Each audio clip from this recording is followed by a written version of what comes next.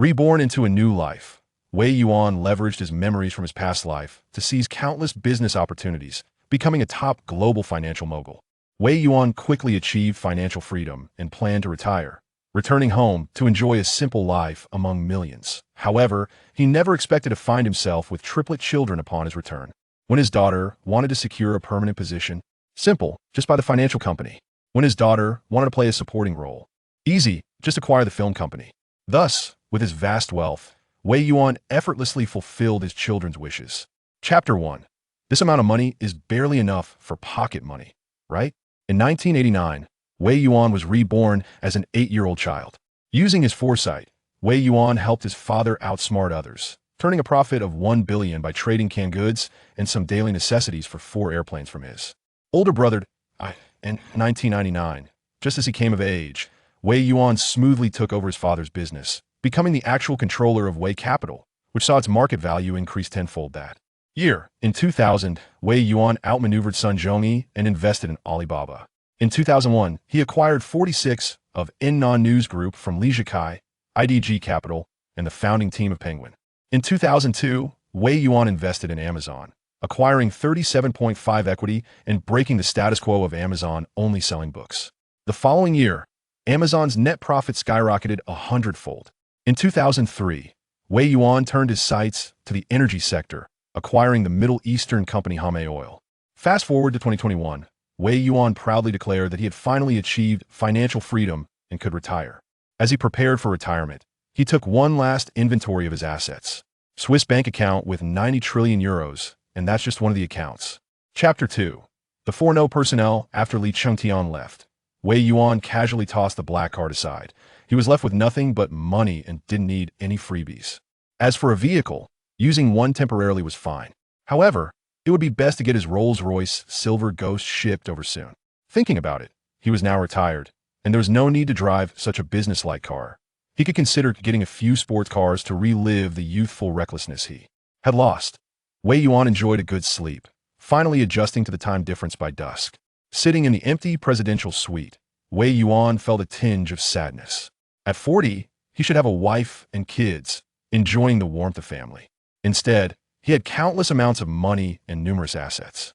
Empty, lonely, cold. If he could turn back time, perhaps he wouldn't have worked so hard on his business. He should have dated a few times, had some children. Wasn't a simple life more appealing? Wei Yuan went downstairs to the restaurant for a simple meal, then walked out of the Chengtian Hotel, looking around. After 10 years abroad, the changes in Zhonghai were immense.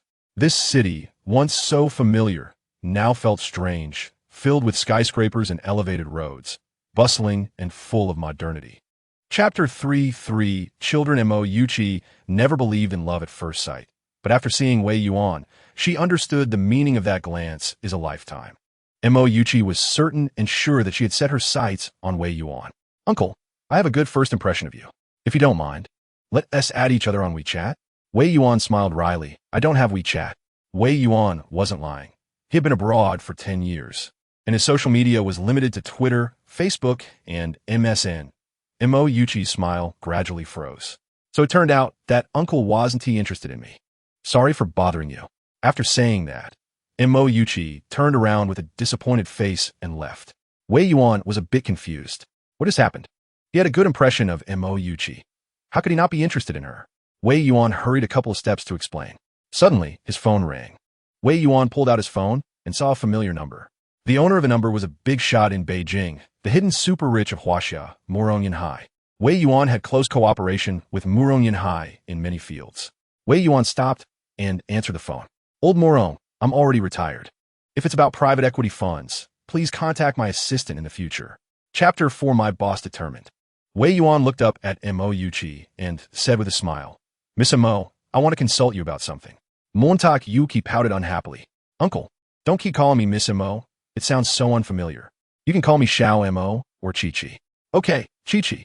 Only then did Mo Yuqi's frown turn into a smile. Uncle, what is it? Just ask. I want to know, what is the market value of Huanya Finance? The current market value of Huanya Finance is 10 billion. Why are you asking this, Uncle? Wei Yuan smiled slightly. Only 10 billion? Not much. I plan to buy Huanya Finance. Only 10 billion? Not much. Buy it? Mo Yuqi rolled her eyes repeatedly. The uncle looked quite steady. How could he boast without batting an eye? Uncle, stop joking. Wei Yuan looked calmly at Yuchi. Chi-Chi, I'm serious. Take me to the chairman's office right away. I don't want Shiyu to accompany clients for drinks anymore. I must buy Huanya Finance. The aura around Wei Yuan was too strong. Even though Yuchi had encountered many rich people in her work, she still felt overwhelmed. It was as if this seemingly ordinary man suddenly transformed into an emperor, controlling countless lives and deaths. Chapter 5 transaction completed. Lin Hai couldn't contain his excitement and quickly walked out of the office, instructing his secretary Zhang Na. Make tea immediately and bring out my treasure to Hong Pao. After saying that, Lin Hai rushed outside. Zhang Na felt a chill in her heart. Chairman Lin personally went out to welcome someone and even asked her to bring out tea leaves from that old tree in Wui Mountain. This showed that the guest was very distinguished. Zhang Na hurriedly took out the tea leaves, brewing the tea while murmuring to herself. Could it be that the guest is President Wang of Jifeng capital? President Wang had an appointment for 5 p.m. Has he arrived so early? At the entrance, Wei Yuan and Yuchi were chatting casually. With a click, the door opened. Yuchi quickly bowed to Lin Hai. Hello, Chairman Lin. Lin Hai nodded slightly at Yuchi, then walked up to Wei Yuan with a beaming smile, extending both hands.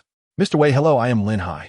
Yuchi's mouth dropped open in disbelief as she watched everything unfold.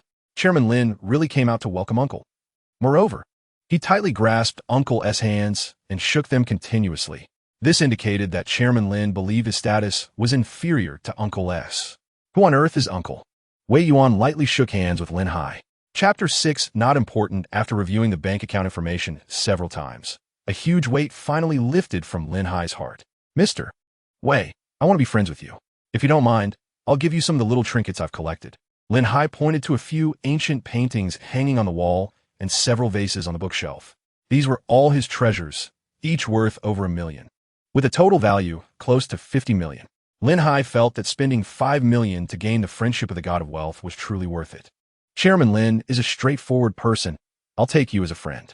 The two exchanged phone numbers, and Lin Hai proposed to leave. Mr. Wei, I want to disturb you further.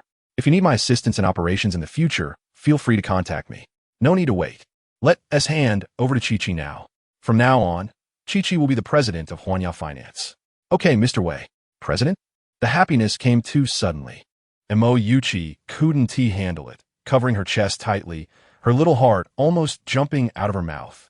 With great effort, Yuchi managed to control her emotions. Unslet, are you joking with me? Wei Yuan looked at Yuchi with a smile. Chapter 7, you are fired. The interns all turned to look at Zhao Hongming, hoping to hear their names from his mouth. Wei Shiyu looked at Zhao Hongming confidently. Having experienced being pried of orders twice, she had learned her lesson. The first thing to do after securing an order is to report it back to the company. Liang's order has been submitted, and the performance rankings on the company's intranet have been updated. There shouldn't be any mistakes, right? However, Zhao Hongming's performance made Wei Shiyu a bit uneasy. He seemed a bit guilty and didn't dare to make eye contact with her. Zhao Hongming lowered his head, his tone heavy. As of today, the 3-month internship period officially ends. A total of 3 interns have successfully transitioned to full-time roles. Jin Pengfei, Yu Qianni, and Zhu Fangfang. Wow, the entire marketing department exploded. I can understand Zhu Fangfang and Yu Qianni becoming full-time, but why Jin Pengfei? His performance is the worst. Isn't this ridiculous? Since the worst can become full-time, why do we have to compete for performance? Wei Shiyu took a couple of steps forward, standing in front of Zhao Hongming, staring at him fiercely. Manager Zhao, please refresh the company intranet. My performance is ranked first among the interns. Why can't I become full-time? Chapter 8, I'm not anyone's son at first. Jin Jun was very angry, but as he walked, he calmed down. Director Yin had always had a good relationship with him. Why was he being so disrespectful? Jin Jun sent a message to Yin Xiangyan. Director Yin, what is going on? We're old friends. You can't hide it from me. Yin Xiangyan secretly replied. Huanya just changed its chairman. With a bang, Jin Jun's mind exploded. Just now, he received a notification from Zhang Na that the board meeting would be held at 10 a.m. tomorrow. Could it be that his unfortunate nephew offended the newly appointed chairman? Damn it. Jin Jun hid at the entrance of the marketing department, quietly peering inside. After looking around, he didn't find anyone who looked like the chairman. Forget it, No matter who the chairman is, let's solve the problem first. Jin Jun slightly bent his body, forcing a smile brighter than a dogtail flower, and walked toward Zhang Na and Yin Xiangyan, hoping that the new chairman wouldn't have too bad an impression of him. Jin Pengfei didn't notice that his uncle was a bit off. With a powerful backing, he felt invincible. Jin Pengfei arrogantly looked at Wei Yuan and others. Weren't you all so impressive just now? My uncle is here.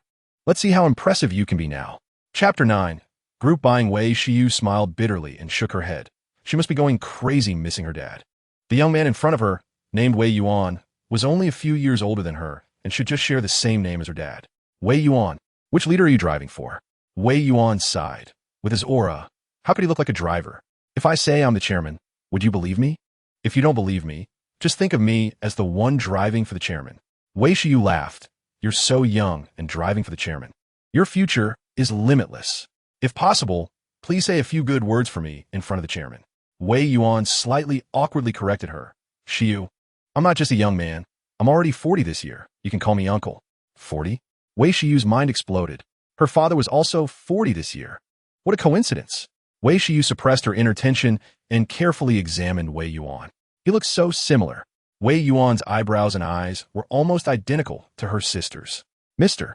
Wei, could you come with me to the rest area? I have something very important to discuss with you. Okay. Upon arriving at the rest area, Wei Yuan casually sat down, smiling at Wei Shiyu. Chapter 10. Godfather? Soon, they arrived at the Bulgari Hotel.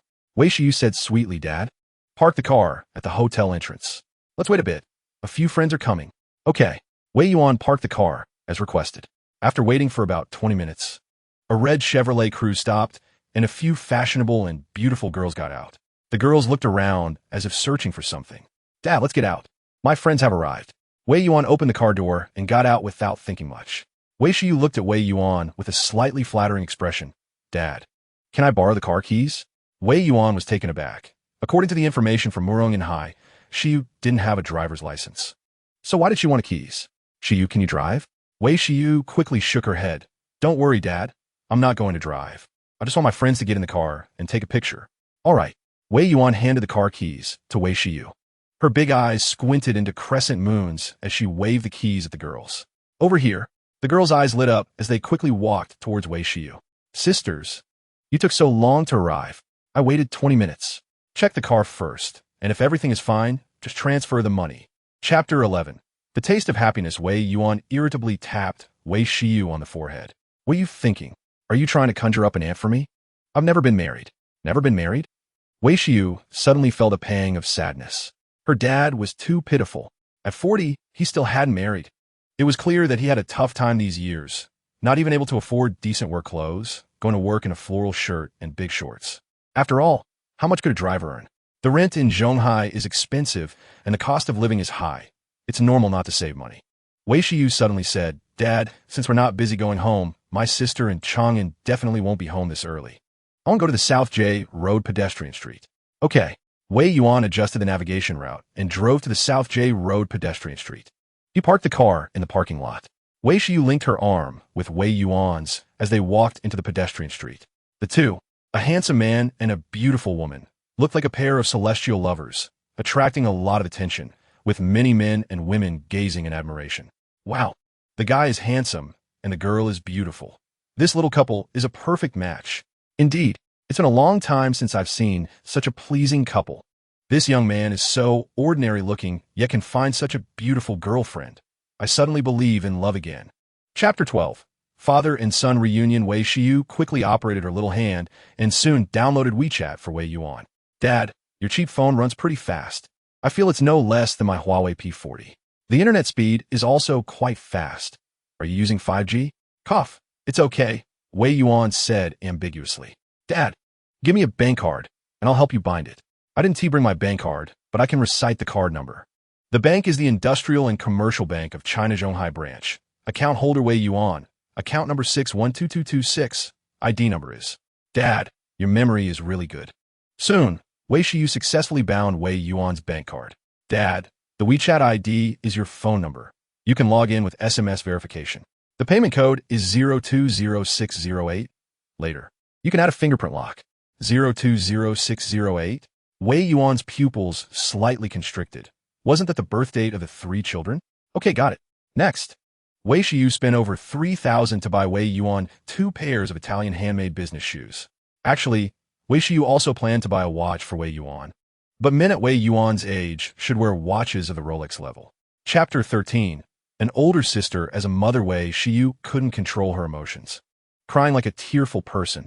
Wei Chang'an choked up, second sister, finding dad is a good thing, don't cry. Wei Xiu wiped her tears and said, finding dad is a happy thing. Let's not cry anymore. We can talk at home. Yes. Let's go home and talk. Wei Chang'an wiped his tears and snot. Looking eagerly at Wei Yuan. Dad, where have you been all these years?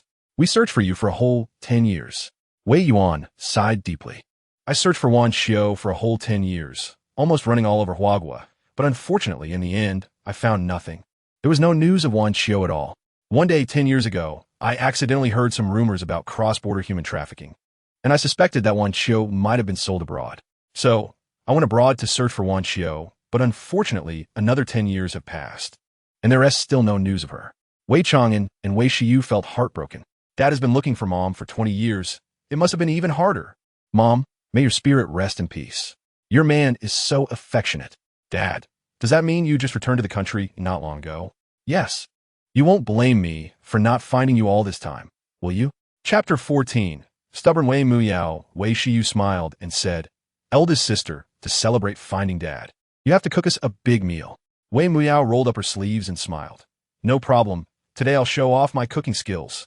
Xiu Chang'an, you two help me with the ingredients. Sure. The 3 quickly walked into the kitchen. Wei Yuan felt that he should help out too, so he hurriedly followed. But he had never done these things before, and he only made things worse. With a crash, Wei Yuan accidentally broke a plate. Wei Xiu was overwhelmed and pushed Wei Yuan out of the kitchen, saying sweetly, Dad, just wait here. Leave it to us 3 siblings. Wei Yuan scratched his head awkwardly and obediently sat down at the dining table. In the kitchen, Wei Muyao was cooking while asking, Chang'an, tell your eldest sister. How did you find Dad? Wei Chang'an shrugged. It wasn't me, it was second sister. Xiu, what happened? All right, eldest sister, it must be fate. Dad applied to our company to be a driver. It cracked me up. Chang'an thought Dad was trying to take advantage of me. Haha. Wei Xiu recounted everything about how she met Wei Yuan. Chapter 15. I am very disappointed after eating and drinking enough. The 3 children started to clean the table and wash the dishes. Wei Yuan walked into Murong Wanqiu's bedroom, took out his phone, and dialed a number. Soon, a deep male voice came from the other end. Hello, this is Wang Xing. May I ask who this is and why do you have my private number? I am Wei Yuan. This is my Huagua number. The voice on the other end immediately became more respectful. Mr. Wei, hello, a week ago. The performance report of Meituan was just sent to your assistant, Miss Diana. What can I do for you? Wei Yuan bluntly asked. Your Meituan has many problems. I am very disappointed. Wang Xing's heart sank. Mr. Wei, the major shareholder behind the scenes, had never interfered in Meituan's daily management. What happened today? Mr. Wei, what are you dissatisfied with about Meituan? I will rectify it immediately. The orders you send to the delivery personnel are very unreasonable, and the commission is also unreasonable. I heard that you deducted their pay after complaints. Wang Xing was dumbfounded. Mr. Wei called him late at night, and he thought it was something very important. Is this it? Wang Xing hurriedly explained. Mr. Wei, we assign orders to delivery personnel based on big data, always selecting the nearest delivery person. Chapter 16. Your complaint has been accepted. Wei Muyao was so happy, she almost jumped high. Is Meituan really this humane? They really investigated my 3 complaints? Eldest sister, what is going on? Seeing Wei Muyao's excited face turn red, Wei Xiu asked curiously. Wei Muyao smiled. I was right to choose to continue being a delivery person. Meituan really treats delivery personnel like family, just as advertised. In the 6 months since I became a delivery person, I was complained about 3 times and had 100 yuan deducted from my commission. At that time, I felt very wronged and explained to customer service. They told me that Meituan would never wrong a good person and would definitely get to the bottom of it. I thought the customer service was just brushing me off, but I didn't expect they really investigated it. I'm so happy. Wei Yuan's lips curled up slightly, and his actions were quite quick. It was worth his effort. Should he consider investing a bit more in Meituan since Wang Xing is so understanding?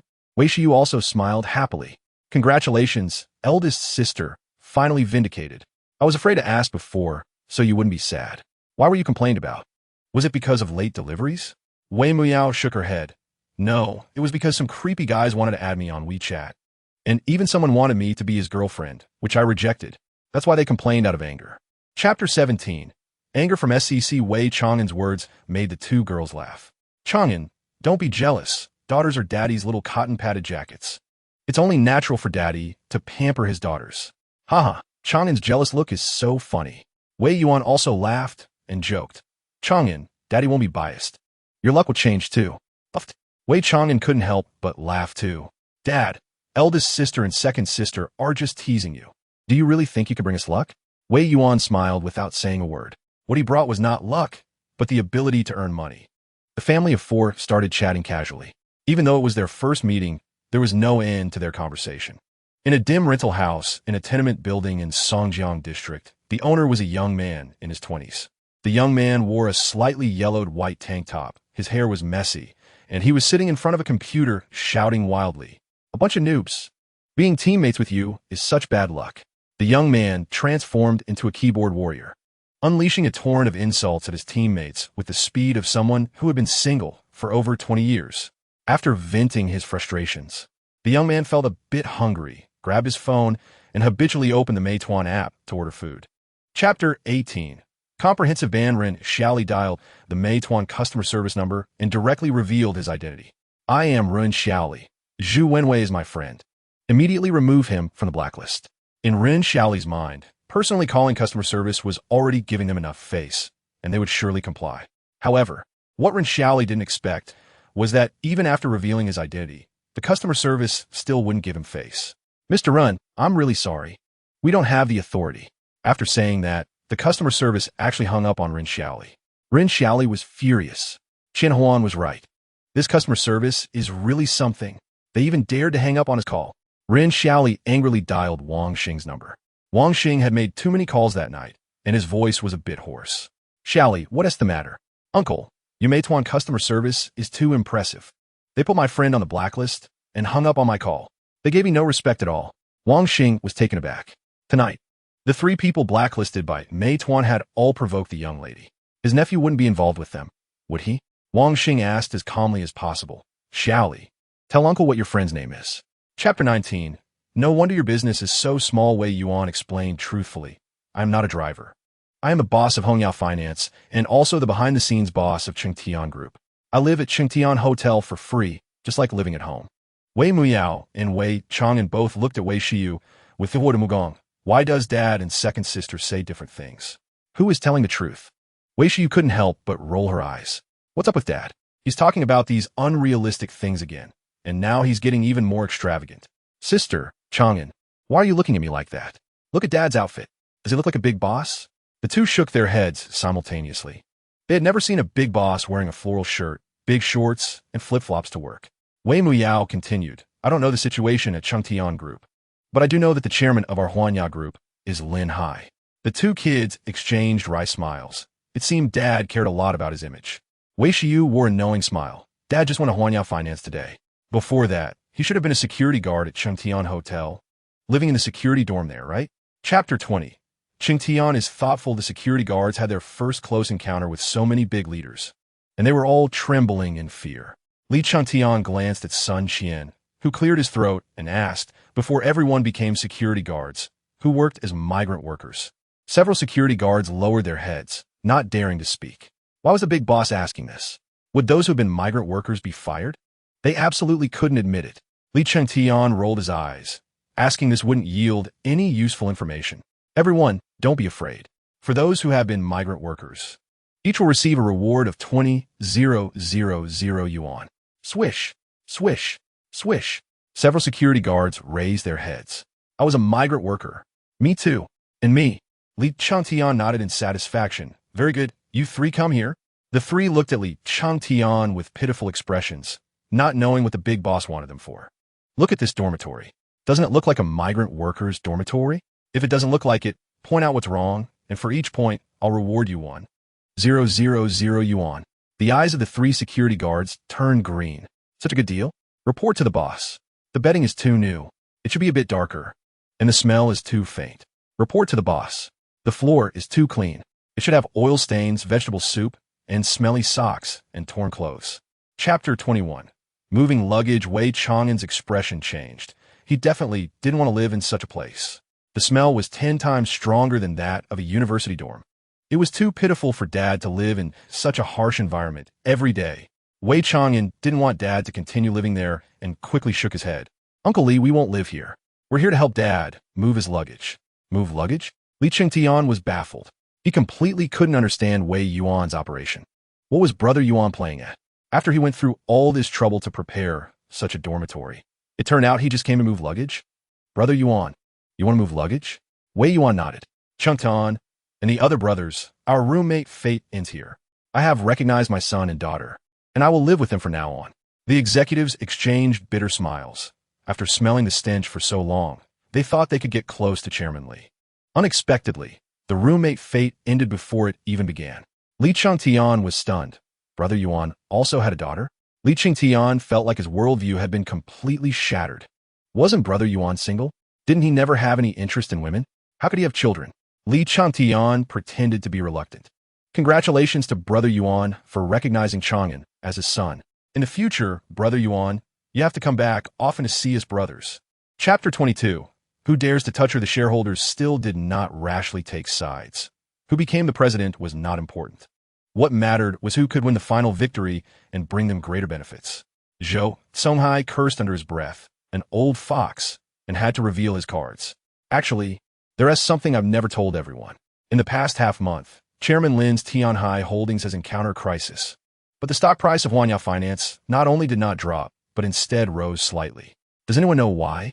The shareholders raised their heads simultaneously, their eyes fixed on Zhou Songhai. This could only mean one thing. Someone was secretly buying up Huanya Finance's stocks, which stabilized its stock price. Chairman Zhou is quite hidden.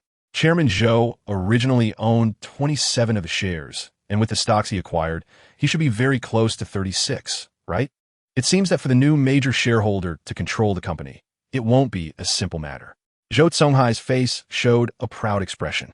If we only count these scattered stocks I acquired, I only have 34. However, Vice President Jean transferred his 5 shares to me last night.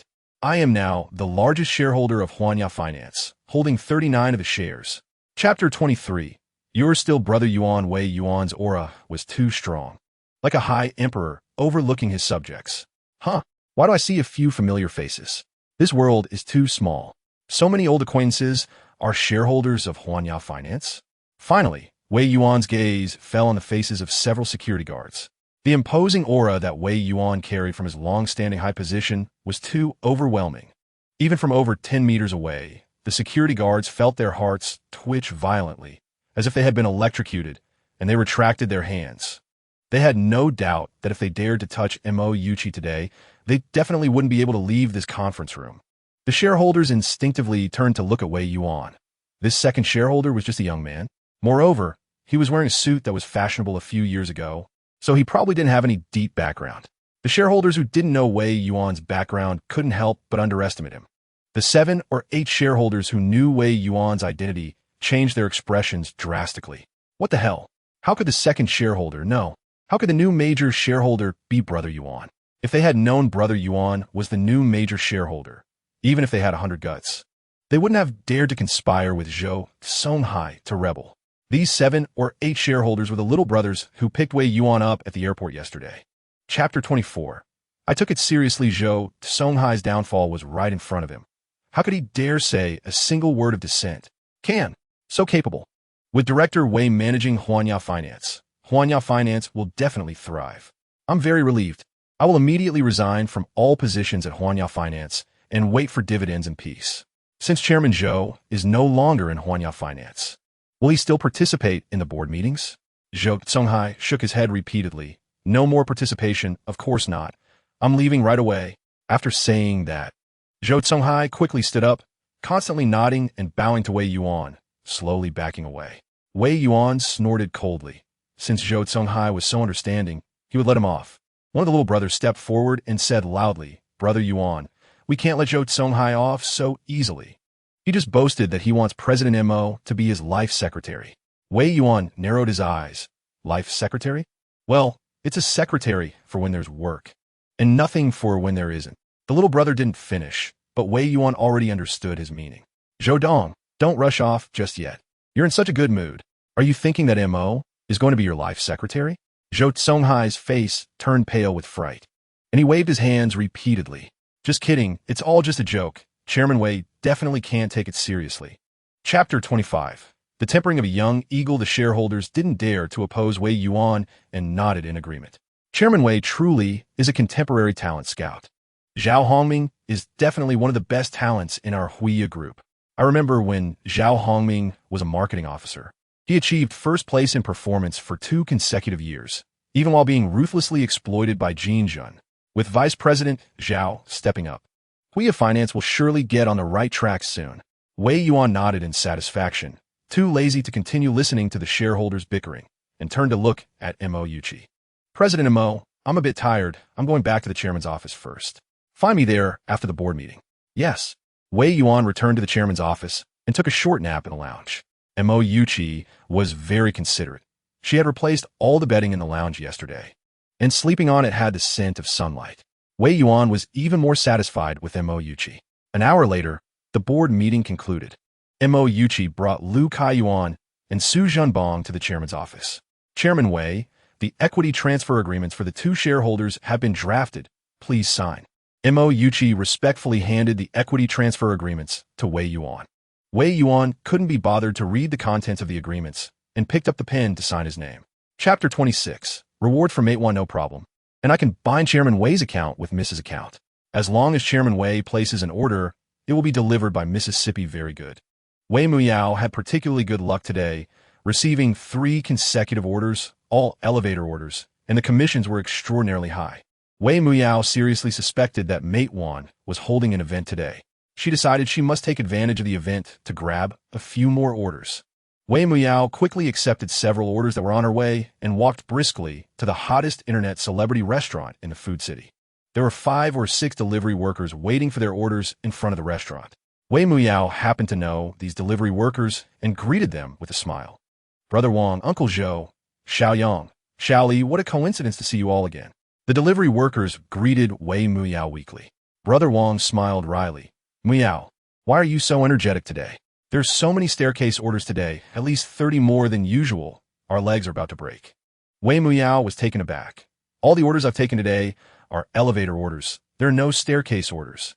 No staircase orders? The delivery workers were almost crying with envy. They were all delivery workers too. Their legs were about to break. Why was Muyao's luck so good? Chapter 27. Do we know each other?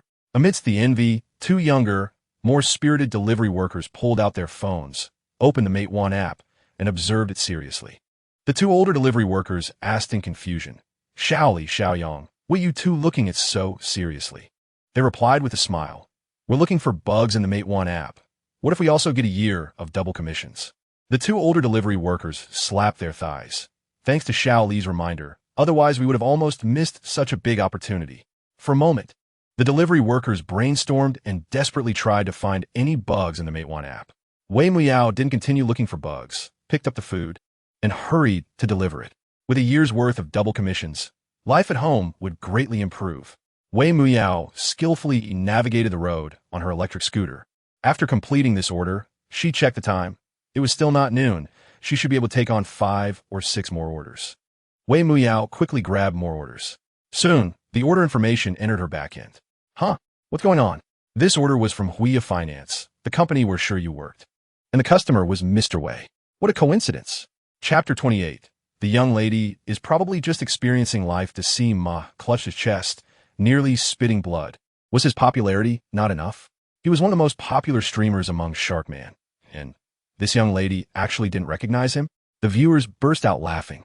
Ha. What a joy to see a large-scale social death scene. I can't stop laughing. There really is a young lady in this world who doesn't know Decima. Decima, being the top streamer, managed to control such an embarrassing scene and chuckled dryly. Young lady, let me introduce myself. I'm Decima, a small streamer, doing a delivery special today. May I invite you to be my guest? Wei Muyao hesitated and shook her head. I'm not a full-time delivery worker. I can only work for another hour at most, so you should find someone else. Decima certainly wouldn't let Wei Muyao off so easily. What a coincidence. I'm just live streaming for another hour. Young lady, please give me some face. I won't let you work for free. After we're done, I'll give you 500 yuan as a fee. 500 yuan? All right. Wei Muyao hesitated and nodded. Anyway, this streamer wouldn't dare to do anything excessive with viewers watching. Chapter 29. The gift from Dad to Sima took a deep breath and asked gently, "Young lady, I'm all rested up. Shall we head out?" Wei Muyao slightly nodded and continued climbing the stairs. Upon learning that Wei Muyao might be a top wealthy young lady experiencing life, the Sima became extremely attentive and actively helped Wei Muyao ring the doorbell. "Hello, mate one delivery." The viewers burst out laughing. Ha! It's the first time the Sima has been so flattering to a young lady. What a joy to see. The Sima has joined the ranks of sycophants. Sycophants, in the end, have nothing left.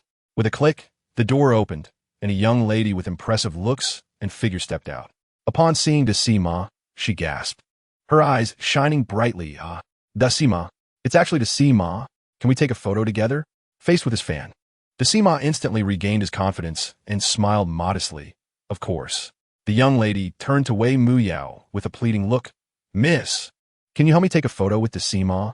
Wei Muyao glanced at her watch. She had wasted 2 minutes waiting for the Sima to rest, and now time was a bit tight, with 3 more orders to deliver. Chapter 30. Zhao Hongming's Doubt Huan Chung Group? Wei Yuan nodded nonchalantly. "You arrange it as you see fit. What time does Huya Finance start work in the afternoon?" "At 1:30. The uncle can take a break for a while." Wei Yuan nodded slightly, walked to the rest area, and lay down on the lounge chair. He hadn't fully adjusted to the time difference in the past few days. Last night, he moved his luggage and stayed up until 2 a.m. Falling asleep close to 3 a.m., Wei Yuan was indeed a bit tired. Mo Yuchi gently bit her lip, gathering her courage to stand up. Since she had already decided on the uncle, she had to work hard to get closer to him, whether in work or life. Mo Yuchi lowered her steps and slowly walked to Wei Yuan's back, raising her hand to gently massage his temples. Wei Yuan's eyelids twitched slightly, instinctively wanting to resist. But for some reason, he felt a familiar touch from Mo Yuchi's fingers. It was so similar. Mo Yuchi's massage technique was just like Wan Qiu's in late autumn. It was as if late autumn had come back to life. Wei Yuan slightly turned his head, changing to a more comfortable lying position. Mo Yuchi was very patient, massaging Wei Yuan for a full half hour, completely relieving his fatigue. Wei Yuan slowly opened his eyes, looking at the beauty in front of him with a complex expression. As the figures of Mo Yuchi and Murong Wanqiu gradually merged, making it difficult for Wei Yuan to distinguish between them. Chapter 31. Does Dad not like it? Wei Xiu was extremely happy. Her master was simply amazing for promoting her as an apprentice. She would definitely work hard and not let her master down. However, although Wei Xiu was happy inside, her face showed a very humble demeanor, repeatedly waving her hands. "Everyone, don't laugh at me. How could I be a manager? I would be grateful if I could do well in the tasks my master assigned me." While speaking, Wei Xiu opened the folder. Then, she was completely stunned. What the heck? Why is this the information of the Illusion City Group? Is this kind of group company worth hundreds of billions something I can handle? Even Vice President Zhao has been turned away. There must be some mistake. Vice President Zhao, did you take the wrong documents? How can my master give me such a client? Zhao Hongming gently shook his head. No mistake, this is the client that Mr. Mo arranged for you. Wei Xiu was almost going crazy. She hadn't offended her master, had she? Her master had always taken good care of her. Why suddenly target her? She really couldn't understand. Seeing that Wei Xiu's expression was not quite right, Sister Lu curiously asked, "Xiu, what's wrong? What kind of client is it? Why such a big reaction?" Chapter 32. Confirmed. Brother Yuan is a spoiling monster. Li Chengtian was stunned. "I didn't go to Illusion City Group. I'm at Chengtian Building." "Brother Chengtian, don't joke. Your car has already arrived at the parking lot of Illusion City Group. A bulletproof Rolls-Royce Cullinan, license plate number 46 is absolutely no mistake. Li Chengtian Smilad Bitarli, Xiodian. You really made a mistake. It's Brother Yuan who is using my Rolls-Royce." Lin Xiaodian was shocked. What the heck? It was actually Brother Yuan who came? Brother Yuan actually personally brought the little princess to negotiate business. This shows how much he spoils the little princess. We almost fell for it. Li Changtian also had a face of fear. Thanks to Xiaotian discovering the trick, otherwise we would definitely have been fooled by Brother Yuan. If we really followed Brother Yuan's words and normally let the little princess go through the process, Brother Yuan might make things difficult for us in the future. I need to quickly talk to the other brothers. Li Qingtian quickly opened a group named 108 Generals and sent a message. Brothers, pay attention. Brother Yuan personally drove the little princess to Illusion City Group for business negotiations. We should know how to receive the little princess in the future, right? The group immediately exploded. My God, Brother Yuan is too cunning, clearly spoiling the little princess so much, yet telling us not to give her too many privileges. Chapter 33. The Enthusiastic Illusion City Group. Yu Xianda smiled and said, Old Yu is overthinking. Huanya Financial is just a second-tier investment company. Everyone looked at each other, questioning. Isn't Illusion City Group strict about the strength of investment companies? How could a second-tier investment company step into the doors of Illusion City Group? Moreover, what's even stranger is that it was the front desk that sent Miss Wei over just now. How could the front desk be so enthusiastic about sending a marketing specialist from a second-rate investment company? Yu Xianda shrugged. Everyone, I can't answer your questions. I'm just speaking the truth. Let's have Miss Wei come help us clarify. Everyone looked towards Wei Shiyu, who was also a bit confused. Huanya Financial has a market value of about 10 billion, which should be considered a second-tier investment company. Does Illusion City Group have requirements for the strength of investment companies? I'm not too sure. Maybe the front desk lady was afraid I would get lost, so she brought me over? Wei Shiyu's adorably clueless appearance was quite likable, causing a hint of a smile to appear in the corners of several seniors' eyes. Yu Yang laughed. Miss Wei is really fearless, daring to challenge the peak of Illusion City Group. Lu Chao nodded. To be honest, Miss Wei is much stronger than I was at her age. When I was her age, I was still struggling to get regularized. But Miss Wei can already negotiate such a big project independently. Chapter 34. Indeed. Can't listen to Brother Yuan. Buzz. Wei Shiyu's mind almost exploded. She was going crazy. Previously, completing a project in a week was considered good, and some projects even dragged on for several months. This afternoon, all procedures could be completed? One international joke. This afternoon? Because of the shock, Wei Shiyu's voice was a bit high. Lin Xiaodian was startled. The little princess's tone was so high, she probably didn't want to waste time on the process, right? Indeed can't listen to Brother Yuan. Actually, Huanya Financial is such a high-quality investment company. We might as well skip the procedure and sign the contract directly. With a snap, Lin Xiaodian snapped his fingers, and an assistant handed over the contract that had been prepared long ago. Lin Xiaodian quickly filled in the numbers, wrote his name, stamped it with his private seal and official seal, and handed it to Wei Shiyu. Wei Shiyu was stunned. Is it this reckless? Can we skip the process completely? Wei Shiyu felt a warning inside. The people from Illusion City were so eager to sign the contract. This contract must have problems, right? It must be like that. Wei Shiyu carefully checked the clauses in the contract, and then she was completely horrified. Oh my God, this contract has a total of 21 clauses, among which 20 are rights for Huanya Financial, and only the last one is an obligation. Chapter 35. There must be some misunderstanding. Wei Shiyu stared blankly at the Rolls-Royce at the door, feeling something was a bit off. Illusion City Group was a bit overly polite to her. Wei Shiyu looked at the several seniors with an apologetic gaze. Thank you for your kindness, but I'd rather take the car of Illusion City Group. What else could they say? They could only smile bitterly. Shiyu, goodbye. Shiyu, keep in touch. Separating ways. After sending Wei Shiyu to Illusion City Group, Wei Yuan drove to the China Overseas University of Foreign Languages, wanting to see if his son was studying hard as promised. After parking the car, Wei Yuan called Wei Chang'an. Chang'an, are you in class now? Dad, there are no classes in the afternoon. Our student council is holding elections in the large lecture hall. Elections? Wei Yuan suddenly remembered that his son had mentioned wanting to run for a student council position. Chang'an, which position do you want to compete for? I'm currently a member of the External Relations Department, and I want to compete for the position of Vice Minister of the External Relations Department. However, my chances are slim because there's a particularly strong competitor who has secured over 200,000 yuan in sponsorship for the Student Council this year. Only 200,000? Chapter 36. Small troubles resolved. Wei Yuan was somewhat displeased. The money had already been taken, and this old man was pulling such a stunt. Wei Yuan straightened his face and said, Principal Li, do you think my money is so easy to take? Li Yinsong quickly explained, Mr. Wei, you misunderstood. This Chen Mingqiao is very prestigious in the student council. He is considered the uncrowned king. If we can't deal with Chen Mingqiao, even if your son becomes the president of the student council, he won't be able to hold the position. What is the situation with Chen Mingqiao? I need all his information. All right, Mr. Wei, please wait. Li Yinsong moved quickly, and within a few minutes, Chen Mingchao's information was placed in front of Wei Yuan. Wei Yuan looked through it carefully. Chen Mingchao was a typical golden child, with all his qualities shining bright. Aside from not being as handsome as Wei Chang'an, there was hardly any flaw to find. However, Wei Yuan quickly identified a breakthrough. Chen Mingchao's biggest regret was being born into a poor family. He was eager to change his family situation. The reason he worked so hard to compete for the student council president's position was to pave the way for his future development. Chen Mingchao's biggest dream was to join Goldman Sachs and become a behind-the-scenes operator within 20 years. Chapter 37. Wei Chang'an's transformation. Wei Yuan nodded in satisfaction and turned to the other two boys. Classmate Sun Xiaojun has already agreed. What about you two? The two hesitated for a moment. As long as we aren't asked to do anything illegal, we're okay with it. Wei Yuan smiled slightly. Why would I have you do anything illegal? What I want you to do is promote positive energy. The two finally breathed a sigh of relief. Please give us your orders, Mr. Wei.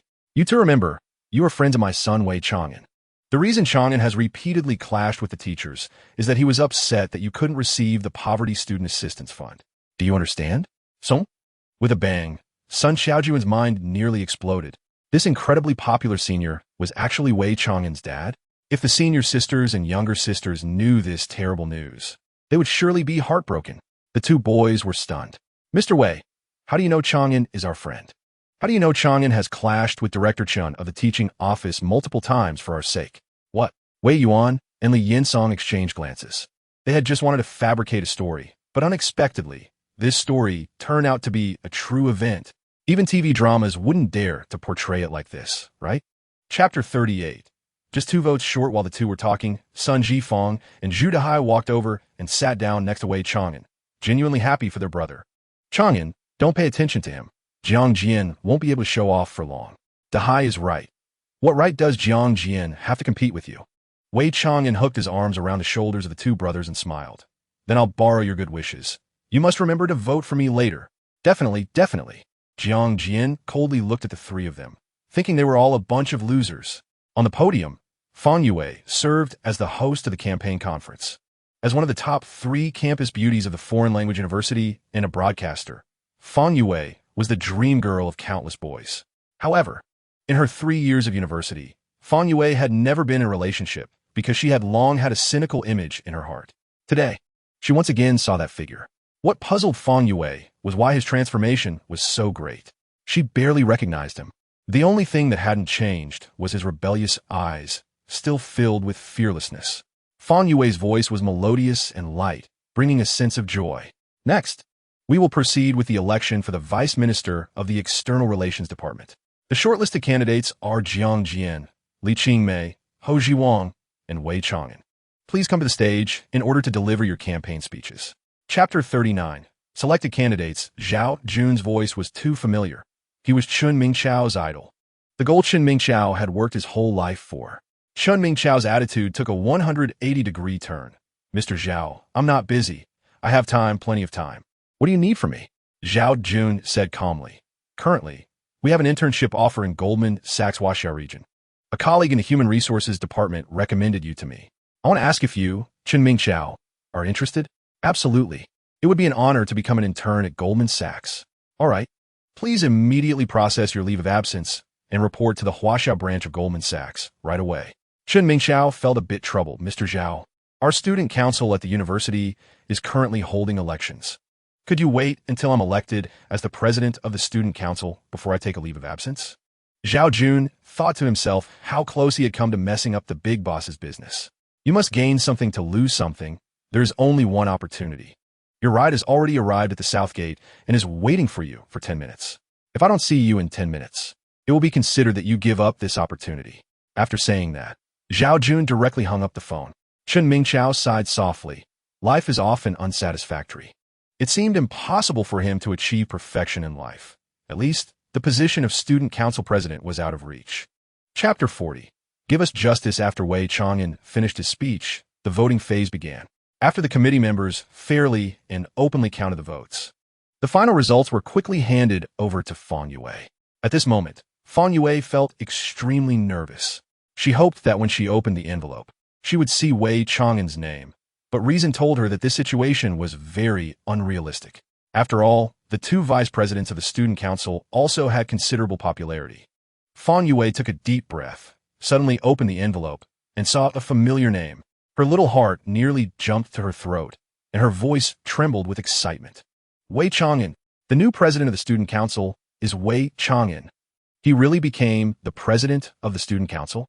Wei Chang'an was slightly stunned. This world seemed too unreal. He had thought he wouldn't even be able to become a vice minister, but unexpectedly, he completed a triple jump and became the president of the student council. Was his dad's mouth really blessed? The other two candidates had already received assurances. Regardless of the outcome of the student council presidency competition, both of them could stay at the school. The two candidates actively applauded and warmly embraced Wei Chang'an, congratulating him. The students also cheered, especially the girls who had just voted for Wei Chang'an. Chapter 41. A divine reversal. The entire large lecture hall suddenly fell silent, and the students looked at each other in disbelief. Is this really happening? I've never heard of such a thing. If Vice President Zhang was telling the truth, Wei Chang'an was really something, wasn't he? For a few poor students, they actually dared to confront the director of the guidance office.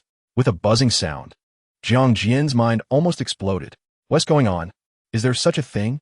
Why has he never heard of it before? Even if it were true, why would Vice Principal Zhang undermine him? Aren't they on the same side?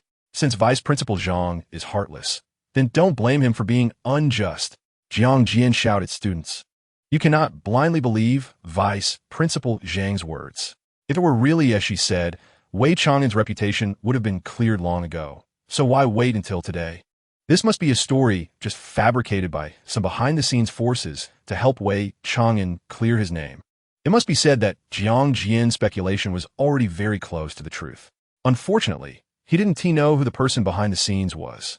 Not to mention, Wei Chang'an wasn't blackened to begin with. Even if he were, Wei Yuan could clear his name. Vice Principal Zhang said solemnly, proving my words is very simple. Those three poor students are right here. Please have them come to the stage and tell the truth. Chapter 42. The clever Lin Xiaotian. The entire auditorium erupted with thunderous cheers. No objections. We firmly support Wei Chang'an as the student council president. Thanks to Chen Mingqiao for voluntarily giving up the competition for the student council president. Otherwise, we would not have discovered such an outstanding Wei Chang'an. From today on, Wei Chang'an will be my idol. Outside the auditorium, Wei Yuan nodded in satisfaction, feeling good about helping his son fulfill a small wish. Even more satisfying to Wei Yuan was Wei Chang'an's attitude. Wei Chang'an dyed his hair black, took off his earrings, and changed into a very ordinary casual outfit, proving his determination to turn over a new leaf. Wei Yuan slowly walked towards the Rolls-Royce while taking out his phone to send a WeChat message to Wei Shiyu. Shiyu, is the business negotiation going smoothly? What time will it end? Do you want Dad to pick you up? Soon, Wei Shiyu called back, her voice very excited. Dad, there's no need to pick me up. The business negotiation is already done, and the contract is signed. I'm currently on the way back in the car from Huanqing Group. Am I amazing? Huh? Wei Yuan was stunned, glancing at his watch. It was only 3 o'clock. Chapter 43. The farewell party. Wei Shiyu took Wei Yuan to the supermarket for a massive shopping spree, buying 2 large bags full of seasonal seafood and fresh vegetables. When they returned home, it was already 5 in the afternoon. Wei Shiyu, being very considerate, went to wash and pick the vegetables to lighten her sister's burden. Wei Yuan wanted to help, but Wei Shiyu thought he was making things worse and push him out of the kitchen. Wei Yuan could only watch TV to pass the time. Soon, after Wei Shiyu finished washing and cutting the vegetables, she returned to the living room and suddenly slapped her forehead. Dad, it seems we didn't buy any wine. I'll go down and buy a couple of bottles. Wei Yuan smiled slightly. No need to go down. I brought back a few bottles of wine from abroad, just enough for you to try. Really? Dad, hurry and get it. The two walked into the bedroom, and Wei Yuan opened the suitcase, taking out 2 bottles of red wine, casually handing them to Shiyu. Here it is, Shiyu. Hold it properly. Wei Shiyu took the red wine, slightly stunned. What the heck? This is Romani Conti? How could Dad afford such expensive wine? No way. This can't be real. It must be a fake, right? A few days ago, they had a bottle of Romani Conti in their socialite group, and Wei Shiyu remembered clearly that the label was white with black letters. Chapter 44. Drink casually. It's not worth much. The 2 bottles of fake wine attracted quite a few socialites, and several girls gathered around. It was indeed too fake. The label was yellow with golden letters, while it should have been white with black letters. Xiaoyu, where did you get this fake wine? How does it taste? If it tastes good, we can fool some country bumpkins with it. Xiaoyu, how much is this fake wine per bottle? I want to get a few. Wei Shiyu smiled. I don't know how much it is per bottle. My dad brought it back from abroad. I didn't expect there to be fake wine abroad. As for how it tastes, we'll know once we drink it. As the girls chatted, the main character of the day arrived. Xianyan was dressed in a light purple evening gown, with an exquisite hairstyle and a sparkling diamond necklace around her neck, exuding an air of nobility. Hearing the girls' conversation, a trace of hidden disdain flashed in Xianyan's eyes. It was one thing on regular days, but today was her farewell party. How could she drink fake wine? Her godfather had given her 2 bottles of Lafite for her sisters to try. Saying this, Xianyan took out 2 bottles of Lafite and placed them next to the 2 bottles of fake wine. Just then, a girl named Lily walked into the private room. Chapter 45. Comparison of fake wine and Lafite as a winery staff member. Lily knew the most about wine and smiled as she nodded. Yin is right. Red wine needs to be compared to discover its quality. It's best to drink the lower quality wine first, then the higher quality wine. The taste will be amazing. Xie Yin looked at Wei Shiyu with a reserved gaze. In terms of looks and temperament, she was completely overshadowed by Wei Shiyu. She had finally waited for this day to turn the tables. Shiyu, hurry up and open the wine. The sisters can't wait anymore. Wei Shiyu was unaware that Xie Yin regarded her and her fake wine as stepping stones. Cheerfully picked up the wine opener to uncork the wine. However, she had never opened a bottle of Romanicani before and couldn't get it open for a moment. Wei Shiyu could only pass the wine opener to Lily. Let Lily help me open it. The fake wine's cork is really tight. Lily took the wine opener and smiled. I'll only help because of Xiaoyu. Otherwise, I never open fake wine. I'll make an exception this time. Lily was indeed professional, skillfully removing the corks from both bottles of wine, and an indescribable aroma wafted out, making the girls unable to help but take a deep breath. Chapter 46. Does anyone know Mu Yao? Wei Shiyu was also stunned. No way. The wine her dad casually let her drink could actually beat the real Lafite? Is dad really just an ordinary driver? Just as the girls were about to explode with excitement, Lily's boss, Lu Jixian, arrived. As soon as he entered the private room, he smelled the familiar aroma. Buzz. Lu Jixian's mind exploded. Oh my god, this group of spendthrift girls drank the 1945 Romanicani? Boss, why are you here? How did you know I was here?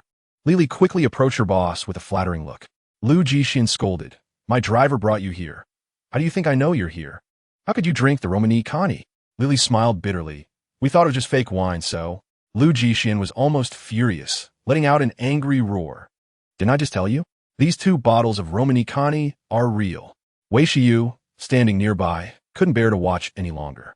She stepped forward, pulled Lily behind her, and glared at Lu Jixian with an annoyed expression. Hey, uncle, why are you being so fierce? This wine I sent to yours. I brought it. If I want to drink, what does it have to do with you? Chapter 47. It must be a coincidence the group leaders all scoffed. This young man was boasting too much, wasn't he? How could such a massive entity like the Yang family easily be destroyed? However, Feng Guanghui's reaction scared the group leaders. Feng Guanghui quickly bowed and said, Director Wei, please wait a moment. I will call young Master Yang right away. The group leaders cautiously glanced at Wei Yuan. Who was this incredibly handsome young man? Why was President Feng being so subservient? Could he be a top-tier wealthy heir? In the Feng Dagong film crew, 2 lucky extras were selected to have lines in the script. These 2 fortunate extras were Wei Muyao and Yang Qianwan. After 2 days of investigation, all of Wei Muyao's information was laid out before Yang Qianwan. Yang Qianwan was shocked beyond measure. Wei Muyao's grandfather was actually Murong Yanhai, a top hidden tycoon in Huaxia. No wonder the Mei Group's president treated her with such respect. With such a powerful connection, they must hold on tight. If he became Murong's granddaughter-in-law, that would be amazing. With the Murong family's help, defeating his brother and obtaining the inheritance of the Yang family would be a piece of cake. Chapter 48. I think that extra has a bright future inside the film crew. A delicate-looking young man sat in a chair. His assistant was kindly massaging his shoulders. The young man, named Zhao Shuang, was a recently popular star and the male second lead of the drama. Zhao Shuang had already completed his scenes for the day. Normally, he would have gone back to rest according to his character. However, Zhao Shuang stayed because he spotted a super beautiful extra. She could easily outshine all the female fans who came to greet him. Zhao Shuang was very confident. With his status, it should be easy to win over an extra, right? Zhao Shuang seized the opportunity when Wei Muyao finished a shot and was resting. He walked over, striking a pose he thought was handsome, and smiled at Wei Muyao. Muyao, how about we grab a late-night snack after we finish filming? In Zhao Shuang's mind, as the male second lead, inviting an extra to dinner was a huge favor, and Wei Muyao would surely be overjoyed and flattered. However, to Zhao Shuang's surprise, Wei Muyao frowned slightly in embarrassment. Teacher Zhao, I'm sorry, but I've already made plans with our crews, Yang Qianhuan. Chapter 49, is just being blacklisted enough? Feng Dagong was instantly furious. Our extras now so arrogant. They dare to confront the lead actor? Which two extras are so bold? Point them out to me. Over there, it's those two, Yang Qianhuan and Wei Muyao. Zhao Shuang arrogantly pointed at the two, believing his status as the male second lead would ensure Feng Dagong would choose him over the extras. Suddenly, cold sweat poured down Feng Dagong's forehead. He should have thought of this earlier. Besides young Master Yang, which extra would dare to confront the male second lead? Feng Dagong's demeanor changed drastically as he looked at Zhao Shuang with a forced smile. If you feel like you can't stay in my crew, then you can leave. However, I must remind you that you've signed a contract, and if you fail to complete the filming tasks, you'll have to pay a penalty. What? Zhao Shuang was stunned. Why had Feng Dagong's attitude changed so drastically? Anger surged through him. His uncle was the vice president of the film city. That's why he hadn't been blacklisted despite all his negative news. Director Feng, since you're treating me this way, then I have no reason to be polite. Starting today, your crew will be blacklisted from Zhonghai Film City. You will never be allowed to enter. Chapter 50, Wei Yuan's test to confirm his judgment. Wei Yuan called Wang Xing Director Wei. What can I do for you? I want to know if anyone has inquired about Zhu Wenwei. Wang Xing broke out in a cold sweat. Was Director Wei really that well informed? Could he even find out about such matters? It seemed that although Director Wei appeared to be indifferent to the Mei Group, he actually had many informants within it. The Mei Group was entirely under his control. Wang Xing dared not hide anything. Director Wei, my nephew Ren Shaoli asked about Zhu Wenhui, but he isn't familiar with him. They are both SCC members, and it is said that Zhu Wenhui has already been kicked out of the SCC by my nephew's friend Yang Qianhuan. Wei Yuan raised an eyebrow. His suspicions were indeed correct. Wei Yuan pretended not to know Yang Qianhuan. Who is Yang Qianhuan? What does this have to do with him? It's like this. Because of the young lady's report, Zhu Wenhui was blacklisted by the Mei Group. Zhu Wenhui was very unwilling and sought help from SCC Zhonghai branch leader Yang Qianhuan, who then asked my nephew for assistance. Got it, that's all. Wei Yuan hung up the phone, narrowing his eyes slightly. If Yang Qianhuan and Wei Muyao were in a free relationship, he, as a father, would not intervene. Chapter 51, Clefer Yang Qianhuan felt overwhelmed. Was his future father-in-law his nemesis? Why did he keep bringing up requests that put him in such a difficult position? He had no friends among the extras. Yang Qianhuan used his old trick again, turning to Wei Muyao, but unfortunately, this time Wei Yuan directly blocked his path. It's a pity. Muyao's few extra friends are all busy. They probably won't have time for a meal at this hour. Otherwise, it wouldn't be so troublesome, right, Muyao? Although Wei Muyao didn't understand why Wei Yuan said this, she still unconditionally complied with him. Yes, Dad. Yang Qianhuan had to swallow the words that were about to come out. Wei Yuan smiled at Yang Qianhuan, revealing a set of pearly white teeth. Qianhuan, call your friends over. Okay. Yang Qianhuan could only nod reluctantly, his mind racing on how to resolve this. Should he have his buddies pretend to be extras? No. They definitely wouldn't be able to pull it off. It seemed he had to conjure up a few extra friends. Yang Qianhuan took out his phone and sent a message to the extra he had just met that day. I'm eating at the snack street in the film city. At Lao Zhu's barbecue. Can you arrange for a few extras to come over to act as my friends? Is that too difficult? Chapter 52, Deliberately Difficult. Yang Qianhuan gives up everything as he spoke. Wei Yuan held on to Yang Qianhuan's arm, not allowing him to refuse. All right then, Qianhuan. Thank your uncle. Yang Qianhuan felt really offended. Thankfully, he had been kind enough to arrange for the driver to stay in the basement. Otherwise, it would have been difficult to get through today. Wei Muyao got out of the car, following the two, curious about where Yang Qianhuan lived. Wei Yuan and Yang Qianhuan turned to look at Wei Muyao at the same time. Muyao, the basement environment isn't good. You should wait outside. Muyao, my place is too messy. It's better if you don't come over. After saying this, the two were slightly taken aback. They were really in sync, weren't they? Both opposed at the same time, so Wei Muyao had to nod and quietly watch the two enter the basement passage. Under Yang Qianhuan's guidance, they reached the entrance of a basement. "Uncle, I've arrived. You can go back now."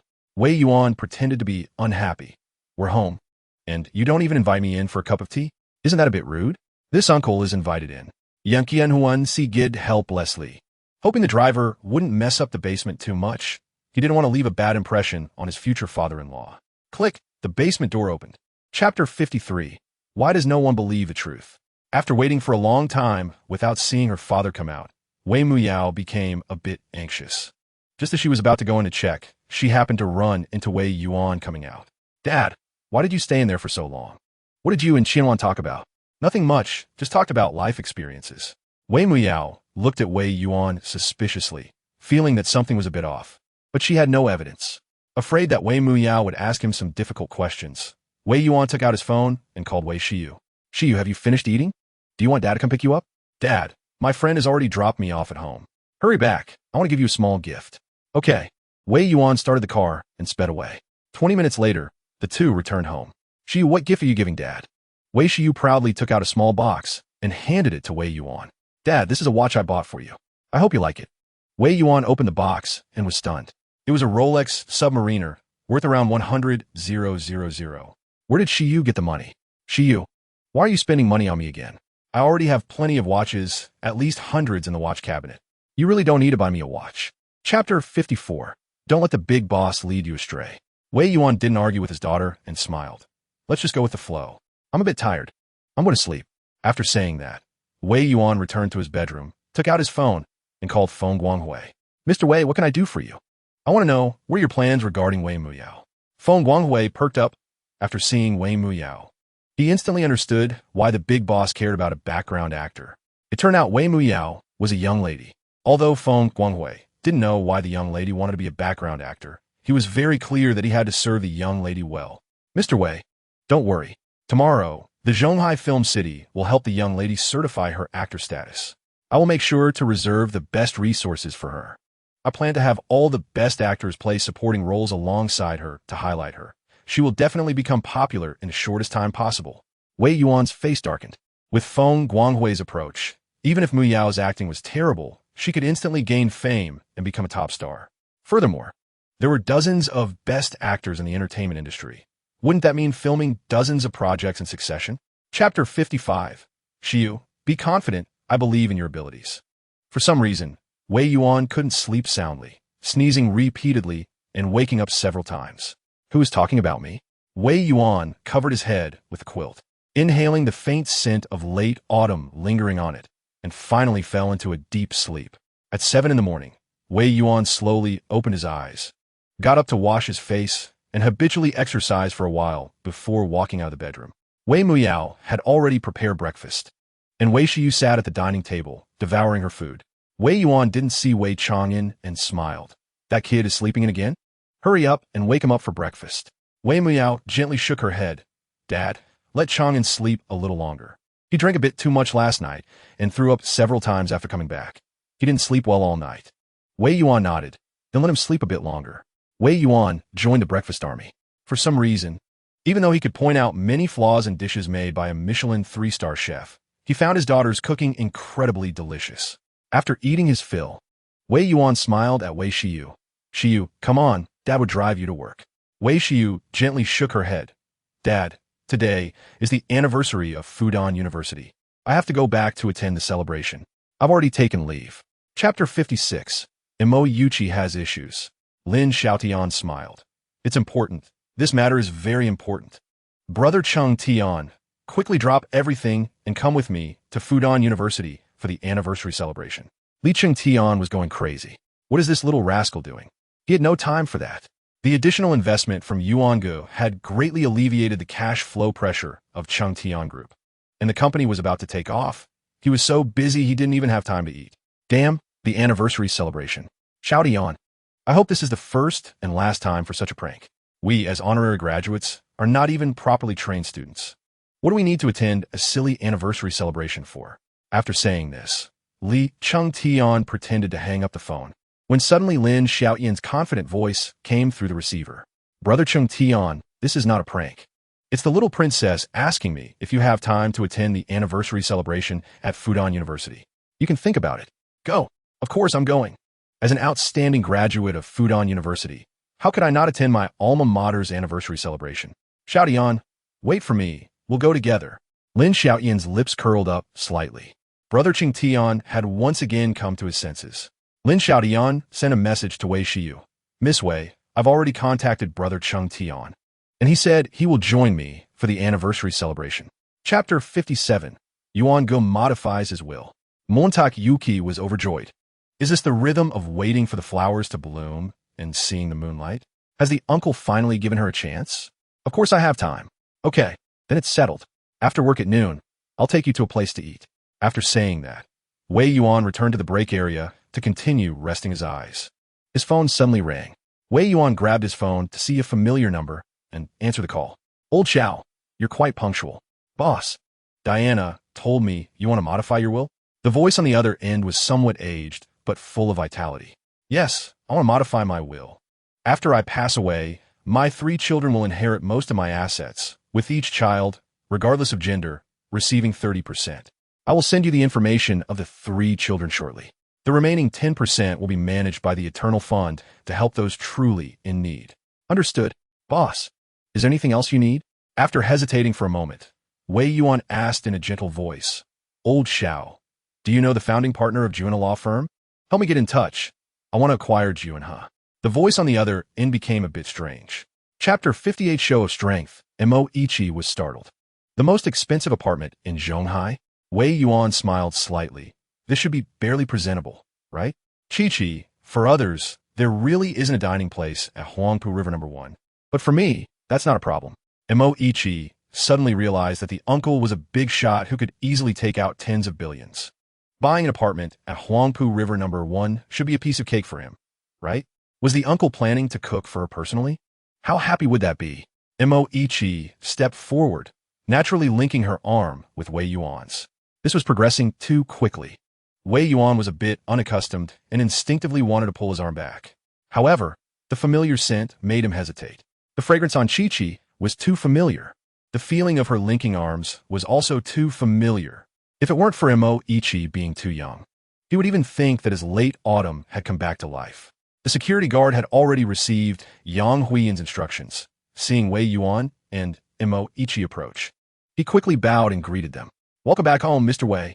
Wei Yuan nodded slightly to the security guard and took Mo Ichi into the apartment building, getting into the elevator and pressing the number 36. With a ding, the elevator doors opened. The two got off the elevator, and Mo Ichi was stunned, staring around in a daze. Chapter 59, a dormitory worth 200 million. How much is this thing worth? I remember hearing a certain big shot say at a party that this wine costs hundreds of thousands of dollars a bottle. Mo Ichi was going crazy.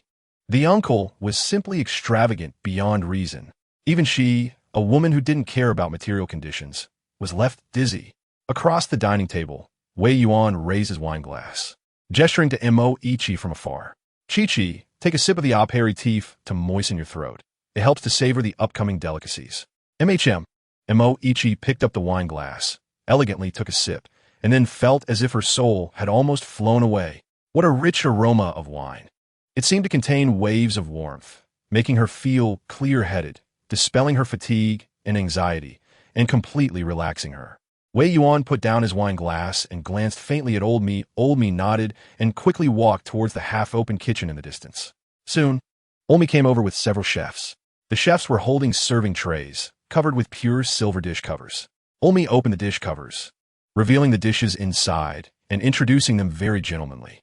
Miss Mo, please start by tasting the appetizer. This is caviar made from beluga sturgeon roe. And this is goose liver paste, made from the freshest goose liver that was airlifted from Country F this morning. And this is baked escargot. Chapter 60. What kind of family does the treasure girl come from? Suddenly, a flash of inspiration hit Mo Ichi. Wait a minute. All the staff at On Yuan Financial are the uncle's employees. Why don't they have this treatment? The uncle's mention of employee dormitories must be an excuse. He must be after her body. It must be like that. To confirm her judgment, Mo Ichi sweetly asked, Uncle, Do all your employees have this kind of treatment? Wei Yuan shook his head with a smile. Of course not. I'm not a philanthropist. In our eternal kingdom, only executives at P7 level and above have this treatment. You currently count as at most P3 level. The reason I'm making an exception for you is twofold. First, you are Shiyu's mentor and take good care of her. Second, your massage skills are quite good, which can help me relieve fatigue. Consider it your compensation. Ichi felt a bit disappointed. Is it just compensation? She had never heard that the compensation for a massage girl was a luxury house worth 200 million. In the future, no one is allowed to compete with her for massage jobs. What Ichi found hardest to accept was that she was currently the president of On Yuan Financial, managing hundreds of billions of funds. In the uncle's eternal kingdom, she was only P3 level. Chapter 61, the Ma family army sets out. It was almost noon, and the anniversary celebration of Fudan University was coming to an end. In a large lecture hall, the head of the teaching department, Lu Dashui, handed the anniversary program to Li Changtian and whispered, Director Li, after the excellent current students finish speaking, it will be your two excellent graduates' turn to speak. I have already drafted the speech for you. Li Changtian casually glanced at it and couldn't help but frown. Why isn't Wei Shiyu among the excellent current students? Lu Dashui quickly explained, Director Li, this isn't my fault. I also intended to give a spot to Wei Shiyu, but she outright refused me. And there was nothing I could do. Why not persuade her, Director Li? Li Chengtian and Lin Xiaotian exchanged smiles, as expected of a father and daughter. Even their personalities are the same. Brother Yuan is clearly a doting parent, but won't admit it. The little princess personally called them, clearly hoping to get this excellent current student spot. Otherwise, why would she go through all this trouble? But the little princess refused Director Lu. A few days ago, they almost got swayed by Brother Yuan. Now they absolutely cannot be swayed by the little princess. Li Chengtian said with a smile, Director Lu, historically, emperors have to decline repeatedly before reluctantly taking the throne. Don't you understand this principle? Chapter 62, What kind of family does the treasure girl come from? This scene was too sudden. Not only was Wei Shiyu startled, but everyone on the podium was also shocked. Lu Dashui coldly said, Jin Pengfei, don't cause trouble. Quickly return the microphone to Wei Shiyu. Jin Pengfei stood his ground and locked eyes with Lu Dashui. Director Lu, I protest. Why is it the representative of excellent graduates, Wang Haiyan? Why is it Wei Shiyu? Is there some hidden agenda here? Wei Shiyu also wanted to say that there must be some hidden agenda. She clearly didn't want to speak, but Director Lu was being too untrustworthy and got excited. Was there really a hidden agenda? This would definitely ramp up the show. Dear audience, did you see that? My predictions are being contradicted. There is definitely something behind this. Why isn't the strong Wang Haiyan the representative of excellent current students? Senior Ma couldn't help but frown because of the treasure girl. He had a natural fondness for Wei Shiyu and didn't want her to be involved in any hidden agenda. Lu Dashui felt a bit guilty, but he knew he couldn't lose momentum. Jin Pengfei, stop messing around. Our anniversary celebration has no hidden agenda. Wei Shiyu is very outstanding and fully qualified to be the representative of excellent current students. Isn't that right, classmates? Chapter 63, Wei Chang'an's brother, Senior Ma, privately messaged and then later, can you ask Wei Shiyu if she has a sister named Wei Muyao? And can we have a meal together? I need to discuss something with you. Okay, Brother Decima, I received your private message. The fans are going crazy with question marks. What did Decima and Anin chat about? Is Decima going to give up on the treasure girl and switch to Anin? Wow, are Decima and Anin going to meet in person? Show off a large-scale in-person meeting? Li Chantian acted like a stabilizing force, instantly solving a small problem, and the school celebration ended successfully.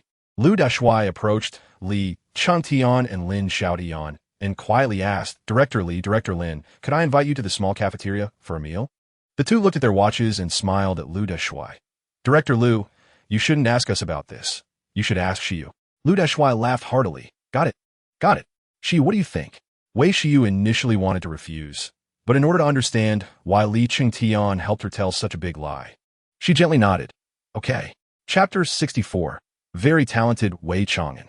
Over the past 2 days, Jin Bolin had called Wei Chang'an dozens of times and sent dozens of WeChat messages, but there was no response at all. Jin Bolin had secretly infiltrated the foreign language university and saw Wei Chang'an studying intently in the library. Jin Bolin forcefully spat out his cigarette, but on the ground, jumped down from the pool table and viciously stepped on it. Wei Chang'an, You're too ruthless. Is it that hard to be killed by someone? Even if I get killed, I won't tell you Wei Chang'an. After I die, you'll regret it for the rest of your life. Jian Bolin grabbed a cue stick with both hands and slammed it against his knee. With a crack, the cue stick broke in half.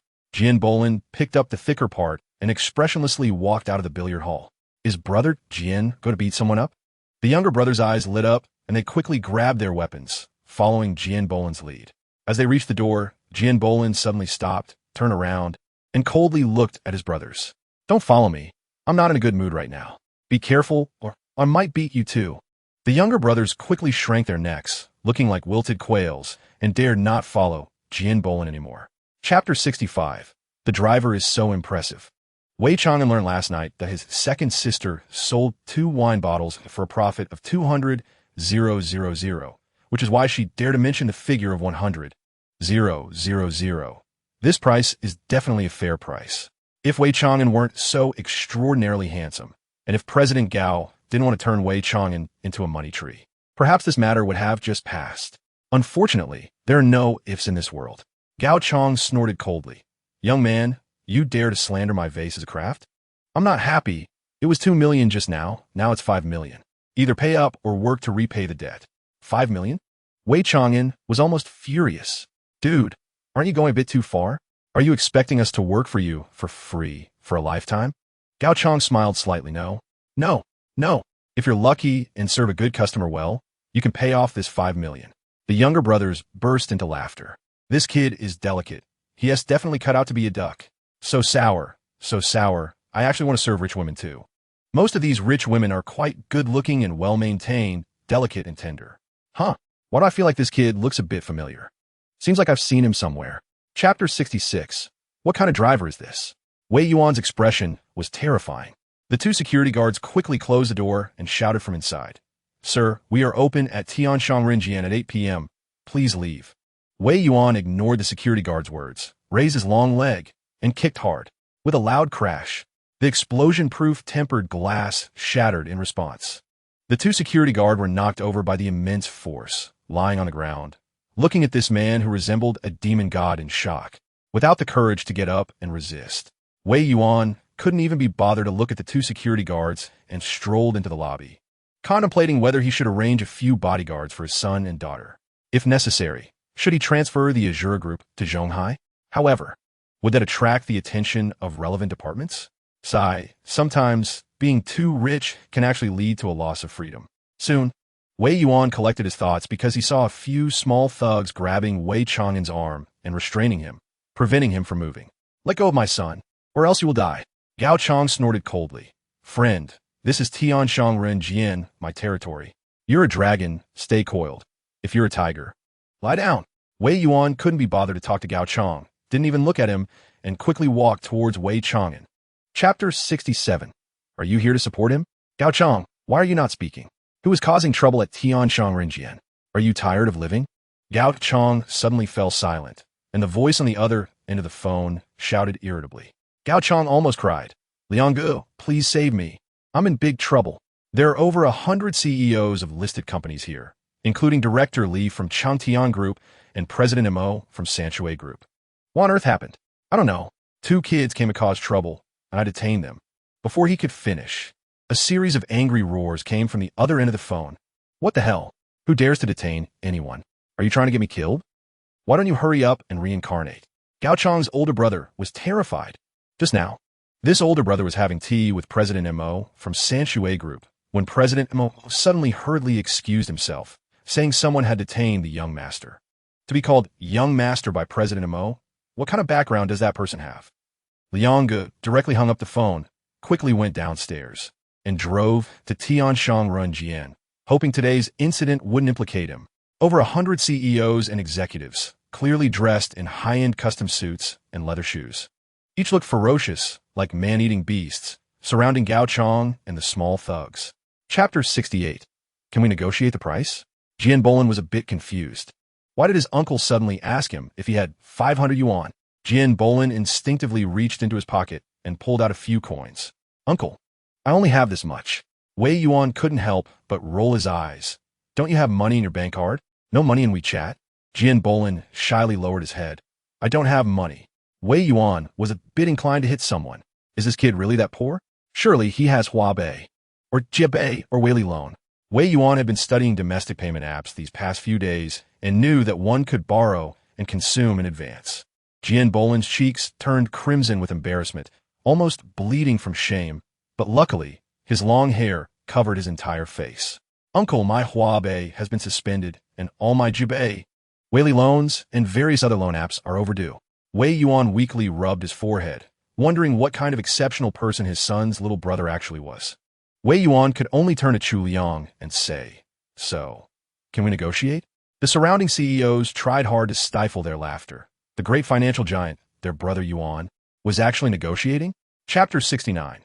Show your loyalty certificates. The executives dispersed, and the surrounding little thugs trembled, wanting to leave, but daring not to, just staring at Wei Yuan. Wei Yuan shot them an annoyed glance. "What are you looking at?" The boss of Tianshang Renjian is Xiao Jian. Wei Chang'an couldn't help but laugh. Xiao Jian is a good name. Jian Bolin felt like crying. What was good about that name? How was he being cheap? However, it did seem a bit cheap. Otherwise, why would he actively seek death? Jian Bolin vaguely sensed that this was his uncle's test for him. If he did well in this matter, perhaps his future life would change. Jian Bolin took a deep breath and turned to the thugs, who quickly nodded and bowed, waiting for Jian Bolin's verdict. "Are you willing to follow me? Will you still work at Tianshang Renjian?" The little thugs were overjoyed. Jian's background was 1,000 times more powerful than Gao Chong's. To mix with such a big brother was a blessing they earned in 8 lifetimes. "We are willing to follow Jian's own." Jian Bolin nodded in satisfaction. "If you want to follow me, you must have rules. You cannot bully the weak, especially not harass students from the foreign language university. Can you do that?" Chapter 70. Diana, just tell me directly after a moment's hesitation. Wei Yuan continued to command. "I've finished the wine I've brought. Send some more over." "Boss, I've already stored 500 bottles of wine for you at the China Merchants Bank in Switzerland, both red and white wine. Additionally, I've stored several hundred pounds of the rice and potatoes you usually eat, and I've also stored 10 of your favorite watches and 10 sets of seasonal clothing just sewn by old Carl, as well as 10 pairs of leather shoes just made by old John." Wei Yuan smiled slightly. Diana was still so reliable. This assistant was a good choice. "Diana, I need the information on the head of the China Merchants Bank in Switzerland." "Okay, boss, I'll send it to your email. Is there anything else?" "Nothing for now." With a ping, Wei Yuan received an email. By Mini, female, 40 years old, contact number 138 XXXXXXX address. As Wei Yuan looked at Bai Mini's information, he couldn't help but frown. Having to go to the Switzerland bank every time for wine was a bit troublesome. He needed to set up a wine cellar at home. After wandering around the house, Wei Yuan chose the utility room. He dialed Li Chengtian's number, and it was answered immediately. "Brother Yuan, what can I do for you?" Chapter 71. I'm helping Chang'an confront Diana hesitated for a moment, feeling a bit flustered. Would the boss be angry that she took the initiative? "Boss, your action of modifying the will is too unusual. I'm worried about you, so I came to Zhonghai without permission. Seeing your 3 children, I'm relieved. Please punish me. Since you're relieved, then just go back. The coming time is a crucial period for your promotion to P7. There must be no mistakes." Chapter 72. My brother is your father. The little thugs were touched and shouted in unison. "We are willing to be waiters. We can definitely do a good job as waiters. Brother Jian, remember your promise. After we do well, promote us." Jian Bolin smiled. "Brothers, don't worry. As long as everyone works hard, there will be a bright future for all of us." The little thugs were very satisfied. But only Zhong Ting couldn't help but pout. Her brothers could be waiters. What could she do? Was she supposed to work as a box princess? Wouldn't that mean being taken advantage of by those filthy men? Seeing Zhong Ting in low spirits, Jian Bolin assumed she was still sulking over being hit that morning. If it weren't for Zhong Ting calling Wei Chang'an, perhaps he would have become a duck by now. Jian Bolin was very grateful to Zhong Ting. "Zhong Ting, don't be unhappy. I was wrong this morning. I shouldn't have hit you. Brother Jian, you didn't hit wrong. I was indeed at fault. I shouldn't have framed Brother Chang'an. Brother Chang'an truly regards you as a brother." Zhong Ting had seen everything Wei Chang'an did. If it weren't for him, she might never see Brother Jian again. Now she was extremely grateful to Wei Chang'an. Chapter 73. Chung Tian, why does Yuan Gu favor you so much? Through the previous encounter, Jian Bolin was completely convinced by Xiao Chun. Without any hesitation, He directly knelt down and heavily kowtowed to Xiao Chun. Disciple Jian Bolin pays respects to the master. A rare smile finally appeared on Xiao Chen's poker face, and he quickly helped Jian Bolin up, cracking his joints back in place. During this process, Jian Bolin merely squinted his eyes and didn't make a sound. Xiao Chun was even more satisfied with Jian Bolin. Bolin, let me reintroduce myself. I am your master, and my name is Xiao Chun. From today onwards, I will impart all my knowledge to you, and how much you can learn depends on your own fortune. Thank you, master. Wei Yuan smiled as he watched the two. Aiken, from now on, you will stay at Tianshang Rinjian. Yes, master. Xiao Chun bowed. Jian Bolin was stunned. If the master was already this impressive, how powerful must his uncle be? Wait, this lineage doesn't seem right. Wouldn't that make his uncle his grandmaster? And Chang'an became his granduncle? Heavens, this relationship is a bit messy. It needs to be sorted out. Seeing Jian Bolin's confusion, Wei Yuan smiled and patted his shoulder. Xiao Jian, let's keep it separate. Just call me uncle. Chapter 74. A big task has arrived. Li Qingtian was extremely pleased and generously shared his experience. Brothers, I am different for Xiao Dian. Xiao Dian waits for the little princess to come for investments, while I actively invite the little princess to invest. Can the nature be the same? Lin Xiaotian sent a worshipping emoji. It seems to be the case that I am indeed waiting at home for the little princess to come over, while Brother Cheng Tian actively invites the little princess to invest. Brother Cheng Tian is much better at handling things than I am. No wonder Brother Yuan favors him so much. Hu Yi Dao. I've learned this. It seems we need to take the initiative to invite the little princess to invest. Mo Wentian. Brother Cheng Tian truly understands Brother Yuan best. I've acquired a new skill. Tomorrow, I'll take the initiative to contact the little princess. Wu Wenwei. Why wait until tomorrow? Contact her tonight. Li Cheng Tian. Wu Wenwei, you old dog, are you crazy? Disturbing the little princess's rest at night. Be careful that Brother Yuan doesn't smash your dog head. Wu Wenwei sent a dog head emoji for self-preservation and quickly went silent. After transferring the money to Li Cheng Tian, Wei Yuan looked at his watch. At this time, Muyao should be off work, right? Should I go pick up Muyao? Wei Yuan took out his phone and dialed Wei Muyao's number, but it rang several times without being answered. Chapter 75. Turning the Table. Splash. Splash. The female extras rushed towards a #1 filming base like hungry ghosts that have been starved for a long time, suddenly seeing a delicious feast. In the blink of an eye, all the female extras had run off, leaving only Wei Muyao sitting calmly at the fishing platform. A few male extras who had a good relationship with Wei Muyao were anxious. Muyao, why aren't you more focused? Hurry to the #1 filming base. With your qualifications, you have the best chance to land the female lead. Wei Muyao smiled slightly. Brother Zhou, do you think pies fall from the sky? When things are unusual, there must be something strange going on. Why did President Feng suddenly select a female lead?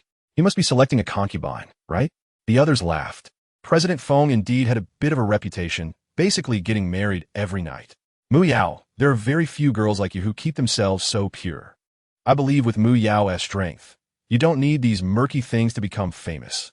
At the #1 filming base, the female extras flooded in, with Mano leading the charge, sweating profusely, her hair sticking to her forehead. It must be said that Mano's figure was indeed explosive, not weaker than those European and American actresses. Chapter 76.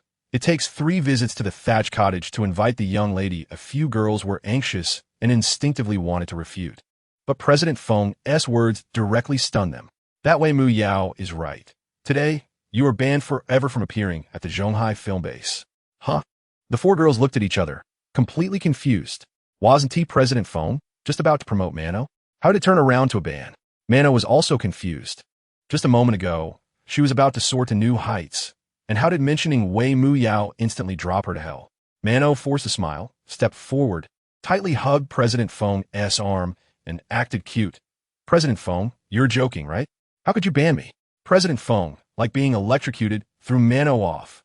This damn woman. It's one thing if she wants to live recklessly, but does she want to drag him down with her? Someone, throw Mano out. He ordered that starting today, the Zhonghai Film City would completely ban Mano. Yes. A few wolf-like staff members rushed forward, grabbing Mano's arms and swiftly dragging her out. Mano was going crazy. President Feng was serious. He really wanted to ban her. Chapter 77. I will not disappoint the boss's high hopes. Wei Mu Yao completely relaxed. President Feng didn't take her to the general manager's office. It seems she had indeed misunderstood President Feng. He was not that kind of person at all. Wei Mu Yao followed Feng Guanghui into the number 6 filming base and was immediately stunned. What is going on? Why are there so many familiar faces? Hollywood famous director Steven Spielberg? Oscar-winning actor Joaquin Phoenix? Oscar-winning actor Brad Pitt? Hollywood star George Clooney? Oscar-winning actress Cate Blanchett? It could be said that everyone present in the number 6 filming base could play the lead in a Hollywood blockbuster. So many big names. Why are they appearing at the Zhonghai film base? Wei Mu Yao stiffly turned to Feng Guanghui. President Feng, did we walk into the wrong crew? Exactly, Miss Wei. This is the crew for the new movie, with an investment of $2 billion. It should be the largest production in the history of the world film industry. Wei Mu Yao was completely stunned. Today isn't April Fool's Day, right? Why is President Feng playing such a big joke on her?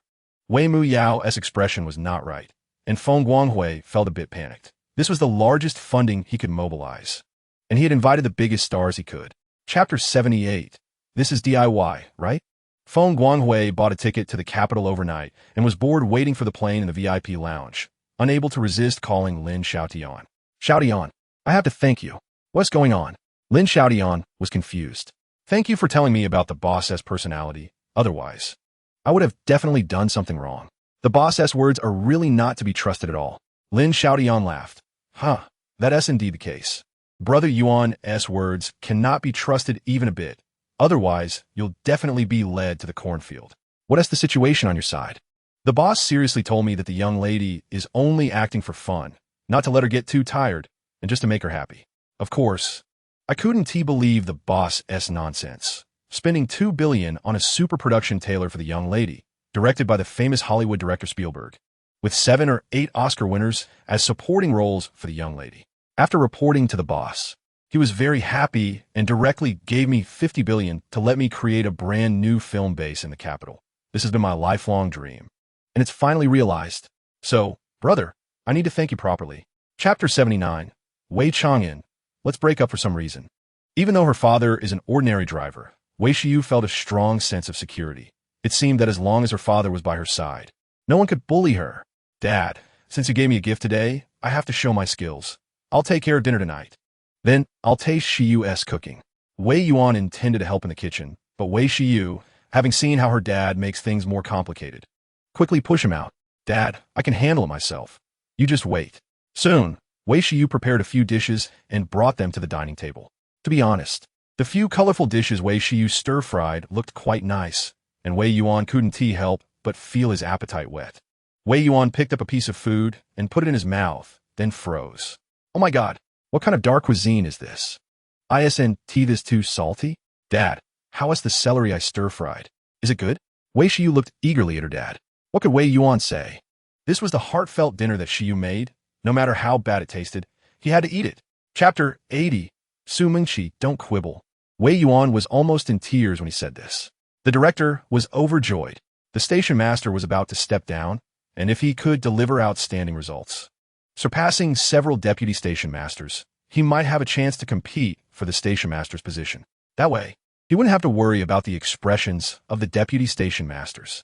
Mengqi, for other interns, getting a permanent position requires following the proper procedures. But Mengqi is so outstanding that there's no need to stick to the rules. As long as Mengqi can really obtain first-hand information about the Bai Mansion banquet, the permanent position is definitely yours. Alright, it's settled then. Su Mingqi quickly looked for connections in her contacts, hoping to get an invitation to the banquet. In the end, she really found a connection. It was this somewhat weak-looking young man, Long Quan, the young master of Waji Entertainment. Half a month ago, Su Mingqi went to interview Waji Entertainment's president, Long Xiaodan, and Long Quan fell head over heels for her, pursuing her madly. Su Mingqi neither clearly rejected nor agreed, but kept Long Quan hanging. And now, it happened to come in handy. Long Quan had heard about this banquet from his mother, and with her connections, he could easily get 2 invitation letters. Of course, there's no free lunch in this world. Chapter 81. I just like classmate Wei Chang'an. Feng Yue's words reminded Wei Chang'an, who coldly stared at Su Mingqi.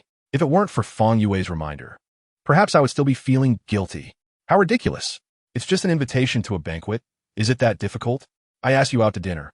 actually hoping to take you to the banquet. I'm really disappointed. I'm truly disappointed in you. Su Mingqi laughed, tears streaming from her eyes. How could Wei Chang'an still be bragging at such a time? Wei Chang'an, as your ex-girlfriend, what kind of family do you come from? You think you can take me to the banquet? Are you still dreaming? Fang Yue was infuriated. Su Mingqi, what did classmate Wei Chang'an do to you? Clearly, you were in the wrong. Why do you have the right to mock him? Su Mingqi was furious. If it weren't for Fang Yue being her competitor, would she need to be so troubled about getting a permanent position? Would she need to break up with Wei Chang'an and throw herself into Long Quan's arms? Moreover, she had clearly made Wei Chang'an feel a bit guilty just now, leaving room for maneuver. Perhaps after using Long Quan, there would still be a chance to reconcile with Wei Chang'an. At that time, she could just say that she was only pretending with Long Quan for the invitation. Anyway, she and T let Long Quan benefit from it. Chapter 82. Who do you think you are? Luo Zhixiang followed Long Quan's gaze and saw two unfamiliar faces. The two seemed somewhat familiar. Did Quan know them? Long Quan snorted coldly. That guy's an ordinary college student who has been bothering my girlfriend, and that girl is an intern reporter sneaking in to gather material. Luo Zhixiang couldn't help but frown. Strange. How could an ordinary college student and an intern reporter know Oscar-winning actors? How could they get an invitation? Su Mingqi was frustrated. She had given up on love to gain the chance to attend the banquet, but Fang Yue had done nothing and yet managed to sneak in. If Fang Yue got first-hand information, the permanent position would be hard to secure. Su Mingqi coldly said, Brother Zhixiang, how could they possibly have invitation letters? They must have used some unscrupulous methods to sneak in. Luo Zhixiang raised his eyebrows, keenly noticing that Long Quan had a conflict with these two strangers. If he helped Long Quan solve this little trouble, Long Quan would surely speak highly of him in front of Long Xiaodan, and then he wouldn't have to worry about resources in the entertainment industry. Luo Zhixiang immediately stated, such a high-end banquet shouldn't allow some random people to lower its quality. Let's go, Quan, let us kick them out. Chapter 83. I really am a background actor. Wei Chang'an brought Fang Yue to meet Wei Muyao, saying gently, Sister, I'm here. This is my classmate Fang Yue. Wei Muyao quickly put down the pastries, habitually sucking the butter off her fingers, and then looked up at Fang Yue. Upon seeing Fang Yue clearly, Wei Muyao's eyes lit up. What a beautiful and quiet girl. This sister-in-law is approved. However, didn't T. Chang'an say his girlfriend was named Su Mingqi? She would ask when they got home. Fang Yue was also observing Wei Muyao. The eldest sister is so beautiful. However, her earlier judgment might have been slightly off. Based on the eldest sister's attire and eating manner, she didn't seem like a rich young lady. Why was she able to bring them into the banquet? It's truly puzzling. Although the eldest sister didn't look like a wealthy young lady, Fang Yue still obediently greeted her. Hello, elder sister. I'm Fang Yue, Chang'an's classmate. Wei Muyao smiled. What classmate? Clearly, you're his girlfriend. Come, Yue, sit next to your elder sister. Wei Chang'an wanted to explain, but Fang Yue didn't give him the chance at all, quickly sitting next to Wei Muyao and getting close to her. Elder sister, these pastries seem to be from Yijiangnan. I love Yijiangnan's red bean pastries the most. Chapter 84. I think I've won against Su Mingqi. Wei Muyao couldn't help but frown. Teacher Luo was too bullying. She was just a background actor. How could she turn the situation around? Directly going to find the director would surely solve the problem, but that wouldn't fundamentally resolve it. If she did that, Teacher Luo would trouble Chang'an again. How could she completely resolve the issue? Got it. If she explained repeatedly but still got kicked out of the banquet, the director would definitely explode in rage. I'm the leading actress in Spielberg's new movie. I don't need an invitation. If you don't believe it, you can ask director Spielberg. Leading actress? The eldest sister is actually the leading actress? This is a path to success. Wei Chang'an had no doubt about Wei Muyao's words. He knew her very well. His eldest sister was down to earth and never boasted. Fang Yue was a bit confused. The eldest sister looked quite innocent. How could she say such an unreliable thing? The two security guards were startled and broke out in a cold sweat. Miss Wei is the leading actress? Then this blunder could escalate. Luo Zhixiang laughed out loud. Haha, sorry, I didn't want to laugh. But I really couldn't help it. Director Spielberg is a world-class director. Would he choose a Chinese background actor as the leading actress? It's just too funny. Chapter 85. Waiting for the show to start, Fang Yue blinked her beautiful eyes a few times, feeling a bit dazed. They'd already been kicked out. Why was the eldest sister still saying such things? Wei Chang'an smiled wryly. Elder sister, you're too into the role, aren't you? Yue isn't an outsider. Let us talk properly. Wei Muyao couldn't help but roll her eyes cutely and tapped Wei Chang'an on the head. Chang'an, is this how you see your elder sister? I really am the leading actress. Wei Chang'an couldn't help but question, sister, if you really are the female lead, why are you just being kicked out? Why not go directly to director Spielberg? A cold light flashed in Wei Muyao's eyes. If she went directly to the director, it would indeed solve the problem. But the annoying people would still be lingering around. Wei Chang'an and Fang Yue quickly realized Wei Muyao's intention and exchanged knowing smiles. Sister is brilliant. Being bullied and being kicked out are completely different things. Got it. If director Spielberg finds out that his female lead was kicked out, he will definitely be furious. So that's why sister cooperated and got kicked out. Wei Muyao looked seriously at Wei Chang'an and said, Chang'an, the three of us siblings don't cause trouble. But we're not afraid of it either. If someone bullies us, they must pay a painful price. Chapter 86. My party doesn't welcome you. Send guess away. The three held their breath, staring unblinkingly at Long Xiaodan, vowing to remember the name she mentioned and make every effort to build a good relationship with this young lady. Long Xiaodan smiled wryly and said, I don't know the name of the actress yet. Director Spielberg is keeping a secret. The three showed disappointed expressions. Long Xiaodan laughed. You don't need to be disappointed. Director Spielberg just said he will formally introduce that young lady to everyone soon. As Long Xiaodan spoke, Spielberg and several Oscar-winning actors stepped out of the private room. Spielberg turned to his assistant. David, immediately give this speech draft to Miss Wei. I will formally introduce her to everyone shortly, and she will need to speak. Yes, director. David took the speech draft and hurried to the corner where Wei Muyao had been, but he couldn't find her. David became anxious, even with the speech draft. He needed to familiarize himself with it beforehand, or else he would inevitably misread it, and the young lady would definitely be angry. He had to find her quickly. David took long strides and soon ran around the entire hall, but still didn't see Wei Muyao. Chapter 87. The kind that can never turn back. The security guards rushed in and rudely kicked the four out. Spielberg, having clarified the identities of the four, pulled out his phone and called Feng Guanghui in a panic. At this time, Feng Guanghui had just arrived in the capital and had just gotten off the plane. Director Spielberg, what can I do for you? Mr. Feng, I have let you down. I didn't take good care of Miss Wei. Just now, while I was discussing cooperation with several executives in the private room, I didn't pay attention, and Miss Wei was kicked out of the party. Puff. Feng Guanghui nearly spat blood, his soul nearly leaving his body. The boss entrusted him with a young lady, and he let it turn out like this? Who was so bold?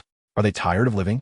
According to several friends in the Chinese entertainment industry, the four people involved were Luo Zhixiang, Long Xiaodan and her son Long Quan, and an intern reporter from Zhonghai TV's entertainment channel, Su Minqi. I understand, I will handle it.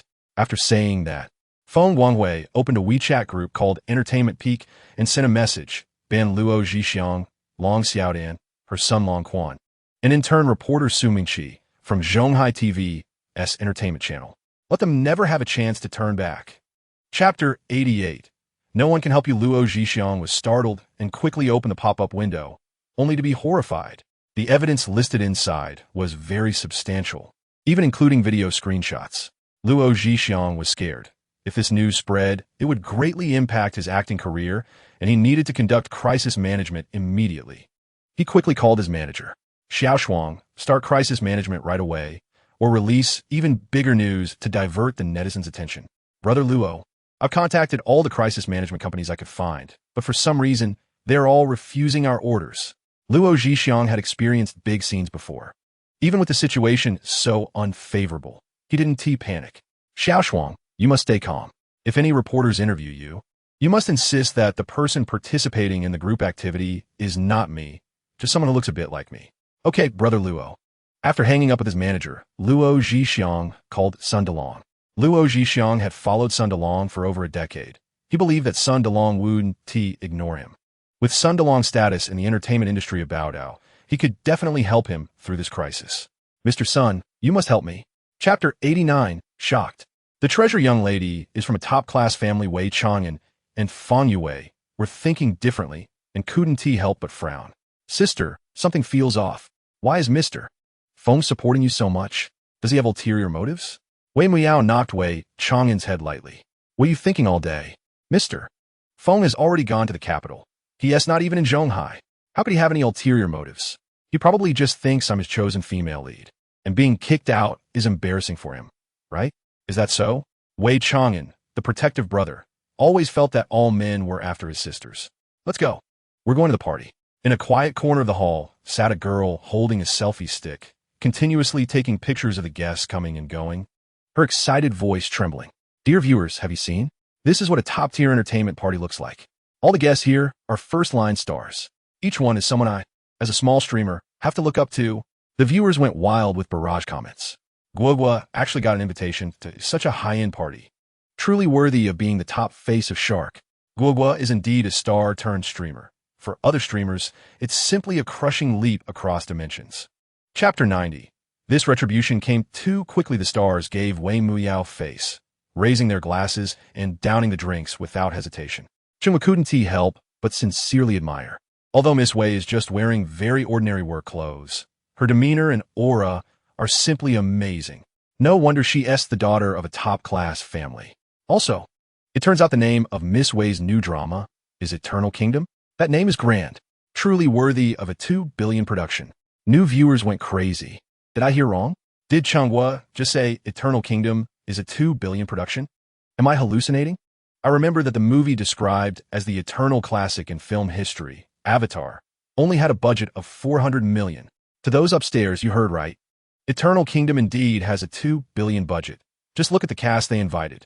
I heard that Eternal Kingdom was tailor-made by director Spielberg to promote Miss Wei. What the heck? Just a what the heck back to you. What kind of family is Miss Wei from? I'm really too curious. Dashima, weren't you planning to live stream at Miss Wei's house within it? When are you starting? I can't wait to meet Uncle Wei. Chapter 91. This is Chang'an's girlfriend, Fang Yue. Hugo sat quietly in the corner, occasionally looking up with envious eyes at the Oscar-winning actors and actresses.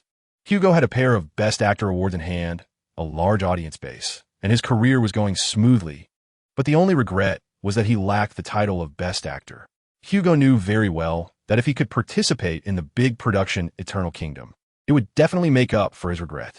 However, such a good opportunity was just a thought. Hugo picked up his glass and took a small sip. It's good to be content, and he was quite happy with his current situation. Suddenly, Hugo's gaze sharpened as he vaguely saw a tall figure walking over. Looking up, he saw the golden-haired Spielberg. Hugo quickly stood up and politely greeted Spielberg. Director, hello. Spielberg stood in front of Hugo, smiling as he examined him, increasingly satisfied. Hugo could definitely carry the role of this Chinese male lead. Mr. Hugo, on behalf of the Eternal Kingdom crew, I invite you to be the male lead of Eternal Kingdom. I wonder if Mr. Hugo is interested? Buzz. Hugo's mind exploded. What was going on? The male lead? Chapter 92. Lucky card, bad luck card. The car started, and Wei Chang'an felt a bit at a loss. It was impossible not to be moved when such an outstanding girl like Fang Yue confessed to him. However, Wei Chang'an was not yet ready to invest in a new relationship. Fortunately, the Nanyang apartment was really close to the Bai mansion, and they arrived at their destination in just 5 minutes. Fang Yue politely said goodbye to the three. Thank you, uncle, for sending me home. Big sister, Chang'an, goodbye. Half an hour later, the three returned home successfully. Wei Shiyu rushed forward, hugging Wei Muyao's arm and shaking it nonstop. Big sister, please don't be an extra anymore, okay? No one is cooking for me, and the dark cuisine I make is simply inedible. I've completed 2 big orders this month, and the commission is nearly $1 million. I can support the family from now on. Nearly $1 million? Wei Muyao smiled slightly. How much was the film fee given her by President Feng? It seemed to be $20 million, which converted to Chinese currency was a small goal. This wave would definitely change the family situation completely. Even Dad's capital for marriage must have been earned, right? However, this money had not yet been credited. Although she received a sky-high film fee, Wei Muyao did not discourage her sister, but sincerely encouraged her. Chapter 93. I advise you not to mess with me. Little Aunt? Doesn't that mean she's Wanchio's sister? Moron Wanqing? They are clearly biological sisters, so why is there such a big difference in their personalities? Wanchio is so understanding and sensible, while Wanqing is so willful. Also, why does this girl seem to have no shadow of Wanchio in her eyes? Instead, Mo Yuji looks very much like Wanchio. Slap! Wei Yuan's big hand fell heavily, causing Moron Wanqing to spin in place. If the old man Moron can't educate his child. I'll help him teach." Murong Wanqing was stunned, covering her face with her hand, looking at Wei Yuan in disbelief. After a long while, she finally came back to her senses. "How dare you hit me? I've never had anyone lay a finger on me in my life. You're dead meat." Murong Wanqing grabbed a can of pepper spray from her bag and aimed it at Wei Yuan's eyes. Wei Yuan raised his hand to grab Murong Wanqing's wrist and slapped her again. "I advise you not to mess with me. Otherwise, I won't care if you are Wanqio's sister." After saying that, Wei Yuan applied a bit of force, pushing Murong Wanqing away. She staggered back several steps and slammed heavily against the door. Wei Yuan's gaze was too intimidating. Murong Wanqing was frightened by Wei Yuan and did not dare to lash out at him, only turning to vent her anger at Wei Muyao. Chapter 94, A Shocking Conspiracy. Murong Wanqing had practiced these words dozens of times before coming, and she spoke passionately, with tears shimmering in her eyes by the end. The three children were moved, their eyes glistening with tears. "Mom, did you hear that? Grandpa is really remorseful. He finally realized it was his fault, that he wronged you." At this moment, the children's resentment towards their grandfather eased a lot. Wei Muyao and Wei Shiyu surprisingly did not confront Murong Wanqio, but turned to look at Wei Chang'an, respecting his decision. Wei Chang'an couldn't help but feel a bit excited. It wasn't that he coveted the Murong family's money. If he could inherit part of the Murong family's assets, his big sister and his second sister wouldn't have to work so hard, and he could help with the worries about his marriage house and contribute to his father's capital for marriage. Wei Chang'an instinctively wanted to nod, but Wei Yuan stepped forward and said in a deep voice, "My son doesn't need others to teach him. I can teach him well myself." Hearing his father's words, Wei Chang'an sighed softly. It seemed that Dad still couldn't forgive Grandpa for confining Mom. Without hesitation, Wei Chang'an nodded. "I will stay with Dad. I believe that under Dad's guidance and relying on my own abilities, I can live well." Chapter 95. Is this relationship okay? Wei Chang'an had no idea that he had fallen into a terrifying vortex and didn't know that his dad had already helped him avert a disaster. In Chinese customs, before the seventh day, the soul of the deceased will still remain at home, and the seventh day is the day the soul departs. Wei Yuan and the three children were not in high spirits, kneeling in front of the spirit tablet, reminiscing about Murong Wanqio's little moments. After today, Murong Wanqio would truly be far away from them. Knock, knock, knock. The door was knocked on, easing the four's sad emotions, and they all turned to look at the door. "Chang'an, the guest is here. Open the door." "Okay, Dad." Wei Chang'an opened the door, and a woman dressed in a simple black outfit walked in. The woman was very beautiful. Even without makeup, she was very alluring. Wearing a black simple outfit, adorned with a white flower, and sporting a pair of black frame glasses, she still couldn't hide her charm. The woman's name was Shun Qian, Murong Wanqio's best friend. Over the past decade, Shun Qian had helped Murong Wanqio many times. Otherwise, it was uncertain whether Murong Wanqio could raise three children. "Godmother, you're here? Please come in." Chapter 96. The Substitute for a Stepmother. Wei Yuan's head was spinning. What were the children doing? What the hell is this relationship? However, to be fair, this Dr. Shun was indeed very exceptional. She was worthy of being Wanqio's best friend, a natural beauty. Wei Shiyu hesitated to speak, although Godmother was nice. She felt her master was more suitable. Her master resembled her mother very closely, and seeing her master every day felt like her mother was still alive. For some reason, Shun Qian's heart was racing wildly. Shun Qian instinctively glanced at Wei Yuan, then knocked hard on the heads of Wei Muyao and Wei Chang'an. "What are you talking about? Today is the seventh day of late autumn. Don't make such irrelevant jokes." Wei Muyao and Wei Chang'an shrank their heads, not daring to speak nonsense anymore. Shun Qian raised her wrist to check her watch and said, "I have a surgery to perform this morning, so I have to go back to the hospital. I'll come back to see the three of you another day." "Okay, Godmother, goodbye." Shun Qian left in a hurry, afraid that the three children would say something even more outrageous. The key point was that Mr. Wei was too handsome. She feared she wouldn't be able to resist the temptation of a beautiful man. Wei Yuan curiously asked, "Muyao, your godmother is so beautiful and has a good job. Why is she still single?" Chapter 97. Give us another chance. Wei Yuan casually waved his hand. "No need for formalities. Everyone go down. I have something to discuss with Diana." "Yes." Everyone quickly retreated. Diana stood in front of Wei Yuan with her hands folded over her abdomen, looking very respectfully at him, slightly excited to see her boss again after many days. Boss is still so authoritative and so handsome. Boss, you came personally. Is there something big going on? Wei Yuan replied gently. Diana, there's no need to be so nervous. It's nothing major. My daughter S. Senior is coming to visit, and the house is a bit shabby, so please arrange for someone to tidy it up. At least don't let the guests laugh at us. As he spoke, Wei Yuan handed the house keys to Diana. Diana respectfully took the keys. Please rest assured, boss, I will make sure the guest doesn't laugh at us. After thinking for a moment, Wei Yuan added, since it's a two-building in an old neighborhood, don't make it too luxurious. It would clash with the surrounding environment. Understood. Wei Yuan was still reassured about Diana, and he gently asked, Diana, how many people from the chef team have arrived? All 4 chefs are here. Why? Is the boss going to dine at the Tang Palace? I'll have them prepare the ingredients right away. Chapter 98. You need to point out my shortcomings. Realistically, Diana was speechless. The 4 chefs looked scared. The boss is not a monster. He doesn't eat people. Just eats people without spitting out bones. Diana quickly helped the 4 chefs up. You guys are overthinking it. A normal boss obviously can't talk nonsense in front of him, but the current boss is quite abnormal, with very large emotional fluctuations. If you point out that his stir-fried dishes are not tasty, will his fragile heart shatter? The 4 chefs nodded in understanding. Got it. Thank you, Miss Diana. We know what to do. Go. The boss is waiting for you at Villa number 1. Yes, Miss Diana. Once the 4 chefs left, Diana let out a slight sigh of relief and headed toward Villa number 2, where she arranged for the 4 butler teams. The 4 team leaders gathered around, eagerly looking at Diana. Miss Diana, which villa is the boss staying in tonight? Our butler team also needs to clean and arrange it. Diana smiled bitterly. The boss will be sleeping at home tonight. He won't be staying at the Tang Palace.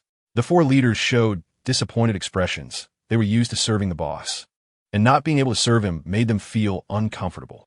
Chapter 99. Boss, you're simply a genius among chefs. Chef Zhang was shocked.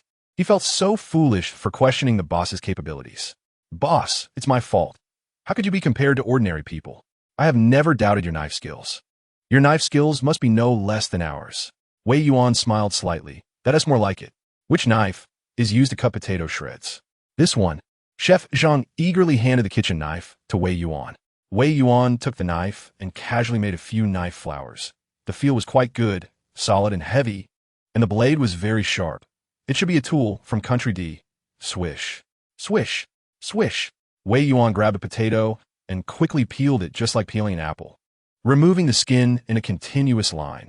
The 4 chefs were dumbfounded, completely stunned. What the heck? What kind of operation is this? He directly treated the potato like an apple. The key point is that he was not using a fruit knife, but a kitchen knife that was 10 times wider than a fruit knife. This knife skill is too abnormal, right? They all use specialized peelers to peel the potato shreds, and Chef Zhang was even about to hand a peeler to Wei Yuan. However, in the blink of an eye, Wei Yuan had already finished peeling it. Chapter 100. Boss, chefs can't taste their own dishes. Wei Yuan felt very pleased. All along, cooking was his only shortcoming, and today he finally conquered this hard nut. His skill points were finally maxed out. From now on, when he sees his brothers, he can proudly say that he no longer has any weaknesses. From now on, please call him Wei Perfect Yuan. Just ask what in this world Wei Perfect Yuan can't do. Oh, it seems he can't get his period and can't have children. Wei Yuan looked expectantly at the remaining 3 chefs. You guys try the dishes too. Perhaps my spicy and sour shredded potatoes only suit Old Fang's taste. Yes, boss.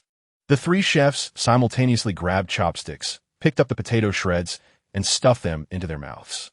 Chef Klaus, who preferred milder flavors, took a bite and was so overwhelmed that tears streamed down his face. He almost spat out the potato shreds in his mouth.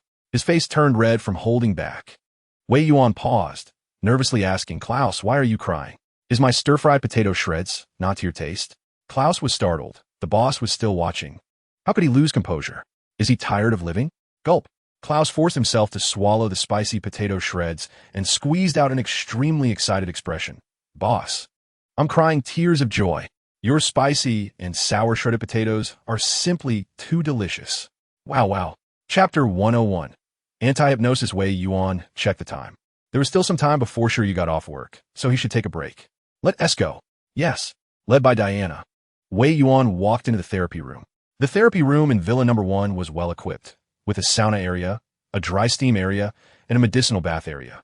The first therapy team had been waiting for a long time, bowing neatly to greet Wei Yuan. "We have seen the boss." Wei Yuan slightly nodded. "No need to be so polite among us." As he spoke, Wei Yuan lay down on a waterbed and gently closed his eyes. Normally, it should be Sister Mei, who had the best technique among the therapy team to massage Wei Yuan. However, at Diana's signal, a girl who seemed quite knowledgeable, with eyes sparkling with wisdom, stepped forward, quietly squatting at the head of the bed, gently massaging Wei Yuan's temples. The girl was Wei Yuan's private psychologist, Li Qianma. Wei Yuan couldn't help but furrow his brows. What's going on? In just a few days, Sister Mei's technique has regressed so much. Forget it, anyway. He already has Chi-Chi as his new massage therapist, so there's no need to ask too much from Sister Mei. Li Qianma said softly while massaging. "Boss, empty your mind. You are now lying in warm seawater, the sunshine is just right, and everyone around you is someone you like and trust. Relax, relax." Chapter 102 Ordinary Ivory Tableware. Wei Yuan sighed. "Diana, you seem a bit anxious. What do I look like? I have psychological issues?" Diana felt a bit helpless. "Boss, if you don't have psychological problems, why would a dignified god of wealth, a supreme eternal lord, spend all day learning cooking?" Of course, Diana didn't dare to question Wei Yuan. She could only obediently admit her mistake. "Boss, it's my fault. Please punish me." Wei Yuan smiled slightly. "Diana, don't be so tense. You are doing this for my good. How could I punish you? Get up, just don't do such things in the future." "Yes." At this moment, Wei Yuan's phone rang, and he received a message. Opening it, it was from Wei Shiyu. "Dad, I might be home a bit late today. The company is holding a monthly summary meeting, and I might not be home until 6. Wei Yuan smiled slightly. It was fine to be home late. He had time to go home and check things out, hoping the butler team wouldn't disappoint him. Wei Yuan turned to Diana. "Diana, what is the situation with the butler team?" An hour ago, the butler team reported that the boss's house has been fully arranged and is ready for the boss's inspection. Chapter 103, a project worth 680 million Mona Lisa's tears? That's a priceless national treasure. Debussy gasped and quickly admitted his mistake. "Boss, I'll definitely study ancient Chinese antiques well. I won't make such mistakes again. I'll take this Tang Sankai back immediately and replace it with a less valuable antique." Wei Yuan raised his wrist to check the time and said irritably, "It takes at least 40 minutes to go back and forth from here to Tang Palace. My daughter has long been back. Give me a signature pen." "Signature pen?" Debussy was a bit confused. His limited intelligence couldn't keep up with Wei Yuan's pace. Although he didn't quite understand, Debussy still strictly followed Wei Yuan's orders and brought him a signature pen. "Boss, here's your signature pen." Wei Yuan took the signature pen and wrote a string of English letters made in China on the hoof of the Tang Sankai. After writing, Wei Yuan looked proudly at his masterpiece. The string of letters didn't look out of place at all, as if it had always been there. With this string of letters, the Tang Sankai should match this home better, right? Chapter 104 Actually, there's nothing to share. I'm just lucky. Zhao Hongming elongated his pronunciation, and all the marketing staff turned their heads to look at Sister Lu. Sister Lu's cheeks turned red with excitement as she stood up proudly, fully prepared to accept everyone's congratulations. Zhao Hongming was stunned. Why was old Lu standing up? How strange. However, Zhao Hongming didn't dwell on it and paused before saying in a deep voice, "Let us congratulate Shiyu. Shiyu has secured 2 billion projects, setting a new record for our Huanya finance." "Huh? Congratulations to who?" "Congratulations to Shiyu. Shiyu secured a 2 billion project, and she got 2 at once." Sister Lu froze, feeling terrible. Sister Lu wasn't jealous of Wei Shiyu, but she had just expressed so high-handedly that after becoming the manager, she would take care of Shiyu, that she was just temporarily holding the position for Shiyu. But in the blink of an eye, Zhao Hongming actually revealed such an explosive news. Did Shiyu need her help to hold the manager position? How embarrassing. Sister Lu quickly sat down, covering her face hard, wishing she could find a crack in the ground to hide in. After a brief silence, the entire conference room erupted. "Awesome. Shiyu is awesome. Shiyu actually secured 2 billion projects." Chapter 105 Where we stood up. After a while, everyone came back to their senses, looking at Wei Shiyu with strange expressions. If possible, Zhao Hongming really didn't want to host this summary meeting. Wei Shiyu's words almost made him socially dead. Ahem. Well, luck is also part of strength. Let us congratulate Shiyu together. Zhao Hongming was the first to applaud, and a round of applause erupted in the conference room. After a minute, the applause subsided, and Zhao Homing looked around. I believe everyone is very clear that today's monthly summary meeting will announce the new manager of the marketing department. Can anyone guess who our new manager is? Shiyu. Wei Shiyu. Of course, it's our lovely Shiyu. Zhao Hongming smiled at Wei Shiyu. He didn't have an official master-apprentice relationship with her, but they had the essence of one. Seeing Wei Shiyu grow so rapidly, Zhao Hongming felt very gratified. Everyone is right. I officially announce, from today onward, Shiyu is the manager of the marketing department. Wow. Applause erupted. Everyone looked at Wei Shiyu with kind eyes. Both her character and ability had gained everyone's recognition. Chapter 106, I suddenly have a bold idea. Ainin grabbed her phone and saw Wei Shiyu's name on it, and she was overjoyed. Shiyu didn't trick her. Ainin quickly answered the phone and put on speaker. Shiyu, are you off work? Sorry. Ainin Sr., the company just held a monthly summary meeting, and I turned on silent mode. I'm off work now. Where are you? My dad arranged for a car to pick you up. Shiyu, you're too polite. It's already very embarrassing to go to your family's manor for a live stream. How can we trouble Uncle to arrange someone to pick us up? Just give us an address, and we'll take a taxi there. Manor? What the heck? She didn't even know where the manor's entrance was. Wei Shiyu smiled wryly. Ainin, my family is a bit remote. You might not be able to find it. Please send the address. Otherwise, my dad will blame me for not being a good host. All right then, we'll wait at the main gate of Fudan University. There are 3 of us. Okay. After hanging up, Wei Shiyu sent a message in the family WeChat group. Dad, my seniors are the main gate of Fudan University, 3 people in total. Phone number is 132XXXXXXX. Chapter 107, Ren Huang's dad senior ma struggled to swallow. Guojia, to be honest, I also suddenly have a bold idea. Ainin smiled wryly. For you too, this idea is just a bit bold. For me, this idea is simply outrageous. What kind of family does this treasure sister come from? They even arranged a Rolls-Royce convoy to pick us up? The viewers in the live stream exploded. Wow. Just asking you, what is the face value? Big Four Ma should understand now, right? You and the treasure sister are destined to have no hope. I suddenly have higher expectations for my husband. I'm so excited. I'm going to meet my father-in-law soon. Hello, brother-in-law upstairs. I'm also going to meet my father-in-law. I'm interested in your sister, so nobody compete with me. The 3 of them are quite recognizable. After all, at the main gate of Fudan University, only they're holding selfie sticks high. Li Chengtian walked up with a smile. Looking at the 3 of them, may I ask, are you 3 friends of the second miss? The aura around Li Chengtian is so strong that even though he has tried to restrain it, the 3 of them still find it hard to bear. They're secretly shocked. What kind of family does the treasure sister come from? Even their family's driver has such a strong presence. It's too scary. Can you reveal a little?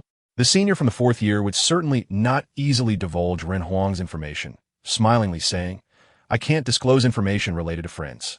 However, the senior still underestimated the abilities of the viewers. A Duke sent a rocket, along with a high-effect barrage. I once saw Ren Huang. He looks very much like the big shot who picked up Ma Ge. The viewers exploded. Wow, I always thought Ren Huang was a guild account. Didn't expect him to be a real player. So Ren Huang is actually a true rich 2nd generation, with a family asset starting from 100 billion, even close to 1,000 billion. Ren Huang, do you lack any pendants? Ren Huang launched 10 rockets, boasting a very cool barrage. I'm coming clean. No more pretending. I'm the heir of 100 billion group. My dad is the chairman of Donglai Group. The viewers quickly searched for Donglai Group, and one by one were shocked beyond measure. It really is a 100 billion level group. Ren Huang's status is not much less than Song Ji's.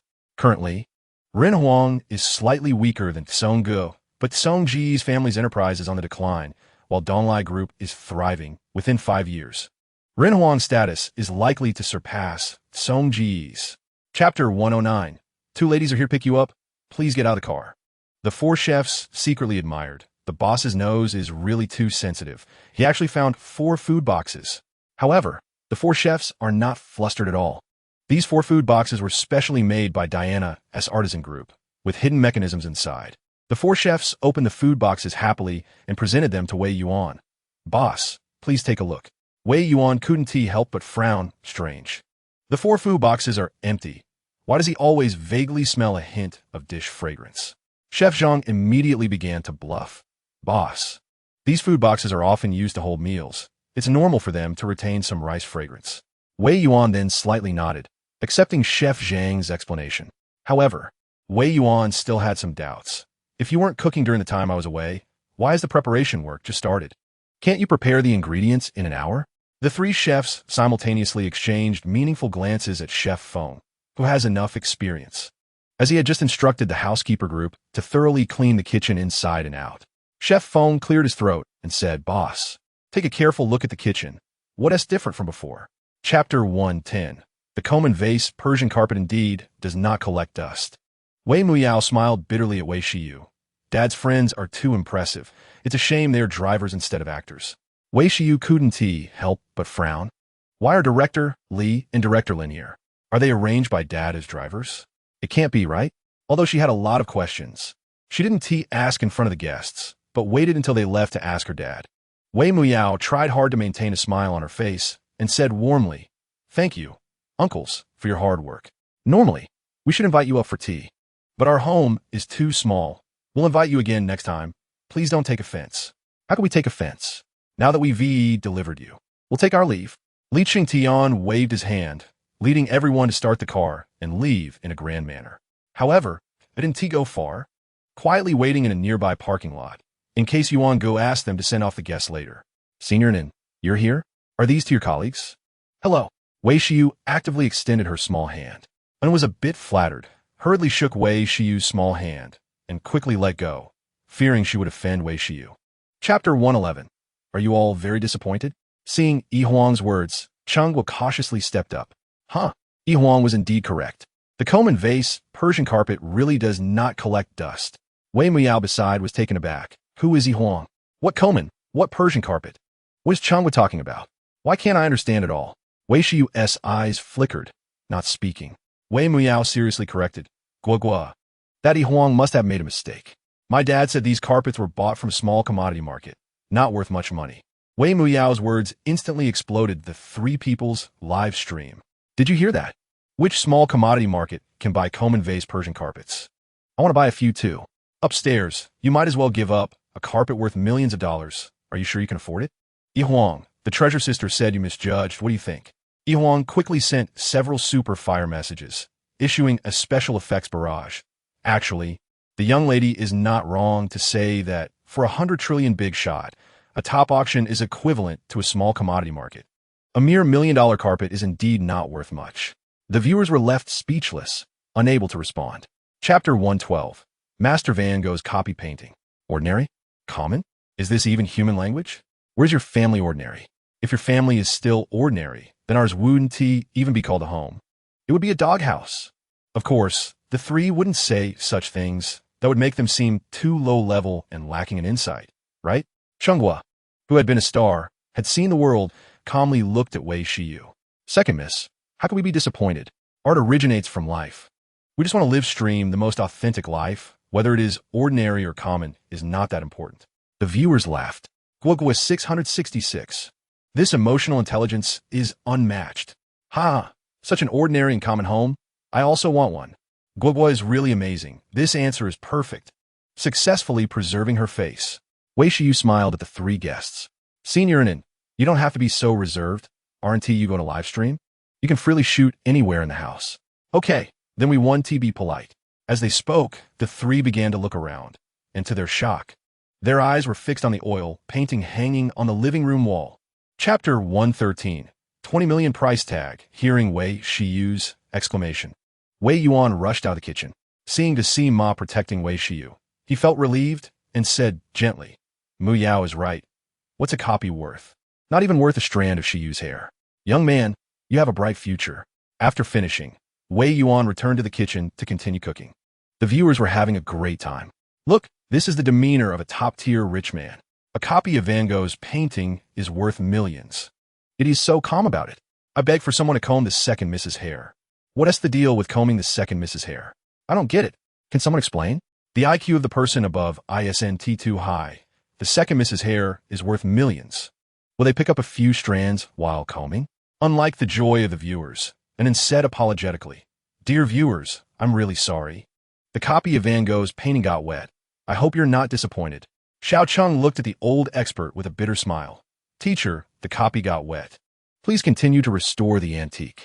What Xiao Cheng didn't expect was that the old expert was not only not upset, but was instead trembling with excitement. Xiao Cheng quickly. Let the anchor focus the camera on the copy. Don't film that girl who almost fell. What is so interesting about a girl? Chapter 114. Wei Xiu confirms her father's identity. The Medicine Emperor sent out 2 superfire gifts, along with a high-effect bullet screen. So, it's Mr. Lin in charge. Huang here pays respects. I want to compete for this copy. Mr. Lin must invite me for tea another day. Xiao Cheng sent out a superfire gift, along with a high-effect bullet screen. Mr. Huang is very noble. My teacher said you're always welcome in the capital. He will surely welcome you. The atmosphere in the 3 live broadcasts was excellent, and everyone believed that this copy would surely fall into Mr. Lin's hands. Suddenly, Jiao Huang popped up, directly sending 10 superfire gifts, along with a luxurious effect bullet screen. Mr. Lin, I'm really sorry. Personal feelings aside, business is business. I want this copy. I bid 25 million. Xiao Cheng looked at Lin Qingyuan with a questioning gaze, and Lin Qingyuan showed a sad expression. Alas. It's a pity that this rare treasure has no fate with our Tiangong Museum. This time Xiao Cheng didn't send superfire, but directly sent a normal bullet screen. My master can only offer 20 million at most. We withdraw. Seeing Lin Qingyuan withdrawing, the Medicine Emperor stood up again, directly sending 10 superfire gifts, along with a luxurious effect bullet screen. Chapter 115. I offer 5 billion. Wei Yuan walked out of the kitchen, smiling as he looked at the 3 anchors.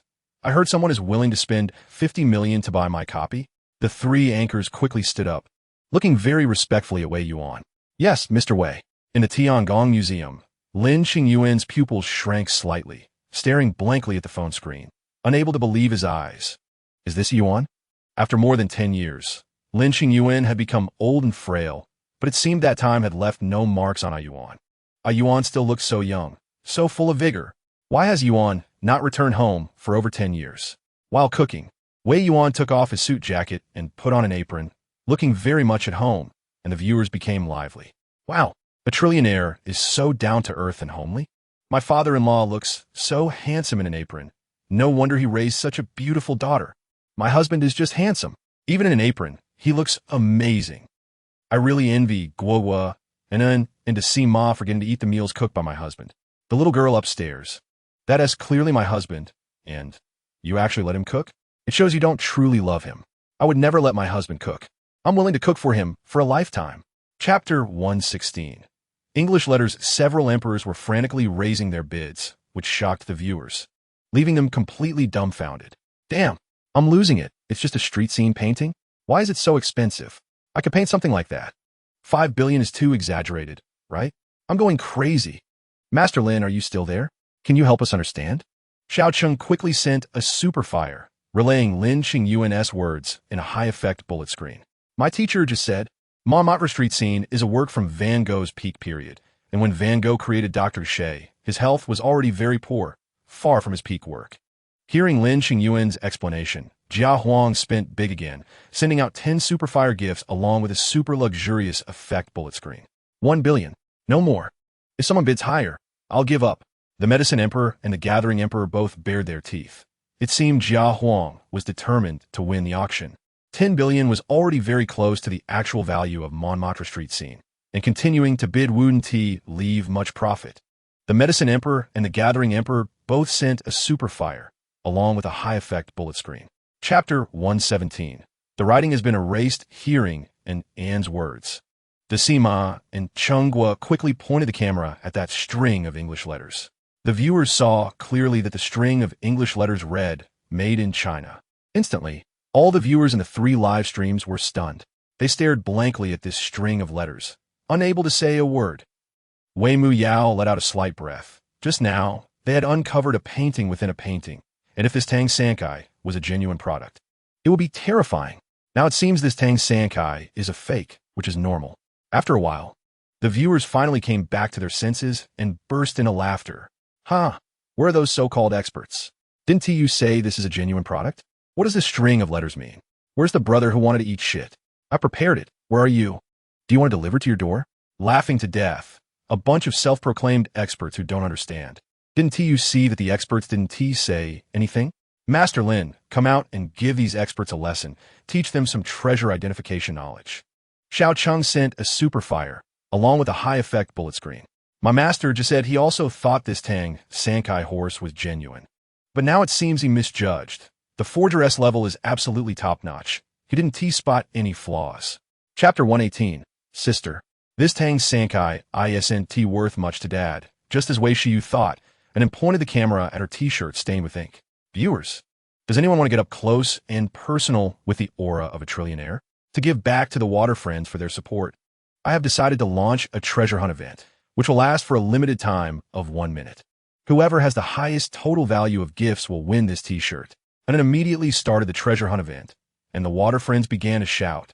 I also want to get close to my husband's aura, but my wallet won't allow it. Wow, amazing.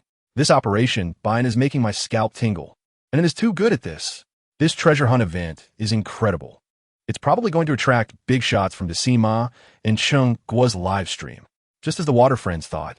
In order to catch a whiff of the aura of the trillionaire, Ren Huang, Yi Huang, and Yao Huang all rushed into Anan's live stream. Ren Huang directly launched 20 super fire gifts, accompanied by a super luxurious barrage. All you big shots, I want that t-shirt, can you let me have it? Yi Huang directly launched 50 super fire gifts, with a super luxurious barrage. Chapter 119, How much is your fish tank? The three water friends were stunned. What is going on? Mr. Wei's house exudes extravagance everywhere. Why does this fish tank look so ordinary? However, the three didn't dare to speak casually. What if they accidentally exposed their ignorance? The water friends were also confused, completely unable to understand why Mr. Wei's house would have such an incongruous fish tank. This fish tank looks very ordinary, almost identical to the one in my house, but I always feel that this fish tank is not simple. Although this fish tank doesn't even have a water change system, nor any fake mountains or anything, as a poor person, I dare not comment casually. Is there a big fish keeper who can come out and introduce this fish tank? Suddenly, a water friend named East Sea Fish King opened an Emperor account, hereinafter referred to as Fish Emperor, in Anan's live stream, and was overjoyed. Even this small streamer has an Emperor now? It's simply unimaginable. Moreover, it's her wild Emperor, not a union account or anything. Thank you, Fish Emperor. For opening the Emperor account, Fish Emperor is mighty, domineering, and handsome. Fish Emperor is 18 centimeters. The water friends immediately became lively.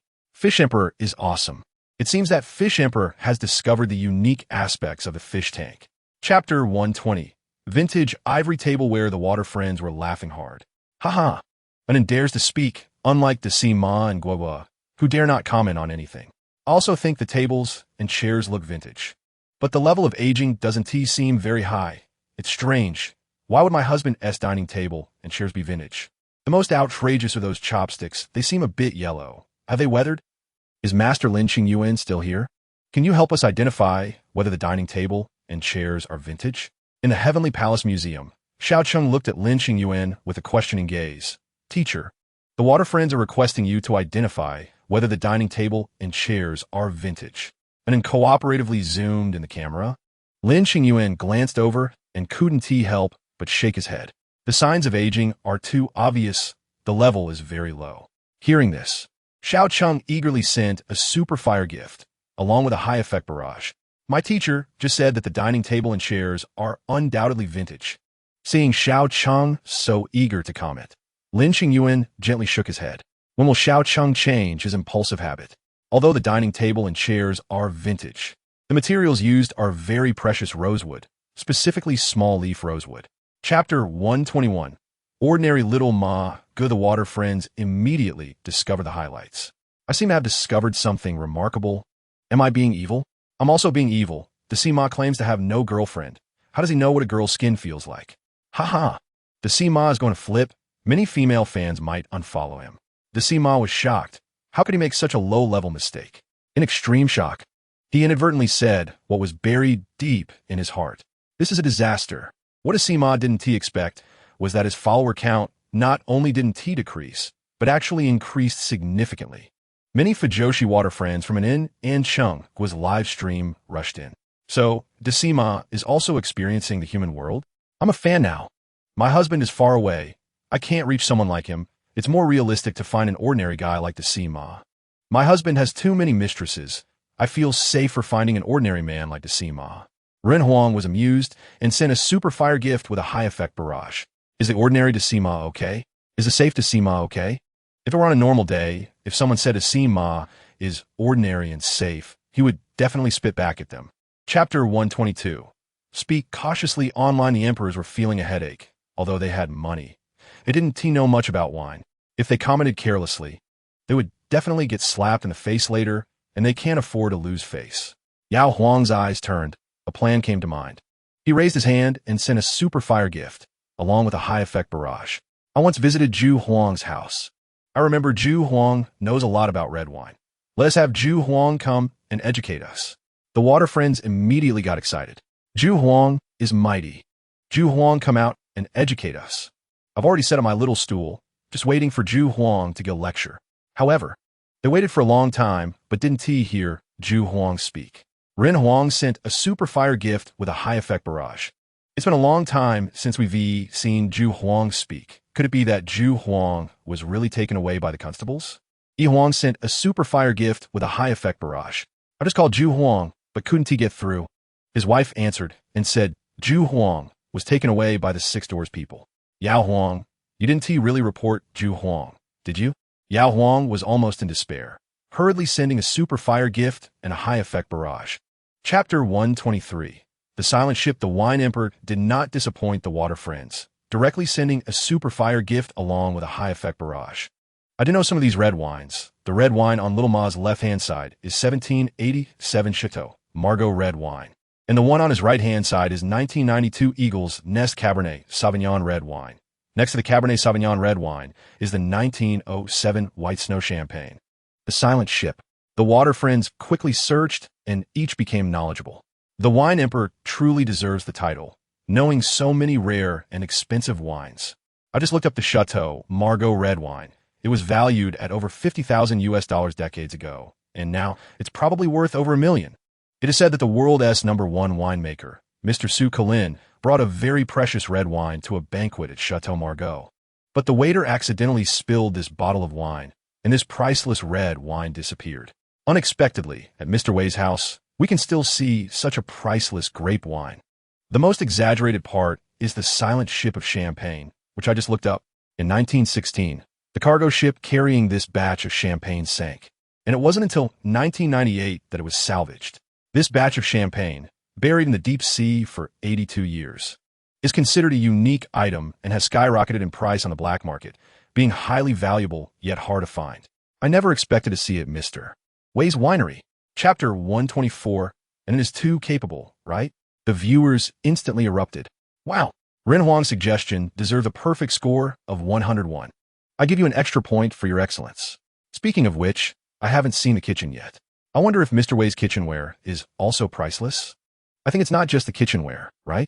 The ingredients Mr. Wei uses must also be very expensive, right? The Sima Changhua and Nen were both very excited, but they didn't dare to casually make such a request. What if Mr. Wei was unhappy? Anan's mind was racing. They didn't dare to say it. But what if it was Shi Yu who saw it herself? Anan intentionally tilted the screen, directing it towards Wei Shi Yu, making it easier for her to see the viewers' comments. Anan's little trick worked. Wei Shi Yu saw the comment from the viewers and was just as interested, wondering what it was like to see her dad cooking. Wei Shi Yu extended an invitation. And then I want to visit the kitchen and watch Dad cook. Are you interested? Yes, I'm very interested. But Anan couldn't say that. Even though she was looking forward to it, she put on a troubled expression. Isn't that a bit inappropriate? Mr. Wei doesn't like to be disturbed while cooking, right? The viewers couldn't help but burst into laughter. Chapter 125. Really ignoring it aren't these 4 missing chefs legends who disappeared for many years. Each of these 4 is a legend in the culinary world. And Chef Feng is even the ancestor of Chef Huang. Such impressive figures are actually helping Mr. Wei. Chef Huang instantly felt intimidated and no longer dared to point out Wei Yuan's mistakes. Mr. Wei must be researching some new dish. Perhaps he is using special MSG? Yes, it must be that way.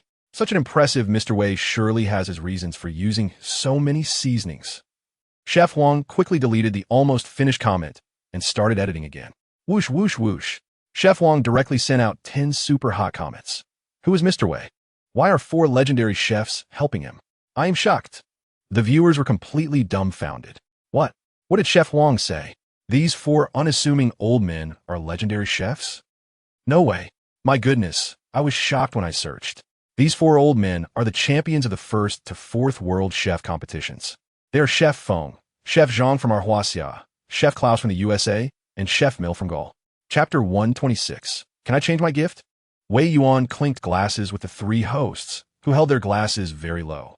Wei Shiyu and Wei Muyao also picked up their glasses and clinked with the three. When Wei Yuan began to taste the wine, the five of them finally raised their glasses. The amber liquid entered their mouths, and the three hosts almost floated away. Oh my, how can red wine be this delicious? The three hosts, who usually had a good vocabulary, suddenly found themselves at a loss for words. They realized they couldn't describe the beauty of Romanicani with their existing language. Especially to see Ma, who loved wine, was so excited to drink such good wine that he actually cried. Wei Shiyu had already tasted Romanicani once. The second time was just as stunning. It was still so refreshing and delightful. Wei Muyao, who never drank, couldn't help but take a small sip after seeing the exaggerated expressions of the three hosts. Then came the second sip, the third sip, and soon the glass was empty.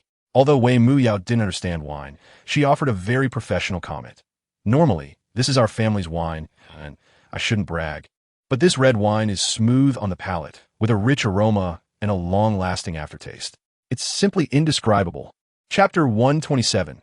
Wei Muyao's discontent with Dad Wei Yuan smiled, looking at the Si Ma with interest. Give me a reason. Well, one of my viewers really likes Mr. Wei's wine bottles, but I know Mr. Wei definitely won't sell them. So I wanted to take this opportunity to help my viewer fulfill their wish by changing the gift. Wei Yuan nodded slightly. This kid is quite good at handling people. Not bad. It's just a few wine bottles. I'll give them to you. You can keep the gift. Wei Yuan, have never taken back anything I gave away. The Sima was overjoyed. Thank you, Uncle Wei. Wei Yuan casually picked up a few wine bottles and handed them to the Sima. The Sima expressed his gratitude profusely, and the three hosts said their goodbyes and left Wei's house. Until they walked out of the building, the three hosts were still a bit dazed, as if everything they just experienced was unreal. At that moment, a Rolls-Royce convoy slowly approached, with Li Changtian and his brothers picking up the three hosts and driving away. At Wei Yuan's home, the two daughters were very considerate, diligently cleaning up the dishes, washing plates and bowls. Wei Yuan wanted help in the kitchen, but he was pushed out by Wei Shiyu. Dad, you gave me so much face today. Just take a good rest. We'll take care of the dishes. Chapter 128. The resentment disappears. The three children stood silently in front of Murong Wanchio's grave for nearly an hour, unwilling to leave. It seemed that the children's filial piety moved the heavens. The originally clear sky dimmed, and a light rain began to fall. It seemed that even the heavens mourned the departure of Murong Wanchio. Bathed in the gentle rain, the three children could no longer control their emotions, and hot tears mixed with the rain slid down their faces, expressing their sorrow. Not far away, the old man guarding the grave sighed softly. It seemed that this family had a deep bond. Whether it was the three children or the husband, they all loved that Lady Murong Wanchio very much. The old man, putting on a raincoat, approached slowly with three umbrellas and offered them to the three children. Children, use the umbrellas. Getting wet in the rain can easily lead to catching a cold. The children politely nodded to the old man and declined. Thank you for your kindness, but let us accompany our mother in the rain. The old man sighed softly. Not a family, not entering the same door. The husband is so devoted, and the children are so devoted. Murong Wanchio lived a worthwhile life. Husband? What's going on? What does this old man mean? Chapter 129. An extremely unique and eccentric family in her rural hometown. Wang Yuanju was very domineering, famous across several villages. However, looking at the magnificent Huangpu River No. One apartment building in front of her, and then at her own clothes, Wang Yuanju, a rural woman who had not seen much of the world, suddenly felt like she couldn't be domineering here. Wang Yuanju turned to her son. Chenglong, is what you said true?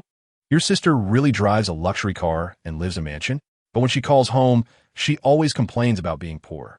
Mo Chenglong nodded vigorously. I am certain. I saw with my own eyes that my sister was driving a Bentley, and the security guard in the neighborhood was so flattering when he saw her. Wang Yuanju nodded vigorously. All right, since you are sure that Mo Yuchi, that dead girl, lives here, then we will wait here. I don't believe she won't go to work. Mo Sei nodded vigorously. That dead girl lives in such a nice place. yet she complains about being poor to us. Today, she must buy a 3-bedroom apartment for Chenglong in the county as a new house, and the car must be at least 300,000. Wang Yuanju scoffed. In the county? Isn't that too small-minded? A house in the county is at most $1 million.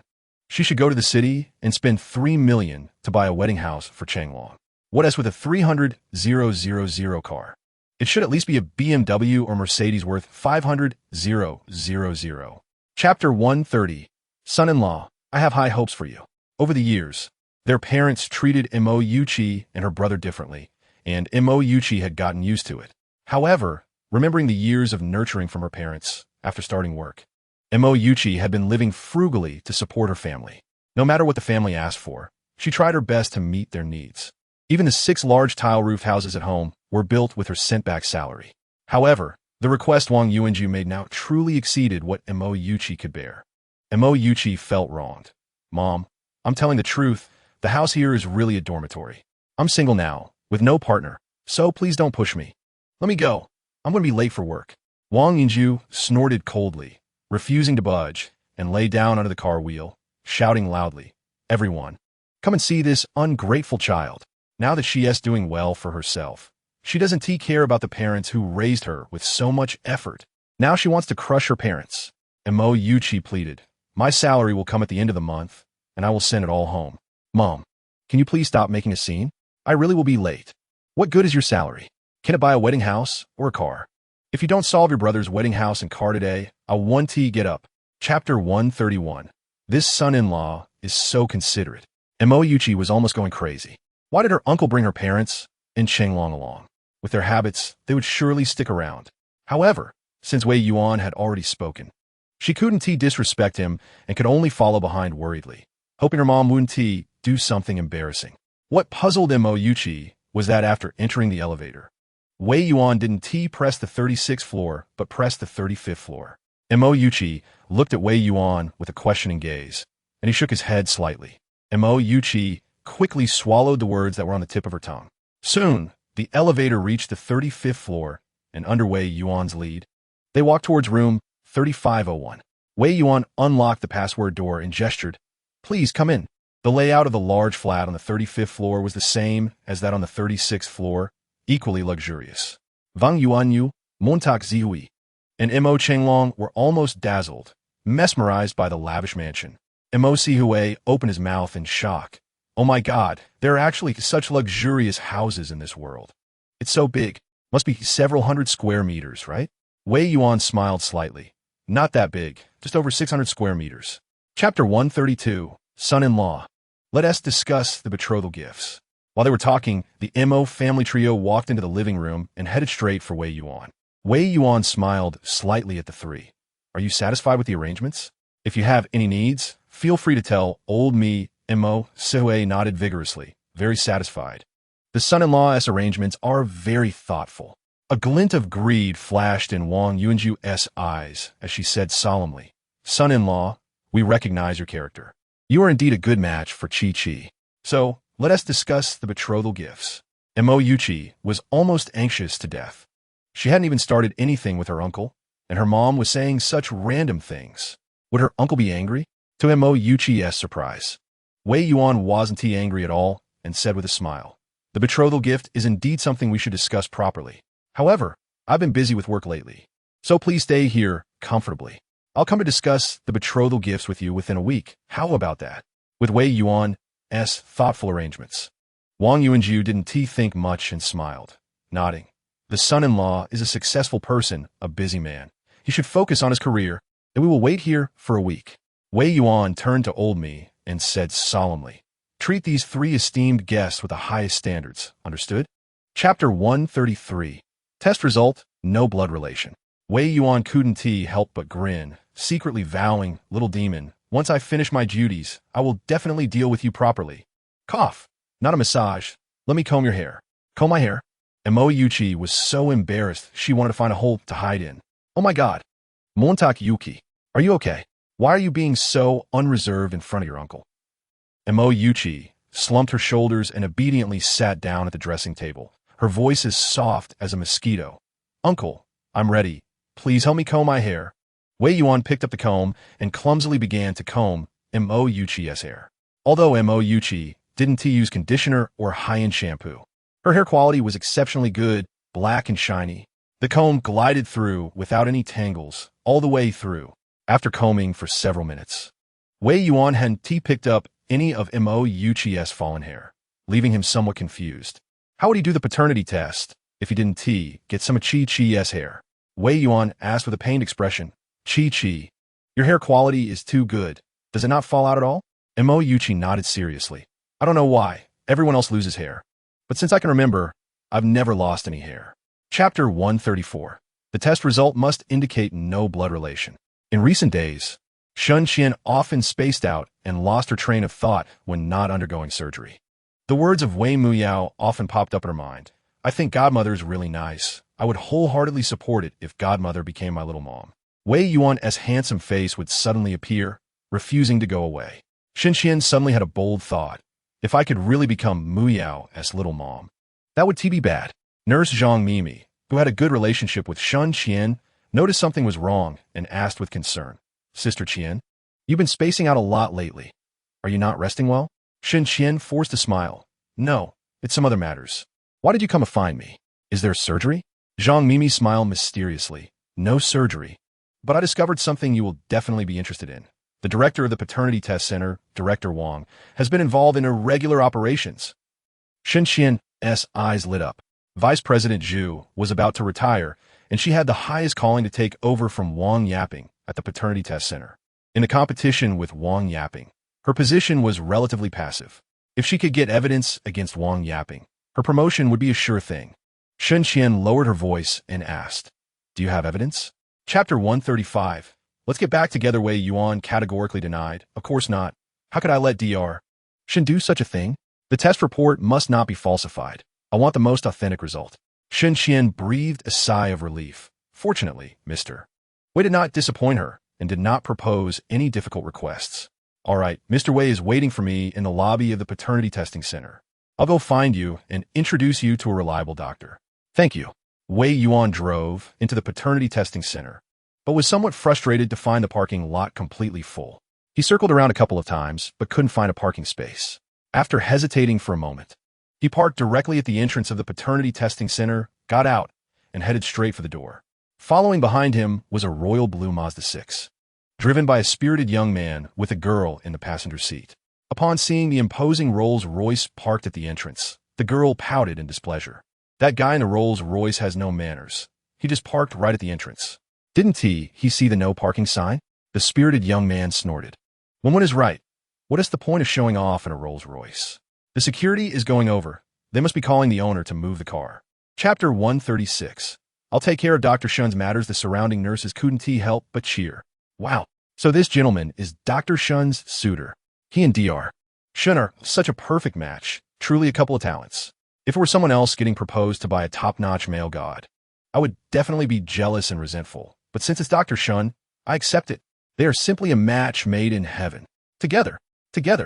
Shun Qian's heart trembled. For 20 years, this bastard had abandoned her for a green card in the U.S. Now, why did he have to stand in front of her asking to get back together? Yuan Hua, ever since the day you chose to go abroad, we have had no connection whatsoever. Please do not disturb me any further.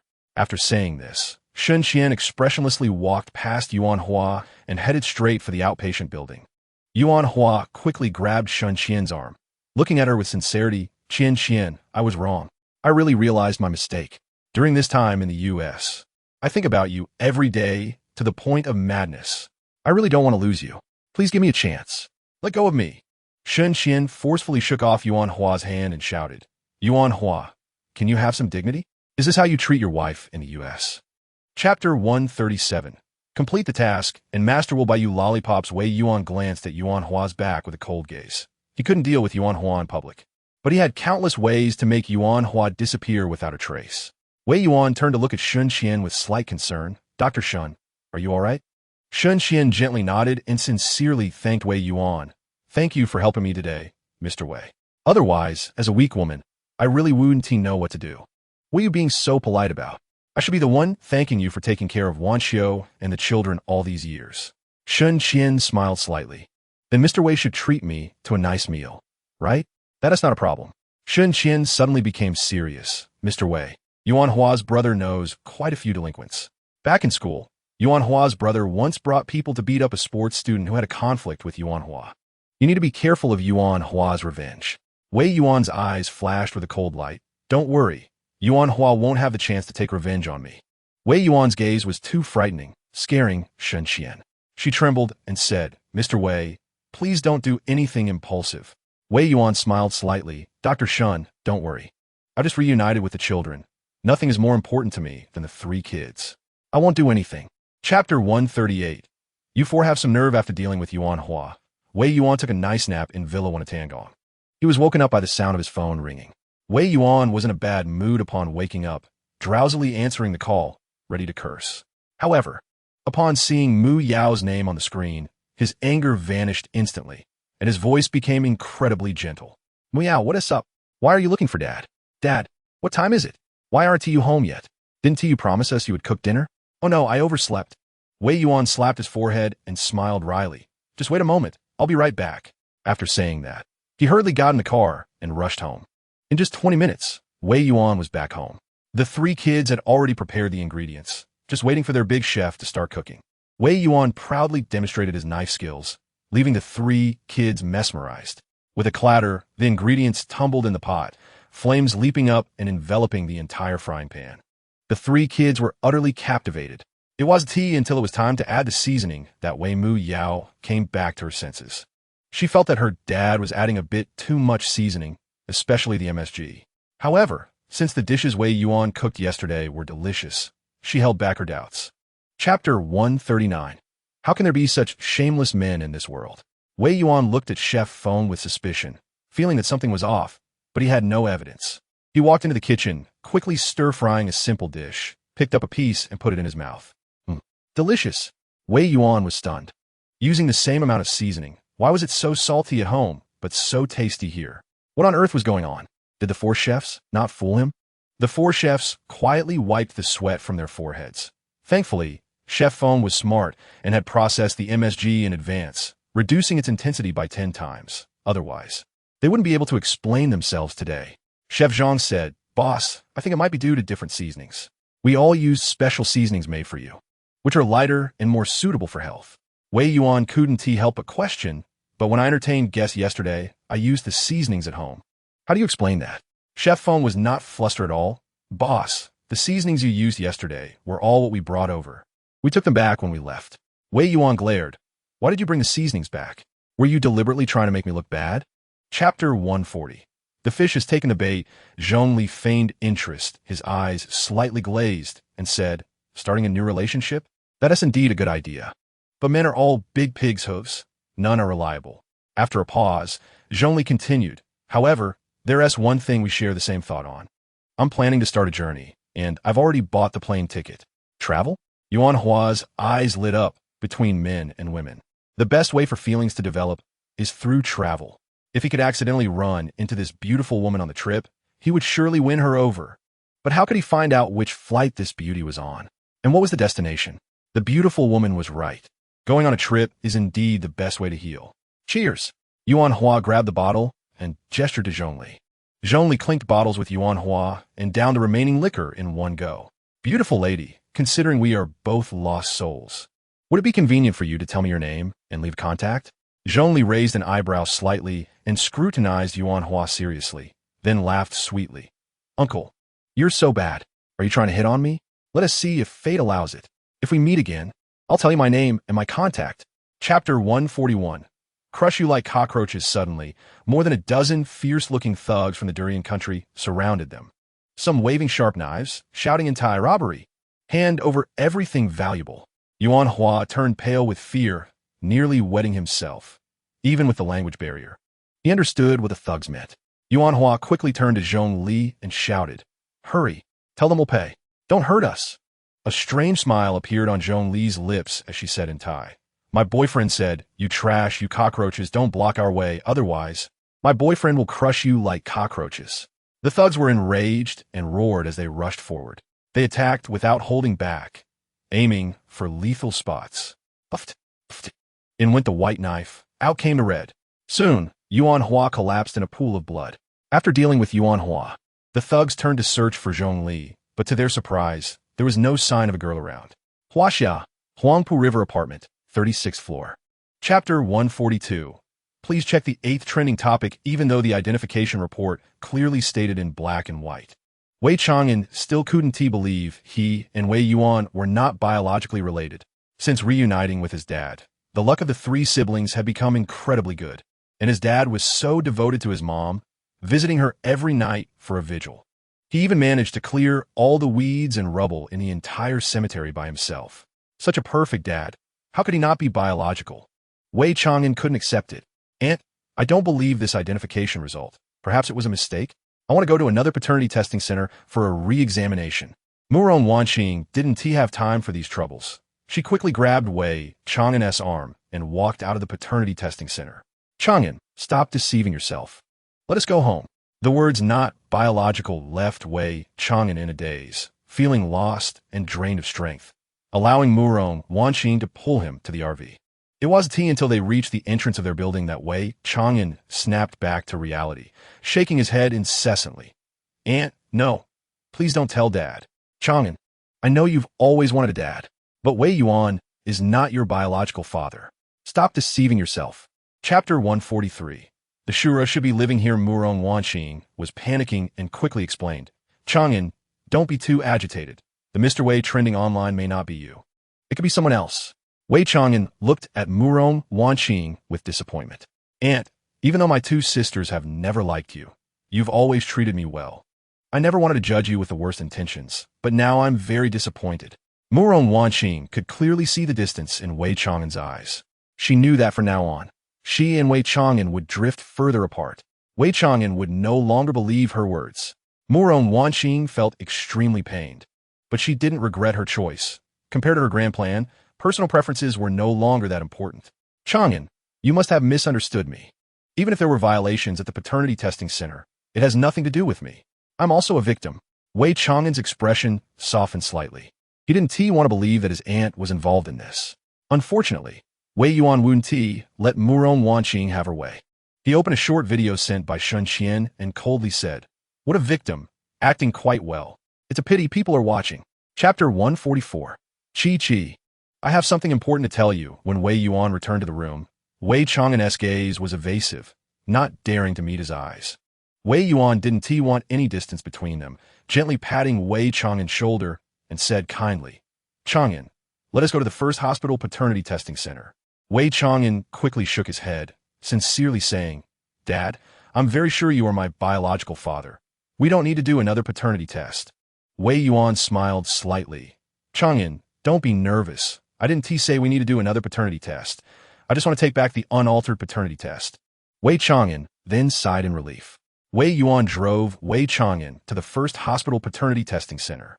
Shen Qian had been waiting for a long time and hurried over when she saw Wei Yuan's car. Mr. Wei, Chang'an, you're here? Dr. Shun, godmother. They greeted each other, and Shen Qian led them into the paternity testing center. While walking, Wei Chang'an curiously asked, Dad, how did you get the video of Aunt and Wang yapping conspiring? Was this your setup? This was indeed a setup by Wei Yuan, but he wouldn't admit it, as that might create a rift with his son. Chapter 145. Mo Yuqi knows her identity. Mo Yuqi quickly remembered the time Wei Yuan took the initiative to comb her hair. At that time, she naively thought that the uncle was doing it to repay her. It turned out the uncle was doing it for her hair. Soon, Mo Yuqi recalled some details. In room 3501, a maid handed the uncle a pouch. Uncle, does the pouch the maid gave you contain my mom's Wang Yuanju's hair? Yes. Mo Yuqi's face turned pale, and she stumbled, nearly falling. Fortunately, Wei Yuan reacted quickly and supported her. Chi, be brave. You will have to face this cruel reality sooner or later. With Wei Yuan's comfort, Mo Yuqi's mood slightly recovered, and many painful memories resurfaced. All these years, she had given her all, and it turned out she wasn't from her biological family. This is just too outrageous. Mo Yuqi couldn't help but shed tears. Why? Why would God play such a joke on me? Such a rare event as a baby swap happened to me. Wei Yuan said coldly.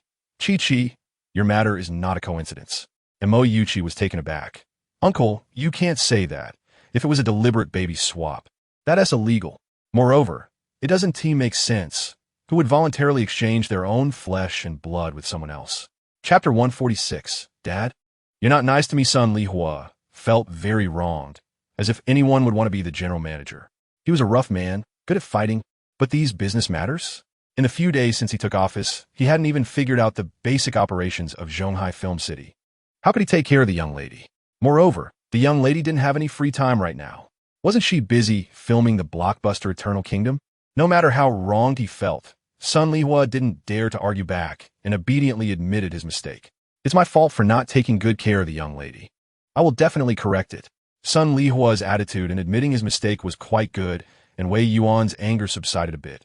It's good that you know your mistake. If their essay next time, I won't be so lenient.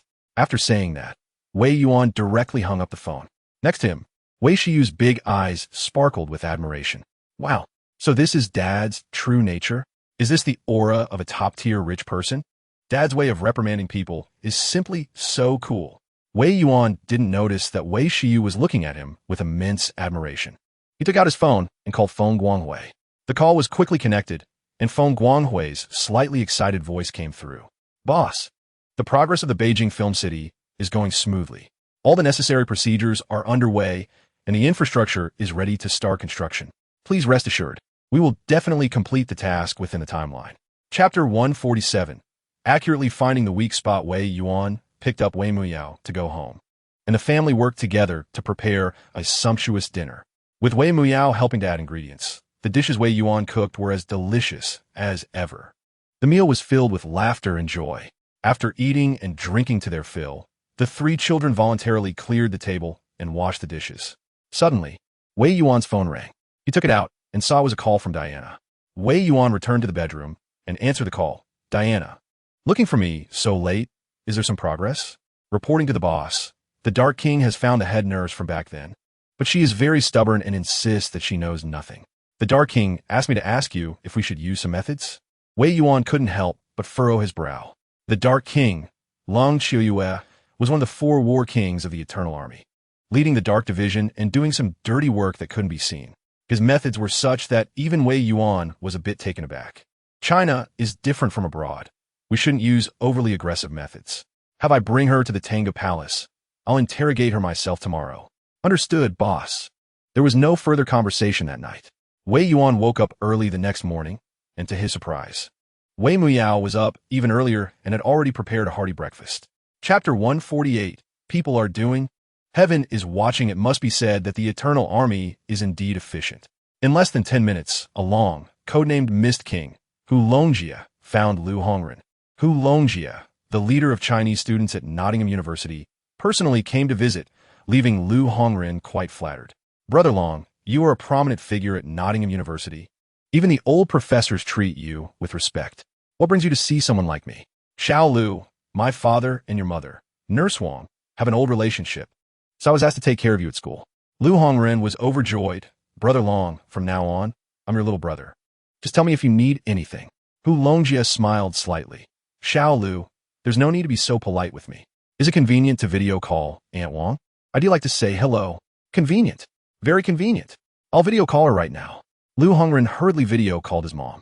In Villa number 4, Wang Rui's heart skipped a beat. Did her son really video call her? This must be a coincidence, right? Otherwise, these people are too terrifying. Wang Rui trembled as she answered the call, seeing her son and a stranger. All her hopes of coincidence vanished. Chapter 149. Since ancient times, ugly people have made trouble. The 2 brothers walked out of the school gate, heading straight for the billiards hall they often frequented. Jian Bolin and his little brothers had gone to work at Heaven and Earth, and this area of the billiards hall had been taken over by another group of small gangsters. Dozens of gangsters with colorful hair were sitting at several billiard tables playing cards, while the billiard hall owner dared not say a word. For some reason, the billiard hall owner suddenly started to miss Jian Bolin and Wei Chang'an. Although those 2 little troublemakers were not easy to deal with, they would always symbolically give some money after they left. However, these little punks hadn't given a single cent in days. Just as they entered the billiards hall, Wei Chang'an saw many old acquaintances, and these old acquaintances had had multiple conflicts with him and Jian Bolin. Wei Chang'an tugged at Jian Bolin's arm and whispered, "Bolin, it's those monkeys. We're outnumbered. Let us retreat quickly." If this had been before their special training, Jian Bolin would have definitely accepted Wei Chang'an's advice. A wise man doesn't suffer immediate losses. They would have first brought their brothers over and then reclaimed their territory. But now, Jian Bolin was bursting with confidence and said with a smile, "Chang'an, don't panic. Leave it to me." Chapter 150. "Let's see who dares to move." Wei Chang'an didn't reply, silently picking up a cue stick as his response. Since young Master Chang'an is stubborn, we'll take offense. Several bodyguards didn't take the cue stick in Wei Chang'an's hand seriously. One of the bodyguards stepped forward and reached out to grab Wei Chang'an. Wei Chang'an certainly wouldn't just surrender. He swung the cue stick at him. The bodyguard's eyes flashed with disdain, easily grabbing the cue stick, and with a strong pull, snatched it from Wei Chang'an's hand. With a crack, the bodyguard broke the cue stick and casually tossed it aside, then raised his hand to grab Wei Chang'an's arm. The bodyguard's movements were too quick, and Wei Chang'an couldn't react in time, realizing he was about to be captured. Just at that critical moment, Jian Bolin darted out from the side. Jian Bolin was too fast, grabbing the bodyguard's wrist. With a forceful twist, there was a crack. The bodyguard's arm dislocated, naturally falling down under the pull of gravity. The bodyguard let out a scream, instinctively covering his shoulder.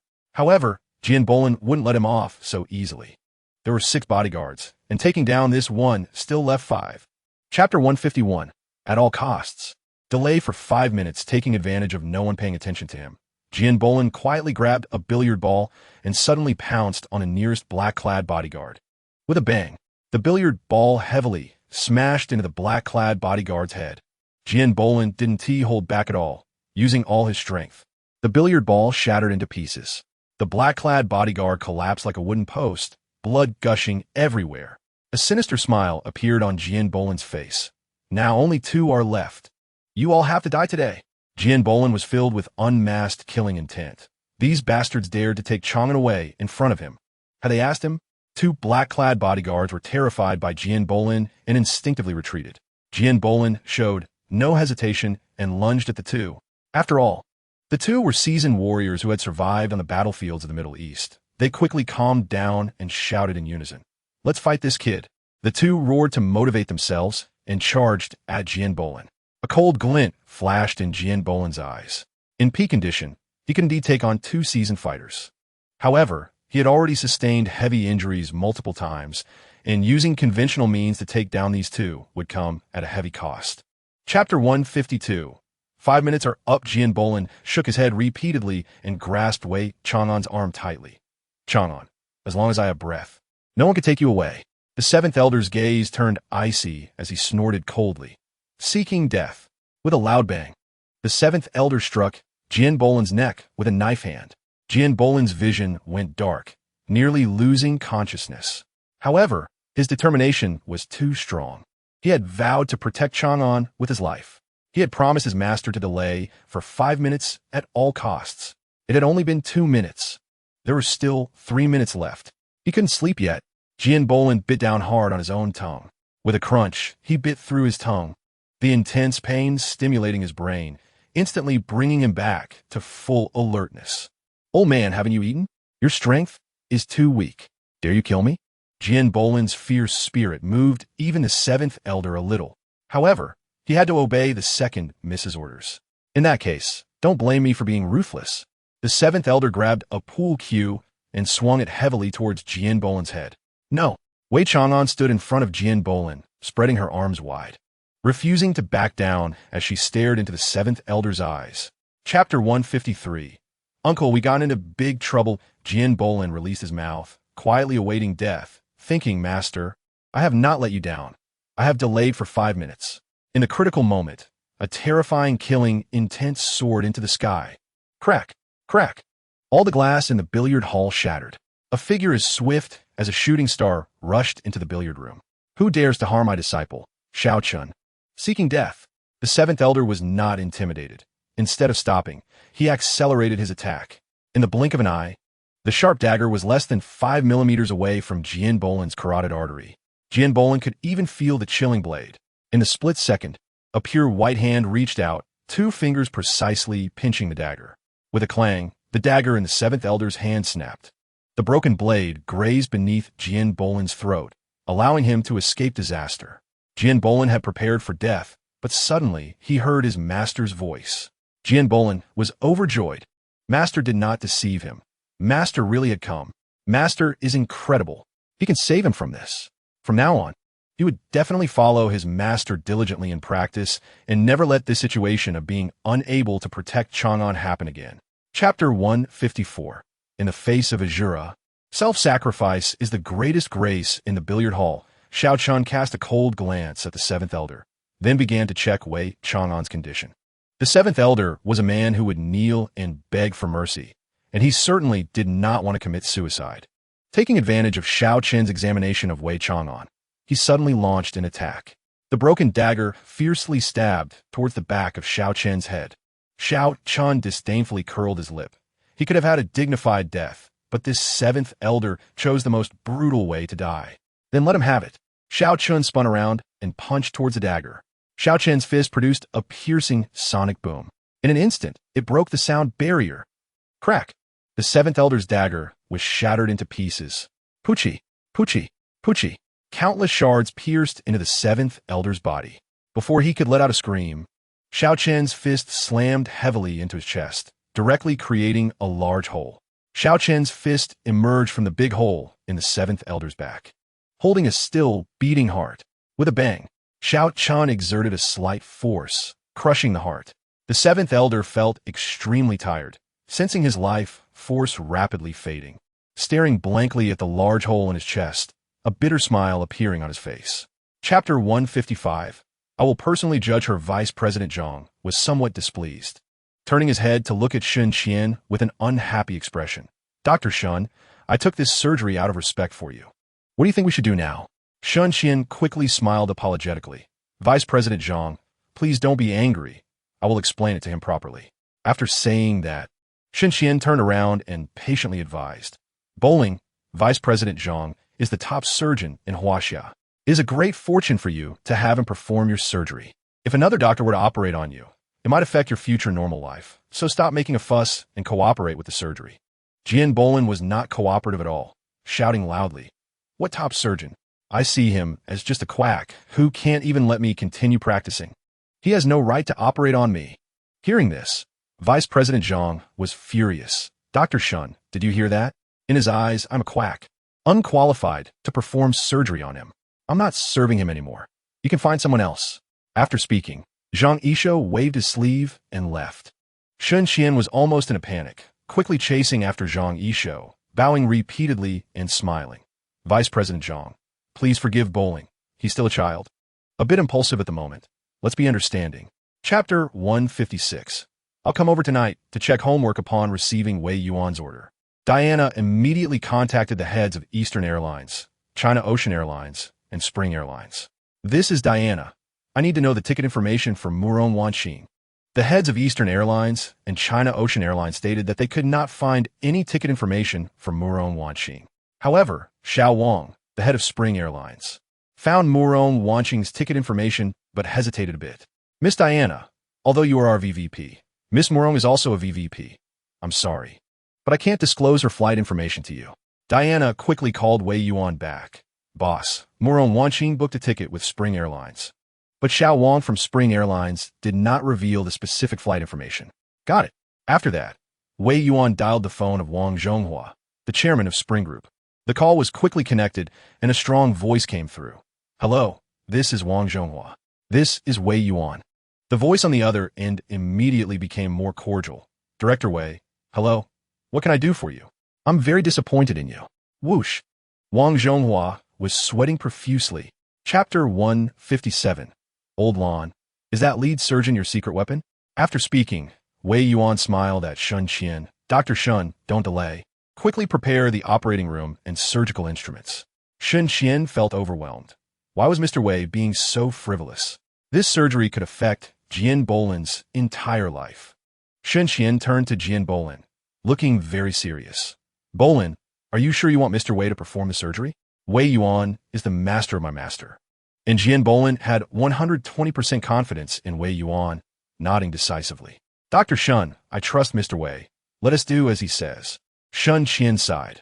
All right then, since it's your own choice, you bear the consequences. I won't persuade you anymore. After saying that, Shun Qian left the ward to prepare for the surgery according to Wei Yuan's instructions. Meanwhile, Zhang Yishou stormed out of the operating room and angrily went to the dean's office, knocking rudely on the door. Dean Lan opened the door, looking bewildered at his old classmate whom he had finally managed to invite. Old Zhang, what's wrong with you? What made you so angry? Dr. Shun just asked me to take on a surgery, but that patient said I was a quack and not qualified to operate on him. Since I'm a quack, I'm also not qualified to come here for learning and communication. I'm taking my team back to Beijing. I just came to say goodbye. Chapter 158. Meeting Dean Wei, Shun Qian felt her head spinning, wanting to stop Lan Songtao, but lacking the courage. She could only follow behind him like a small punching bag. She hoped there wouldn't be too much awkwardness later. Otherwise, she would find it hard to navigate being caught in the middle. With a bang, Lan Songtao pushed open the ward door and saw Jian Bolin lying in bed, with Wei Yuan and Wei Chang'an sitting in chairs. Wei Chang'an was not worth mentioning, but Wei Yuan also looked very young, making Lan Songtao's anger rise. Ridiculous. Isn't this nonsense? Shun Qian actually found a lead surgeon who hasn't even grown all his hair yet. Is this going to ruin the hospital and him? Lan Songtao's gaze shifted back and forth between Wei Yuan and Wei Chang'an, coldly asking, which one of you is the lead surgeon? Wei Yuan calmly nodded to Lan Songtao. I am the lead surgeon. Zhang Yishou followed closely behind Lan Songtao into the ward and, upon seeing Wei Yuan sitting in the chair, couldn't help but widen his eyes in disbelief. Dean Wei? It's actually Dean Wei. Zhang Yishou trembled with excitement and quickly walked up. Seeing Zhang Yishou rushing towards Wei Yuan, Lan Songtao became a bit anxious. Old Zhang is so old. Why is he still so impulsive? Is he going to go hit someone? Chapter 159. Assistant in Operating Room 1. Several intern doctors were anxiously waiting for lead surgeon Wei and Dr. Shun to arrive. Since this surgery was not recorded in the hospital, no regular doctor dared to intervene. Shun Qian could only find a few interns to act as assistants, while she personally served as the first assistant to Wei Yuan. The only thing Shun Qian worried about was that the intern anesthetist had never had clinical practice. She didn't know if he would make a mistake. She had to keep a close eye on him. The few intern doctors were incredibly excited, feeling grateful to Shun Qian. This was a very precious clinical experience, and they didn't expect Dr. Shun to give them this opportunity. They just didn't know who the lead surgeon Wei mentioned by Dr. Shun was. There were no surgeons with the surname Wei at their hospital. Suddenly, one intern exclaimed, "What is going on? Isn't this surgery not recorded in the hospital? How come so many people are in the observation room for Operating Room 1? Oh my God, Director Lin is here too? What is happening? What is so surprising about Director Lin? Look, Dean Lan and Vice Dean Zhang are also here. This is serious. Today's incident is likely going to be a big deal. Will we get fired afterward?" Chapter 160. Physical anesthesia among the crowd. Only Yang Guang did not question. He had 120% confidence in his father-in-law, and soon everyone would know how powerful his father-in-law was. Lan Songtao was also confused. Is physical anesthesia a unique discipline of the Gland Institute? However, Lan Songtao quickly dismissed that possibility, because Zhang Yishou in the operating room also looked puzzled. This indicated that Zhang Yishou didn't know what physical anesthesia was either. However, even if he couldn't figure it out, Lan Songtao didn't dare to question it, because Wei Yuan was the honorary dean of the Gland Institute, the unrivaled top figure in the world of medicine. Not understanding only represents your lack of knowledge. Look more, learn more, and speak less. Lan Songtao turned around and glanced sternly at the medical staff behind him. The medical staff did not dare to discuss casually and immediately closed their mouths tightly. In the operating room, Wei Yuan couldn't help but frown. What was going on with this intern anesthetist? Can't he understand human language? Wei Yuan's tone became a bit harsh. Didn't you hear what I said? Hurry up and prepare the tools for physical anesthesia. Shi Song was panicking and had no idea what to do. He could only look to Zhang Yishou for help, who smiled bitterly. Lead Surgeon Wei, may I ask what the tools for physical anesthesia are? Chapter 161. Incompetent assistant Wei Yuan felt a headache. Was this assistant old man reliable?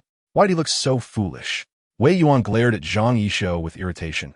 Vice Dean Zhang, why are you still dazed? Hurry up and remove the bandages from the patient and clean the blood. Oh, Only then did Zhang Yishou seem to wake up from a dream. Nodding instinctively in response, and like a primary school student, obediently removed the bandages from Jian Bolin and cleaned the wound. The atmosphere in the observation room was great, and everyone couldn't help but burst into laughter. Haha, it turns out Vice Dean Zhang also has his clumsy moments. It's hilarious. How does it feel like lead surgeon Wei is teaching a primary school student? I really don't want to laugh, but I can't help it. The situation is so reminiscent of our department head teaching us. Amidst the cheerful atmosphere, Zhang Yishou quickly removed the bandages and swiftly cleaned the wound. Soon, Jian Bolin's wound was presented before everyone. The crowd began to grow serious. The main act was about to begin, and they must not blink. Zhang Yishou wiped the sweat from his forehead and said in a tone seeking praise, "Lead surgeon Wei, the patient's bandages have been removed, and the wound has been cleaned." Wei Yuan seriously examined the wound and nodded slightly. "Nice job cleaning. Start suturing." Chapter 162. Why was there you if there was no Liang? The prize guessing game was in full swing, and the boldest Dean Long guessed for an hour and a half. Suddenly, Shun Xian, who had been silent, spoke up. Everyone stopped guessing. In at most 2 minutes, lead surgeon Wei will finish suturing all the tendons. 2 minutes? Everyone rolled their eyes in unison, instinctively wanting to refute. Suddenly, Wei Yuan let out a breath and reached out to Zhang Yishou beside him. Scissors. This time, Zhang Yishou didn't drop the ball and quickly handed the scissors to Wei Yuan. Wei Yuan flicked his wrist, tying a beautiful dead knot. A flash of cold light appeared in his hand, and with a crisp sound, the undamaged suture was cut. Everyone in the observation room was stunned, looking at Wei Yuan, who had cut the suture with incredulity, their worldview shattered. My God, was that only 10 seconds? Wei Zhudao has already sutured one tendon. That means Wei Zhudao only needs 50 seconds to suture all 5 tendons? I can almost go insane. Is Wei Zhudao even human? I suspect he is a god. Wei Zhudao must be a supreme deity. Otherwise, it's impossible to create such an astonishing miracle. Just now when Dr. Shin guessed 2 minutes, I scoffed.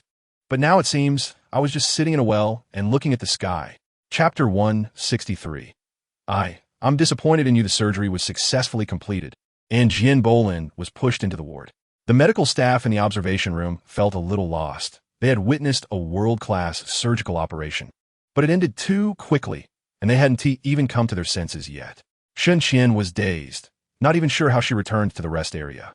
She was clearly very tired, but Wei Yuan's surgical appearance kept flashing in her mind. Shen Qian knew she had fallen for Wei Yuan's charm, a kind that had no cure. After changing his clothes, Wei Yuan went to Jian Bolin's ward, where Jian Bolin looked at Wei Yuan with immense gratitude. "Uncle Wei, thank you for personally performing the surgery for me. I will definitely practice hard in the future to protect Chang'an well." Wei Yuan smiled slightly and advised Bolin, "Don't be anxious. Rome wasn't built in a day. To cultivate your skills, you need to work hard for several years. Your primary task now is to recover well from your injuries. You must not bear weight for 3 months, understand?" "Understood." Wei Yuan nodded slightly and turned to ask Wei Chang'an, "Chang'an, Dad is going to rest for a while. Are you coming back with me?" Wei Chang'an shook his head gently. "Bolin was hurt so badly for me. I should stay here to take care of him." Chapter 164. Wei Yuan judges Murong Wanqing. A glimmer of realization flashed in Leng Qiuyue's eyes, her face calm as she earnestly flattered. "Master is indeed the master. I've learned that different people require different methods and targeted approaches. There are plenty of bugs and small snakes at Elite's place. I'll get some over." Go ahead." Swish. Murong Wanqing's expression changed drastically as she looked at Wei Yuan with immense fear. She had been afraid of bugs since childhood, and snakes terrified her the most. If Leng Qiuyue was a demon, then Wei Yuan was the devil. "No, brother-in-law, please don't. I really know I was wrong. I should have had my eyes on Chang'an. Please, for my sister's sake, give me a quick end." With a slap, Wei Yuan hit Murong Wanqing, knocking out her front teeth. "You're not worthy of mentioning Wanqiu, much less calling me brother-in-law. You're not even a member of the Murong family. Your last name is Mo."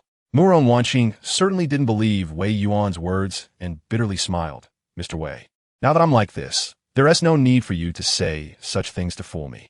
How can I not be a member of the Murong family? I only asked for a quick end." Wei Yuan snorted coldly, pulled out a paternity test report, and unfolded it in front of Murong Wanqing. Chapter 165. Not thinking, Lung Chuyue before Murong Wanqing could comprehend. Wei Yuan suddenly lifted a bamboo basket above her head, and with a crash, it poured down. Venomous bugs, snakes, and spiders fell all over Murong Wanqing. Murong Wanqing felt her whole body go stiff. With so many bugs crawling all over her head and face, she didn't dare move or even breathe, fearing that the bugs would crawl into her nostrils with her breath. Sometimes, the more you fear something, the faster it comes. A grasshopper chose Murong Wanqing's nostril and directly crawled in. Murong Wanqing completely broke down and let out a piercing scream. Get away, you damn bugs. Accompanied by her screams, a venomous spider crawled into her mouth. Ugh! Unfortunately, this time, no matter how hard Murong Wanqing tried, she couldn't spit the venomous spider out. Murong Wanqing's spirit was almost shattered. The devil, Wei Yuan, is definitely the true devil. Wei Yuan couldn't even be bothered to look at Murong Wanqing, turning to Lung Chuyue and Dindan Sodao. Did you learn something? Lung Chuyue was completely in awe. I learned. Master. Wei Yuan looked at Lung Chuyue with a discerning gaze. Besides the bugs, do you have any new ideas? Chapter 166, Second Master. Wei Yuan has boarded the plane. Murong Wanqing showed a relieved expression. Had a week finally arrived? Could everything be over? She only hoped that Mr. Wei would keep his promise and allow her to see her biological parents before she died. Murong Wanqing struggled to stand up and staggered forward. But after just a few steps, she stumbled and fell to the ground. Although Wei Yuan's blood could detoxify, these venomous creatures not only had poison, but also anesthetics, leaving Murong Wanqing feeling numb all over and unable to control her body. You all take her out, give her a good bath, and change her clothes. Wei Yuan ordered the butler's team with a look of disdain. Yes. A few maids entered the dungeon and saw the ground covered with venomous bugs and snakes. Their faces turned pale with fear, not daring to step forward. Wei Yuan paused, quickly realizing the maids were afraid of the bugs, and couldn't help but shake his head gently, inadvertently releasing a hint of aura. The venomous bugs sensed Wei Yuan's aura and were so scared that they all retreated, huddling together in a corner of the dungeon, trembling.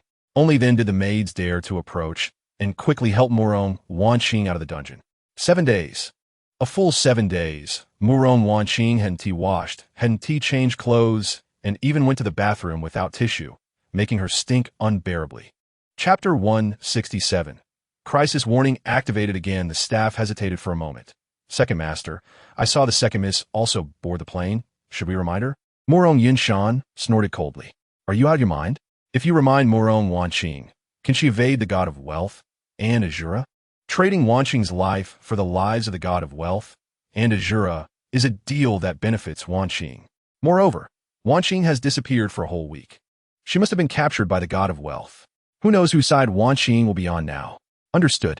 Wei Yuan truly didn't expect that Murong Yinshan could be so heartless to go to such lengths on a large passenger plane.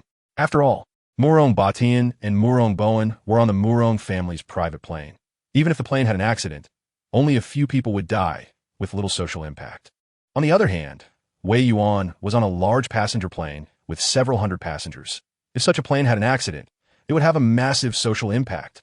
Wei Yuan lay quietly on the spacious chair, resting his eyes, knowing that soon he might face a bloodless battle or a brutal clash. However, Wei Yuan didn't care at all. He was the god of wealth. He was the eternal lord. What grand scenes had he not witnessed? What Murong Yinshan has created is just a light drizzle. Chapter 168. Meeting General Wei. Hu Yanin shook her head repeatedly, clearly unable to accept Xiao Chen's words. How could this happen?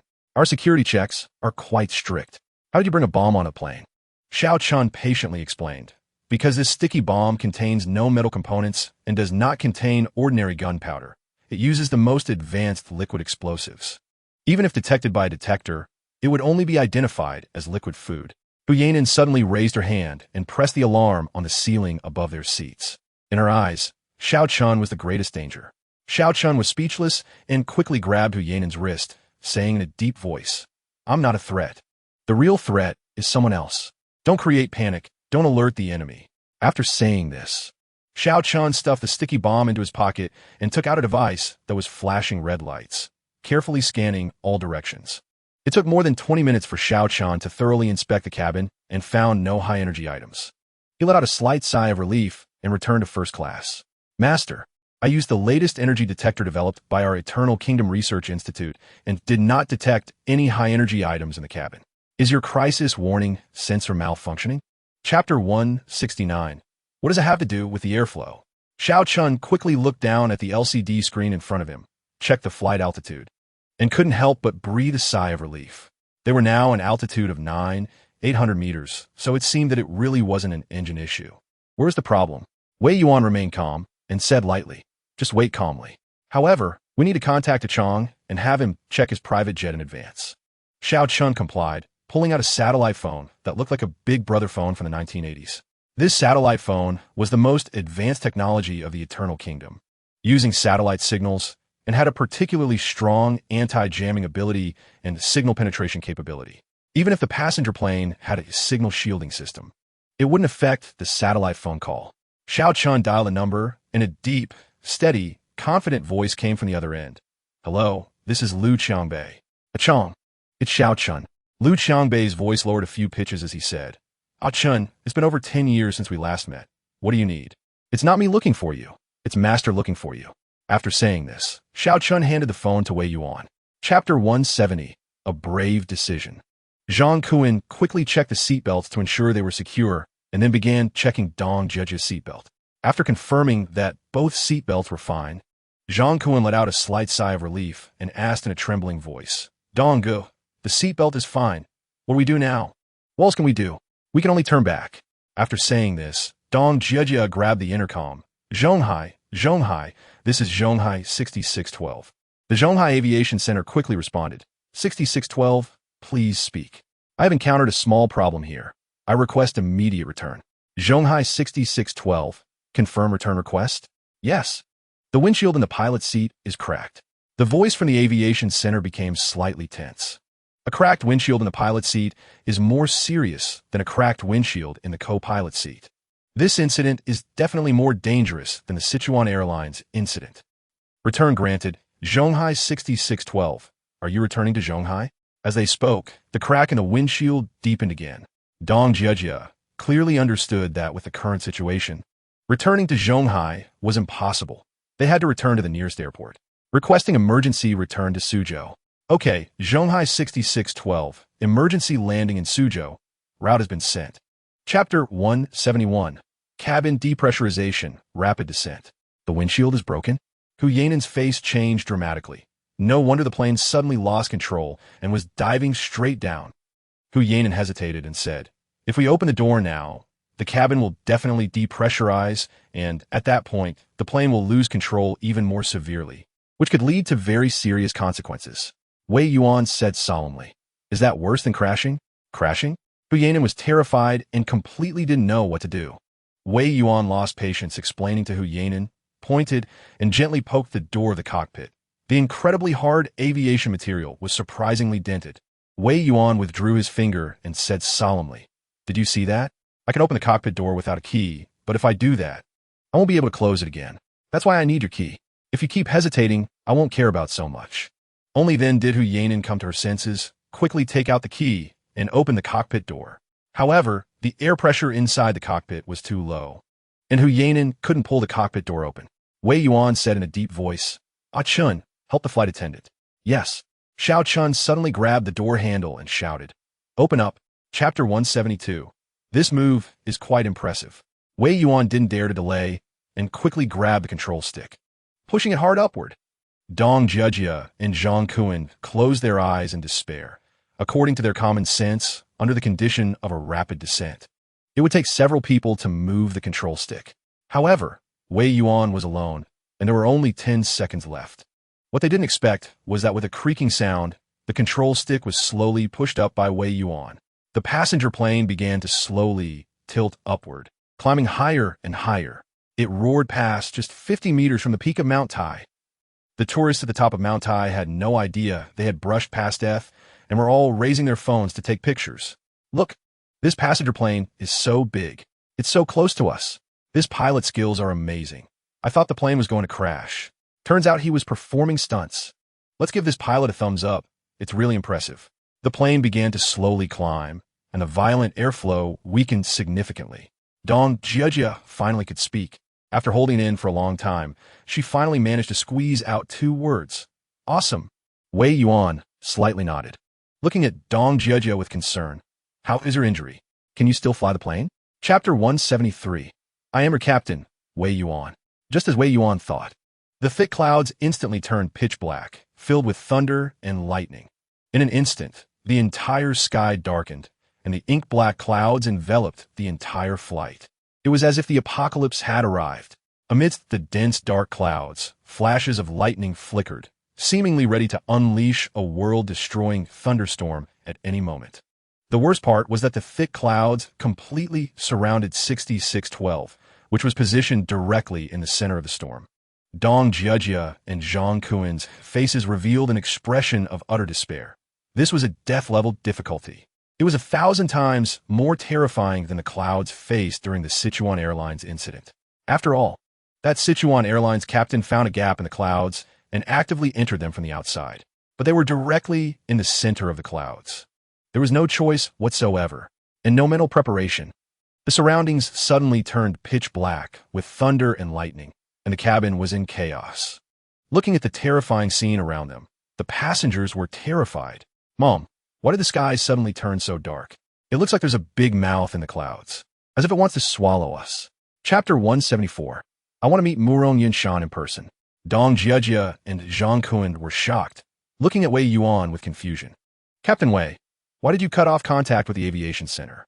Without their guidance, there is a high risk of mid-air collisions, which is very dangerous. Wei Yuan turned his head and glanced at the two of them. Contacting the aviation center is what is truly dangerous. Do you think the rain-inducing bomb just now was a coincidence? It just happened to explode around us? Dong Jia and Zhang Kuen shook their heads gently. Captain Wei, you're overthinking it, right? It should just be a coincidence. Wei Yuan snorted coldly. If it was just a broken windshield, or just a rain-inducing bomb causing a storm, maybe it could be seen as a coincidence. But 2 coincidences in a row, that is a certainty. Dong Jia and Zhang Kuen exchanged glances, their expressions turning serious. If what Captain Wei said was true, the person behind this was too malicious. They actually wanted to kill hundreds of lives. Wei Yuan turned and headed straight for the sea, operating the controls while flying, and soon, the control panel received a strange signal. With a loud pop, the route map on the cockpit lit up again. Dong Jia looked at the route map with curiosity. Wow, this route is too comprehensive. Not only does it include civilian flight paths, but it even clearly marks military aircraft routes. Where did this strange signal come from? Chapter 175. Captain Dong is amazing. Xiao Chun hurriedly opened the cockpit door and rushed in. A strong wind blew in, causing chaos in the cabin once again. At this moment, the passengers also noticed the problem. Why is the plane going so fast? At this rate, we're going to run off the runway. Look, the rubber on the wheels is worn down, and the hub can barely hold on. This is it. Are we going to die with the plane? With a click, Xiao Chun closed the cabin door and shouted, Master, what do you need? You hold the control, stick well. Control the direction of the plane. Yes, Master. Xiao Chun quickly grasped the control stick, managing the direction. Meanwhile, Wei Yuan leaped out of the window. Xiao Chun roughly understood his master's intention, his expression calm. His master was a god-level powerhouse of forbidden power in this world. He had the strength to stop a plane. As Xiao Chun thought, Wei Yuan pressed down on the front of 6612. He shouted loudly, Stop for me! Wei Yuan exerted all his energy, and his hands emitted an astonishing glow. Squeak! A pair of obvious handprints appeared on the front of 6612. Chapter 176. The God of Wealth has arrived. The commander of the War Department, Chun Feng, got out of the car, smiling with a hidden malice as he looked at Murong Yinshan. What a Murong Yinshan! Truly a heroic figure. After speaking, Chun Feng clasped his hands behind his back and stepped onto the stairs. Murong Yinshan's heart raced with excitement, almost jumping out of his throat, not noticing the strange undertone in Chun Feng's words. This was the commander of the War Department, the undisputed #1 in the Huaxiao War Department. Commander Chen personally came to congratulate the Murong family on their birthday. The Murong family's influence would surely reach unimaginable heights. In the courtyard, over 100 tables were set up and filled with people. The tables were clearly divided, with half occupied by business tycoons and half by generals from the War Department and martial arts sects at the war general level. These people were all big shots in their own regions, but in the Murong family, they didn't even have the qualifications to enter the inner hall. Together, they formed an extremely powerful force, already having the qualifications to compete with the Eternal Kingdom. Coupled with Commander Chun and the 4 war kings he brought from the War Department, they could definitely confront the Eternal Kingdom. At this moment, everyone was whispering, "Commander Chung, you are from the Chung family's direct line. Your news is the most reliable. Have you heard any rumors?" Chapter 177. Let's humiliate the God of Wealth. With a thud, Murong Yunshan's phone fell to the ground. How is that possible? How could the God of Wealth still be alive? Didn't the air traffic control have information about 6,612? Murong Yunshan quickly picked up his phone and shouted, "Ah Qian, you must have seen it wrong, right? Didn't the God of Wealth die in a plane crash? I can't be wrong. The God of Wealth is still with Wan Qing. Father, what should we do?" Murong Yunshan, worthy of being a hero, quickly calmed down. How many people did the God of Wealth bring? Only 2. One is the Shura King and the other is Wan Qing. A cold, ruthless expression appeared on Murong Yunshan's face. If Commander Chun hadn't come, perhaps he would have been a bit nervous. But Commander Chun brought the 4 war kings from the War Department, plus a few war kings who were invited earlier, and the 2 war kings from the Murong family. There were at least 10 war kings in the old Murong residence at this moment. And there was Commander Chun, who was suspected to be a war god-level powerhouse. Suppressing a God of Wealth and a Shura is not a matter of minutes, right? Since he is here, don't even think about leaving today. Ah Qian, let us humiliate the God of Wealth properly. Today, our Murong family must step on the God of Wealth's head to rise to power. Hearing his father's ambitious words, Murong Boqian trembled with excitement. Could he really step on the God of Wealth's head? Chapter 178. One move to defeat Master Ma. Seeing Wei Yuan sitting casually at the door, the people in the courtyard whispered among themselves. Who exactly is this person? Even if he is a war king, he wouldn't dare to be so arrogant in the Murong family, right? Today, there are over 10 war kings in the Murong family. Even Commander Chun is here, a young man with some strength, not knowing to hide his sharpness. This young war king definitely has a chance to break through to war god level, but unfortunately, the Murong family won't give him that opportunity. It was indeed a bit arrogant to be so disrespectful in front of Commander Chun, smashing such a heavy table down. Isn't he afraid of offending the big shots in the inner hall? In the inner hall, a loud noise suddenly rang out, and the big shots all showed displeased expressions. However, the big shots were all well cultivated. Even though they were a bit unhappy, none of them stood up. Only Master Ma Baohua from the Hunyuan Wujiman stood up. Master Ma walked out slowly with his hands behind his back, cleared his throat, and scolded. Young people should know the rules and respect their elders. Why are you blocking the door? Hurry up and move the table. Wei Yuan glanced at Ma Baohua, recognizing him as the famous lightning 5-linked whip. Wei Yuan opened his mouth and uttered a single word. Get lost. Chapter 179. Everyone, be gentle. All the guests in the courtyard were dumbfounded, staring blankly at Wei Yuan, who was like a star surrounded by the moon. With their limited intellect, they couldn't understand why these big shots would lower themselves to please such a young man. The people from the inner courtyard, including the War Department and the martial arts community, also exchanged glances, completely unable to comprehend what was happening. However, what they didn't expect even more was that Commander Chin also stood up, walking casually towards the entrance, coming to a halt in front of Wei Yuan, smiling as he looked at him. Ah Yuan, it's been several years since we last met. How have you been? In front of others, Wei Yuan was very casual.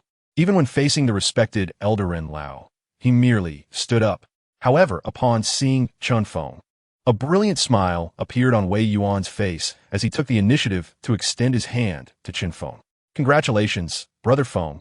You've finally taken the crucial first step. Ha ha ha.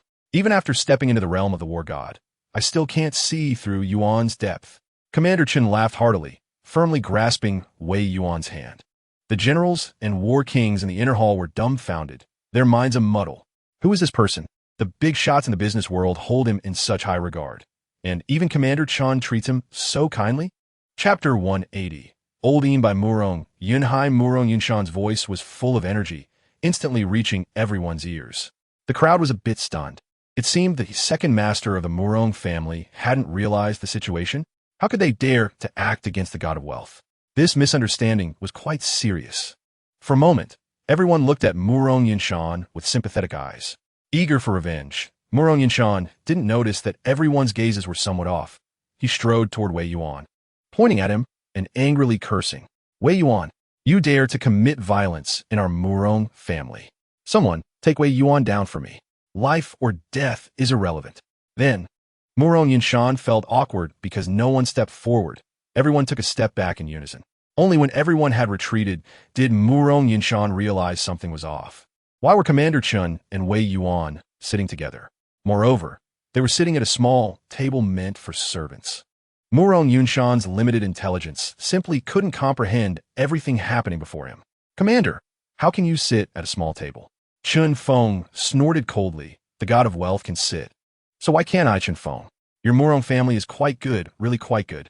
Suddenly, Murong Yinshan's face turned pale, large beads of cold sweat appearing on his forehead. Could it be that Commander Chun wasn't here to support the Murong family, but to stand up for Wei Yuan? Chapter 181. Your anger hasn't subsided. Hearing Murong Yunhai's voice suddenly, Tang Zhao's face revealed ecstatic joy. Yunhai isn't foolish, not foolish at all. That's great. Tang Zhao's movements abruptly halted, and he forcefully changed his attack. All the moves originally aimed at Wei Yuan were redirected toward Murong Yinshan. Murong Yinshan was no match for Tang Zhao and was directly hit in the abdomen by a punch. With a loud wow, he even vomited his overnight meal. Clutching his stomach, he weakly collapsed to the ground. For a moment, all the war kings felt a bit awkward. They had thought they would witness a god-level confrontation today, but unexpectedly, it turned out like this. This Murong Yunhai is quite the actor, isn't he? Murong Yinshan looked at Murong Yunhai in disbelief, unable to believe his eyes. You aren't poisoned. Why are you pretending to be poisoned? If I don't pretend, will you voluntarily tell me that you were the one who caused the deaths of Bowen and Bodhi? Murong Yinshan, you have such a cruel heart, doing such insane things for some family wealth. Have you forgotten that Bowen and Bodhi called you second uncle and pulled your beard? Murong Yinshan forced a smile. In the end, the victor is king. Just kill me. There's no point in saying more. Old Tang cut off his tendons and throw him into the firewood room.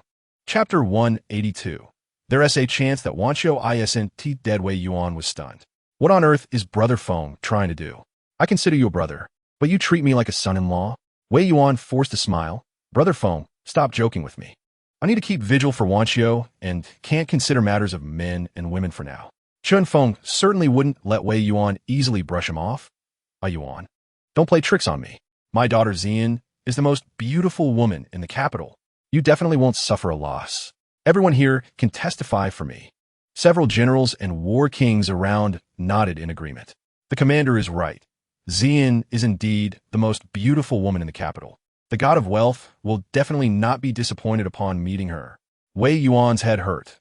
One shouldn't be too handsome. Otherwise, everywhere he goes, he's treated as a son-in-law. Wei Yuan quickly changed the subject. I want to launch an economic strike against the Murong family. Do you all want to continue cooperating with the Murong family? All the big shots shook their heads simultaneously, quickly expressing loyalty to Wei Yuan. Abba, cut off all cooperation with the Murong family. The Penguin Group, cut off all cooperation with the Murong family. The Jingbei Group, cut off all cooperation with the Murong family. The Yida Group, cut off all cooperation with the Murong family. In the entire inner hall, all the big shots clearly expressed their stance. Even Old Ren from Huawei stood on Wei Yuan's side. Chapter 183. Prepare another dowry. Wei Yuan nodded slightly. No wonder I felt your wife seemed a bit unnatural. As if it was our first meeting, yet she insisted on pretending that she had met me once before. Sigh, Murong old man, how much do you really know about your wife's disappearance? What are the chances that Wanqiu is still alive? Murong Yunhai hesitated and said, only those dreams may have some possibility. I can't say how great the chances are, but I have this intuition. Do you believe me? After a pause, Murong Yunhai seemed to recall something. That's right, Chujin has never practiced martial arts, but Old Tang once said he might not necessarily be her opponent. This means that the existence that made Chiojin disappear without a trace can easily crush a war god-level powerhouse. Wei Yuan's pupils slightly contracted. This behind-the-scenes mastermind is intriguing. and he really wants to meet him. However, it's best to first adjust his body and resolve the small issues he has. Morong, old man. Don't tell me you have no clues at all? Morong, Yunhai hesitated, biting his lip. I vaguely remember my wife seems to have said that whether our youngest daughter can escape her fate depends on whether she can survive her 27th birthday. Chapter 184. Three choices. Wei Yuan didn't engage in pleasantries with Morong Yunhai at all, waving his hand. Ah Chun, take away Morong Wanqing. Yes. Morong Yunhai's eyelids twitched slightly, ultimately swallowing the words that were about to come out, and with a slightly weary hand gesture, he said, Old Tang, arrange a plane for Yuan. Yes. Old Tang arranged the most luxurious private jet of the Morong family, and Wei Yuan and his group boarded. The private jet took off, heading straight for Zhonghai. 2 hours had passed since Wei Yuan left, and Dong Jiejia contacted the air traffic control. Hello, I'm Captain Dong Jiejia of Flight 6612. The voice on the other end was filled with joy. Captain Dong, you're still alive? What happened to 6612? Where did you make an emergency landing? How are the passengers? Flight 6612 made an emergency landing at the Jingbei Gusu Logistics Branch, and the passengers have been evacuated.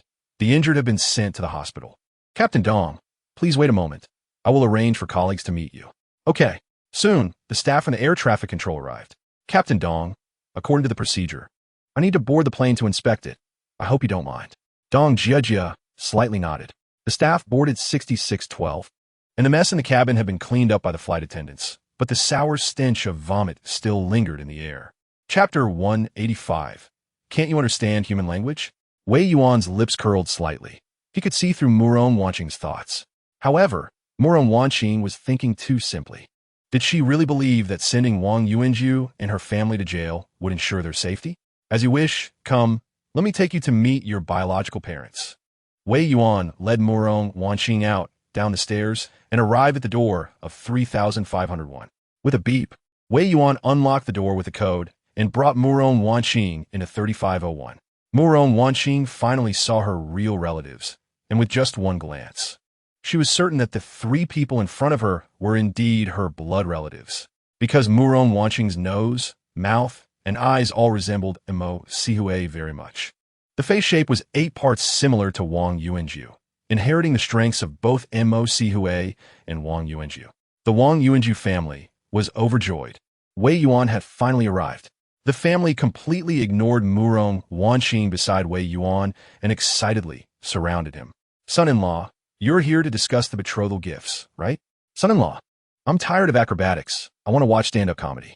Have Wang Mian and the Snow Country Train come to tell me jokes. I don't want that Yongli. She criticizes men too much. Chapter 186. The death of Morong Wanqing Wang Yuanju was almost going crazy. This little brat was trying to kill her. Being arrested was nothing. The key was that if the Morong family found out about the child swap, they would definitely not let her off. With the power of the Morong family, killing her would be as easy as squashing an ant. Little brat. How could I give birth to such a vicious little brat? You actually reported me? Do you believe I'll tear your mouth apart? Wang Yuanju screamed as she rushed forward, desperately trying to grab Morong Wanqing's phone. Of course, Morong Wanqing Wunti let Wang Yuanju succeed, and the two women started fighting. Mo Chenglong hated Morong Wanqing to death. If it weren't for this sister who popped out of nowhere, his brother-in-law wouldn't be so ruthless to him. It's all because of this damn woman. Damn woman. Why did you come to harm our family? Do you believe I'll strangle you? Mo Chenglong tightly grabbed Morong Wanqing's neck with his good hand. Morong Wanqing certainly wouldn't just sit there. She suddenly executed a fierce attack. Boom! The chickens flew and the eggs broke. Damn woman. Your moves are so ruthless. Mo Chenglong let out a terrible scream, falling directly to the ground and rolling around. Chapter 187. Someone comes to challenge for Wei Yuan. The Wang Yuanju family was like a gust of wind passing by, leaving no ripples. Wei Yuan returned to his calm life, picking up and dropping off his 2 daughters at work daily, while Chang'an stayed in the hospital to accompany the bed. So there was no need to pick her up. On an ordinary day, Wei Yuan was slacking off at the company as usual. Mo Yuchi carefully massaged Wei Yuan's head, while casually asking, Uncle, I went to 3501 yesterday, but the Wang Yuanju family is gone. Where did they go? To where they should go. Mo Yuchi's heart skipped a beat. Her fingers trembled slightly as she asked in a trembling voice, Did they die? Do you think they should die? Mo Yuchi took a deep breath and slowly uttered two words. They should. Wei Yuan smiled slightly.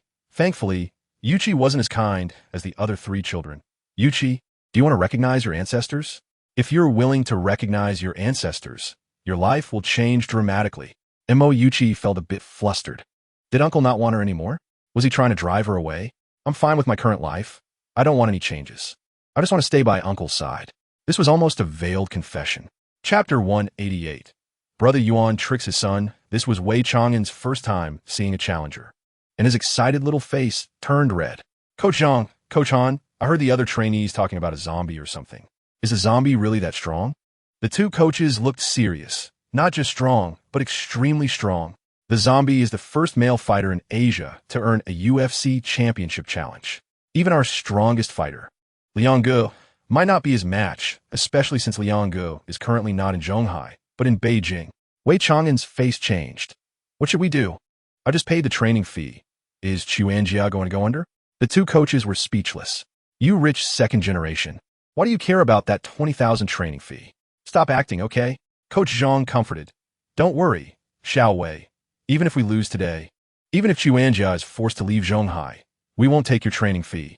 Chuanjia might just change its name, and we can still continue to teach you. Hearing this, Wei Chang'an finally breathed a sigh of relief. Wei Yuan nodded slightly. Chuanjia was quite good. Such a conscientious fighting club was rare nowadays. And he couldn't let that little brat be arrogant in Chuanjia. Wei Yuan smiled and said, You two coaches are making too much of that zombie, right? I think he's just a name-dropping guy, not as tall or as strong as my son. My son can take him down. Chapter 189. Lost the challenge. Still want to leave standing? Anyone who has been hit in the eye will understand what it feels like to be struck there. The zombie instantly lost his fighting power and was dazed. The zombie instinctively covered his eyes, leaning against the octagonal cage, crouching on the ground, his mind a mess. Wei Chang'an didn't hold back just because the zombie had lost his fighting power, as he felt that after one punch, a significant portion of his strength had been depleted. Moreover, his inner strength was continuously declining. Wei Chang'an knew very well that he had to completely defeat the zombie before his strength disappeared. Otherwise, once the zombie recovered, it'd be time for a turnaround. Wei Chang'an rushed forward quickly and launched a frenzied attack on the zombie. Bang! Bang! Bang! Bang! In the blink of an eye, the zombie was beaten into a pig's head, slumped on the ground, and his right hand kept slapping the floor in surrender. Wei Yuan nodded slightly. After the little brat got injured, Chang'an had grown a lot. Previously, when Chang'an saw the zombie sitting on the ground, he definitely wouldn't have continued the attack. But now, Chang'an's finishing blow was quite ruthless, showing a bit of his style. Seeing the zombie slapping the ground in surrender, the entire Chuanjia erupted in an astonishing roar. Awesome. Little brother is awesome. Crushing the zombie. Chapter 190, Body Development Level. 99.9%. Chen Tianxiong repeatedly waved his hands. How could that be? Mr. Wei's willingness to train is a blessing for our Chuanjia. After chatting for a while, Chen Tianxiong took his leave. Wei Chang'an smiled at Coach Zhang and Coach Han. Two coaches, will you continue to guide my training? Coach Zhang and Coach Han repeatedly waved their hands. We can't. How can we dare to guide Brother Wei? Brother Wei is so strong. He must have his own training plan. Brother Wei, your bad taste is too strong. Is it really that fun to tease us like this? Wei Chang'an had countless MMP in his heart, not knowing who to tell. He could only walk up to Wei Yuan and said hesitantly, Dad, you can't be this much of a burden to your son. With you like this, no one is willing to teach me. Wei Yuan smiled slightly. Do you need others to teach you? Wei Chang'an was taken aback, quickly realizing what his dad meant. His dad could easily help him defeat zombies with just a little effort. Could it be that his dad was a hidden master? Dad, was that just now some kind of qigong? Did you pass me some internal energy? Wei Yuan shook his head gently. It's not qigong, it's the power of science. The power of science? Wei Chang'an looked confused. Chapter 191. Chang'an breaks through limits. A satisfied smile appeared on Wei Yuan's face. Chang'an was doing well, breaking through his physical limits in the first training session. However, this was just the beginning. Chang'an, take a 10-minute break, then we'll continue to the second round. You flipped the tire 23 times just now. Next time, you need to flip it at least 24 times. Can you do it? I can. After resting for 10 minutes, Wei Chang'an jumped up as if fully revitalized and got back to the tire. 10 times. 20 times. After reaching 20 flips, Wei Chang'an's arms felt weak. His waist and legs ached, and he almost lost all his strength. At that moment, Wei Chang'an only had one thought in his mind: to lie down and rest for a while. He looked pitifully at Wei Yuan as if to say, "Dad, I really can't do it anymore." Wei Yuan's expression was extremely cold. "Chang'an, you are an adult. Adults must take responsibility for their choices. There are 4 more flips. You can do it." Wei Chang'an steeled his heart and, not knowing where the strength came from, pushed through for 3 more flips. 23 flips. Wei Chang'an reached his limit again. At that moment, he felt a burning sensation in his lungs, and his arms and legs began to tremble slightly. However, Wei Chang'an did not give up, gripping the tire tightly and letting out an earth-shattering roar. Chapter 192, Dad, I want to make a wish. There was no conversation throughout the night. As dawn broke, Wei Yuan woke up, made breakfast for the kids, and then forwarded the information he received from Chun Feng to Xiao Chun. Chun, arrange for the brothers to guard these places. If there are any anomalies, report to me immediately. Yes, master. After breakfast, Wei Yuan sent the 3 kids off to work and school, and he was starting to enjoy this peaceful life. However, the trees want to be still, but the wind does not cease. Seeing Dad park the car, Wei Shiyu took out the wish card and handed it to Wei Yuan. Dad, I want to make a wish. Wei Yuan was taken aback. Isn't there a wishing platform at home? You can make your wish there. Wei Shiyu said sweetly. Chang'an doesn't know your identity, so it's a hassle to make a wish at the wishing platform. I could just wish directly to you. Wei Yuan smiled and pinched Wei Shiyu's cheek. You little clever girl, tell me, what is your wish? Even if you want the moon from the sky, Dad will help you pick it. I don't need something as exaggerated as the moon. I plan to resign from Huanya and hope you can approve it. Wei Yuan was taken aback. What is going on? Is someone bullying you at Huanya? Wei Shiyu quickly shook her head. How could that be? With Dad and Master taking care of me at Huanya, who would dare to bully me? I mainly feel that it's too comfortable at Huanya, which is not beneficial for my growth. Chapter 193. I plan to start my own business. Chunming Xiao? Who is that? Soon, Wei Yuan remembered that to help Chang'an become the student council president, he had helped Chunming Xiao fulfill his wish and sent him to Goldman Sachs. Wei Yuan did not expect that in such a short time, Chunming Xiao would start to shine, as expected of the student council president of the foreign language college. His abilities were outstanding. Since Chunming Xiao was so talented, why not keep him for Shiyu? Wei Yuan's mouth curled slightly. Since Balon Kefin values Chunming Xiao so much, I must reemploy him. Immediately have HR contact Chunming Xiao and terminate his employment. Huh? Balon Kefin was almost going to die from frustration. Why did he have to tell Director Wei this? After finally getting a financial genius, he just lost him like that. However, Balon Kefin couldn't afford to offend Wei Yuan, so he could only accept it begrudgingly. Okay, Director Wei, I will terminate Chunming Xiao's employment right away. Wei Yuan smiled slightly. Also, terminate Yu Yang's employment as well. Balon Kefin was going crazy. Director Wei was trying to empty Goldman Sachs? Goldman Sachs is your company, okay? This is too much. If possible, Balon Kefin really wanted to yell at Wei Yuan, but when the words reached his mouth, he could only smile and say, Director Wei's recognition of Yu Yang is his blessing. No more business? Hurry up and terminate their employment. After saying that, Wei Yuan directly hung up the phone. Wei Shiyu did not know that Wei Yuan was recruiting employees for her while digging into her own company. At this moment, Wei Shiyu had already submitted her resignation to Mo Yuchi. Hearing that Wei Yuan had agreed to Wei Shiyu's request, Mo Yuchi did not try to retain her. She also understood that staying at Huanya would not be meaningful for Wei Shiyu and would not help her growth. Shiyu, being your own boss will encounter many things. If you run into trouble, remember to tell Master. Okay, Master, thank you for taking care of me for so long. Mo Yuchi smiled slightly. I should be thanking you.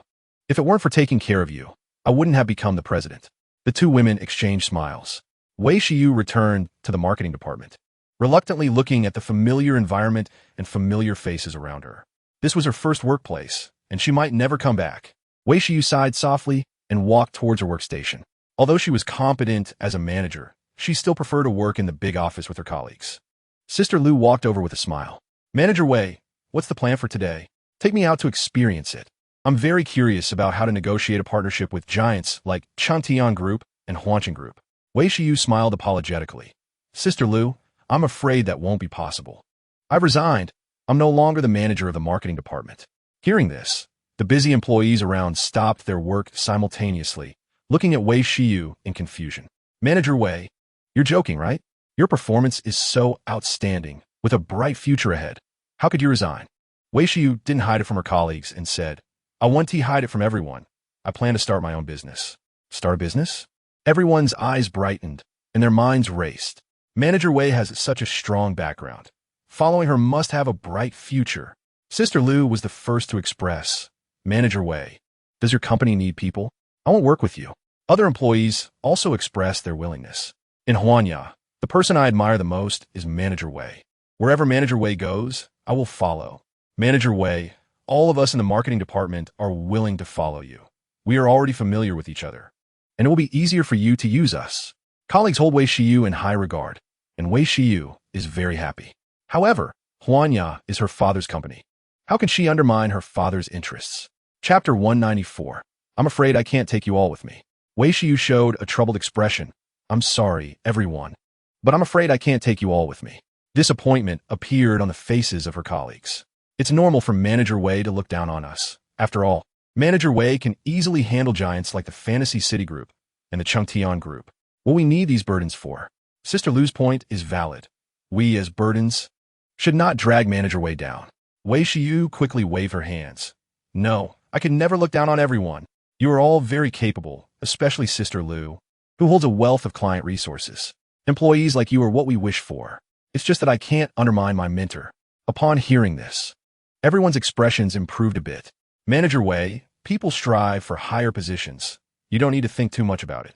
Moreover, Mr. Mo is just the president, not the chairman. This doesn't count as undermining Mr. Mo. Manager Wei. As long as you don't think we lack ability, wherever you go, we will follow you. We are committed to you. Wei Shiyu hesitated for a moment. Everyone, don't be impulsive. I will go find my mentor and explain it to her.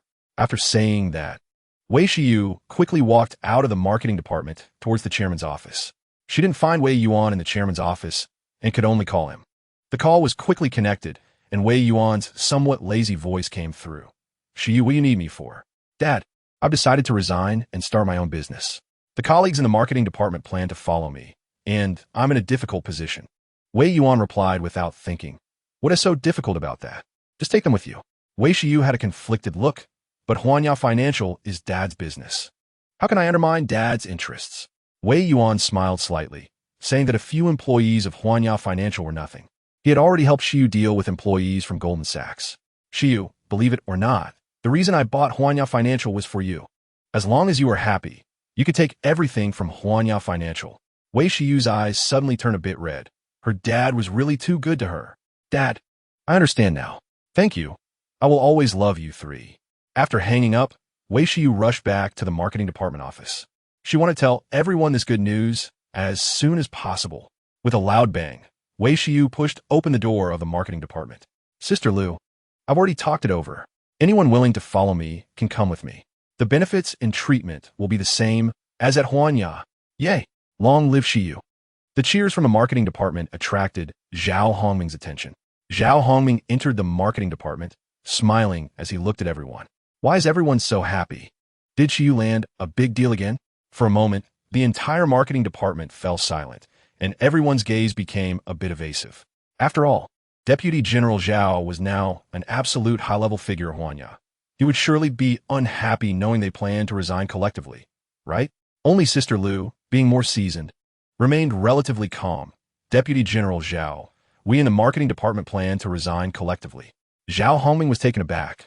What is going on? Is someone bullying the marketing department? Doesn't he know I came from the marketing department? Sister Lu, don't be impulsive. Who is giving the marketing department a hard time? Tell me, and I will deal with them. Sister Lu laughed. Deputy General Zhao, don't be so agitated. With Shiyu as the manager of the marketing department, who would dare to give us a hard time? Here is the thing. Sister Lu briefly explained Wei Shiyu's intention to start her own business. Zhao Hongming's eyes kept flickering, and suddenly he looked at Wei Shiyu with eager eyes. Shiyu, I think you're lacking an experienced general manager. Chapter 195. Anyway, I'm sticking with Shiyu. Wei Shiyu nodded. Yes. Is there a suitable candidate on your side? Deputy General Zhao? Far away in the sky, close at hand, Zhao Hongming patted his chest vigorously. Shiyu, how about I become your general manager? Wei Shiyu was slightly taken aback and hesitantly said, Deputy General Zhao, with your ability. You are more than capable of being a general manager. However, you have just been promoted to Deputy General. You have a bright future ahead and don't need to take risks with me. Honestly, I'm not even sure if I can succeed in starting my own business. Zhao Hongming laughed. If someone like Xiyu, who can land deals with the Fantasy City Group and Changtian Group, can't succeed in starting her own business, then no one can. I'm going to submit my resignation. I don't care. Anyway, I'm sticking with Xiyu. The atmosphere in the marketing department instantly became lively. Deputy General Zhao, are you so eager to follow Xiyu that you want to go to the Fantasy City Group as a client? Haha, Deputy General Zhao. You're going to conquer the giant that is the Fantasy City Group. Zhao Hongming couldn't help but chuckle. You little smarties, you've seen right through me. You're right. After following Xiyu, I must pay a visit to the Fantasy City Group. Let those who have turned me away treat me well. Wei Xiyu also laughed. All right. If Deputy General Zhao. No, now I should call you General Zhao. If General Zhao really wants to work with me, I'll take you to the Fantasy City Group and ensure they treat you properly. It's a deal. General Zhao, after you submit your resignation, go find an office. Then register the company. I've thought of a name. Faraway Financial. Okay, leave it all to me. Within 3 days, all the preparations will be in place. However, I'm curious, what does this Faraway Financial mean? Wei Xiyu smiled mysteriously, turned around, and looked at everyone with a discerning gaze. Faraway Financial? Everyone looked puzzled, completely not understanding why Wei Xiyu chose such a name. A literary young man pondered. If I'm not mistaken, the name of the new company should be derived from poetry and distance. Xiyu is quite romantic, embedding her own name in the company name. Everyone finally understood and looked at Wei Xiyu with more admiration. Choosing a name so carefully showed that Xiyu genuinely wanted to do well with Faraway Financial. Sister Lu smiled at Wei Xiyu. Xiyu, let's go take care of the resignation procedures first. If the office location is settled, remember to notify us in the group. Okay. With a loud clamor, everyone in the marketing department dispersed, leaving only Zhao Hongming still standing there. General Zhao, is there anything else? Xiyu, there were too many people just now, and some things were inconvenient to say. I want to know, what is the registered capital of our company? Wei Xiyu was taken aback, biting her lips slightly and feeling a bit awkward. I currently have a total of 259 million. Is that enough? 259 million? Zhao Hongming's mouth twitched repeatedly. This was a bit hasty. If he had known Xiyu only had this little startup capital, he wouldn't have been so impulsive. However, Zhao Hongming was a man of his word. Even if Wei Xiyu's startup capital was small, he wouldn't go back on his word. Zhao Hongming said solemnly, Xiyu, the minimum registered capital for an investment management company is 30 million, and for an investment management consulting company, it's 100,000. So, based on your current financial situation, let us start with an investment management consulting company. Chapter 196, The Vassal of Improper Capital Consulting Firms? ISNT, that just serving capital? However, her goal is not to serve capital, but to control it. Wei Xiyu felt a bit unhappy. Mr. Zhao, can I get a loan from the bank? I don't want to serve capital. Zhao Hongming smiled wryly. Xiyu, do you have collateral? Real estate? A physical business? Or stocks and funds? Wei Xiyu's eyes lit up. I seem to have shares in Huanjia Finance 6. Can I use that as collateral? Zhao Hongming gasped. It turned out Xiyu was a shareholder of Huanjia Finance. Because of the cooperation with Huanqing Group and Chengtian Group, Huanjia Finance's stock price had doubled. Its market value has reached 20 billion. The shares of 6 are worth 2 billion. Yes, you can use Huanjia Finance's shares as collateral for a loan. Wei Xiyu breathed a sigh of relief, took out her phone, and called Wei Yuan. The shares of Huanjia Finance were given to her by Wei Yuan, so she had to consult her father's opinion. The call was quickly connected, and Wei Yuan's voice came through. Xiyu, what is the matter? Dad, I plan to use my shares in Huanjia Finance as collateral for a loan. Is that okay? Of course. But what do you need the loan for? I want to register an investment management company. I checked, and the minimum registered capital is 30 million. I need a loan. Wei Yuan laughed. Xiyu, please check your bank account. After saying that, Wei Yuan hung up the phone directly. Wei Xiyu quickly checked the message icon and indeed had an unread message. The marketing department was too lively earlier, covering the message alert. Dear Bank of Communications user Ms. Wei Xiyu, hello. Your bank card number 225522 has received a deposit of 10,000,000,000 Huaxia coins. Looking at the long string of zeros, Wei Xiyu was stunned. She admitted her math wasn't great and couldn't figure out how much that was. Seeing Wei Xiu a bit out of sorts, Zhao Hongming sighed softly. Xiu, does your father not agree to let you pledge your shares? This number was too big, and Wei Xiu was stunned, completely missing Zhao Hongming's words. Staring blankly at her phone screen, not reacting for a long time, Zhao Hongming shook his head gently. It seemed that Director Wei's father did not support her entrepreneurship. What should be done about that? After a slight hesitation, Zhao Hongming made a bold decision. Xiu, don't be discouraged. I can mortgage my 2 houses. That should be able to provide over 10 million. With this 10 million as a cushion, we can find a financing company to help fund us. But in that case, the financing company might request a certain share. Wei Xiu finally regained her senses and heard Zhao Hongming's words, shaking her head stiffly. Mr. Zhao, there's no need to find a financing company. Zhao Hongming was slightly taken aback. It seemed Xiu was unwilling to let others take shares. Since that was the case, he didn't need to take such a big risk by mortgaging his house. Did Xiu come to a realization? Shall we start with an investment management consulting company? Wei Xiu gently shook her head. No, if we're going to do it, we should establish an investment management company. I don't want to be a vassal of capital. I want to control capital. Zhao Hongming smiled wryly. But we don't have registered capital. Wei Xiu smiled slightly. My dad just transferred me a bit of startup funds. The registration money should be enough. Zhao Hongming was overjoyed. Did your father transfer you 30 million? Wei Xiu smiled without answering. Zhao Hongming's eyes flickered. Gritting his teeth, he said solemnly, Xiu, I still plan to mortgage my 2 houses. I intend to invest as well. I want to be the master of capital. I don't want to be a vassal of capital. Chapter 197. Cancel the plane ticket. Wei Xiu furrowed her brows, feeling a bit troubled. Mr. Zhao, it's not that I'm stingy and unwilling to let you invest. The key is that with the money from mortgaging your house, you won't get much equity. Zhao Hongming looked at Wei Xiu with a puzzled expression. Xiu has 30 million. If I invest my 10 million, I can get 25 equity. Wei Xiu smiled bitterly. My father didn't transfer 30 million. Mr. Zhao, look. Saying this, Wei Xiu displayed her phone screen to Zhao Hongming. Zhao Hongming leaned forward, saw the long string of zeros, and almost fainted from shock. Zhao Hongming was almost going crazy. He pressed hard on his chest, breathing heavily, looking at Wei Xiu in shock. Xiu, what kind of family do you come from? Your father actually gave you so much startup funding? How much is that? Wei Xiu's lips were a bit unsteady. Well, it seems to be 10 billion. I'm not sure if I counted wrong. Zhao Hongming counted carefully. It's correct. It's indeed 10 billion. My 10 million investment wouldn't make a ripple. Forget it, I want to invest. Wei Xiu laughed. Mr. Zhao, don't be discouraged. I can give you a share of equity. I will offer 10 of the equity to the first batch of veterans who follow me. Zhao Hongming was overjoyed. Even if he could get 1 of the equity, it would be much better than staying at Huanjia Finance. Since money is not a problem, I'll register the company immediately and look for a suitable office location. Zhao Hongming bid farewell and left. Wei Xiu searched for the marketing elite group on WeChat and sent a message to everyone. Dear seniors, I'm going to start my own business. Is anyone interested in working together? Hao Fei. I've long seen that Xiu is not an ordinary person. I didn't expect you to start on your own so quickly. Is the company registered? Have you found an office location? Wei Xiu. The office location is being searched. The company is being registered. I just need you elites. Hao Fei. No problem. As soon as Xiu's company is registered, I will resign immediately and rush to support you. Yu Xinda. Count me in. I must work with Xiu on a big project. Hao Fei and Yu Yang. Old you. Weren't you the one who thought highly of Xiu the most?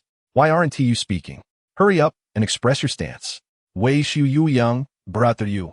The position of marketing department director is waiting for you. We're just waiting for you to come and take charge. Everyone kept urging, and Yu Yang finally responded. Xiu. Sorry, our Goldman Sachs headquarters big boss appointed me to go to headquarters as a senior vice president. I'm afraid. Wei Xiu sincerely congratulated. Brother Yu, you've finally been valued. Congratulations. As long as you do well, I'll be happy wherever you are. Lu Chao. Xiu, I'm sorry. I can't just watch old you being isolated at headquarters. I have to follow old you to headquarters. Wei Xiu, understood. I wish brother Yu and brother Lu great success in their careers. Yu Yang, wishing Xiu's career soars and becomes the new financial queen of Huaxia. Just after sending the message, Yu Yang suddenly received a call from the HR director at headquarters, Alexander. Yu Yang was delighted and quickly answered the phone. Speaking in fluent English, Director Alexander, hello. I've booked my plane ticket to headquarters and will arrive tomorrow afternoon. Cancel the ticket, You've been fired. Chapter 198. I've been fired, Buzz. Alexander's words hit Yu Yang like a bolt from the blue, directly stunning him.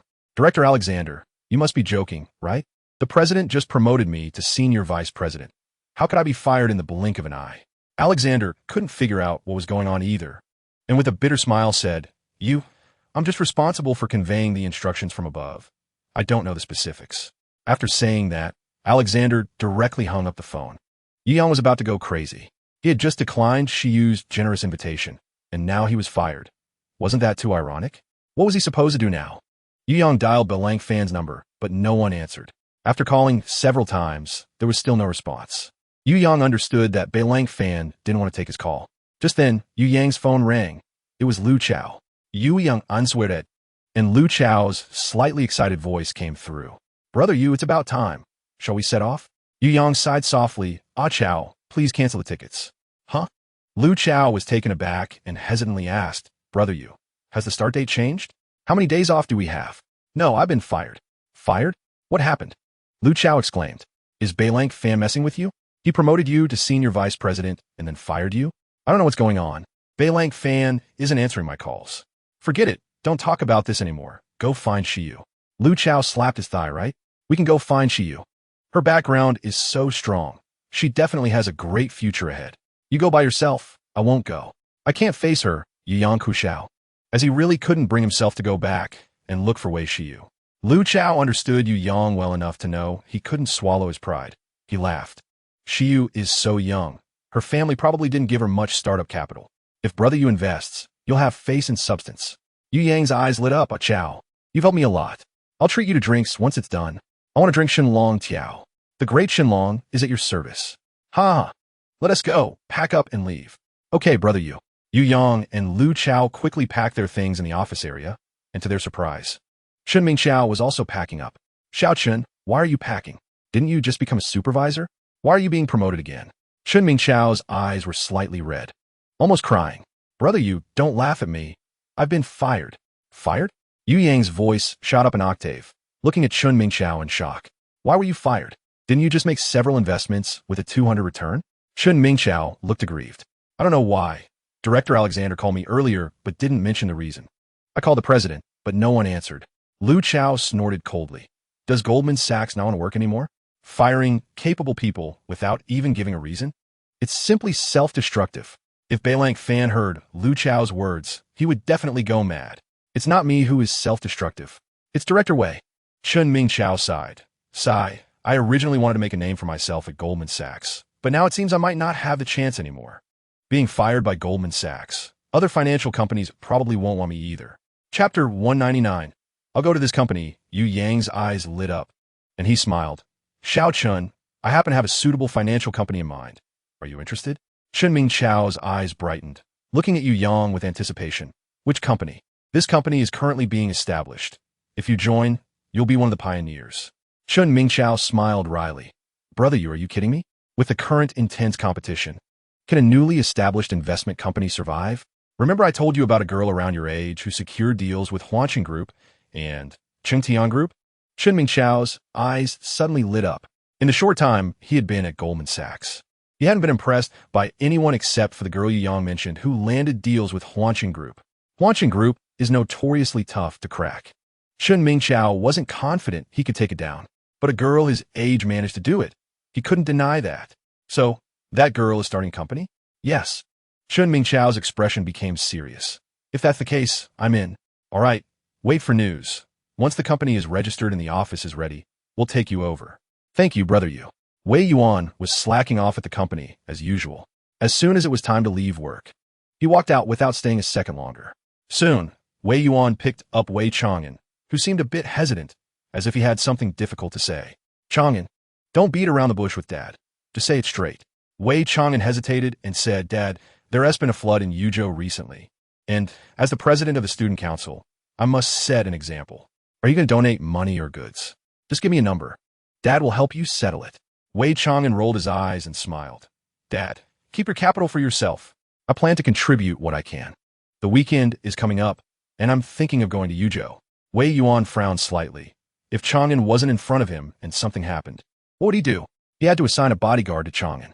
But after thinking it over, Wei Yuan couldn't come up with a suitable candidate. Seeing his dad frown, Wei Chang'an's heart sank. Dad wouldn't disapprove, right? Wei Chang'an quickly reassured him. Dad, I promise I'll take care of myself. My safety comes first. I won't be reckless. Wei Yuan said gently. Chang'an, I believe you can take care of yourself, and I support your decision. However, a friend of mine has a child who also wants to go to Yuzhou to contribute. Why don't you go together? Wei Chang'an finally breathed a sigh of relief. Dad wasn't against him. Great.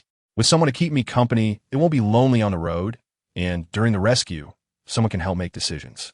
Then it's settled. Tomorrow or the day after, I'll pick that child up. Okay, Dad. Wei Shiyu was as busy as a bee, sending a message to Wei Yuan to tell him she wouldn't be home for dinner, and Wei Muyao was also filming, so she wouldn't be home either. Only the two men were left at home, making it feel empty. Dad, I want to eat that iron pot catfish and braised eggplant you made yesterday. Wei Yuan rolled his eyes in annoyance. Chang'an, I'm not making dinner today. Order takeout yourself. I have some things to do. I'm leaving first. Wei Chang'an smiled wryly. His dad was too biased. With his two sisters not home, Dad wouldn't even cook. It was too real. Chapter 200. There's a suitable kid. Wei Yuan drove straight to Tangong to find Diana. Diana, gather the bodyguard team immediately. Yes. Diana's expression changed. What major event happened? Why did the boss look so serious? Soon, Diana gathered the bodyguard team and brought them to Villa Number 1. We meet the boss. The bodyguards bowed in unison, their bodies emanating an incredible killing intent. At a single command from Wei Yuan, they would surely create a river of blood. Wei Yuan nodded slightly. In this peaceful place of Huaxia, it's impressive that you can maintain your state. Thank you for the compliment, boss. Wei Yuan smiled faintly. Relax. Think for me, among the Eternal Army, which Brother S-Child is about the same age as Chang'an.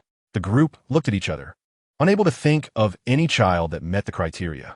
Boss, the oldest warriors in the Eternal Army have just crossed 30, and their children are at most 7 or 8 years old. Wei Yuan couldn't help but frown. A 7 or 8-year-old child was too young. Would he be protecting Chang'an? Or would Chang'an be protecting him? It's fine, you can go. Yes.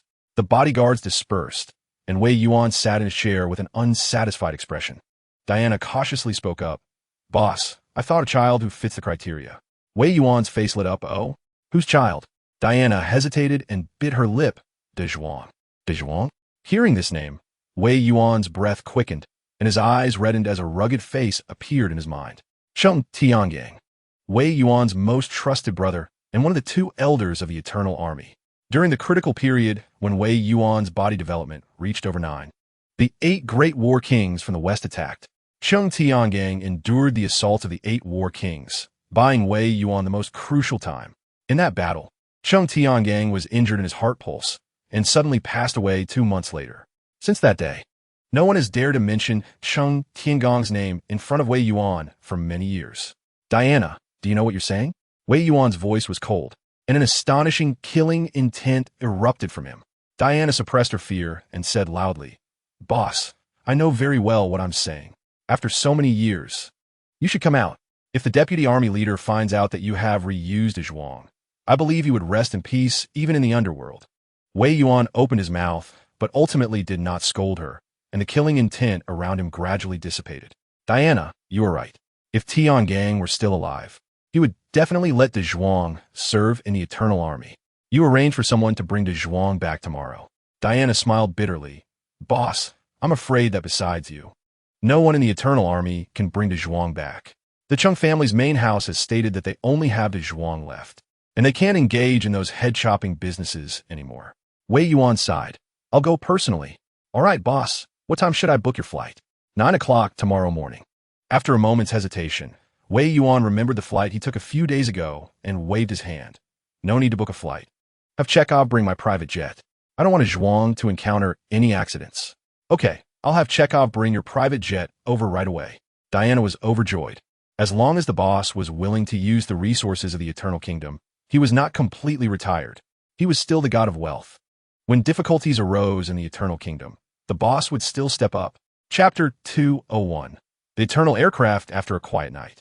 Wei Yuan sent the children to school and work, then drove to Zhonghai Airport, heading straight for the private jet parking area, where he saw the familiar Eternal aircraft.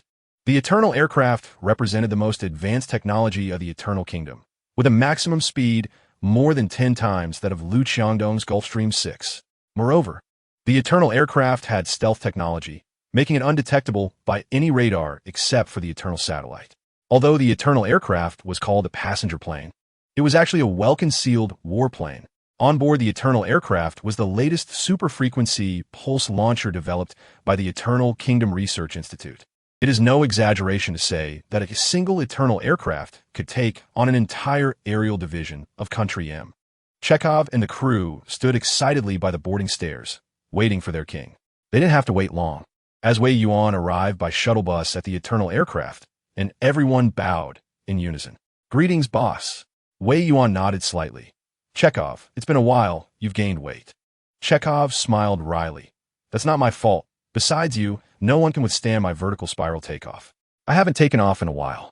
A few crew members beside them wore bitter smiles. With Chekhov back in action, their good days were over. Wei Yuan patted Chekhov on the shoulder, casually boarded the aircraft, and comfortably laid down on the luxurious bed. His private jet was the best. The other staff members didn't dare to be as calm as Wei Yuan. Once inside the cabin, they quickly strapped themselves in with multiple seatbelts. Chekhov's vertical spiral takeoff was no joke. Only the boss could be so carefree. Virum. The Eternal aircraft emitted an astonishing roar. It began to spin in place. Normally, an aircraft must accelerate on a straight path to reach takeoff speed before lifting off. However, the Eternal aircraft did not require any linear acceleration. It simply spun wildly in place. During the rotation, it gained tremendous centrifugal force. Whoosh! The Eternal aircraft spiraled upward. Even though the crew was strapped in with several seatbelts, they felt a bit dizzy and nearly vomited. In contrast, Wei Yuan lay comfortably on the bed and even yawned. The speed of the Eternal aircraft was incredible. It took less than an hour to reach He Province. Cheng Tiangong's hometown is located in Lixian, Keh Township, He Province. Cheng Tiangong was one of the 2 elders of the Eternal Army, having trained 8 disciples who were on the verge of breaking through to become war kings. Known as the 8 Great Tough Guys of the Eternal Army. Every year, the warriors led by the 8 Great Tough Guys would come to Keh Township to pay their respects. Thus, the Cheng family became the foremost family in Keh Township and even Lixian. After landing in Harbin City, Wei Yuan took several hours of public transportation and finally hopped onto a truck, walking along the rural path straight to Keh Township. Transitioning from a bustling metropolis to a remote village, Wei Yuan's mind was completely emptied, leaving all his worries behind as he admired the lush fields along the road. The truck driver was very talkative and smiled as he asked, "Big brother, your accent doesn't sound like a Northeasterner. What brings you to Keh Township?" "I'm going to the Cheng family. The Cheng family in Keh Township. Have you heard of it?" "The Cheng family? Of course I've heard of it. That family is impressive. Looking at you, young and tender, you must not be a soldier. Are you going to ask the Cheng family for a favor?" Chapter 202. Bring the tribute over. Wei Yuan smiled slightly. "Brother, you misjudged. I'm going to pay my respects to a comrade."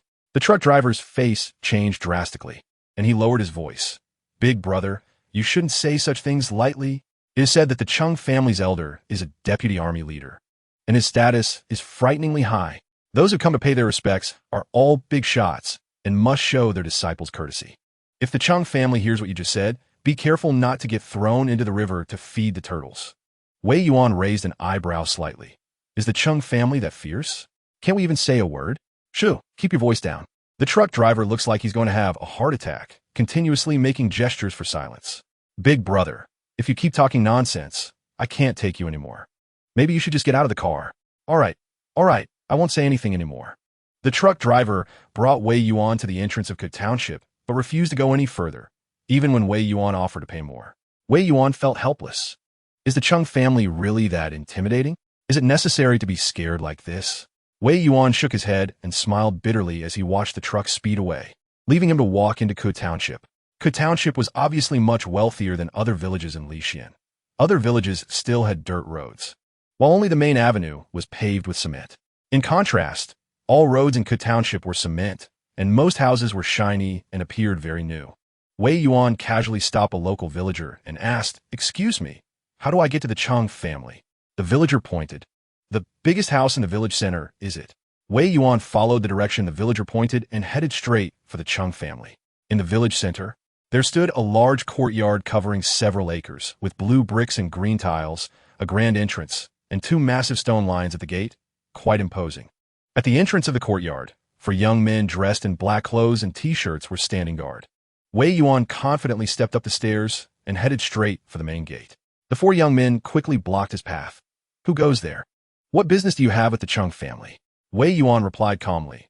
I am Wei Yuan, here to pay respects at the grave. Pay respects at the grave? The 4 young men looked at Wei Yuan with suspicion. They had received many visitors coming to pay respects before, and those people were all brawny and intimidating, looking tough. However, this young man in front of them looked delicate and did not seem like a warrior under the elder's command at all. One of the young men asked, It's not Qingming Festival, nor any other holiday. Why are you here to pay respects? Wei Yuan looked at this young man expressionlessly. Does paying respects depend on the timing? Do you have to wait for a holiday to remember the deceased? The young man was speechless and turned to his brother for advice, unsure of what to do since they had never encountered such a situation. Another young man laughed. It seems like the second elder never specified a certain time for paying respects. It should be fine to do it any time, right? The other 3 young men nodded, and one of them shrugged at Wei Yuan. Since you're here to pay respects, how about bringing a gift or offering some money? Offering? Wei Yuan narrowed his eyes. He is the god of wealth himself, and has never offered anything to anyone. I am Wei Yuan. Haven't you heard of my name? Let your spokesperson come out. Wei Yuan's expression turned cold as he emphasized his name. Unfortunately, the 4 young men were too low in status to have heard of him. As guards of the Chung family, they were used to being pampered and had never encountered someone as arrogant as Wei Yuan. The 4 were immediately furious. Oh, so you're Wei Yuan? What does that even mean? Just because you're a pretty boy, you think you can see our second elder? Get lost, or we'll break your legs. With a loud slap, Wei Yuan backhanded one of them, knocking him to the ground. Wei Yuan never indulged such sycophantic bullies. The other 3 young men were shocked. This delicate-looking pretty boy was surprisingly fierce. He knocked Chung Hu down with a single slap. Chapter 203. Kid, you're mistaken. Do you want to die? How dare you cause trouble at the Chung family's doorstep? Before he could finish speaking, Wei Yuan raised his hand and knocked this young man to the ground as well. Wei Yuan coldly looked at the other 2. If you don't want to die, get out of the way. The 2 were terrified and quickly stepped aside. Wei Yuan didn't even glance at them and pushed open the heavy black door. With a creak, the door opened, and Wei Yuan stepped inside. The 4 young men quickly called for help. Second elder, it's bad. Someone has broken into the Chung family's old residence. The second elder of the Chung family is Chung Tianxing, the brother of Chung Tiangang. At this moment, Chung Tianxing was not at the old residence. Upon receiving the call from the guards, he coldly shouted, What are you panicking about? Who is it? I think it's someone named Yuan. According to him, he came to pay respects to the elder. Yuan? Chung Tianxing blinked a few times. Among the high-ranking generals of the Eternal Army, only the Commander Wei Yuan had the character Yuan in his name. If Commander Wei personally came to the Chung family, he would definitely bring a large number of warriors with him, making quite a scene. This must be some unknown minor character, right? My brother's subordinates are getting bolder. They dare to act in the Chung family. Don't panic. I'll have Ziqiang take a look. With the young master personally taking action, he would certainly be able to stop the intruder. Chung Tianxing called his son Chung Ziqiang and instructed, Son, someone named Yuan is causing trouble at the Chung family. Drive him out. Yes. Following his father's orders, Chung Ziqiang quickly gathered the guards and shouted, Someone is causing trouble at our Chung family. My dad said to grab our weapons and throw him out. Yes. Under Chung Ziqiang's lead, more than 10 guards rushed towards the front yard and encountered Wei Yuan, who was strolling over. Kid, is it you causing trouble at our Chung family? Chung Ziqiang stood at the front, looking coldly at Wei Yuan. Wei Yuan examined Chung Ziqiang with a discerning gaze. This kid had reached the strength of a high-level warrior at a young age, and he bore a 3-point resemblance to Chung Tiangang. He must be Da Zhuang. Wei Yuan smiled warmly. Da Zhuang, do you remember your uncle? Uncle is here to pick you up. Da Zhuang? Chung Ziqiang hadn't heard that name a long time and was momentarily stunned. Soon, he remembered his cousin. Now, his cousin should be working in the fields, right? To be fair, his cousin was quite capable. He could do the work of 10 men. But this guy ate too much, easily consuming 5 to 6 pounds of dog food in one meal. Cheng Ziqiang looked at Wei Yuan with a proud expression. Kid, you're mistaken. I'm Cheng Ziqiang. Cheng Ziqiang? Wei Yuan's smile faded slightly. So you're the son of the second elder. I don't want to waste time with you. I'm here to pick up Dazhuang. So, take me to see him. Cheng Ziqiang would certainly not let Wei Yuan see Dazhuang. If his uncle's subordinate knew that their young master was tied up with more than 10 dog chains, working in the fields, would they still come to offer tribute during holidays? Damn, who do you think you are? You don't want to talk to me? Well, I don't want to talk to you either. Give it to me hard. Before he finished speaking, Wei Yuan stepped forward. Although his steps seemed slow, he instantly appeared in front of Cheng Ziqiang. Wei Yuan raised his hand and slapped him, knocking Cheng Ziqiang to the ground. The second elder of the Cheng family clearly did not educate his child properly, so let him help. Chapter 204. The lion's roar. The Cheng family's guards were momentarily dumbfounded. They never expected someone would fight at the Cheng family's old residence. Moreover, he was beating up the young master. Kid, you're asking for death. More than a dozen guards rushed over, shouting loudly. Wei Yuan turned around and coldly looked at the guards, suddenly letting out a thunderous roar. Get lost. Wei Yuan's voice was like muffled thunder, the sound waves rolling out, distorting the air. Buzz! The more than a dozen guards were struck by the sound waves. Instantly, blood spurted from their mouths and noses. It was as if they had been struck on the head with a heavy blow. Their eyes went blank, and they fell limply to the ground. Cheng Ziqiang was the closest, and under the impact of the sound waves, his chest kept heaving, and he spat out a mouthful of fresh blood. Wei Yuan stepped forward, grabbing Cheng Ziqiang by the collar and pulling him up. Take me to see Dazhuang. I don't want to say it a second time. Cheng Ziqiang's mind was completely in disarray. Was Uncle's subordinate this terrifying? This young man looked to be about the same age as him, yet could easily suppress him. Could it be that he was a newly promoted war king? As Uncle's subordinate, how dare you act fierce in Cheng's residence? Aren't you afraid of disturbing Uncle's spirit? With a slap, Wei Yuan backhanded Cheng Ziqiang, knocking him down to the ground. Why are you saying so much nonsense? If you had just taken me to see Dazhuang, how could it disturb your uncle's spirit? The people who had come to pay their respects to Uncle before were very respectful, but this kid was acting out of line. Cheng Ziqiang's mind was in a tangle, completely unsure of what to do. He absolutely could not let this young man see Dazhuang, living in a doghouse, eating dog food, and tied up with more than a dozen dog chains working in the field. My uncle left behind a legacy, stating that the main family only has my cousin as the last bloodline, and that absolutely no one from the Eternal Army is allowed to meet my cousin. Legacy? Wei Yuan frowned deeply.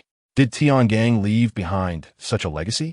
Wei Yuan stepped forward, putting his foot on Cheng Ziqiang's chest, looking down at him. The Eternal Army is your uncle's lifeblood. How could he let Dazhuang sever ties with the Eternal Army? How dare you use such words to deceive me? Do you really think I won't kill you? If you have the ability, go ahead and kill me. My uncle's disciples won't let you go. Cheng Ziqiang resolved to stand firm, looking defiantly at Wei Yuan. Wei Yuan was getting a bit angry, slightly increasing the pressure of his foot. Wei Yuan's strength was too overwhelming. Even using less than 1% of his power, Cheng Ziqiang couldn't withstand it, spitting out blood again, his ribs creaking, ready to break at any moment. After a few guards suffered losses, they quickly rushed into the back courtyard to seek help from a lady. Madam, it's bad. Someone came asking to see young Master Dazhuang and directly injured him with a lion's roar, knocking more than a dozen brothers down. Cheng Tianxing's wife, Li Xiuyan, frowned tightly. She had long warned her husband and son not to covet the gifts sent to Dazhuang by her elder brother subordinates. However, they not only occupied those gifts, but also took pleasure in mistreating Dazhuang. Look what trouble they have caused. However, since it was her husband and son who caused the trouble, she couldn't stand by and do nothing. Li Xiuyan was very fortunate. She had admired her elder brother's calligraphy for many years and had copied it so well that it was very similar. To prepare for emergencies, Li Xiuyan had transcribed Cheng Tiangong's legacy. It was based on this legacy that over the years, she had been able to handle her elder brother's subordinates with ease. Today, this legacy had come in handy again. Chapter 205. Legacy. Li Xiuyan was not at all flustered and said in a deep voice, "Come, bring out the portrait of the elder." "Yes, madam." Soon, several guards brought out the portrait of Cheng Tiangang, while Li Xiuyan took out the transcribed legacy, personally holding the portrait and quickly walking towards the central courtyard. As soon as she entered the central courtyard, Li Xiaoyan saw a ridiculously handsome young man stepping on her son's chest, her son spitting blood, his chest slightly caved in, seemingly with broken ribs. Li Xiaoyan's heart ached terribly, silently sentencing Wei Yuan to death in her heart. But the urgent matter was to get through the immediate crisis. Li Xiaoyan held the portrait and walked boldly towards Wei Yuan, putting on a tough demeanor, not backing down as she looked at Wei Yuan. The spirit of my elder brother is watching from above. You really have some guts to dare to insult the descendants of my elder brother. Seeing the portrait of his good brother, Wei Yuan's eyes became a bit moist, slowly raising his foot, looking apologetically at Li Xiaoyan. I just want to see the Zhuang. But he obstructed me and spoke disrespectfully, so I had to act, just giving a small lesson. Li Xiaoyan breathed a sigh of relief. Fortunately, the portrait of her elder brother still had some deterrent power. Li Xiaoyan sternly said, "While my son speaking disrespectfully is indeed wrong, his actions are not. My elder brother left a legacy before he died, stating that after his death, the Zhuang must not join the Eternal Army and must not meet anyone from the Eternal Army." As she spoke, Li Xiaoyan showed the legacy to Wei Yuan. Wei Yuan stepped forward, took the legacy, and observed it seriously. In the end, Wei Yuan confirmed that this legacy should be authentic. There were two reasons for this. First, Wei Yuan was too familiar with Cheng Tiangong's handwriting. This was definitely Cheng Tiangong's handwriting. Wei Yuan often joked with Cheng Tiangong that although he was a rough man, he wrote beautifully. Second, this legacy had slightly yellowed, clearly showing some age. It was definitely not a hastily forged copy. Even if Li Xiaoyan was incredible, she couldn't have predicted today, right? Wei Yuan frowned deeply. Tiangong's obsession was so deep, it seemed that the Battle of the Eight War Kings left an indelible shadow on his spirit. Wei Yuan sighed softly. Since Tiangong had this legacy, he wouldn't see the Zhuang. Wei Yuan returned the legacy to Li Xiaoyan and said, "Don Bandit, since there really is a legacy, I won't see the Zhuang. But your Cheng family must take care of yourselves and not tarnish the family's reputation." Li Xiaoyan completely relaxed. Fortunately, they managed to muddle through this. "However, you injured my son. I'm afraid you won't be able to leave Li County." To stabilize Wei Yuan, Li Xiaoyan performed a deep bow. "Thank you, young sir. For your reminder, I will properly restrain the family customs of the Cheng family." Seeing Li Xiaoyan being so reasonable, Wei Yuan nodded slightly and turned to leave. Li Xiaoyan personally escorted Wei Yuan out of the Cheng family gate, and until Wei Yuan's figure disappeared from sight. She hurried back to the central courtyard and picked up her son. Seeing her son's miserable state, Li Xiaoyan's heart ached and tears fell. She turned to the guards and shouted, "Doctor, where's the doctor? Hurry and get a doctor. How could this damn person be so ruthless?" The guards quickly went to find a doctor. "Mom, my ribs are broken, and my heart meridian has been injured. Take revenge for me." Li Xiaoyan snurta coldly. "Akian. Don't worry, I've already called your dad. He just said that this bastard will definitely not leave Li County." Chapter 206. Little beggar, the Cheng family is the absolute core of Kashan. Anything that happens regarding the Cheng family will instantly spread throughout the entire village. One guard, wanting to show off, told his lover about what had just happened in the Cheng family.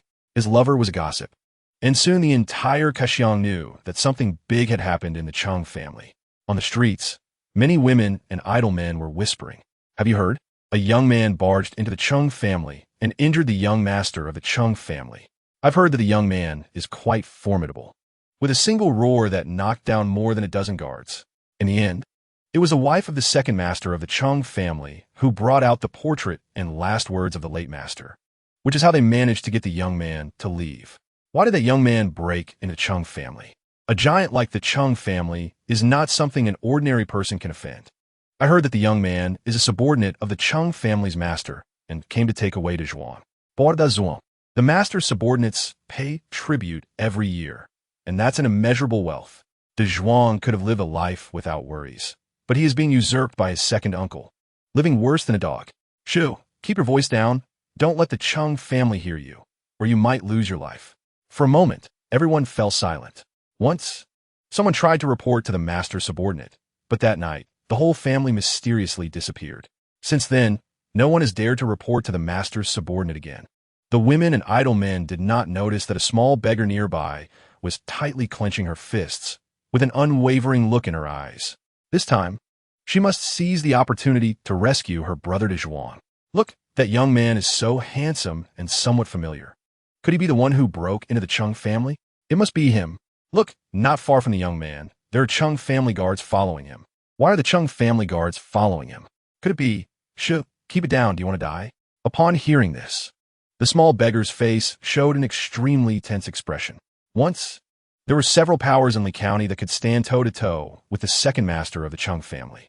However, they all died mysteriously, and in the end, the Chung family's second master became the sole ruler. The methods of the second master of the Chung family are extremely ruthless, enough to silence a crying child. We absolutely cannot let the second master kill this handsome big brother. He is the only hope to save Brother Zhuang. The small beggar suddenly stood up and walked towards Wei Yuan, saying pitifully, "Big brother, please have pity on me. Give me some money. I haven't eaten in days." If Wei Yuan were on the battlefield, he would definitely be on guard, as this inconspicuous small beggar could very well be an assassin. However, now he was in Huaxia, and after experiencing familial affection with the three children, he surprisingly felt a surge of compassion. If it were Shiyu or Muyao begging outside, he would probably feel heartbroken. "Little sister, I don't have cash on me. Do you have WeChat? I could transfer you some money through WeChat." Upon hearing this, the small beggar became even more determined. This handsome big brother who seemed so caring could not just stand by and watch her get harmed by the Chung family. "Thank you, big brother." The small beggar quickly took out a phone with a cracked screen, opened a WeChat payment code, and held it in front of Wei Yuan, whispering, "Big brother, the Chung family is following you. I'll help you distract them. You need to run quickly. If you're slow, you won't have your life." Chapter 207. Take me to see the Zhuang. Wei Yuan instinctively turned around and indeed saw two sneaky figures. His face darkened like ink. Has the Chung family sunk to this level? Do they really dare to lay hands on him? "Tian gang, today I will help you clean up the house. I hope you want to hold it against me." Wei Yuan smiled slightly. "Little sister, don't be afraid. They're just two clowns." The small beggar anxiously urged, "Big brother, don't be careless. The Chung family's methods are quite cruel. I have seen with my own eyes how the Chung family's competitors were crushed into meat paste by a big truck." Wei Yuan squinted. He finally understood why that truck driver was so terrified. Indeed, the Chung family dared to do anything. "Little sister, why are you warning me? Do you have a grudge against the Chung family?" The small beggar gently shook her head. "I have no grudge against the Chung family. I just don't want you to die. I hope you can promise me one request." Wei Yuan did not hesitate at all and asked gently, "What request? Just say it, and I will definitely fulfill it." "Big brother, haven't you seen Brother Zhuang at the Chung family?" Wei Yuan was taken aback.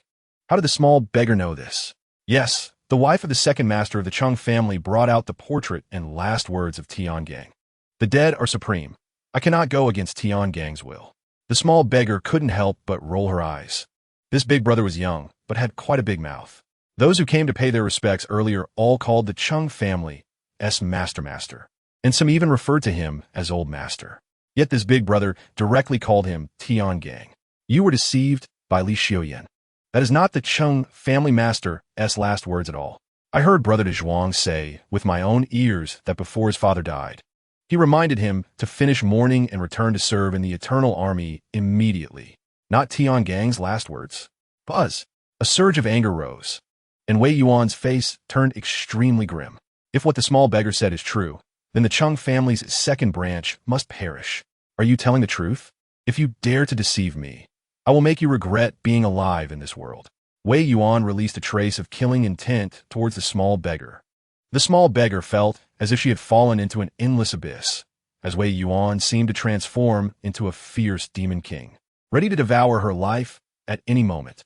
The small beggar's frail body trembled uncontrollably, yet her gaze showed no sign of retreat. "What I said is the truth. I can take you to see Brother Zhuang and confront him directly." Wei Yuan's pupils slightly contracted. "You, a small beggar, can enter the Chung family's old residence? How do you know where the Zhuang is?" "Brother Zhuang is not in the Chung family's old residence. He lives in a doghouse in the field." Buzz! Wei Yuan's mind exploded. Tian gang was his best brother. He was one of the founders of the Eternal Army. If Tian gang hadn't blocked the 8 great kings of the West for him, perhaps there would be no today him and no eternal kingdom. Such a brother. Such a Tian gang. How could his son live in a doghouse? A palpable killing intent radiated from Wei Yuan. The temperature within a radius of 1,000 meters seemed to drop several degrees.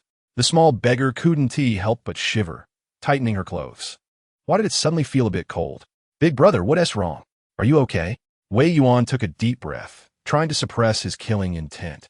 But he knew that the more he suppressed it, the more intense the storm would be when it erupted. Lead the way. Take me to Sita Zhuang. Chapter 2:08. Safety first. The small beggar felt a bit regretful. Was she a bit impulsive? If the Chung family was the devil, then the man in front of her was the demon king. The small beggar asked with a trembling voice, You won't hurt Brother De Zhuang, will you? Wei Yuan forced a smile. De Zhuang grew up under my watch. How could I hurt him? As a beggar. The small beggar sees many people every day and has a good grasp of human nature. She was certain that Wei Yuan's words were absolutely sincere. Little beggar relaxed. Even if this big brother was really the demon king, he was still the demon king targeting the Chung family. All right, big brother. I'll tell you where Big Zhuang is. You can find him yourself. I'll help you distract the two who are tailing us. Wei Yuan sneered and shrugged. Just two flies, let them follow. I'm afraid the Chung family won't get any news. Don't worry about them. Let us go. Little beggar was very anxious. How could this big brother be so willful? He definitely didn't know what means the Chung family had. She must keep her eyes and ears open. Absolutely cannot let the big brother get into trouble. Little beggar led Wei Yuan and turned eastward. The two tailing them were shocked. If they went out from the East Village entrance and walked 2 more miles, they would reach Big Zhuang's location.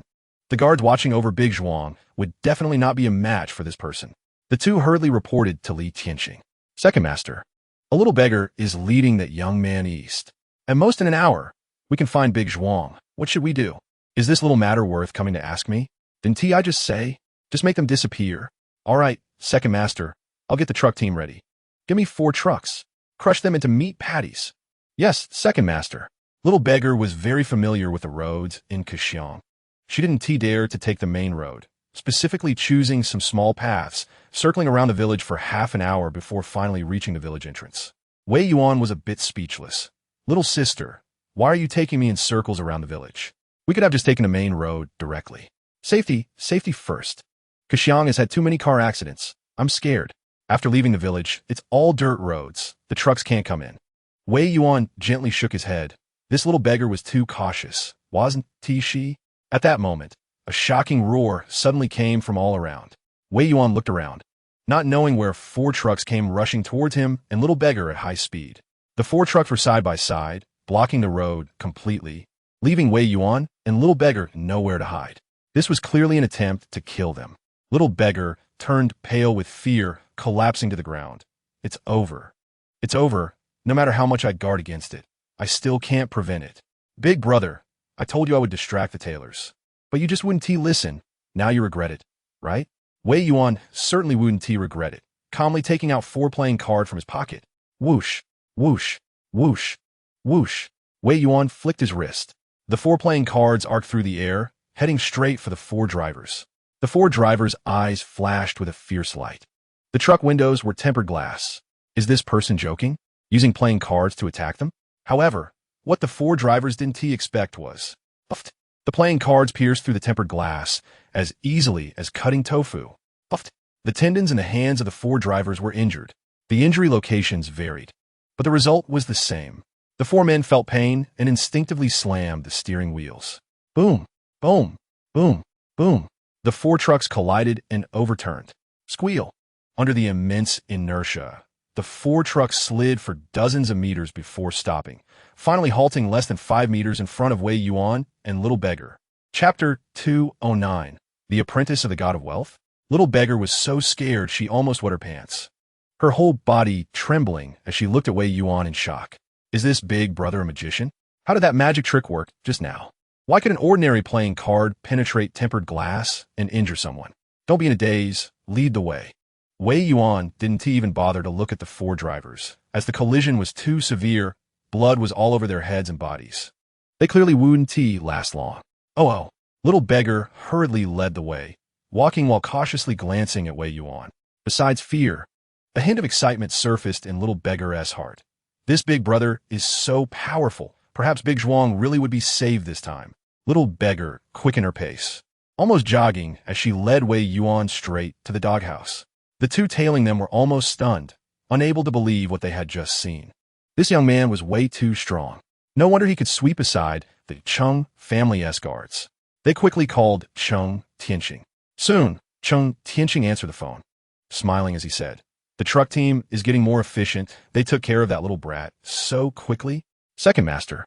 "The truck team didn't take care of that brat. That brat pulled out 4 playing cards, flicked his wrist, and cut off the wrists of our 4 brothers. The 4 trucks overturned, and that brat and little beggar are unharmed. What should we do?" "Playing cards?" Chung Tianqing's expression changed. His elder brother once said that playing cards are the exclusive weapon of the god of wealth. Could it be that the person is really the god of wealth? It shouldn't be. The god of wealth is about the same age as his elder brother, at most 5 or 6 years apart, but according to reports, the person is a young man about the same age as his son. Could it be that this young man is the apprentice of the god of wealth? If that is the case, they absolutely cannot let this young man leave alive. If the god of wealth finds out they occupied his nephew's property and made his nephew live in a doghouse and eat dog food, he would definitely be furious. Their Chung family absolutely cannot withstand the wrath of the god of wealth. So, this young man must not leave alive. Follow from a distance. I'll return immediately. Report his location to me at all times. Yes, second master. At this moment, Chung Tianqing was at the largest KTV in Lixian, the Dynasty KTV. To dare name it Dynasty shows how arrogant Chung Tianqing is. It clearly states that in this piece of land in Lixian, Chung Tianqing is the local emperor. Chung Tianqing grabbed the internal phone and roared loudly, "Gather all the brothers for me. Bring your weapons. There's a big job to do." "Yes." After hanging up the internal phone, Chung Tianqing called his second son, Chung Zili, and the call was quickly connected. A hearty voice came through. "Dad, I've been very busy lately. Don't disturb me unless it's something big." "Zili, someone killed 4 of my drivers and broke into our Chung family's old house, beating your elder brother. You have to take care of this." Chung Zili's voice turned very gloomy. What a bold move. Do they really think our Chung family is made of mud? "I'm currently on a mission. I'll rush back first thing tomorrow morning. If possible, bring the South Sword Special Forces back with you." "Dad, although I'm the captain of the South Sword, I don't have the authority to have the Special Forces do my personal errands. I can only return myself, but I can contact some retired comrades." Call all those retired comrades." Chapter 210. Tian Gang. I'm sorry to you under little beggaress lead. The two walked along the lush green paths in the fields, heading straight into the depths of the farmland. Not knowing how long they walked, little beggar stopped, raising her hand to point to a piece of farmland. "Big brother, look, that's the field." Wei Yuan raised his eyes and saw a small house made of bricks and stones built in the center of the field. Around the field, several men in black were patrolling. "Big brother, let's wait until dark and sneak in from the cornfield beside it. We can avoid the guards." Wei Yuan smiled slightly. Why avoid them? After saying that, Wei Yuan walked forward casually. Shout Jiahua instinctively wanted to pull Wei Yuan back, but remembering what had just happened, she swallowed the words that were on the tip of her tongue. As the two approached, several patrolling men in black came forward and blocked their way. "This is the Chung family's forbidden area. Outsiders should leave immediately." Wei Yuan looked expressionlessly at the men in black. "I'm looking for Dazhuang. You all step aside." The leading young man's pupils slightly constricted as he said in a deep voice, "You've come to the wrong place. There's no Dazhuang here. Leave quickly, or we want to be polite." As he spoke, the leading young man raised his hand and shoved Wei Yuan's chest. Wei Yuan's gaze flashed as he raised his hand and twisted. With a crack, the leading young man's arm was dislocated, and he let out a scream. "Ouch! My arm's broken. Brothers, kill him." Whoosh, whoosh, whoosh. Several young men drew out daggers and charged at the two while shouting. Shout Jiahua turned pale with fear, her body trembling continuously, but she did not run away and stood firmly behind Wei Yuan. Wei Yuan nodded in satisfaction. This little girl is not bad. If not, I could throw her to Zhongli as a disciple. Zhongli studies poisons and insects all day, and eventually, something will happen. Finding her disciple might calm things down a bit. Wei Yuan raised his hand and grabbed one of the young men's arms, with a slight twist of his wrist. The young man was driven to wildly swing the dagger in his hand. Swish, swish. The hands of the other young men were severed, and they dropped their daggers, sitting on the ground while screaming and clutching their wrists. With a bang, Wei Yuan kicked the young man in front of him away. Not bothering to look at the young man who was wailing on the ground, and walked towards the small house at the center of the field. From more than 10 meters away, Wei Yuan could smell a pungent stench that even Xiao Jiahua couldn't help but cover her nose. Wei Yuan's face darkened as he quickly walked forward and kicked the wooden door to pieces with a bang. The sight that met his eyes almost drove Wei Yuan into a rage. A chubby little boy sat in the center of the small house, wrapped in more than a dozen dog chains, with the ends of the chains tied to the wall. The little boy's hair was very long, and it was unknown how many years it had been since he had a haircut. His hair was tangled and appeared unwashed for a long time. Numerous flies and mosquitoes buzzed around the little boy. In front of the little boy was a large basin filled with dog food. The little boy's dark hands kept grabbing the dog food and stuffing it into his mouth. Wei Yuan instinctively covered his chest, feeling a sharp pain within. His iron-like heart seemed to crack. Wei Yuan's eyes turned red, and he was almost in tears. Chang'an, soda. I shouldn't have avoided the reality of your sacrifice. I should have taken so long to visit Dazhuang. Chapter 211. Is the sky about to fall? Wei Yuan never expected that Dazhuang would suffer such inhumane abuse. Damn it, everyone in the Cheng family deserves to die. Wei Yuan stepped forward and kicked the large basin away, spilling dog food everywhere. The little boy was unhappy and shouted at Wei Yuan, "Bad guy, why did you kick my food? I'll fight you." While shouting angrily, the little boy struggled to lunge at Wei Yuan. Unfortunately, the little boy was tightly bound by more than a dozen dog chains. In fact, 2 of the chains had pierced through the little boy's shoulder blade.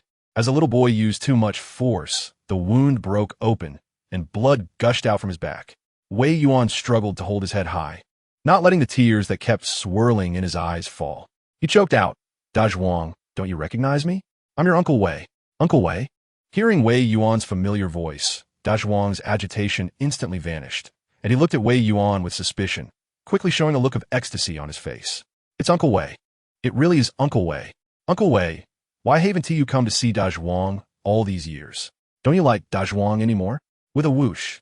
They say men don't easily shed tears, but Wei Yuan couldn't control his tear ducts and finally let a single tear that shimmered with golden light fall. How could Uncle Wei not like Dazhuang? It's just that seeing Dazhuang reminds me of your father. It's not that Uncle Wei doesn't want to see you. It's that he dares not see you. If Diana hadn't woken me up, I probably still wouldn't dare to come see you. Dazhuang remembered Diana's fairy-like face, and a gentle smile appeared on his face. Sister Diana is the kindest.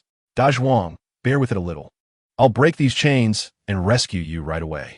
Suddenly, Dazhuang thought of some past events. His expression changed drastically, and he shouted, "Uncle Wei, don't worry about me. You should leave quickly. My second uncle will kill you. The bodyguard my father left for me have all been killed by him." Wei Yuan snorted coldly. Just based on Cheng Tianqing, he thinks he can kill me? Even if I stand still and let him kill me for 3 days and nights, he still wouldn't be able to do it. Dazhuang, don't worry. I'll help you get justice. No one who harmed you will escape.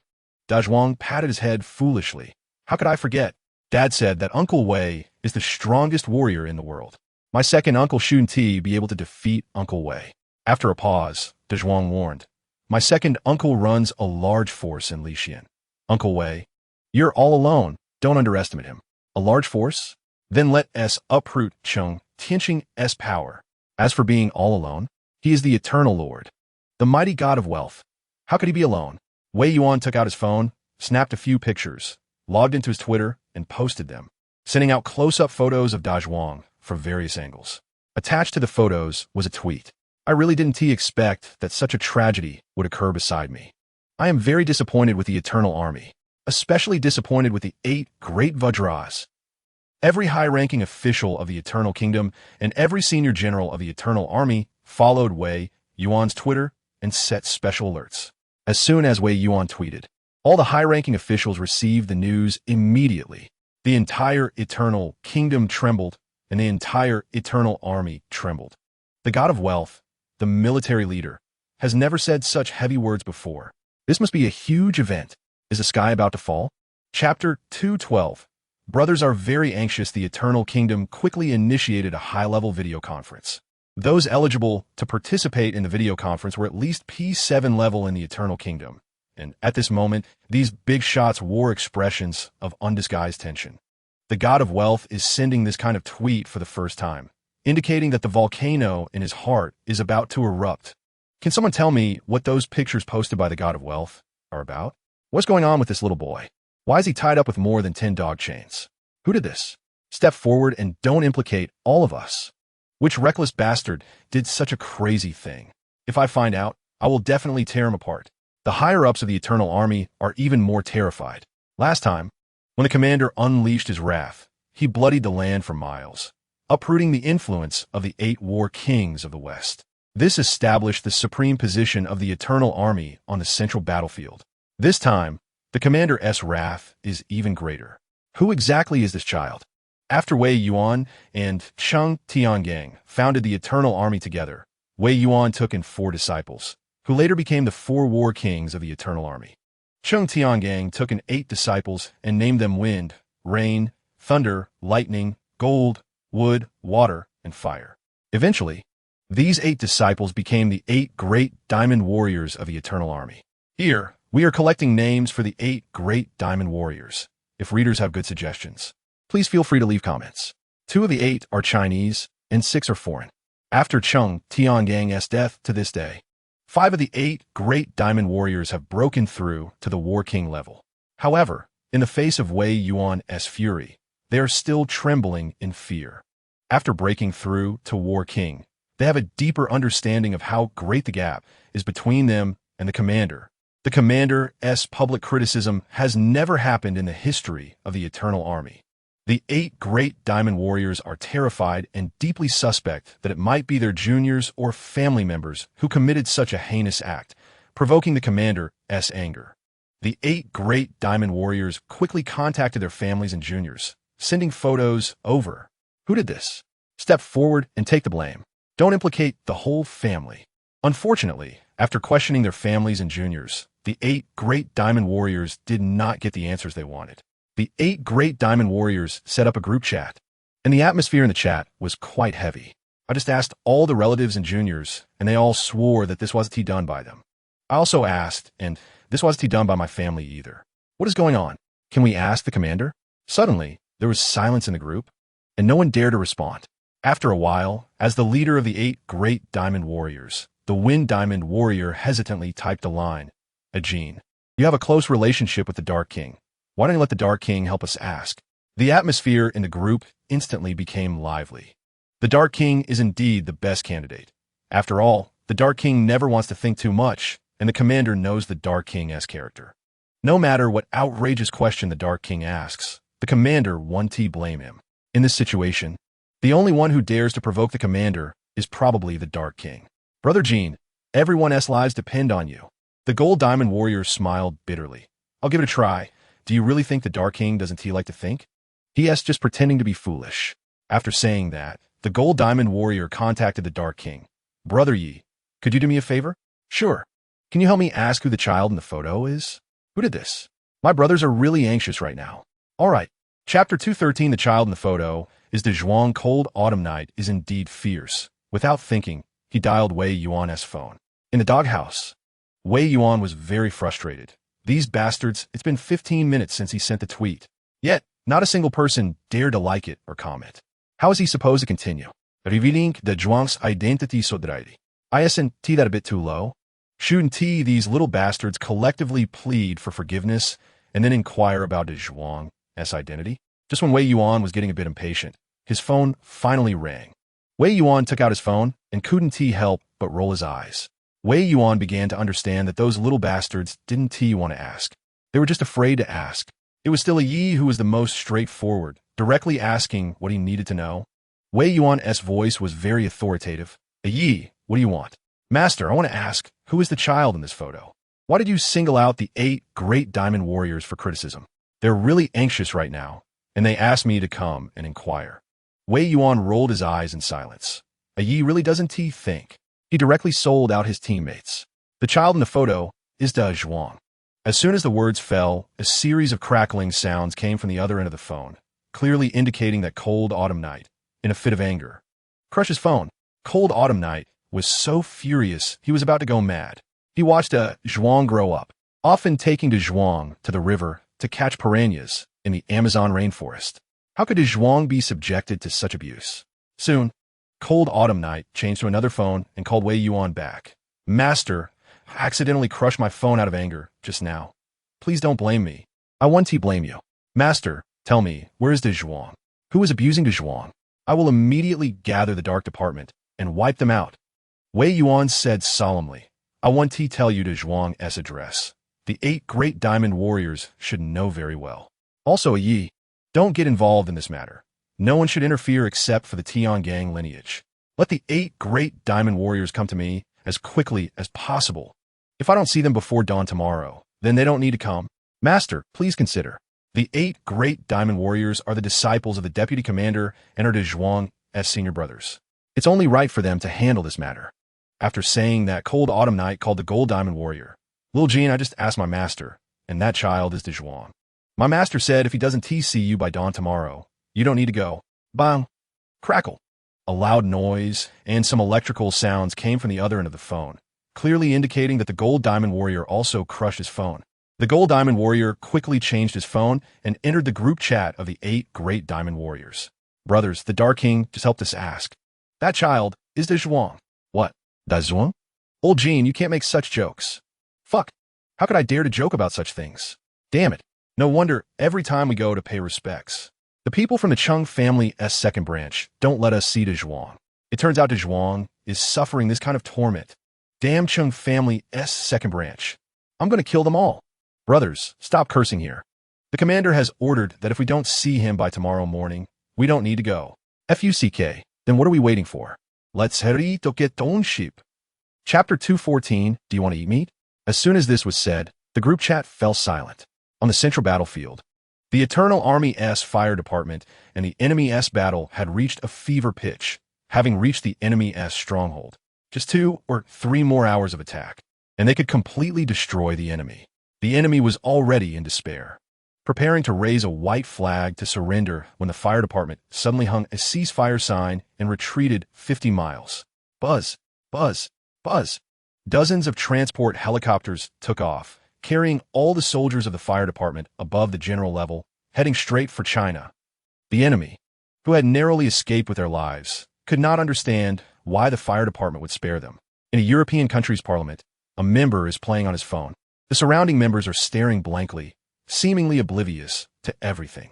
Suddenly, this member stands up with a slam, ripping apart his suit to reveal a fitted combat outfit, and looks coldly at the speaker. Mr. Speaker, I'm sorry, but I have a personal matter to attend to. May I take a leave from this session? Although the member phrased it as a question, there was no hint of inquiry in his tone. The speaker swallowed hard and instinctively nodded, approved. A wicked smile appeared on the member's lips as he took out his phone in front of everyone and dialed. Bell, immediately assemble the Wind Division. Target, Huaxia Qixiang. Yes. In the royal palace of Country Y, the queen is hosting a banquet for her grandson George's coming-of-age ceremony, where she intends to choose a teacher for him. At this moment, all attendees are hereditary nobles. Most of them are listening attentively to the queen's speech, except for one hereditary marquis who is looking down at his phone. However, no one dares to criticize him. It is rumored that he is the Thunder Diamond of the Eternal Army. As the queen's speech draws to a close, she announces, Today, I will choose a master for my grandson George, and that is Marquis Stark. Everyone turns to look at Marquis Stark, who is still on his phone. George, why don't you quickly pay your respects to your teacher, Marquis Stark? George is puzzled as to why Marquis Stark would choose to use Eastern etiquette for his apprenticeship, but he can only comply. He steps forward and bows respectfully. I have met the teacher.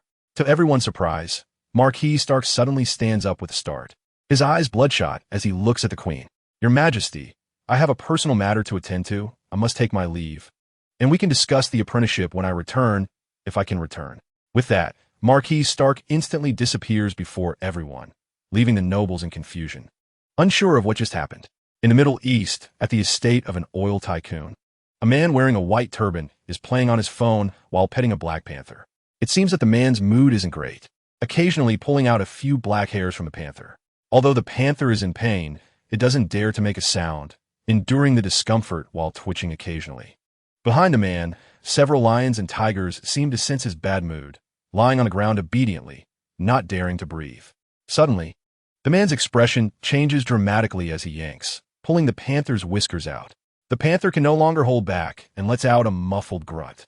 The man slowly stands up and turns to his pets. Kids, you haven't had meat in a long time. Do you want to eat meat? Chapter 215. It's a deal. The movements of the 8 great kings have shaken the world's major powers. Thousands of military satellites around the globe have become active, all monitoring the movements of the 8 great kings.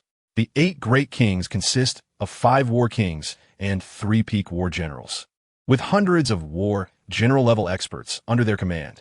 This is an extremely powerful force that could support half the territory, even within the Eternal Army.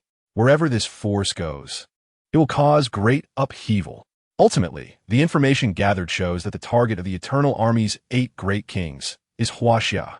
Other countries breathe a sigh of relief, but the Huaxia War Department becomes tense. Minister, according to the information from the Eternal Satellite, the 8 great kings of the Eternal Army are leading their war generals towards Huaxia. How should we respond? Don't panic. The Eternal Army is our most solid ally in Huaxia. This is just a normal movement. You don't need to worry too much. As long as they don't cause trouble, treat them as ordinary tourists. Yes. After calming his subordinates, Minister Feng immediately called Wei Yuan, slamming the table even though Wei Yuan couldn't see it. Yuan, what are you planning? Didn't we reach a consensus? Among the Eternal Army, the 4 war kings with Huaxia nationality can return to Huaxia at any time, but 6 of the 8 great kings are not Huaxia citizens. They cannot set foot on Huaxia territory at will. Are you trying to rebel? This is simple. After they come over, just let them acquire Huaxia nationality. Minister Feng suddenly lost his temper, his eyes shining like an ancient fox. Really? Yuan, you need to be responsible for what you're saying. Really? I'm more of a man than that. Minister Feng was overjoyed. If these 6 kings could acquire Huaxia nationality, the strength of the Huaxia War Department would surge. It could even surpass the Country Shield Bureau. Okay, it's a deal. By the way, Yuan, why did you suddenly gather the 8 great kings? Wei Yuan directly sent a photo of De Zhuang to Minister Feng. Brother Feng, this is De Zhuang. You remember him, right? You even held him when he was young. Da Zhuang? Isn't De Zhuang the son of Cheng Tiangang? When De Zhuang was young, he had indeed been held. Minister Feng remembered De Zhuang's exceptional talent. He broke through to the war general level at just 13 years old, and he had said back then, Cheng Tiangang's son is no ordinary child. Who would have thought that De Zhuang would suffer such inhumane torment? No wonder Wei Yuan went mad. No wonder the 8 war kings gathered towards Huaxia. Who is it? Who is so bold? In the Cheng family's second house, Minister Feng was bewildered, his face full of confusion. Why? Why does the Cheng family's second house treat De Zhuang this way? It must be for the tribute to the 8 great kings. Damn it. Everyone in the Cheng family's second house should die. I will arrange for the relevant departments to control all the power of the Cheng family. Thank you, Brother Feng.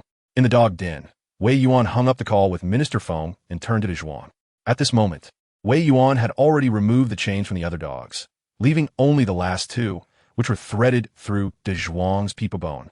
At the wound, the flesh and iron chain had already fused together, making it difficult for Wei Yuan to proceed. De Zhuang, hang in there. I'll help you remove the last 2 chains. Uncle Wei, you can do it boldly. De Zhuang isn't afraid of pain. Wei Yuan understood the principle that short pain is better than long pain, and with a quick motion, his fingers pierced into De Zhuang's wound. Chapter 216.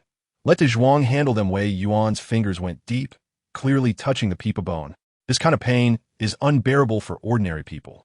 But De Zhuang didn't make a sound, and even his expression showed no change. If it weren't for the slight twitch at the corner of De Zhuang's mouth and the large beads of cold sweat on his forehead, Wei Yuan would have thought De Zhuang didn't have any pain sensation at all. The little beggar beside couldn't bear to watch any longer and shouted, Big brother, why are you treating De Zhuang like this? His wound already hurts a lot. How can you do this? Da Zhuang trembled and said, Jing, there are barbs on the iron chain that have pierced my bone. Uncle Wei needs to feel the position and direction of the barbs so that he can remove them without harming my bones. So that's how it is. Little beggar Jing showed a look of realization, already feeling a bit unable to watch. She turned her head to the side and closed her eyes tightly. Wei Yuan quickly found the barb on the iron chain and skillfully removed it. With a clatter, the last 2 iron chains were successfully undone. Da Zhuang felt a surge of relief and let out a roar, jumping up suddenly.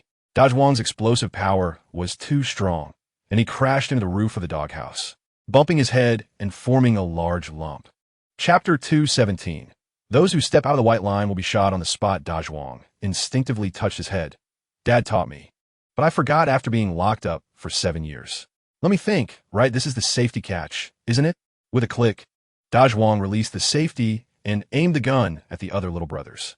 The others were scared out of their wits, dropping their weapons and turning to run, wishing their parents had given them 2 more legs.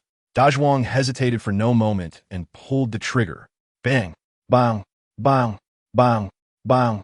Unfortunately, Dajwang's marksmanship was terrible. The bullets flew wildly, only hitting 2 people's arms and legs, causing minimal damage. Cheng Tianqing was almost going crazy. No wonder his second son Zili had said that his subordinates were a rabble. Indeed, they couldn't get anything done. It seemed that they would have to wait for Zili to come back tomorrow to resolve this trouble. For now, they should seek help from the police station. Cheng Tianqing didn't hesitate and immediately called the police station. Hello, is this the police? I want to report a murder in the street. And there are people trying to break into Cheng's house to commit murder. Please rush to Cheng's house immediately to protect the relevant personnel. Cheng's family? Even their captain wouldn't dare to provoke them. If something really happened to the Cheng family, everyone in the police station would not be able to escape blame. Chapter 218. Breaking through the sky, receiving a call from his wife, Cheng Tianqing's face became very serious. Why even the station soldiers were involved. Fortunately, only his second lieutenant came, indicating that the young man's power was limited. Zili should be able to suppress it. However, the urgent matter was to rescue his wife and child as soon as possible. Otherwise, they could be in serious trouble. Where were the 6 doors people? Cheng Tianqing didn't dare to force his way in and could only patiently wait.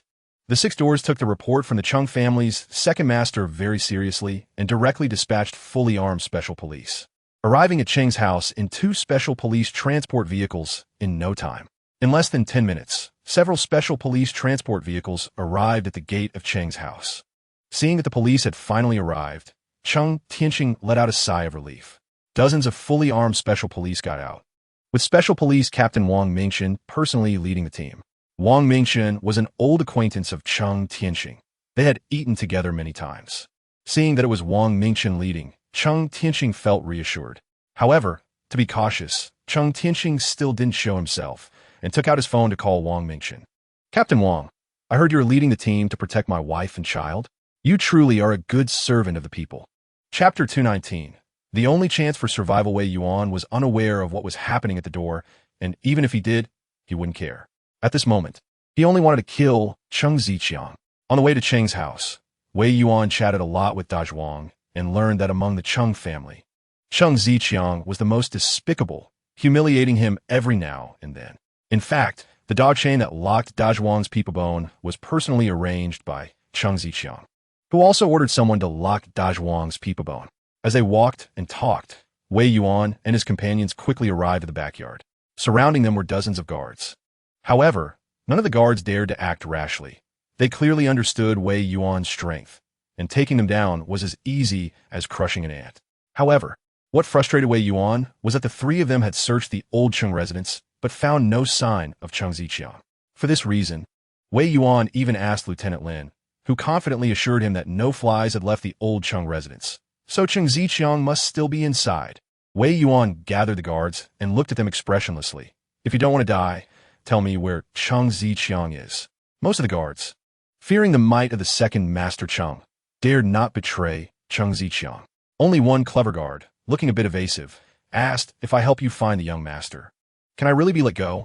Chapter 220. The Wood King comes to apologize. Dajwang tilted his head and thought seriously for a moment, then hesitantly asked, Uncle Wei, I lived in a doghouse for 7 years and ate dog food for 7 years, tied up by more than 10 dog chains. How about we let him experience everything too? Wei Yuan shook his head gently. Experiencing it once isn't enough? Let him experience it for a lifetime. Or, we could just get him a makeover to look like a dog. This is something your Uncle Yi is good at. Dajwang laughed like a Methria Buddha, constantly clapping his chubby hands. Uncle Wei's idea is great. Li Xiuyin was frightened by the image described by the 2. She couldn't accept having her son turned into a dog. Li Xiuyin rushed in front of Dajwang, constantly bowing her head and pleading, Dajwang, considering that second aunt has always treated you well and never tormented you, please spare Aqiang this time. He really knows he was wrong and won't dare again. Dazhuang hesitated for a moment. Second aunt indeed treated him well and had never humiliated him. He looked at Wei Yuan with questioning eyes. Wei Yuan snorted coldly. Dazhuang, the most despicable one is your second aunt. She imitated your father's handwriting and forged a will, deceiving our eternal army for 7 whole years. If it weren't for Jingjing, I might have been fooled today too. Chapter 221. The general fights. Well, Dazhuang opened his mouth, wanting to plead for the Wood King, but seeing Wei Yuan's calm face, he swallowed his words and didn't dare to speak. Dazhuang remembered his father once said that when Uncle Wei got angry, he wasn't that scary. The most frightening thing was when Uncle Wei had a blank expression. Beside him, Jingjing was completely stunned. What kind of identity did Uncle Wei have? These big men looked very formidable. Why were they so afraid of Uncle Wei? Cheng Ziqiang and Li Xiuyan's worldview was shattered. Why was this happening? This was the Wood King. This was a powerful warrior. Why was he so obediently kneeling at the ancestral hall's entrance? Who on earth is this young man?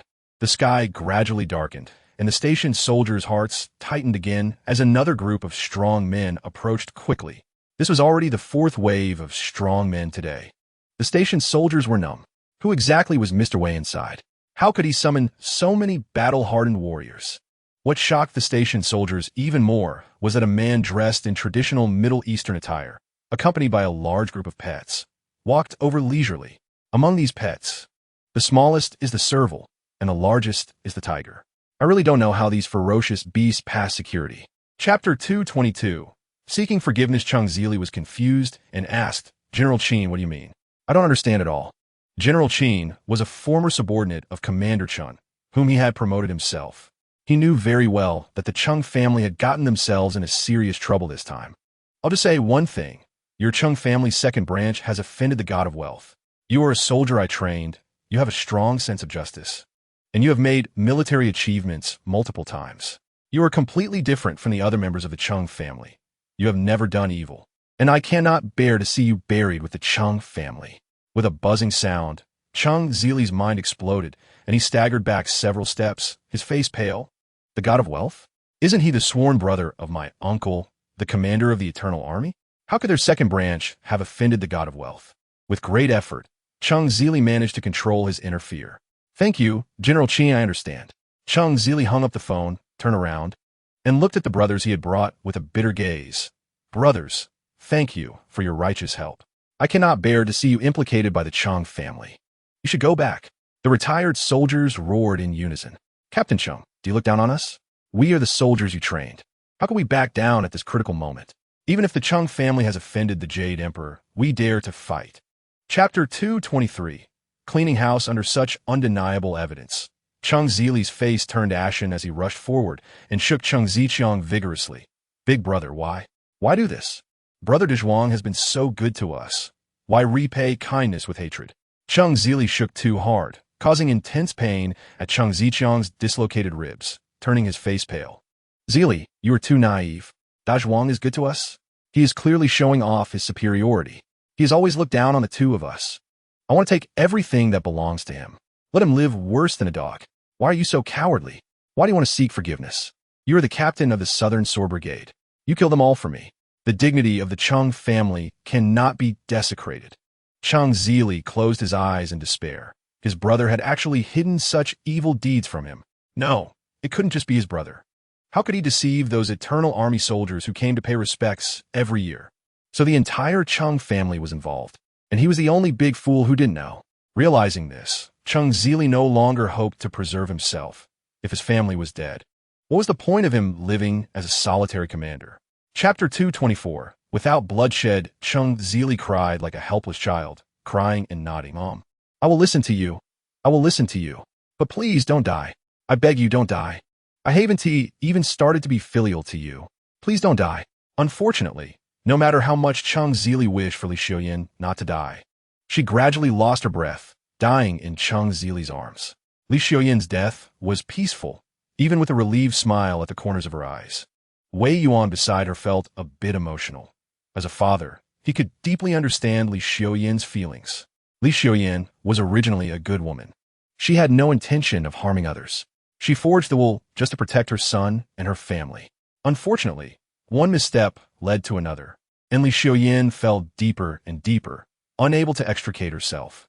The only mistake Li Xiaoyan made was that she should not have married Cheng Tianxing. After crying for a while, Cheng Zili finally managed to control his emotions slightly. He wiped his tears roughly, turned his head, and looked at Wei Yuan with a pleading gaze. "General Wei, may I send my mother off?" Li Xiaoyan's last words touched Wei Yuan, who nodded slightly. "Yes. Thank you, General Wei." Cheng Zili bowed to Wei Yuan again. Chapter 225. What is your purpose in approaching Dazhuang? After the 8 great Vajras left, Wei Yuan threw Dazhuang and the little beggar, Jingjing, into the bathroom. The two enjoyed a hot bath and changed into clean clothes. Although Dazhuang was still round, he looked much cuter. Wei Yuan personally gave Dazhuang a haircut using playing cards. Swish, swish, swish. Soon, Dazhuang had a watermelon head, looking even cuter. Wei Yuan nodded in satisfaction and turned to look at Jingjing, who had just come out of the bathroom and was momentarily stunned. What a beautiful little girl. Fair skin, an oval face, long eyelashes, and big eyes that sparkled as if they could talk. Dazhuang was also taken aback. He never expected that the little beggar he knew could be this beautiful. You are Jingjing? Dazhuang asked foolishly. Yes, does big brother Dazhuang not like my current appearance? Then I will dirty my face. No, don't dirty it. You look so pretty now. Wei Yuan narrowed his eyes. Jingjing, after her bath, clearly didn't look like an ordinary little beggar. What was her purpose in getting close to Dazhuang? Boom! Wei Yuan released a compelling aura, looking expressionlessly at Jingjing. Speak, who exactly are you? What is your purpose in approaching Dazhuang? Chapter 226. Would you like to join the Cheng family? Wei Yuan casually glanced at the 8 great Vajras and their followers. Dazhuang's revenge has been avenged, but because of this massacre, the Cheng family only has Dazhuang and Zili left. Tiangang's spirit in the heavens cannot rest in peace. The 8 great Vajras quickly lowered their heads. They dare not respond to this, only murmuring in their hearts. The one who ordered the killings was clearly the commander. What do you mean by saying this now? Wei Yuan played the role, suddenly bowing deeply to the spirit tablets in the ancestral hall. Tiangong, I am sorry. To the ancestors of the Cheng family, the younger generation is sorry for you. In order to avenge Dazhuang and to clean up the Cheng family, apart from Dazhuang and Zili, the Cheng family has been wiped out. From a once flourishing family, it has become so desolate. The 8 great Vajras were completely confused, not understanding Wei Yuan's intentions at all. Only General Qin beside him knew what Wei Yuan was trying to do and could hardly suppress his laughter. The god of wealth's acting is too exaggerated. Let us help him a bit. General Qin coughed lightly. General Wei, I actually have a method, but I don't know if I should say it. Wei Yuan quickly turned to look at General Qin.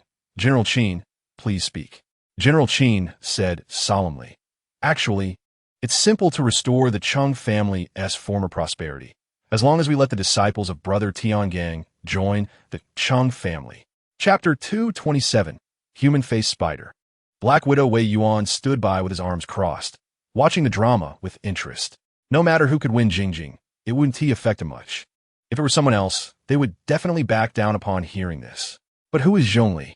Before Jingjing, Zhongli was the most favored junior sister and had survived countless life and death situations. I will defy orders. What can you do about it? If you're not satisfied, let us have a match. Lung Qiuyue shrank his neck. Even the strongest Cheng Gu dared not provoke Ali, so how could he dare to fight her? On a chilly autumn night, Lung Qiuni turned her eyes and hatched a plan. Ali, as your senior brother, I won't bully you. Let's compete fairly and let Jingjing choose for herself. All right. Zhongli turned around and gave Jingjing an incredibly gentle smile. Junior sister, come with your senior sister. Living alone in a big villa is so boring. Having someone to keep me company would be more lively. Lung Qiuni mercilessly exposed Zhongli, junior sister. Your senior sister Zhong is not lonely at all. Her villa is filled with countless poisonous insects. With a swish, Zhongli turned around and glared fiercely at Lung Qiuni. You bastard, that's too despicable. If you say that, you'll definitely scare junior sister away. However, what no one expected was that Jingjing suddenly brightened up, staring intently at Zhongli. Sister Zhong, do you have many poisonous insects there? Are there any human-faced spiders? Chapter 228. I bet 100 million. This time it's true. Wei Yuan placed a suitcase in the trunk and drove home. While waiting at a red light, he sent a message in the group chat for the 3 kids. Dad will be home soon. Will there be hot food to eat?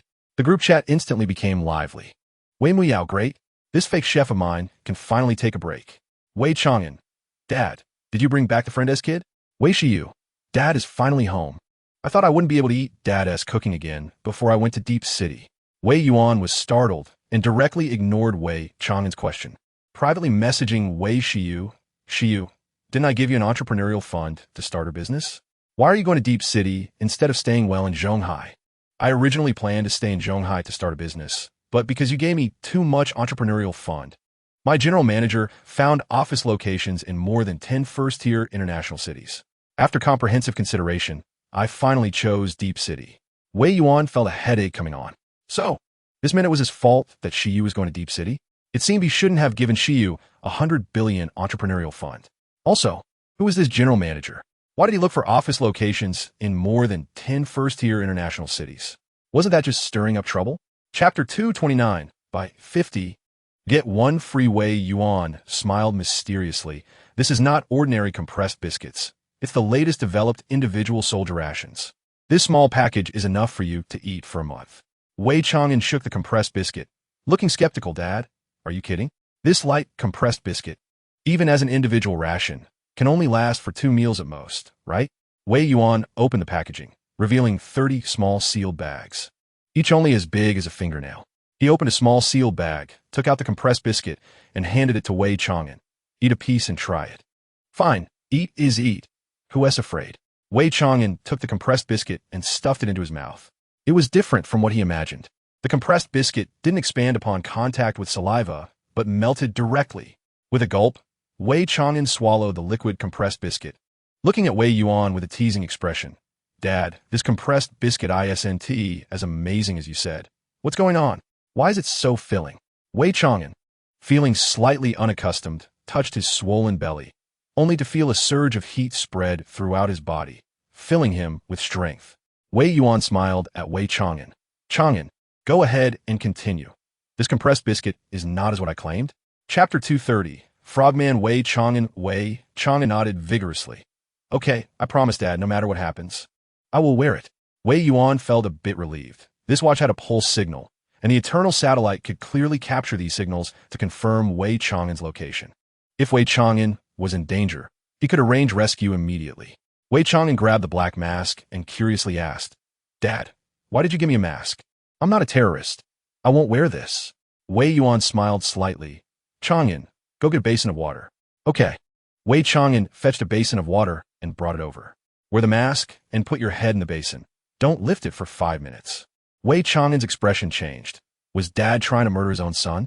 His lung capacity was average, and he couldn't hold his breath for 2 minutes. 5 minutes was an impossible task for him. Wei Chang'an said awkwardly, Dad, 5 minutes is too long, right? Can we reduce it a bit? Wei Yuan's face turned serious. No discussion. If you can't hold for even 5 minutes, how can you face disasters?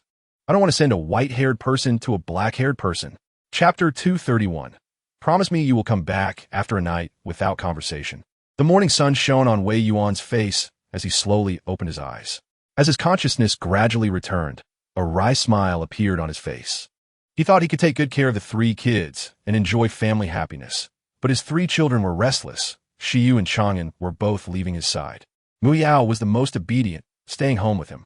Wei Yuan sighed, slowly getting out of bed, washing up simply, and making a hearty breakfast for the 3 kids. Although it was just a short separation, the atmosphere among the 4 family members was still tinged with a faint sadness. Wei Shiyu broke the silence first, laughing, Dad. With transportation so developed, it only takes a few hours from Deep City to Zhonghai. I promise to take time to come home every month. Wei Yuan felt somewhat comforted. Shiyu, if you encounter difficulties, don't force yourself. Be sure to tell Dad. Okay, Dad. Wei Yuan turned to Wei Chang'an, reminding him, Chang'an, an individual's power is very weak in the face of natural disasters. Do your part and be at peace with your heart, and absolutely don't be reckless. Okay, Dad. All right, that's enough advice. Just in time for your flights to be similar, let's go to the airport together. Chapter 232. Encountering my ex-girlfriend Wei Chang'an had a very good impression of Dezhuang and immediately became excited upon hearing this. Great. I've always wanted an older brother. And now my dream has come true. Sister, don't worry. When we get to the disaster area, I will definitely protect brother Dezhuang well. Wei Muyao and Wei Chang'an's words moved Zhuang to tears. Ever since Cheng Tiangang passed away, everyone in the Cheng family bullied and humiliated him. It was only now that De Zhuang felt the concern from relatives. De Zhuang completely opened his heart and integrated into Wei Yuan's family. He secretly vowed that when they reached the disaster area, he would protect Chang'an at all costs, even if it meant sacrificing his own life. Wei Yuan was very pleased with the children's performance. Lung Qun rolled her eyes continuously. Master went through so much trouble to bring De Zhuang over just so that De Zhuang could protect Chang'an. How did it end up the other way around? Wei Chang'an and De Zhuang bid farewell to everyone, looking back 3 times as they entered the security check channel. At the beginning of the security check, Wei Chang'an was somewhat worried. After all, his suitcase contained a nano-ceramic knife and a nano-ceramic flying claw. What if they couldn't pass the security check? In fact, it proved that Wei Chang'an was overthinking. He and De Zhuang successfully passed the security check. Chapter 233. This fat guy deserves to be single buzz. Wei Chang'an's mind exploded. Damn it, how unlucky can this be? Su Mingqi is also a disaster relief volunteer. If Wei Wei finds out about this, it will definitely be a mess. Is it just a coincidence that Su Mingqi became a volunteer and is on the same flight as Wei Chang'an? Of course not. After their breakup, Su Mingqi repeatedly sought to reconcile with Wei Chang'an, but he never gave her a good attitude. Su Mingqi was unwilling to accept reality and kept convincing herself that Wei Chang'an still loved her. She didn't give up and found a great opportunity. One day, while eating in the cafeteria, Su Mingqi's roommate accidentally overheard Wei Chang'an talking with classmates about the flood disaster in Yu Province, where he expressed his intention to volunteer. After learning this, Su Mingqi checked Wei Chang'an's flight information through her friend who works at the airport and paid a high price to change to flight F-16. Su Mingqi hoped to win back Wei Chang'an's heart through their experience together in disaster relief. Along the way, she aimed to eliminate her rival, Fang Yue. Noticing that Wei Chang'an's expression was off, Su Mingqi sweetly said, "Chang'an, can you let me in?" Her voice was so soft that many men around cast envious glances at Wei Chang'an, thinking it was a shame that such a stunning beauty was already taken. Chapter 234. If I can't have it, I'll destroy it. Su Mingqi had never experienced anything like this. Her body stiffened, instinctively protecting her crucial area, and she shouted loudly, "Don't touch me. How dare you act like a rogue in broad daylight?" While yelling, she instinctively sought help from Wei Chang'an. "Chang'an, they're touching me. Come help me." Unfortunately, the despairing thing happened. It was as if Wei Chang'an hadn't heard her at all. He stared blankly at his feet, seemingly fascinated by his shoelaces. Eventually, a flight attendant came over to help Su Mingqi out of the situation. Su Mingqi turned her head and looked at Wei Chang'an, who seemed as calm as a monk in meditation, with a resentful gaze. The Wei Chang'an from before was not like this. Once, a thug had touched her leg, and he chased the guy down 10 streets. In the end, he forced the thug to kneel and apologize before it was over. But now, even though her chest was being touched, Wei Chang'an remained unmoved. For the first time, Su Mingqi genuinely felt that she had truly lost Wei Chang'an. Heartbroken, she walked toward the restroom, repeatedly encouraging herself, "Su Mingqi, you can't give up. You lost Wei Chang'an, so you must find a way to win him back." Chapter 235. A chance encounter with senior brother. Su Mingqi took a deep breath and quickly walked toward the flight attendant sitting at the back, speaking softly. "Excuse me. I would like to upgrade my seat using mileage." "Thank you. Ma'am, there is one seat available in first class. Please show me your boarding pass so I can check if you meet the upgrade criteria." Su Mingqi took out her boarding pass and showed it to the flight attendant. "Miss Su, after checking, your mileage qualifies you for an upgrade. Please follow me." "Thank you." The flight attendant in first class looked somewhat ordinary, and the elite gentlemen inside were a bit drowsy. Suddenly, when Su Mingqi walked in dragging her luggage, the elite gentlemen's eyes lit up, and they became instantly excited. However, since the elite gentlemen were all prominent figures, they didn't do anything to lower their status. They simply cast envious glances at the young man closest to the cockpit, who had an empty seat beside him. Seeing Su Mingqi approaching, the young man was moved and showed a reserved smile. "Beautiful lady, let me help you with your luggage." After saying that, he gentlemanly helped Su Mingqi place her luggage. "Thank you." Su Mingqi politely nodded at the young man and then gracefully sat down. Chapter 236. The three-circle community. Li Jun nodded in satisfaction. Jiang Ming was quite perceptive and gave him face. The over 100 million worth of supplies donated by his father weren't in vain. Li Jun looked at Su Mingqi with a hint of pride. Do you see how impressive I am? I casually arranged for you to have the easiest job. Little girl, are you already feeling fluttery and can't wait to throw yourself into my arms? However, to Li Jun's surprise, Su Mingqi decisively shook her head. Thank you for your kindness, Brother Jiang, but I came with my classmate Wei Chang'an. Wherever he goes, I go. While speaking, Su Mingqi pointed at Wei Chang'an. Swipe. Li Jun narrowed his eyes and looked at Wei Chang'an with a very dangerous gaze. Su Shimi actually came a volunteer with a classmate. This classmate looks pretty handsome. Could it be that there's something going on between them? Sensing the undisguised hostility in Li Jun's eyes, Wei Chang'an felt overwhelmed. He had already hidden at the back. Why was Su Mingqi still stirring up trouble? Jiang Ming didn't know what to do and could only look at Li Jun with a questioning gaze. Li Jun chuckled and said, It's simple. Let Su Shimi's classmate also do some coordinating work. Jiang Ming breathed a sigh of relief and smiled at Wei Chang and Wei. Your physique is rather slender, not suitable for the front line of disaster relief. How about you join our disaster relief preparation team and help with receiving volunteers? Chapter 237. Brother Li is skilled, Wang Fei said solemnly. Very well, I declare the Pingshan disaster relief team one established. Now, you all nominate a team leader. De Zhuang unhesitatingly raised Wei Chang'an's arm and loudly declared, I nominate Chang'an as the team leader. Su Mingqi also raised her hand, seconded. Li Jun had no interest in the leader of this ragtag team. In a while, his elite Eagle Rescue Team would arrive. And that would be the real elite rescue team. Li Jun casually raised his hand. Wei Chang'an smiled and said, Thank you all for your trust. I will shamelessly take on this leadership role. The three fitness coaches were a bit unhappy. They were the real backbone of Team 1, so why should Wei Chang'an, this pretty boy, be the leader? How could they show off in front of the beauty? However, with 3 against 4, their dissenting votes wouldn't matter.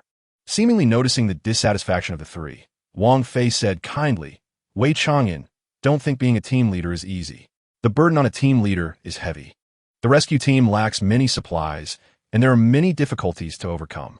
Upon hearing this, the 3 fitness coaches shrugged and fell silent. Soon, the other small teams were formed, and Wang Fei led 7 small teams toward the warehouse. Chapter 238. Swimming brother watching Wei Chang'an being engulfed by the waves. Su Mingqi felt a sense of revenge rising in her heart.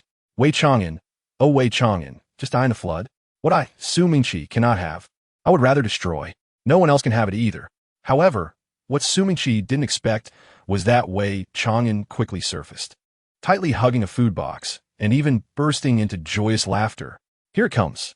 This wave is powerful. Awesome. Many disaster victims on the higher floors were deeply moved by this scene, almost to the point of tears, constantly waving their hands at Wei Chang'an and Zhuang. You too, don't be impulsive. It's too dangerous. Go back. We can wait a while for food. Just bring it to us once the water recedes. We appreciate your friendship, but please don't overexert yourselves. Hearing the cries of the victims, Wei Chang'an and Zhuang exchanged a glance, and a surge of heroic spirit arose in their hearts. The victims were so considerate of them. They must ensure that the victims get food. Moreover, with the frogman masks prepared by Wei Chang'an's dad, they wouldn't choke at all. The two let out a series of roars and bravely swam against the rushing water and waves, managing to reach the Langrun Garden community and deliver food to Building 1. Unit 1, Chapter 239. We come for young Master Chang'an. Wei Chang'an frowned deeply. The main force for food delivery was the Eagle Rescue Team, and the little food he and Zhuang brought was not even 1/10 of what the Eagle Rescue Team could deliver. Even with the Eagle Rescue Team's help, it took 6 hours for only 1/3 of the victims to receive food. To feed all the victims in Langrun Garden, at least 12 more hours were needed. Without the Eagle Rescue Team's assistance, that time would increase tenfold. Wei Chang'an resolutely shook his head. No. The Eagle Rescue Team is the main force for food delivery. They cannot withdraw. Li Jun snorted coldly. Wei Chang'an, the brothers give you face because you're the team leader, but without that, you are nothing. The Eagle Rescue Team is not your team. They are not under your control, and you have no right to command them. The Eagle Rescue Team is all here. We are disbanding. Yes. The Eagle Rescue Team shouted in unison. Wei Chang'an stepped forward, arms outstretched, blocking the Eagle Rescue Team's path, and stubbornly said, This is not about giving face. This is a disaster relief operation, not a game. The victims haven't eaten yet. You can't leave. Chapter 240. Your father is the boss behind our boss soon. Li Chun realized what the unpleasant smell was and couldn't help but feel nauseous. Wow, wow. Li Jun kept vomiting, expelling everything he had just eaten. Everyone quickly stepped aside, looking at him with disdain. Even the Eagle team instinctively moved far away. After a while, Li Chun felt a bit better, turned his head, and looked at Wei Chang'an with a complicated expression. He couldn't understand why someone like Wei Chang'an, a super-rich second generation who could easily overpower him, was willing to go to the front lines of disaster relief. Even after being knocked down by waves multiple times, he didn't back down. Is there really someone in this world so noble? Li Jun's mood was complicated as he led the Eagle team away, heads down. The three fitness coaches felt awkward. They couldn't leave, but didn't want to stay either. After hesitating for a while, the three began to flatter Wei Chang'an. Just now, the three of us realized that Captain Wei is not an ordinary person. Sure enough, he transforms into a dragon when faced with storms. That Li Jun was really funny, acting all tough just by calling a rescue team, while our Captain Wei, who clearly has the strength to call in 200 rescue teams, personally goes to the front lines. This is a true, capable person with responsibility. Chapter 241. Can't keep it a secret. The bosses all know with a command from Wei Chang'an. Over 200 inflatable boats sped toward the Pingshan Disaster Relief Command Center. The three fitness coaches had completely changed their ways, earning Wei Chang'an's forgiveness through their actions, and he allowed them to board the inflatable boat as well. Su Mingqi wiped her tears and shamelessly sat next to Wei Chang'an. Wei Chang'an felt overwhelmed and didn't know what to do, so he could only seek help from De Zhuang. De Zhuang had a very poor impression of Su Mingqi and directly squeezed himself between the two, pushing Su Mingqi aside, almost knocking her off the inflatable boat. Wei Chang'an's ruthlessness only strengthened Su Mingqi's resolve to ruin him. Furthermore, Su Mingqi hated De Zhuang intensely and added his name to her death list. Soon, Wei Chang'an returned to the Pingshan Disaster Relief Command Center with a large rescue team. He instructed the rescue team members to wait in the hall while he headed straight to the reception department. The lights were on in the reception department, and Wang Fei was still receiving disaster relief volunteers from all over the country. Wang Fei must not have rested for several days. His eyes were filled with red blood vessels, and his voice was a bit hoarse, but he still insisted on staying on the front lines. Wei Chang'an silently gave Wang Fei a thumbs up in his heart. There are many such unnamed disaster heroes in Yu Province. Chapter 242. Our disaster relief conditions in Pingshan are good. Wang Fei waved his hand and led everyone to the largest warehouse to collect disaster relief supplies. More than 100 rescue teams, 700 to 800 people, instantly emptied the warehouse of disaster relief supplies. The vast convoy headed straight for the most severely affected neighborhoods. With so many professional rescue teams, Wei Chang'an and De Zhuang had it much easier. They finally boarded the inflatable boat and no longer had to wade through water to provide aid. The rescue work progressed rapidly. In just 2 hours, the disaster relief in several severely affected neighborhoods was completed. All victims in these neighborhoods received food, although their arms were sore and their throats a bit hoarse. Wei Chang'an was full of energy. The smiles and thanks from the victims were the greatest reward. Su Mingqi did not follow the rescue team because Wei Chang'an was very cold toward her. On the other hand, surrounded by more than 100 rescue teams, Su Mingqi could not secretly find a way to ruin Wei Chang'an. Therefore, she had to keep these rescue teams away. Otherwise, she wouldn't have the chance to act. So, Su Mingqi stayed at the Disaster Relief Command Center, acting as a temporary staff member. She kept wandering around several important department offices and actually found an opportunity. Chapter 243. Wei Chang'an confirms his father's identity. Director Zhang. Hello. According to the instructions from Yu Province Disaster Relief Command Headquarters, all supplies are prioritized for the areas most severely affected by the disaster. Currently, the neighborhoods in Pingshan that were hit hardest have completed disaster relief, and I will send the rescue teams to Hebei City for disaster relief. Wei Chang'an did not know that Su Mingqi was plotting against him from behind and readily agreed. Even if Wei Chang'an knew, he would still agree without hesitation. As the student council president, Wei Chang'an had a high level of awareness. The disaster situation was so severe that everything should prioritize disaster relief. Zhang Handong was delighted. Great. Mr. Wei, you truly are a young person with ambition in this new era. Your contributions to disaster relief will be reported honestly, and you will receive the recognition you deserve. Wei Chang'an smiled and said, There is no need for that. I came to help with disaster relief, simply to do my part. I don't need any rewards. Zhang Handong was impressed. Mr. Wei was so generous. Is this the demeanor of a scion from a prominent family? On behalf of the victims from Pingshan and Hebei, I extend the most sincere respect to Mr. Wei. No need for such politeness. After hanging up the phone, Wei Chang'an gathered the leaders of the rescue team and said in a deep voice, "The disaster relief work in Pingshan is coming to an end, and we no longer need you. The disaster situation in Hebei City has reached level 1, and you must immediately go to Hebei City for disaster relief." Chapter 244. Slept soundly last night. Wei Chang'an rubbed his eyes vigorously and counted several times, his facial muscles a bit stiff. How much is this? Units, tens, hundreds, thousands, tens of billions, hundreds of billions. Wei Chang'an pressed hard on his chest, trying to suppress his wildly beating heart, unable to believe his eyes. After counting several times, it was still hundreds of billions. Wei Chang'an was going crazy. His dad was too extravagant, right? A disagreement, and it's hundreds of billions in pocket money? Their family's money. Indeed, could last them a lifetime without ever being spent. This isn't a dream, right? Wei Chang'an pinched his arm hard, and the pain made him break into a cold sweat. Damn, this is not a dream. Wei Chang'an felt like a child hit by happiness, with a silly grin on his face, and he fell asleep just like that. In his dream, Wei Chang'an bought dozens of pairs of roller skates, bought several skateboards, bought a little belong learning machine, bought over 100 game cartridges, and played for 3 whole days and nights.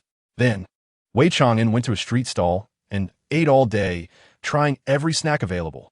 These were all things Wei Chang'an had wanted as a child, but could not have. And now, finally, he could fulfill his dreams. After a long journey, Decima arrived in Pingshan smoothly, and he was still greeted by Wang Fei. Chapter 245. Please. Save my son. Decima nodded slightly and followed Wei Chang'an, eating the boxed meals provided by the Disaster Relief Command Center. So far, Wei Chang'an and Zhuang had not touched the compressed biscuits and compressed meat.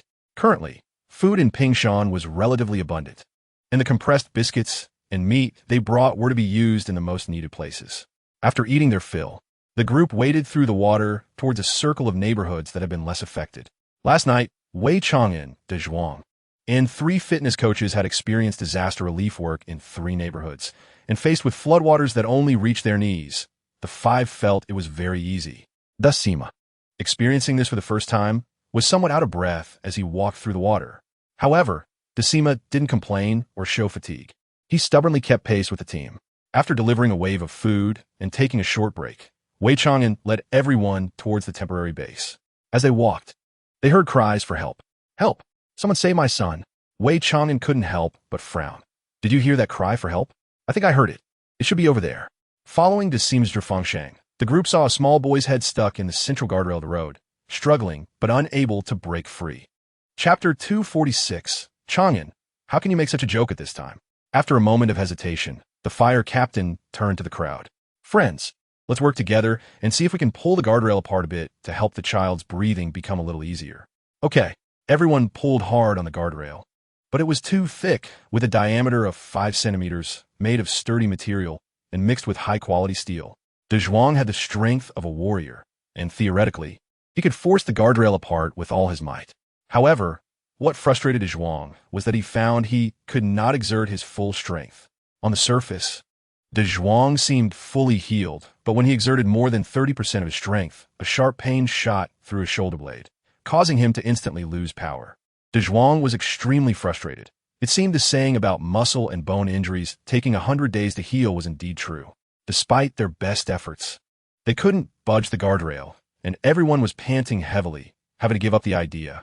The fire captain hesitated for a moment, looked down at his fire axe, his eyes flickering as he made a bold decision. Ma'am, it seems the only method now is to use the fire axe to cut through the guardrail. But this carries some risk and may injure the child. I need your authorization. Chapter 247. Why does it feel like cutting tofu? You two quickly typed 10 super fire messages, along with an ultra-luxury barrage. Xiaoma. If I'm not mistaken, this represents the latest technology in today's world, nanoceramic materials. This military knife must be extremely sharp and could very likely cut through the guardrail. Hurry and let Chang'an try it. Seeing this barrage, Decima's heart raced with excitement. Chang'an, I have a viewer here saying your military knife is a nanoceramic military knife. Is that true? Wei Chang'an nodded slightly. Yes, that's what my dad said at the time. If that's the case, you should give it a try. My viewer said that nanoceramic materials are very tough and extremely sharp, and could probably cut through the guardrail. Wei Chang'an nodded slightly. Then I'll give it a try. After saying that, Wei Chang'an tightened his grip on a military knife and swung it forcefully at the guardrail. Everyone instinctively held their breath, staring at the guardrail without blinking. Then they all felt a flash of light from the knife, and the military knife passed through silently. Wei Chang'an was stunned. What's going on? The military knife clearly made contact with the guardrail. Why was there no sound at all? Moreover, the sensation felt like cutting through a block of tofu. It passed through in an instant. Chapter 248. Something big happened. Wei Yuan shook his head gently. What scheme is that old fox phone go up to this time? However, over the years, Wei Yuan had gotten used to it. As long as it didn't harm the foundation of the Eternal Kingdom, he would do his best to help with whatever requests Fenggo had. I have the blood of Yin and Huang flowing through my veins. I should naturally contribute to the country. Fenggo, is there anything you need my help with? Minister Feng laughed heartily. Yuan, you still have a good conscience. I knew you wouldn't say no. The generals beside them couldn't help but roll their eyes, as if it wasn't you who just called someone a little rascal. Fenggo, stop keeping us in suspense. Just say what you need. I need a batch of nanoceramic daggers. Not too many, just enough to equip a group army. Wei Yuan almost spat blood. Equip a group army? Is that what you call not needing too many? Their eternal army only had generals above the Battle King level equipped with nanoceramic military knives, and even battle general level weapons weren't widespread yet. Fenggo really dared to ask for a lion's share. Hey, Fenggo, what are you talking about? The signal here isn't great. Hello. If you can't hear me, I'm hanging up. After saying that, Wei Yuan directly hung up the phone. Listening to the beeping sound from the phone receiver, Minister Feng was almost infuriated. Chapter 249. You didn't lie to me? Zhang Handong wiped the sweat from his forehead. What to do? How can they get through this crisis? Wang Fei anxiously shouted, Director. Based on our current situation in Pingshan, we are unable to rescue the miners. We need to quickly seek help from higher-ups. Zhang Handong raised his voice by 8 degrees. No. Lock down the news immediately. This matter is too big. Neither of us can bear the responsibility. Wang Fei was a bit confused and didn't quite understand what Zhang Handong meant at first. Zhang Handong patiently explained, since 2008, private coal mines have been banned and merged. If the higher-ups find out that there are still private coal mines in Zhangdian, the consequences will be very serious. Wang Fei realized the seriousness of the problem and swallowed hard.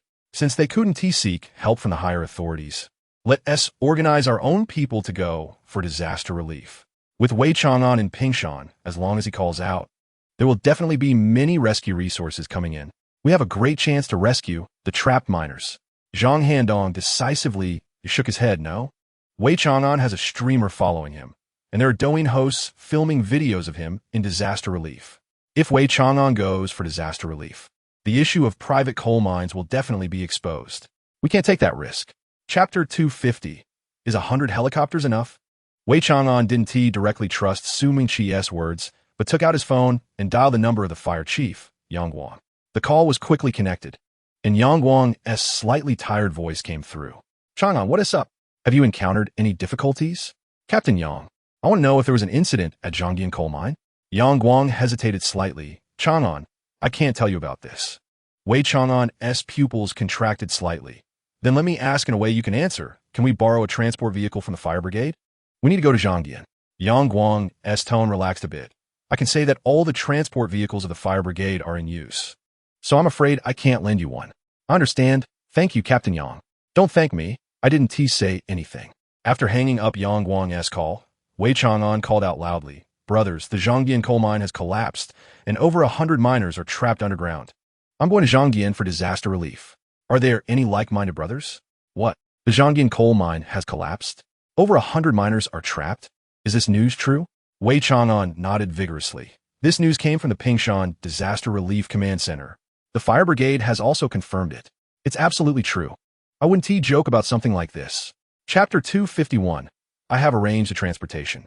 Wang Fei quickly nodded. Okay, I'll hurry up the process. Also, the transportation company needs the director to personally make a call regarding the subway and high-speed rail.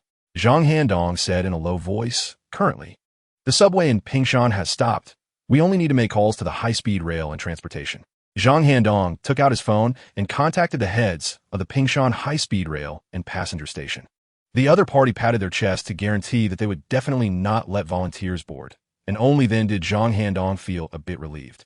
Zhang Handong kept praying, hoping that there were no casualties and that the soldiers could quickly rescue the miners. The volunteers didn't know that Wei Chang'an had already arranged transportation and were all pulling out their phones to book tickets. However, they were frustrated to find that although there were seats available on buses and high-speed trains to Zhangdian, they couldn't buy tickets. The volunteers were in an uproar. Huh?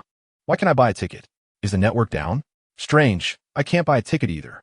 My signal is full. What is going on? Is everyone unable to buy tickets? Are we being targeted? Some quick-thinking volunteers noticed the problem and hesitantly said, "There's definitely something wrong. It's unreasonable that none of US can buy tickets." Chapter 252, Hand and Electronic Devices. Wei Chang'an quickly walked out of the tent and looked in the direction that Sui Chang was pointing. He really saw several helicopters speeding towards them. Wei Chang'an tightly clenched his fist. His dad was really impressive. This superpower was simply terrifying. For some reason, Wei Chang'an suddenly remembered how he inexplicably became the president of the student council. Could it also be his dad's doing? Brothers, hurry up and board. We'll go to Zhangdian in batches. Yes. Everyone excitedly looked up at the sky, pointing at the helicopters in the air. Awesome. Dad Wei is really amazing. He managed to call in helicopters in such a short time. What kind of power is this? Dad Wei is truly impressive. It's only been 10 minutes. And these helicopters definitely aren't from Zhonghai. It was clear that Dad Wei's influence had already reached Hunan province and its surroundings. Oh my god. This is my first time on a helicopter. I'm so nervous. 3 helicopters don't seem to be enough, right? Are you short-sighted? Look further east. There are several more. Not just in the east, there are helicopters in the west, south, and north. Following the direction the volunteer pointed, everyone looked around the sky and really saw many small black dots densely scattered. Chapter 253, Giant Rock. Wei Chang'an slightly nodded. This soldier had convinced him. And now everything was prioritized for disaster relief. Absolutely nothing could interfere with disaster relief. Wei Chang'an voluntarily handed over his phone. We will resolutely execute the orders from the Pingshan Disaster Relief Command Center. With Wei Chang'an's statement, the other volunteers didn't insist anymore. And even Decima reluctantly handed over his live streaming equipment. After confiscating all electronic devices, the soldiers finally let them through, and the volunteers marched into the mine site. Wei Chang'an approached Decima and winked. "Old Ma, you handed in your live streaming equipment, so you probably can't stream anymore." Decima smiled mysteriously. As an excellent streamer, of course, I have to consider situations where the live streaming equipment fails, so I definitely have backup equipment. After saying that, Decima took out a phone from his pants and proudly waved it at Wei Chang'an. Wei Chang'an gave Decima a thumbs up. Old Ma was indeed dedicated, going to such lengths for streaming. Decima quietly powered on the device and lowered his voice. "Water friends, I'm risking my life to stream for you. I want to comment, just a silent stream. You could just watch." Chapter 254. I have very strong ropes here. Everyone don't panic. Quickly save the people. All units. Report the casualty numbers as soon as possible. Wei Chang'an nervously looked at the volunteers following him. These volunteers came because of his reputation, and if anything happened, he would feel uneasy. Young Master Wei, dozens of volunteers are injured, but they're all okay. There's no life-threatening situation. Sui Chang checked, and then turned to Wei Chang'an. Quick. Get the injured brothers down the mountain and send them to the hospital as soon as possible. Yes. The volunteers scrambled to carry the injured down the mountain. And for a moment, the number of volunteers coming for disaster relief was reduced by more than half. Through Decima's live stream, the water friends saw this tragic scene and deeply felt the power of nature. Humanity is so fragile in front of nature. After a brief chaos, the soldiers quickly restored order, and the captain looked at the massive granite with a gloomy face, unable to find a solution. The fire chief's voice came through the intercom. The toughness of the fire rope is extremely high, yet it broke.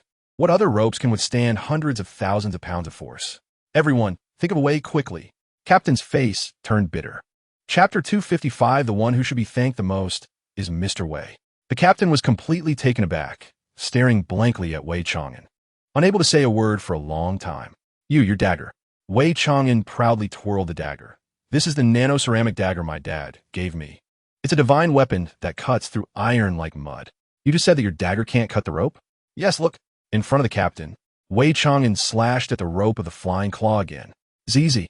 The harsh friction sound reappeared as the nano-ceramic dagger scraped against the rope, sparking a series of sparks. The captain stared closely and saw that there was only a shallow white mark on the rope that was almost negligible. The captain suddenly bowed deeply to Wei Chang'an. Mr. Wei, I wrongly accused you just now.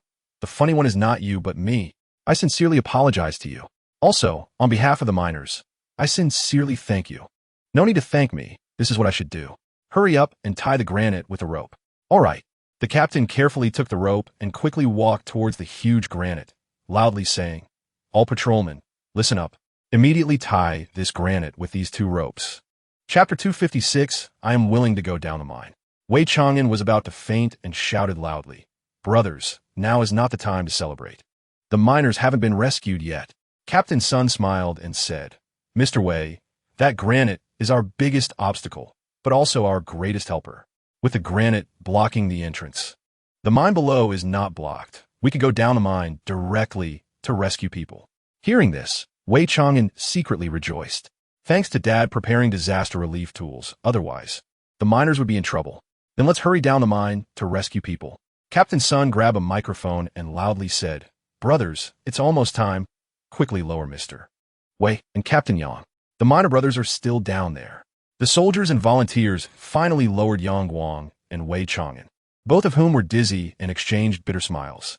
The captain turned to the soldiers and shouted, I want to select a team of daredevils to go down the mine for rescue. Anyone want to sign up? Me. Count me in. This daredevil team must have me. Wei Chang'an instinctively wanted to step forward, but suddenly remembered his dad's advice, hesitated, and withdrew his leg without showing off. Chapter 257, Su Mengqi gets what she deserves. Harming others ultimately harms oneself. Hearing this, the viewers in the live broadcast room fell silent, worried and admiring, fearing that something might happen to Wei Chang'an. This is a mine that goes down hundreds of meters. If an accident occurs, his life is definitely over. Whoosh! Under the leadership of 3 leaders, all the soldiers bowed to Wei Chang'an at the same time, showing their respect for the hero. At this moment, the soldiers completely submitted to Wei Chang'an. Desai Ma opened his mouth, but didn't say anything to persuade. Wei Chang'an's life is important, and the lives of over 100 miners are also very important. Only Dezhuang unhesitatingly blocked Wei Chang'an and said solemnly, Chang'an, wait outside. I'll go down the mine for you. Hearing this, Su Mengqi was furious. This little fat guy is too hateful. Why does he keep ruining her good deeds? If Wei Chang'an doesn't go down the mine, how could she trap him? If she misses this opportunity, she might never encounter again. However, Su Mengqi couldn't stop Dezhuang, as that would be too obvious. Fortunately, Wei Chang'an's choice relieved Su Mengqi. Wei Chang'an looked seriously at Dezhuang and said solemnly, Brother Dezhuang, before I leave, my dad reminded me to take good care of you, but since coming to Yu province for disaster relief, it's been you taking care of me. This time, you must not try to chang from me. Otherwise, I will get angry with you. Chapter 258, the mine collapses again. The two fell into the water for less than 2 seconds when Su Mengqi and the fire dragon rushed towards the water surface. Splash! The entire mine was engulfed in flames. The fire continued to spread, instantly engulfing the entire mine. However, the mine could not accommodate such a massive fire. The unleashed fire dragon produced intense explosions. Boom! Boom! Boom! A violent shock wave burst from the mine, soaring into the sky. It shot up several dozen meters above the ground, like the force of a volcanic eruption.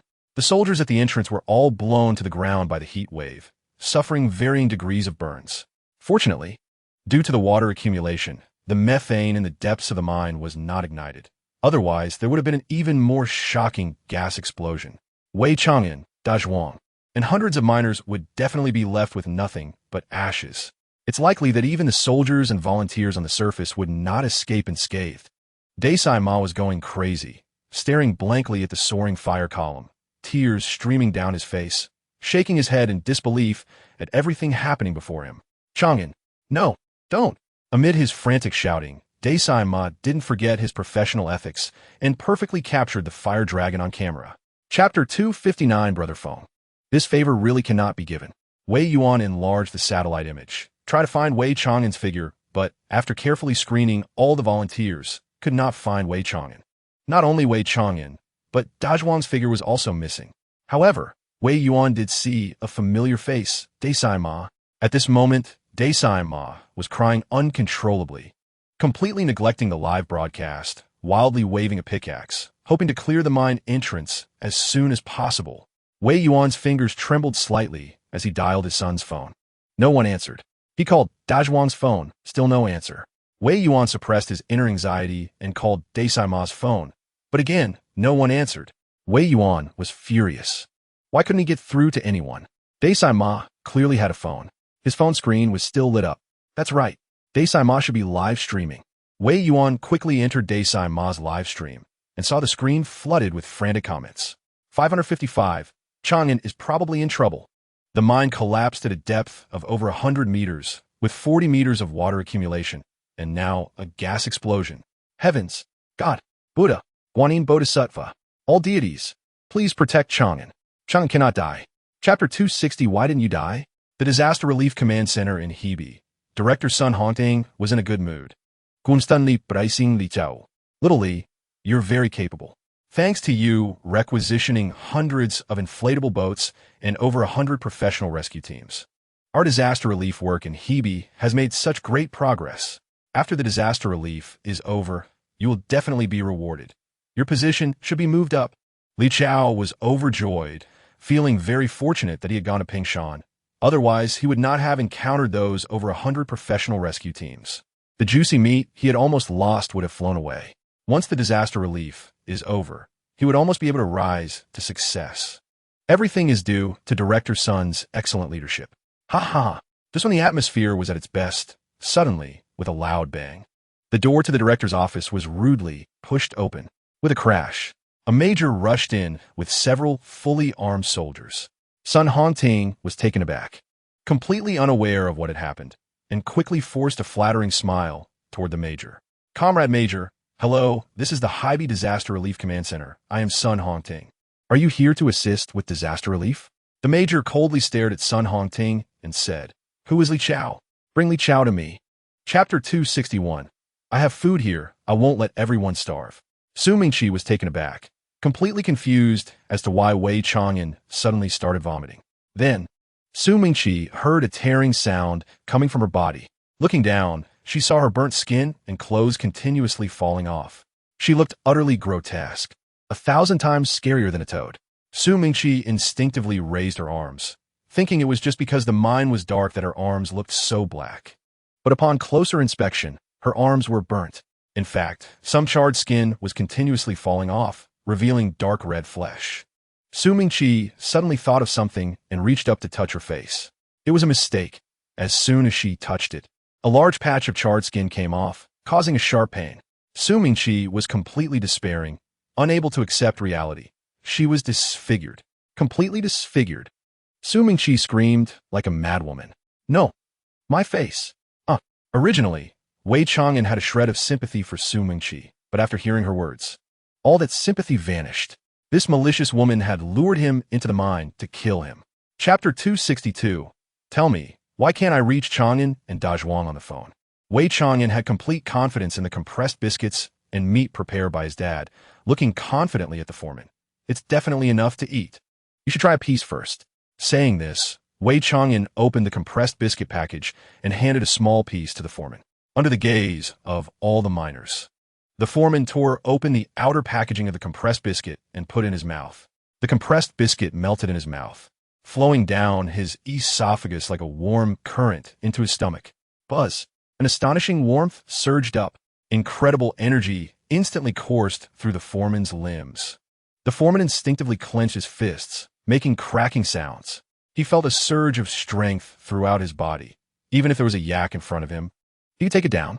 The foreman was so excited he could hardly contain himself. This compressed biscuit was amazing. This was the first time he had ever tasted such an incredible compressed biscuit. A small piece had such a great effect. And this young brother had a whole 5 packs. The brothers were saved. The brothers wouldn't starve. All the miners looked at the foreman eagerly. "Boss, how is it? Does this compressed biscuit satisfy your hunger?" The foreman let out a satisfied burp. So full, the miners cheered. Chapter 263. Why are you collecting volunteers' phones? The three responsible individuals trembled uncontrollably from fear, but dared not evade responsibility, only forcing themselves to step forward. We, the three of us, are the responsible parties here. Wei Yuan coldly stared at the three, asking each word slowly. Tell me, why can't I reach my son Wei Chang'an on the phone? Buzz. The three's minds exploded. Wei Chang'an was actually the son of a general. This was really bad. The three dared not hide anything, with Sun the captain as their representative. They answered Wei Yuan's questions, reporting to General Wei. We were ordered by Director Zhang to collect all volunteers' phones. Collect phones? Wei Chang'an snorted coldly. Volunteers are not criminals. On what basis do you collect their phones? Bring this Director Zhang to me. Yes. The two-star general issued an order, waving his hand, leading the soldiers down the mountain. Driving straight to the Pingcheng Disaster Relief Command Center. The water friends watching this scene were astonished. Oh my God, Wei Dad is so domineering. Those generals look like elementary school students in front of him. It's hard to imagine that this is the same Wei Dad who cooks at home. I feel like I'm about to get wet. Wei Dad is powerful and handsome. With Wei Dad around, Chang'an will definitely be saved. Chapter 264. Willing to contribute to disaster relief. Li Chao was a bit confused. He was the section chief at the Haibi Disaster Relief Command Center, responsible for command and coordination work, and had never really done this kind of work before. Next to him, Sun Hongting was extremely anxious and quickly shot him a glare. Xiao Li, you've made such a big mistake. You should make up for it. General Wei is giving you a chance. Li Chao couldn't help but roll his eyes. Just a moment ago, Director Sun was praising him for his great contributions, saying he would be promoted after the disaster relief was over. How did he suddenly transform from a great contributor to a wrongdoer? However, Li Chao dared not defy Wei Yuan's orders and could only take the shovel and start digging hard. Sun Hongting wiped the sweat from his forehead and looked at Wei Yuan with a flattering expression. General Wei, you are absolutely right. Xiao Li is young and inexperienced and has made a mistake. He needs to be punished severely. Wei Yuan glanced at Sun Hongting indifferently. I never said he made a mistake. Also, this is not some kind of labor reform. He is clearly willing to contribute to disaster relief. Right? Isn't that right? Li Chao was almost in tears. He was more than willing. Yes, General Wei was right. It was my honor to contribute to disaster relief. Chapter 265. Who says distant water can't save a nearby fire?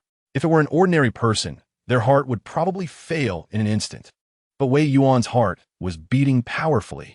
Accompanied by the heartbeat, blood surged rapidly through his body, supplying countless nutrients to all the tissues and cells. The hidden power within the tissues and cells continuously surged forth, causing Wei Yuan's physical strength to skyrocket. Wei Yuan's skin turned slightly red, his breathing became a bit rapid, and the muscles in his arms bulged, possessing immense strength.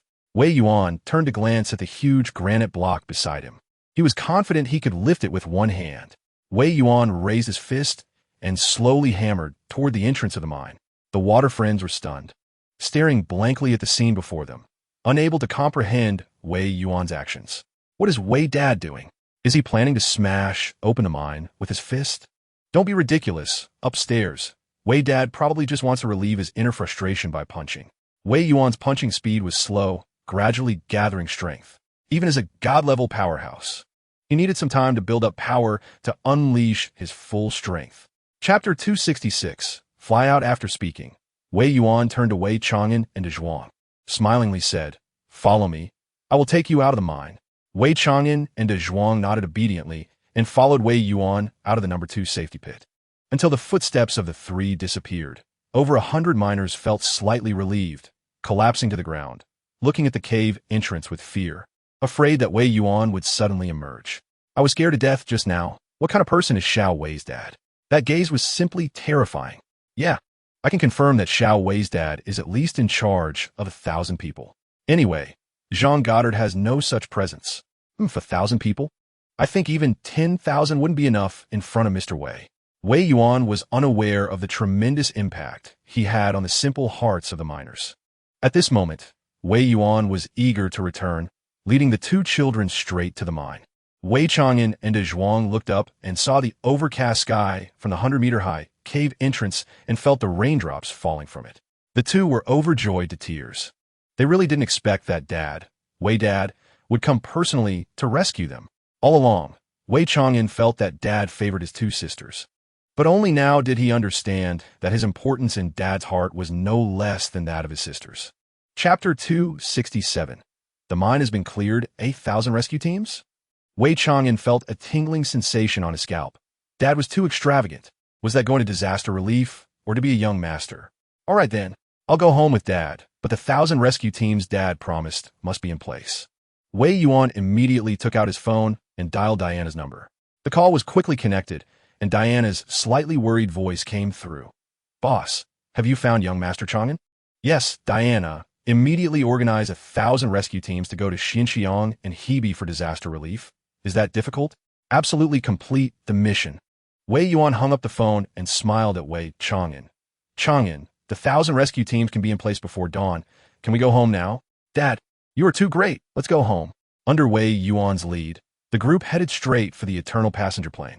Seeing them about to leave, the Sima hurriedly stepped forward. Chang'an, De Zhuang, I brought your phones back. Take care of them. Thank you, old ma. Wei Chang'an and De Zhuang took their phones. Wei Yuan said, Little ma, tell them later that the mine has been cleared and let them go down to rescue the miners. Chapter 268. Find someone with authority to come punches? In a total of 13 punches? Everyone rolled their eyes speechlessly. This kid was talking too absurdly. How could punches possibly create a hole over 100 meters deep? He must have taken some black technology product from that plane just now to send them away. He just didn't want them to know. It must be like that. Everyone looked at Desi Ma with pity. Such a young and capable guy. What a shame he was a lunatic. No matter how Wei Jiang did it. Let's hurry up and arrange for someone to go down and rescue. Yes. With a command from the two-star general, the soldiers went down the mine with rescue ropes and other rescue equipment, quickly bringing over 100 miners to safety. Su Mingqi's body was also recovered. Because someone had died, under the auspices of the two-star general, those responsible for the Zhangjian coal mine collapse were either imprisoned, dismissed for investigation, or subjected to disciplinary action. The final disposal results were sent to Wei Yuan's phone. Wei Yuan glanced at it indifferently before turning off his phone. He didn't care about the lives or deaths of those people at all. The Eternal Passenger Plane landed on the tarmac of Tiangong, and Diana personally drove the tour bus to bring Wei Yuan and the two children back to dormitory number 1. Chapter 269. What happened to Yuan Kong Financial? Xiao Chun suddenly grinned, revealing a set of small white teeth. You finally figured it out. That's right. I'm laying it all on the line. I'm here to cause trouble. From today on, the Hua Club will be managed by our Shura Security Company. Pay the protection fee to our Shura Security Company on time every month. Several security guards exploded with anger. Damn it. Are you giving me face? Kid, you're looking for death. Damn it, I'm going to slap you. With a whoosh, one of the security guards yanked open the car door and dragged Xiao Chun out of the driver's seat by his collar. What puzzled this security guard was why the young man in front of him didn't seem scared at all. Instead, he smiled at him. Before he could regain his senses, Xiao Chun charged forward and accurately head-butted his nose. With a crack, the nasal bone broke. The security guard felt dizzy, darkness enveloped him, and he collapsed to the ground. Xiao Chun turned to the remaining security guards. Who wanted to slap me just now? Open your mouth for 10 hits.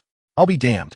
The largest security guard was furious, raising his palm as big as a fan and swinging hard at Xiao Chun's handsome face. Xiao Chun, lightning fast, raised his hand, accurately grabbing the opponent's wrist and giving it a gentle toss. Chapter 270.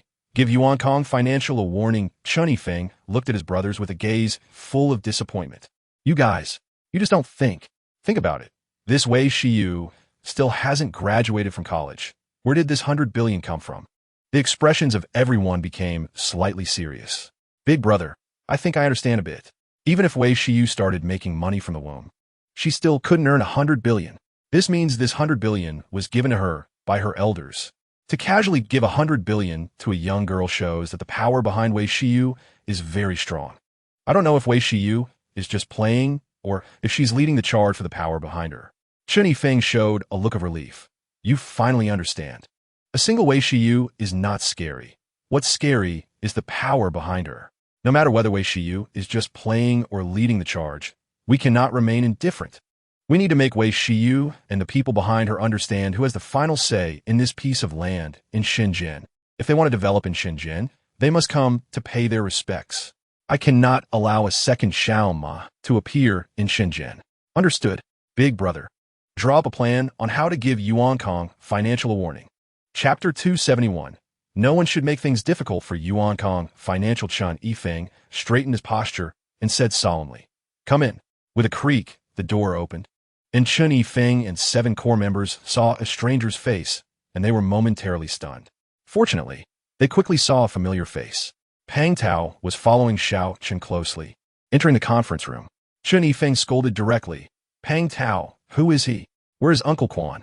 Pang Tao glanced at Uncle Quan being dragged by Xiao Chen, showing a bitter smile without speaking.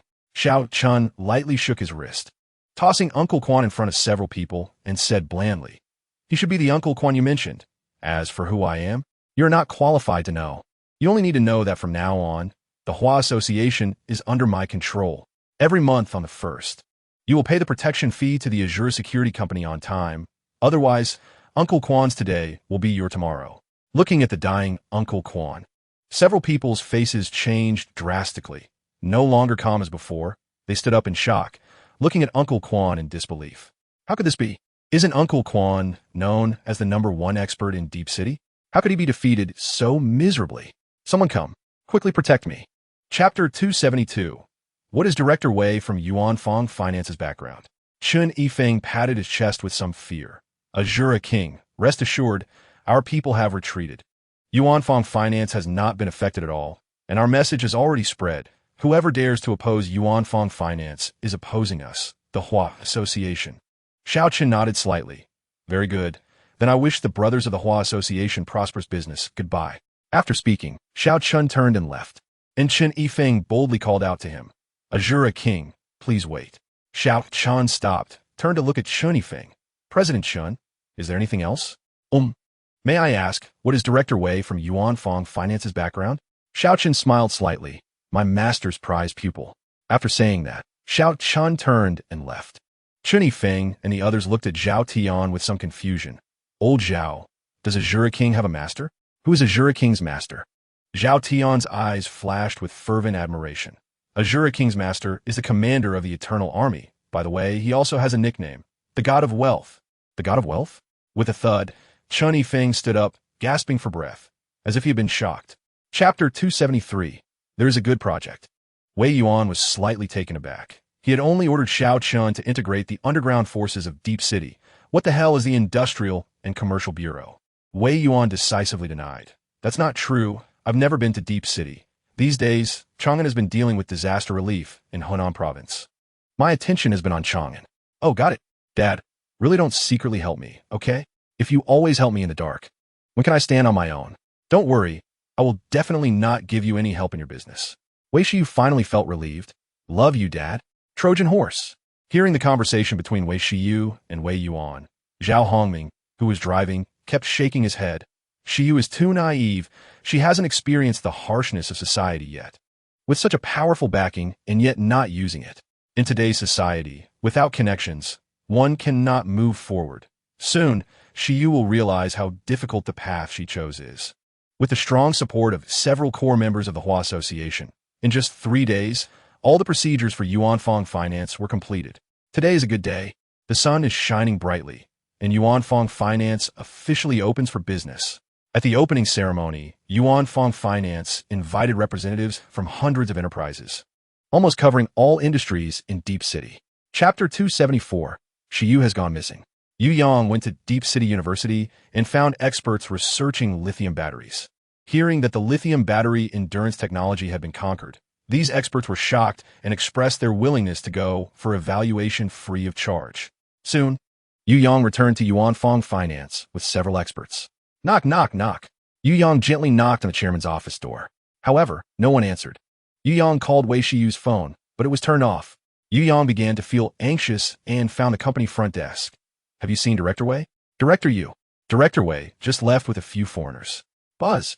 Yu Yang's mind exploded, quickly taking the experts to drive to the address left by the other party. Upon arriving at the address left by the other party, Yu Yang was going crazy. The address left by the other party was not a research institute at all. It was a clothing factory. Several experts were furious and questioned him. Little you, are you kidding us? Where's the laboratory? Where's the lithium battery? Do you think our time is worthless? After saying that, several experts angrily took a taxi and left.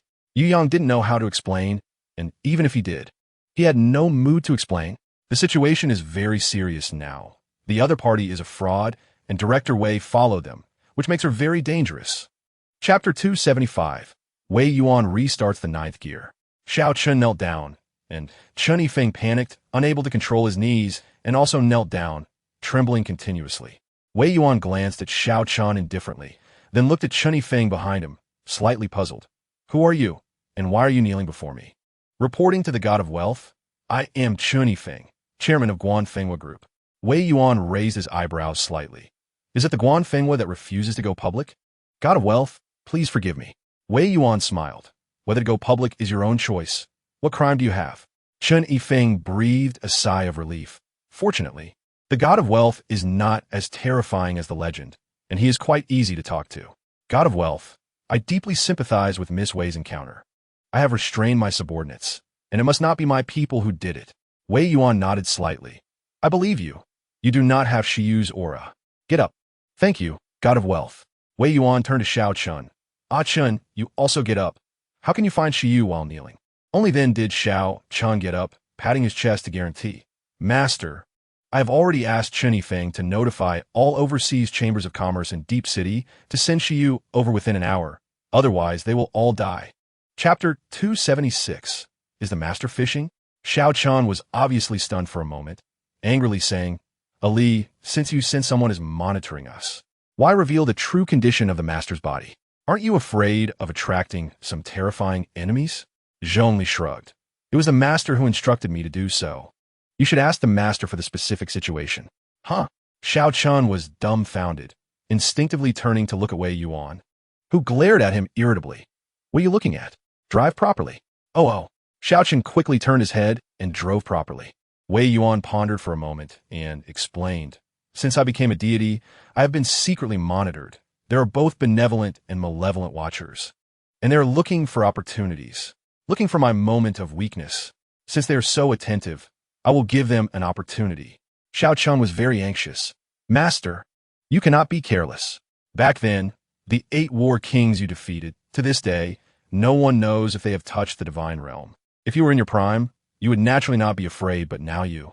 Wei Yuan smiled slightly. Ah Chun, I am indeed injured. But you don't really think that I was injured in the battle with the 8 war kings, do you? You don't really think that I can't exert the power of the 9th gear anymore, do you?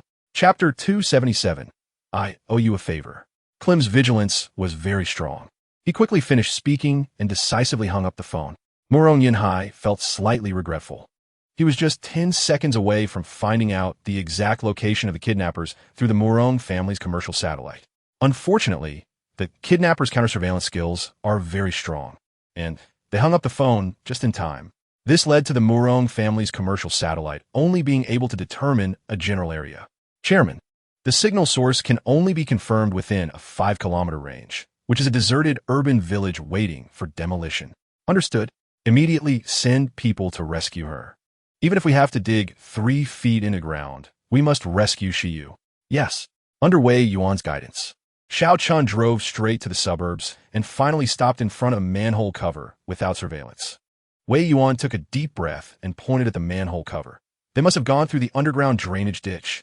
Lung Quni quickly stepped forward, exerted a little force, and lifted the manhole cover, revealing a dark hole. Down the hole. Yes. With Wei Yuan's command, the 3 of them did not hesitate to jump down. Splash! Splash! A series of sounds of falling into the water came. Recently, the rainfall in Deep City has been heavy, and the water level in the underground drainage ditch was quite high, up to the chests of the 3. Chapter 278. You handle them. But. Wei Yuan's footsteps were like a death demon, as if he was stepping on the hearts of all the kidnappers, making them feel uncomfortable all over. After a long wait of more than 10 minutes, they finally saw Wei Yuan. He was a handsome young man whom they were very jealous of. Could it be that he is Wei Shiyu's boyfriend? A fierce light flashed in their eyes. Why should this kid be so handsome? Why should he have such a beautiful girlfriend like Wei Shiyu? Damn it, he should die. With a loud bang, Klim and the others pulled out their guns, aimed at Wei Yuan, and shouted hysterically, kneel down immediately. Otherwise, I'll blow your head off. However, Wei Yuan seemed to be unable to understand their English and walked forward expressionlessly. Damn it, Comer, speak to him in Chinese. The kidnapper, named Comer, emphasized to Wei Yuan in broken Chinese. Kid, kneel down immediately. Otherwise, I'll blow your head off. Wei Yuan ignored Comer, raised his eyes towards the direction where Wei Shiyu was, and found that she was gagged and blindfolded but unharmed. Wei Yuan breathed a slight sigh of relief, turned his head, and looked at Comer with an icy gaze.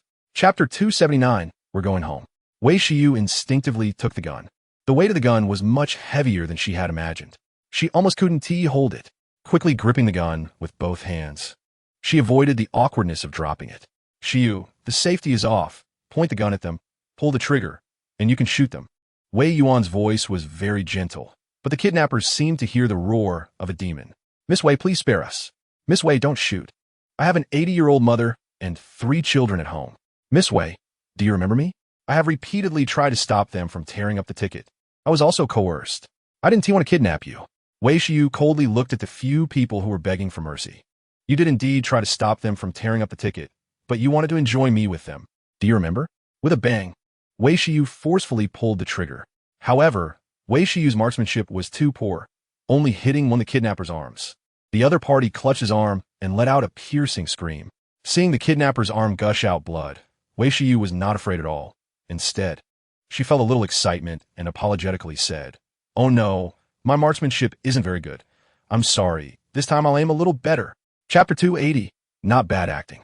After washing up and putting on the clothes prepared by the maid, Wei Shiyu looked radiant, transforming into a real princess. The maids felt much more normal. Only such a stunning girl, such a breathtaking girl, could be the boss's daughter, the true princess. Wei Shiyu came to the living room, in front of Wei Yuan. Dad, how many properties do you actually have? Don't tell me you have properties all over the world. Wei Yuan smiled slightly. I have properties in first-tier cities around the world. Deep City is a newly emerging first-tier city, and I don't have many properties there. Only a few dozen. Only a few dozen? Wei Shiyu breathed a slight sigh of relief, but Wei Yuan's next words made her heart rise again. Although I don't have many properties, the largest and most prosperous commercial street in Deep City is all owned by your dad. Gulp. Wei Shiyu couldn't help but swallow, her expression blank. Dad is just too extravagant. Dad, so you have some properties in Zhonghai as well? Wei Yuan smiled slightly. Zhonghai, as an old first-tier city, I have quite a few properties such as Tan Palace, Huangpu River No. 1 apartment, and Tangchun, E-Pin Building 6 and Building 8. Chapter 281, Open the Door Wide. Chen Feng was stunned and hesitantly said, as far as I know, when you rescued Chang'an a few days ago, you triggered an old injury and should be unable to exert your strongest combat power. Why do you want me to open the door wide? You should have me seal the national borders. Wei Yuan smiled slightly. Even Brother Feng thinks I've lost my fighting power. My old friends must think that I can easily handle things now. Chen Feng's breathing became rapid. Yuan, could it be that you're not injured? I did get a little hurt, but it doesn't hinder my ability to act. Yuan, all along I thought I was the old schemer, but compared to you, I'm too far behind. In that case, I will open the door wide. You must treat your old friends well. Wei Yuan smiled slightly. We Huaxia are a nation of etiquette. When old friends come, we must treat them well and ensure they are so happy they can't bear to leave the land of Huaxia. Ha ha ha. In the west, at an ancient castle that has been inherited for thousands of years, many nobles have gathered. These nobles come from different backgrounds, including members of parliament, knights, and wandering poets. At this moment, these nobles from various walks of life have gathered at the summons of Duke Dracula. Chapter 282, Who is the Boss? Kill the God. Kill the God. The crowd began to howl, and at this moment, everyone completely lost their noble demeanor, as if all had turned into bloodthirsty demons. Duke Dracula quickly shielded the entire presidential suite, fearing that the crowd's howls would leak out and alert Wei Yuan. Immediately start the dark web live broadcast. Let the whole world witness the fall of the God of Wealth. Let the whole world witness the rise of our God-killing alliance. Yes, among the crowd, half were top experts ranked in the dark list, possessing dark web live broadcast accounts, and they all started live broadcasts on the dark web. The title of the live broadcast was, "Today the God-Killing Alliance officially kills the God." The global underground world was shaken. Countless strong people were shocked. What kind of organization is the God-Killing Alliance? Why have I never heard of it before? This God-Killing Alliance is too frightening, right? The top 100 masters on the dark list. Half of them have joined the God Slaughter Alliance. What god does the God Slaughter Alliance want to slay? In today's world, there is only one known powerful deity, the prosperous god of wealth. They can't possibly want to take action against the god of wealth, right? 7 years ago, all 8 war kings were defeated by the god of wealth. What confidence does the God Slaughter Alliance have to slay a god? Chapter 283. You bunch of softies dare to slay a god? Ifehu had a belly full of questions, but he didn't dare to speak casually. After all, a great battle was about to break out. He couldn't shake the morale for the sake of his curiosity. Outside the villa gate, Count Dracula, Marquis Derek, and Count Hussein stood at the forefront, about 50 meters away from the bodyguards. Count Dracula shouted, "God of wealth, old friend, I'm here to see you. Don't be a coward. Come out and die." The face of the bodyguards showed an extremely humiliating expression. Damn it. It's all their fault for being too weak. That's why the other side dared to humiliate the boss like this. Dracula, 7 years ago, you were defeated by the boss. How dare you shout in front of the boss today? It's been 3 days since we last met, and I look at you with new eyes. In the past, we were indeed no match for the god of wealth. However, for the past 7 years, the god of wealth has been plagued by injuries and has made no progress. Meanwhile, the 3 of us old fellows have entered the realm of war gods. Today is the day of your eternal kingdom's destruction. The old Taoist face was as gloomy as water, and he said word by word, "Those who dare to offend the eternal kingdom shall be killed without mercy." Whoosh! The old Taoist rushed out from the crowd, heading straight for Count Dracula. Chapter 282. Wei Yuan. Milton fell heavily to the ground. His body twitched a few times and quickly lost its breath. Wei Yuan landed steadily, gently flicking the blood droplets on his fingers, turned his head, and coldly looked at the members of the God Slaughter Alliance, asking word by word, "Who else?" The bodyguard team was stunned for a moment, and soon a thunderous cheer erupted. "Boss is mighty. Long live the boss. The boss is domineering." Completely different from the bodyguard team, the morale of the God Slaughter Alliance instantly plummeted. So terrifying. The god of wealth is too terrifying. It's simply a demon from the underworld. Milton, the Viscount, is a war king. The god of wealth actually killed him with one move? What material is the god of wealth's finger made of? It can actually sever a knight's sword. It can actually pierce through armor material. Count Dracula, let's retreat. Where is the god of wealth injured? The god of wealth is too terrifying. We are simply not opponents. For a moment, everyone looked at Count Dracula. As long as he gave the order, everyone would definitely scatter. What no one expected was that Count Dracula, Marquis Derek, and Count Hussein all laughed out loud at the same time. Chapter 285. Indeed, still fishing, Shao Chun and the others rolled their eyes in disbelief. Their master was too good at acting. His acting skills were too superb. If they hadn't known the truth in advance, they might have been tricked. Hurry up and protect the master. The 4 pretended to shout, but their steps were slow. The other members of the bodyguard team had no idea that Wei Yuan was acting, and their faces changed dramatically. What's going on? The boss was so mighty just now, killing 3 war gods with one move. How did he suddenly burst out so much blood mist? Could it be that the boss was really just putting on a brave front? Don't hurt the boss. Damn it, if you want to hurt the boss, you have to step over my dead body. Although they didn't understand the situation, the bodyguard team members still rushed up to protect Wei Yuan. The members of the God Slaughter Alliance and the bodyguard team were in a melee. Meanwhile, Wei Yuan was clutching his chest, retreating in a zigzag manner, spitting blood as he walked. The God Slaughter Alliance already had more people than the bodyguard team, and with Shao Chun and the others not contributing, the bodyguard team was steadily retreating. In fact, someone broke through the bodyguard team's defense and struck Wei Yuan on the back. Wei Yuan staggered several steps from the hit, almost falling to the ground, and with a poof, he spewed another mouthful of blood. Chapter 286, AUA. I'm very disappointed in you. Shao Chun and Lung Chuyue wanted to find a crack in the ground to hide in. This man, who was rolling around like a street ruffian, was really their master. The two covered their faces, indicating they hadn't heard or seen anything. After shouting for a long time without anyone coming to help, Wei Yuan felt a bit awkward, unable to keep up the act, and could only get up awkwardly. He patted the dust off his pants and looked expressionlessly at the crowd, bowing repeatedly. If he spared these people's lives, who would still fear the god of wealth in the future? It's likely that some inexplicable people would come to slay the god often, right? He still needed to make the world wake up. A god-level powerhouse cannot be insulted. Touching them means death. Sorry, what I, the god of wealth, want, I take myself. No need for you to offer. All soldiers, kill without mercy. Yes. For a moment, the members of the bodyguard team shouted loudly. Xiao Chun and the others finally stopped slacking and launched an all-out attack on the members of the God Slaughter Alliance. The members of the God Slaughter Alliance were already scared out of their wits, and with Wei Yuan sweeping the battlefield, occasionally throwing out a few playing cards. It only took about 10 minutes for all the members of the God Slaughter Alliance to be killed. For a moment, the entire Tang Palace was filled with rolling heads. Chapter 287. What exactly is Sun Zong's strategy? Sun Lihua finally figured out the key to the problem since taking office. The issue that had been troubling him suddenly became clear.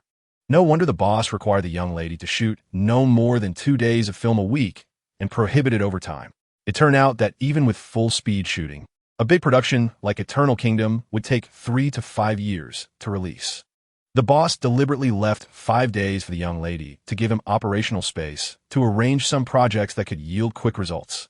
What projects can quickly bring the young lady into the public eye? Of course, it's domestic films and some domestic variety shows. In Hong Kong, the fastest films can be released in 2 months. For recorded variety shows, half a year is enough, and even some faster variety shows like talk shows can be done in a month. It was decided. Immediately find a few highly productive directors from Hong Kong to shoot a few films as quickly as possible so that the young lady can enter the public eye as soon as possible. Sun Lihua suppressed his excitement and turned to his assistant. Who is the most productive director in Hong Kong? The most productive is probably Chiu Li Tao, Director Chiu. Chapter 288. Okay, I'll cook myself. Chiu Li Tao as professional quality is excellent. He did not compromise on unreasonable demand from the investors and patiently explained, Mr. Sun, this is the case. As a professional, I must remind you that if you only pursue speed, it may lead to lower quality in the film and may not recover the investment cost. Sun Lihua smiled slightly. The cost doesn't matter. Spend as much as you can. Bring in more big names. Just ensure Miss Wei gets as much exposure as possible. Chiu Li Tiao finally understood that Sun Lihua was going to such lengths just to make that Miss Wei famous. As long as Miss Wei builds enough rapport with the audience, whether the movie makes money or not becomes irrelevant. That's easy to say. I have good connections in the entertainment industry. As long as the money is in place, I can invite a few Golden Horse best actors and actresses. Money is no problem. Our Zhonghai Film City lacks everything except money. If Miss Wei is happy, we can even increase the investment in the movie. That's settled then. I wonder when I can meet Miss Wei. Miss Wei is already on her way here. She'll arrive soon. As the two chatted happily, Wei Muyao arrived at the film city, got out of the car, and said goodbye to Wei Yuan. Dad, hurry up and go to work. Don't be late. Chapter 289. Trusting what cannot be trusted about Brother Yuan. Dad is amazing. Love you 3. Wei Muyao shook Wei Yuan's arm vigorously. Wei Yuan smiled wryly and quickly excused himself. He couldn't stay a second longer, fearing he might burst a blood vessel if he lingered. As he walked, Wei Yuan considered his response strategy and actually came up with a plan. After arriving at Yuanfang Financial, Wei Yuan's anger dissipated. Go ahead, shoot as much as you want. If the movie you make can be released smoothly, I'll consider a loss. Wei Yuan entered the chairman's office and began to slack off. Meanwhile, in a meeting room at Deep City, Wei Shiyu and executives from Yuanfang Financial looked worried. Just this morning, several partners they had nearly finalized negotiations with suddenly backed out, abandoning their investment in Yuanfang Financial. What was most infuriating was that they had only reached a verbal agreement and hadn't signed contracts. So, when the other party suddenly changed their mind, they couldn't even recover the breach of contract fees. Zhao Hongming couldn't help but frown deeply. This is problematic. 6 companies backing out simultaneously. There must be an issue here. The group fell silent. Everyone felt there was a problem, but they didn't know where it lay. Wei Shiyu turned to Yu Yang. General Yu, what's going on? You know the most people in the Deep City investment circle. Why don't you find out? Chapter 290. Praise from Wei Yuan. The atmosphere in the group instantly improved, and Lin Xiaotian added, "Brothers, don't act impulsively. We can't just rush over. Everyone should know Brother Yuan's inconsistent nature by now. We can't give him a chance to scold us. We can set up a shell company in Deep City or directly acquire a business. Xiaotian is clever and stylish." "Agreed. Ha ha ha. I'm not that complicated. I've invested in a few companies in Deep City. I've invested too." 108 CEOs simultaneously ordered their assistants or vice presidents to register companies in Deep City or acquire businesses as quickly as possible, using every means necessary to secure Yuan Fong Financial's investment. As for the strict orders from Huahui society, the 108 generals didn't care at all. United, they could crush several Huahui societies, right? Zhonghai Film City. One had to admire Qiu Liqiao. True to his reputation as a quick gun, within just one day, he helped Wei Muyao secure a suitable script. "Miss Wei, take a look. Is this script okay? I think your image and temperament can definitely portray a college student well. The later white-collar vibe should also be no problem. You look very much like a white-collar worker now." Chapter 291, Falling Over. In shock, Qiu Liqiao felt relieved. This was how a big shot's home should look. This old house must have been the big shot's residence before they rose to prominence, right? The big shot must be nostalgic, unwilling to leave the old house, so they turned it into this. "Director, why aren't you coming in?"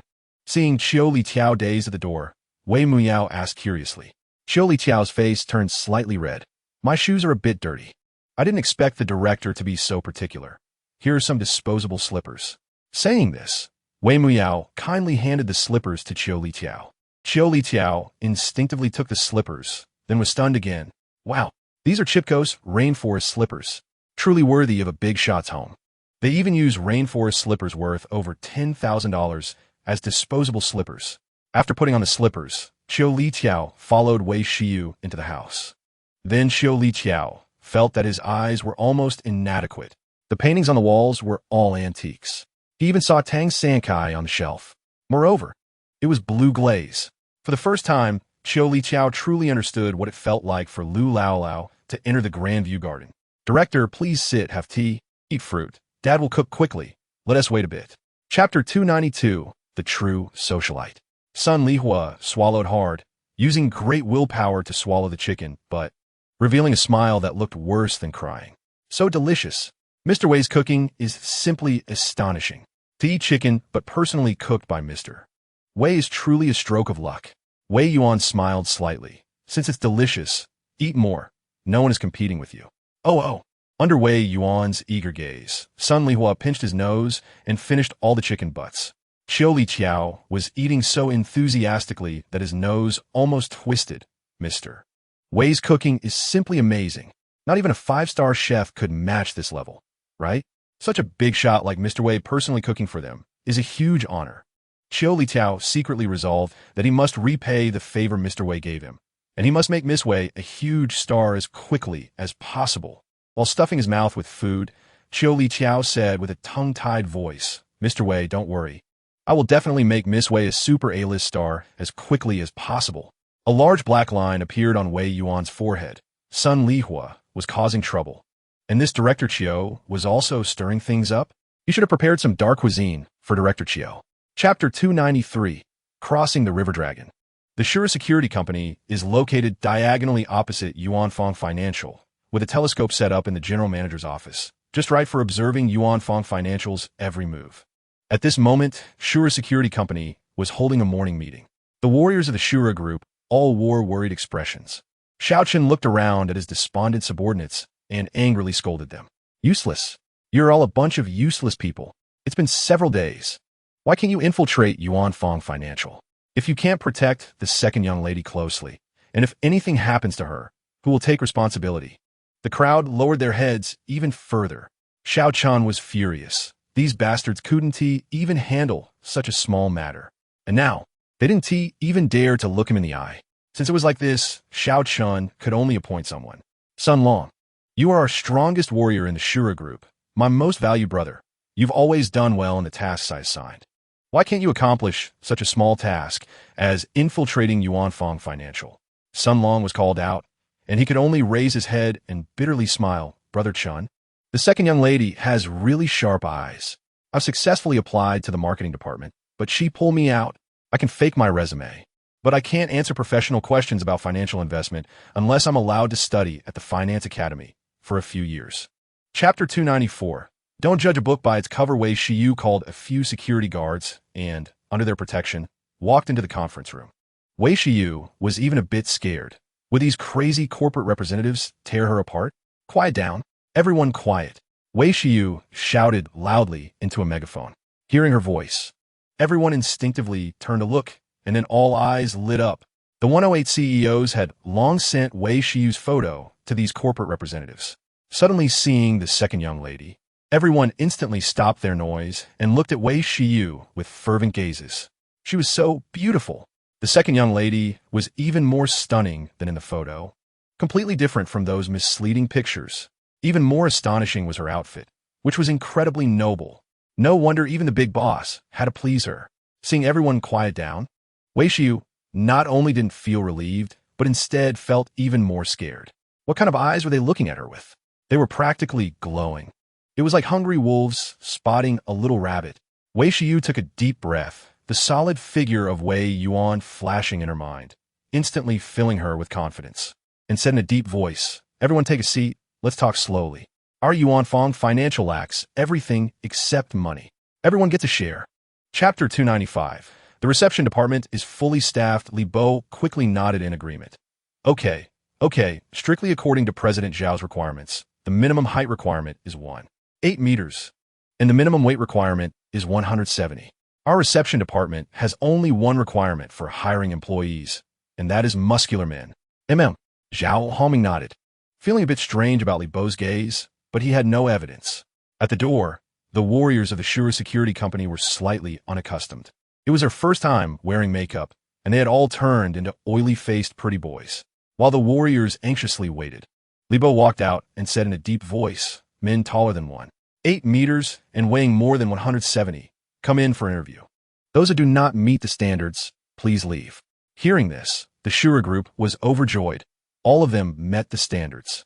In fact, 2 of them were nearly 2 meters tall. Great. Did the makeup work? They finally had the chance to go in for an interview. The warriors quickly walked into the conference room and stood in front of Zhao Homing. Zhao Homing was a bit dazed, looking at the photos on the resumes and then at the real people, momentarily confused. Why were the resumes so ugly and frightening, but in person, they were just pretty boys? The difference was too big. Chapter 296. Dad, I've encountered a little difficulty. The corporate representatives who arrived early were delighted and quickly found seats, while those who arrived late were anxious. They didn't take Yuan Fong Financial's reception department seriously at all. Director Wei, investment doesn't depend on who comes first. It depends on whether the company has development potential. How much profit can it bring you? Director Wei, this isn't reasonable. Wei Yu raised her hand and pointed at the 2 loudest corporate representatives, saying in a deep voice, "They are not following the cooperation order. Manager Sun, please remove them." Yes. Sun Long signaled with his eyes, and 2 receptionists stepped forward towards the most agitated corporate representatives, very politely saying to them, "Gentlemen, you are not following the cooperation order. Director Wei does not welcome you. Please leave." The 2 receptionists were obviously very polite and had friendly smiles on their faces. But when the corporate representatives saw the flesh on their faces and their nearly 2-meter-tall figures, they instantly cowered. "Director Wei, we won't argue anymore. We will strictly follow the cooperation order. Whatever you say, we will do. Please don't kick us out." Wei Yu felt thrilled inside. These newly hired receptionists were so effective. She must give them bonuses later. Chapter 297. Mr. Wei, I let you down, yay. Hooray. Director Wei is amazing. In an instant, the Yuan Fong financial conference room turned into an ocean of joy. This time, Wei Yu did not stop everyone from cheering. She even joined herself. Sun Long secretly recorded the lively scene in the conference room and sent it to Xiao Chun, who edited the video a bit, focusing on adding a few close-ups of Wei Yu and forwarded it to Wei Yuan. Wei Yuan opened the video and saw Wei Yu's heartfelt smile, instantly revealing a pleased smile. Spending 200 billion to make his daughter happy was worth it. However, soon, the smile on Wei Yuan's face gradually froze. What was going on? Why did he feel that several corporate representatives looked a bit familiar? Where had he seen them before? Wei Yuan couldn't remember for a moment and forwarded the video to Diana. "I think a few of the corporate representatives look familiar. Check it out. Yes, boss. Soon. Diana found the results. Boss, Hongchang Electronics was acquired by the Rin Group 3 years ago. Pinru Chain Hotels was acquired by the Chantian Group a year ago. And 12 others are your subordinate companies. As for the others, I also found out that they were just acquired by your brothers. Chapter 298. Sending you a great fortune. Qiu Li Tiao shook his head repeatedly. No, of course not. Wei Yuan sighed in relief. Then what is it? It's like this. Miss Wei lost face in the crew. Does Mr. Wei have a way to buy chai and you say milk tea? Wei Yuan smiled slightly. Just a cup of milk tea? What is so hard about that? Don't worry. The milk tea will be delivered to the crew shortly. That's great. As long as Miss Wei can have milk tea, she won't be overshadowed by Zheng Xuan. Wei Yuan corrected him. Director Qiu, you got it wrong. It's not just Mu Yao who will have milk tea. Your entire crew will have milk tea. After saying that, Wei Yuan directly hung up the phone. On the other end of the line, Qiu Li Tiao was stunned by Wei Yuan. Mr. Wei was truly a super big shot, so confident, so domineering. Qiu Li Tiao was looking forward to seeing the expressions of Zheng Xuan when the entire crew drank the milk tea because of Miss Wei. For a moment, Qiu Li Tiao looked at Zheng Xuan with a teasing gaze. Not far away, Zheng Xuan couldn't help but frown. She felt that something was off. It seemed that the director's gaze towards her was a bit strange, but she had no evidence. Chapter 299. No spot for Zheng Xuan. Wei Yuan smiled slightly. Not being able to think of it doesn't mean it doesn't exist. I can only say your knowledge is shallow. We originally had no enmity, and I didn't want to target you. But for my daughter to have milk tea, I'm sorry. After saying that, Wei Yuan took out his phone and dialed Diana's number. The call was quickly connected. Boss, what can I do for you? Diana. Which property company is responsible for Gulong Commercial Street? Reporting, boss, it's the Qingcheng Property Management Company under the Qingcheng Group. Got it. Wei Yuan hung up the phone and dialed the number of Song Weiping, the president of Qingcheng. The call was quickly connected, and a slightly respectful voice came through. Director Wei, what can I do for you? Have the manager of the property company managing the Gulong Commercial Street come to see me immediately. Yes, Director Wei. Wei Yuan hung up the phone and smiled at Wu Xian. I've already called the president of Qingcheng, and soon the property manager will come over. I'm giving you one last chance, 100 million to buy your brand. Otherwise, your lease contract will be unilaterally terminated. Wu Xian laughed, a bright smile on his face. Sir, this joke isn't funny at all. Not to mention whether the Qingcheng property management people will come. Even if they do, they can't unilaterally terminate the contract without paying a hefty penalty. Chapter 300. Instant kill to dust Zheng Xuan? Isn't that the popular young flower? Wu Xian silently mourned for Zheng Xuan in his heart. Offending someone like Mr. Wei, Zheng Xuan was probably finished. Director Wei, may I ask why you're interested in my Kaiyan, you say? Wu Xian looked at Wei Yuan eagerly, hoping to receive affirmation from such a top-tier big shot, which would greatly satisfy his vanity. Unfortunately, Wei Yuan did not catch Wu Xian's point and replied honestly. I want my daughter to drink the best milk tea every day. The corner of Wu Xian's mouth twitched continuously. Is this the difference between big shots and ordinary people like him? To ensure his daughter can drink milk tea every day, he has to buy a milk tea brand? However, Wu Xian couldn't understand how a super big shot like Wei Yuan would agree to let his daughter act in a film. Don't wealthy people usually look down on actors? Of course, Wu Xian didn't dare to ask this and just obediently went about his business. Director Wei, I'll arrange the milk tea right away. I will definitely get it done within half an hour. Okay, follow me in a bit. Wei Yuan hesitated for a moment, but ultimately decided to personally deliver the milk tea. Since Mu Yao started filming, he hadn't properly visited the set. Chapter 301. As long as you're happy, Wei Yuan glanced at Zheng Xuan and couldn't be bothered to explain. Wu Xian smiled and explained, this is definitely the authentic classic milk tea from Kaiyan Yusei. Everyone can enjoy it with confidence. A few female supporting actors who wanted to help Zheng Xuan speak up retreated a few steps upon seeing Wu Xian stand up. They had all come across Wu Xian's videos on Douyin and knew he was the owner of Kaiyan Yusei. If the owner of Kaiyan Yusei is here in person, how could the milk tea possibly be fake? Zheng Xuan had not browsed Douyin. She had learned about Kaiyan Yusei from her assistant, and she coldly snorted, Who do you think you are? Just because you say it's real, it's real? Wu Xian was amused and didn't want to argue with Zheng Xuan. He turned to everyone. Come quickly to get the milk tea. Everyone in Director Qiu's crew gets a share. After a pause, Wu Xian cast a sidelong glance at Zheng Xuan. I almost forgot, mister. Wei instructed that there is no share for Zheng Xuan. Zhang Shuang disdainfully curled her lip. Humph, pretending to be something? This counterfeit stuff wouldn't be wanted even if given for free. Just as Zhang Shuang finished speaking, she was slapped in the face. The first to step forward were the few female supporting actors who had just been flattering her. Chapter 302. Wei Muyao confirms father's identity. Zhang Shuang was happily cursing when she suddenly didn't notice a dark shadow flash by. Wei Yuan had unexpectedly appeared by her side. How could Wei Yuan tolerate Zhang Shuang insulting his daughter like this? Wei Yuan stepped forward, raised his large hand high, and with a forceful slap, directly crooked Zhang Shuang's nose.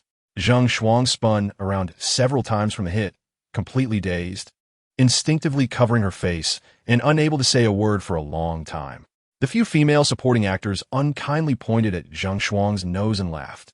Ha ha ha. Some people still have the face to say others have had plastic surgery. Look at that crooked nose. The implant is even bulging out. They had previously felt that Zhang Shuang's smile was a bit unnatural, and she had always denied having plastic surgery. But unexpectedly, Zhang Shuang really had undergone surgery. It's hilarious. How could a contestant who has had plastic surgery dare to say Miss Wei has had surgery? In an instant, everyone in the entire crew looked at Zhang Shuang with disdain. A person who cries thief while stealing is not worthy of pity. Zhang Shuang was humiliated and furious. She knew she was probably finished this time, and since that was the case, she would drag Wei Muyao down with her. Zhang Shuang quickly adjusted her nose and screamed hysterically at Wei Yuan. Mr. Wei, you actually hit me for that kind of slut, Wei Muyao? She has been with many men behind your back. A few days ago, I even saw a young master named Yang Qianwan come to find her. You've been deceived by Wei Muyao. That slut has probably put a lot of green hats on you. Chapter 303.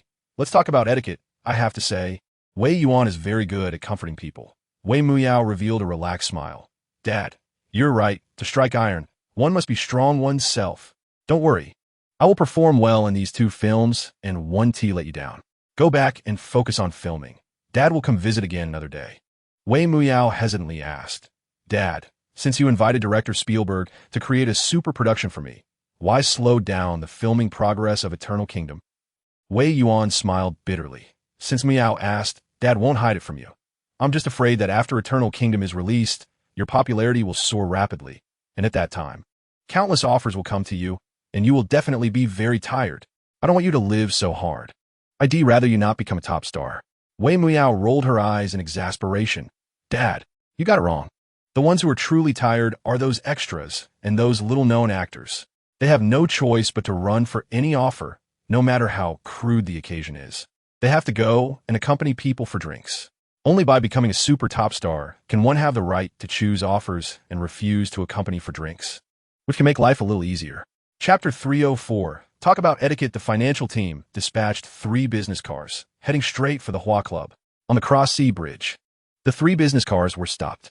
Wei Shiyu rolled down the car window, poked her head out, and politely said, I want to go to the Hua Club. Please let us pass. Ma'am, may I see your membership card? Wei Shiyu didn't have any membership card.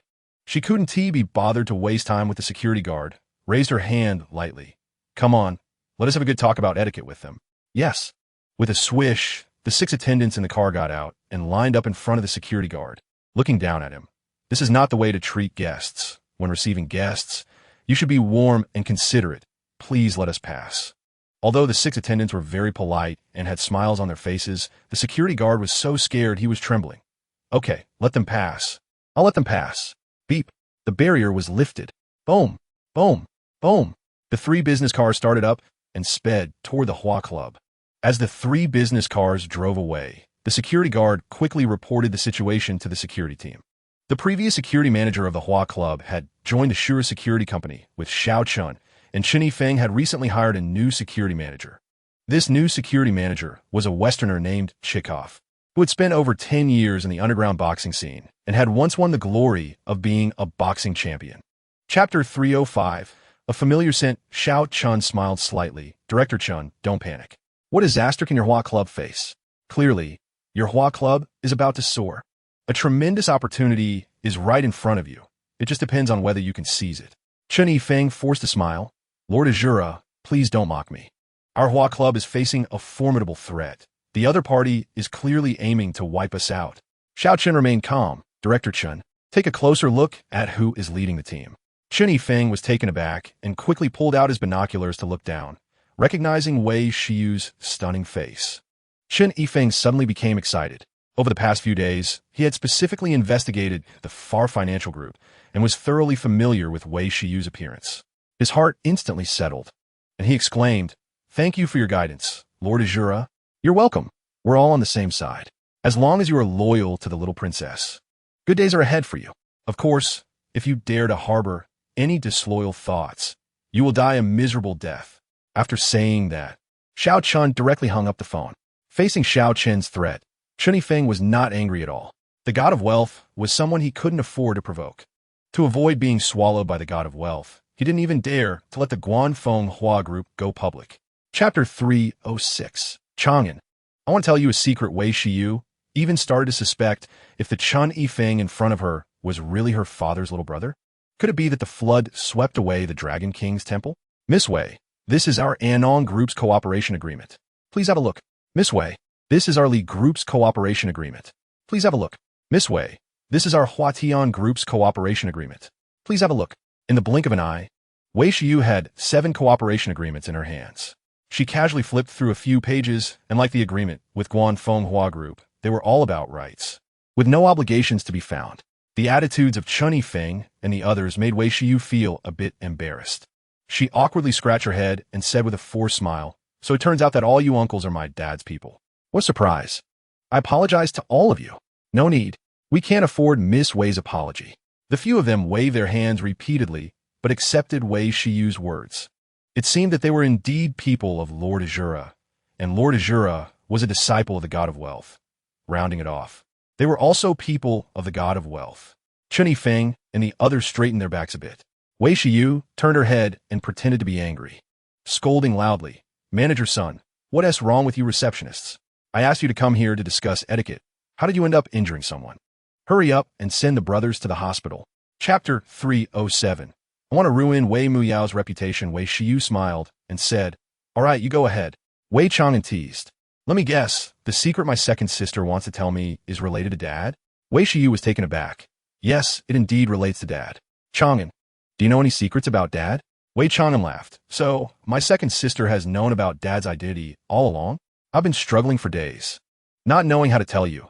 Afraid you wouldn't believe me." Wei Shiyu suddenly felt a bit frustrated, thinking she was the only one on the 5th floor. But it turned out Chang'an already knew. "Chang'an, when did you find out about Dad's identity?" "During the disaster relief, Dad arranged for me 108 rescue teams." Wei Shiyu sighed. "So, it's very likely that the eldest sister has known about Dad's identity for a long time, right?" "Very likely. Otherwise, why would the eldest sister suddenly become the leading lady?" "Oomph. When we get home, I must interrogate the eldest sister thoroughly. She's too bad. She knew Dad's identity all along, but didn't tell us." In a villa in Zhonghai, Zhang Shuang lay in bed, crying all afternoon, soaking her pillow and quilt. Chapter 308. Everyone stopped. Wei Muyao was unaware that she had been set up, and as usual, entered the film crew with a lively step. As soon as she entered the crew, Wei Muyao sensed something was off. The female supporting roles who had been fawning over her yesterday were now keeping their distance.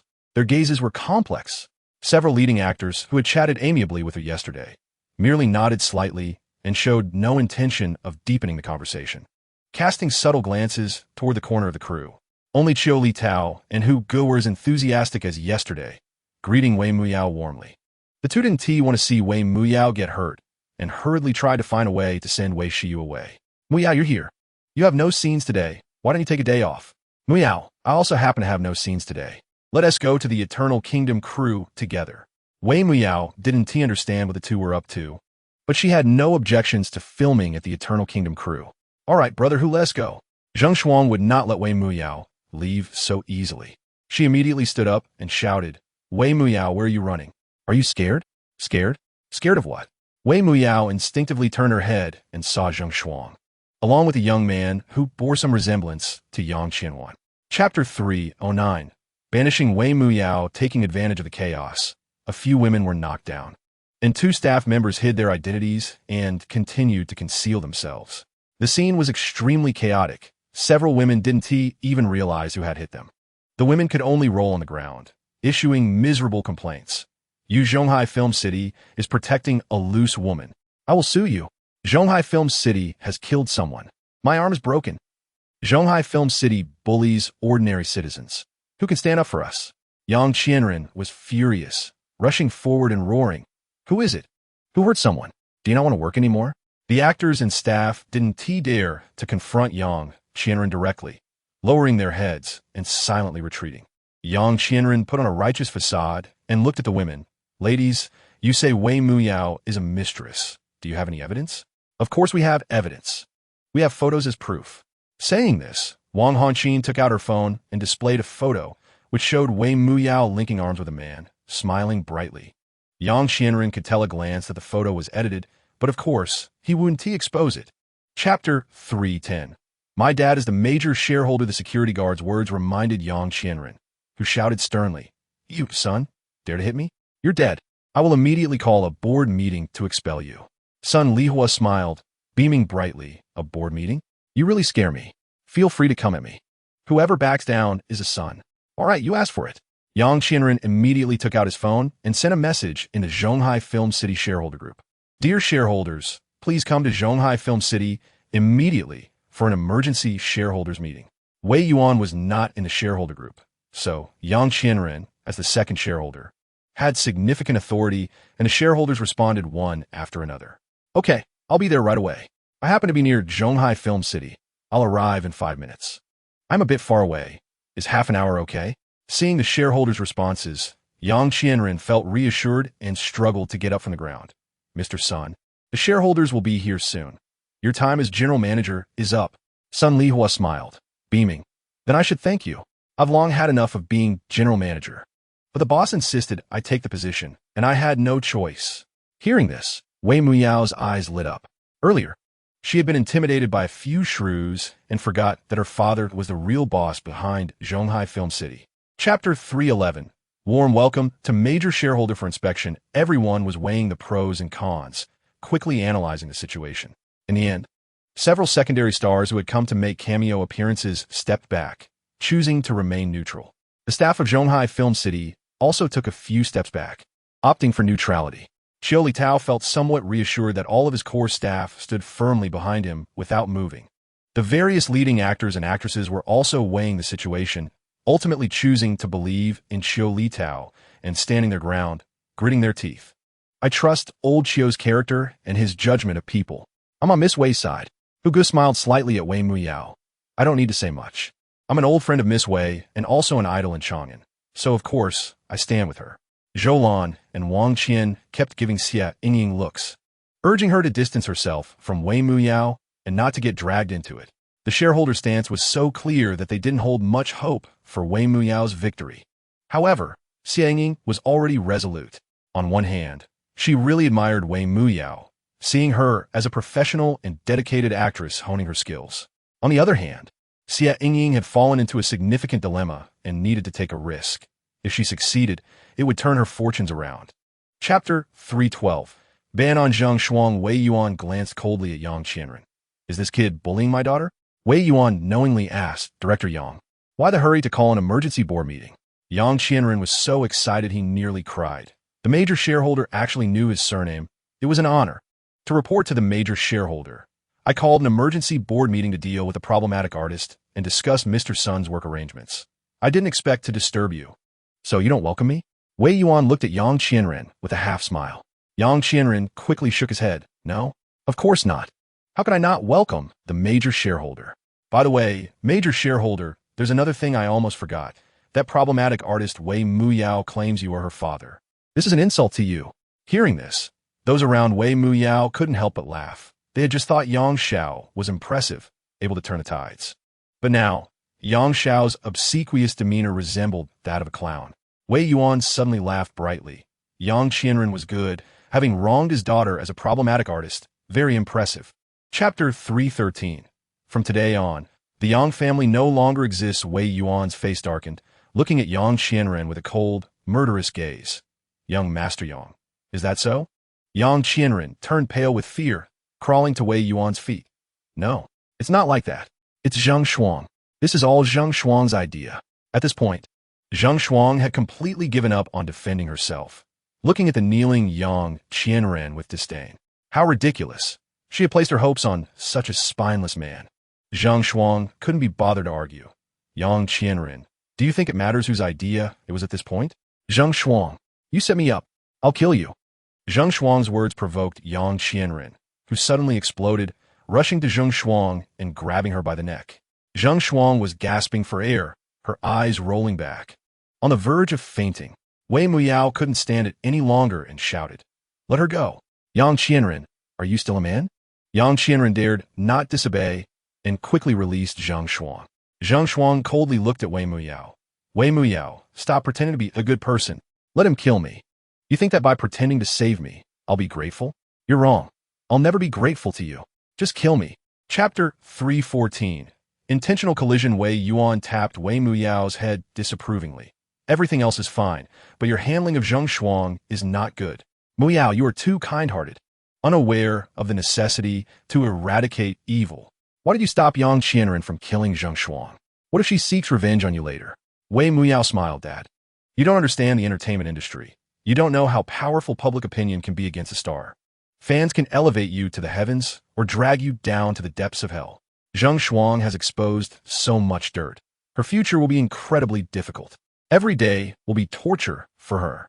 In this situation, keeping her alive is the best punishment. Dying would be letting her off easy. Wei Yuan turned his head, looking at Diana with a questioning gaze.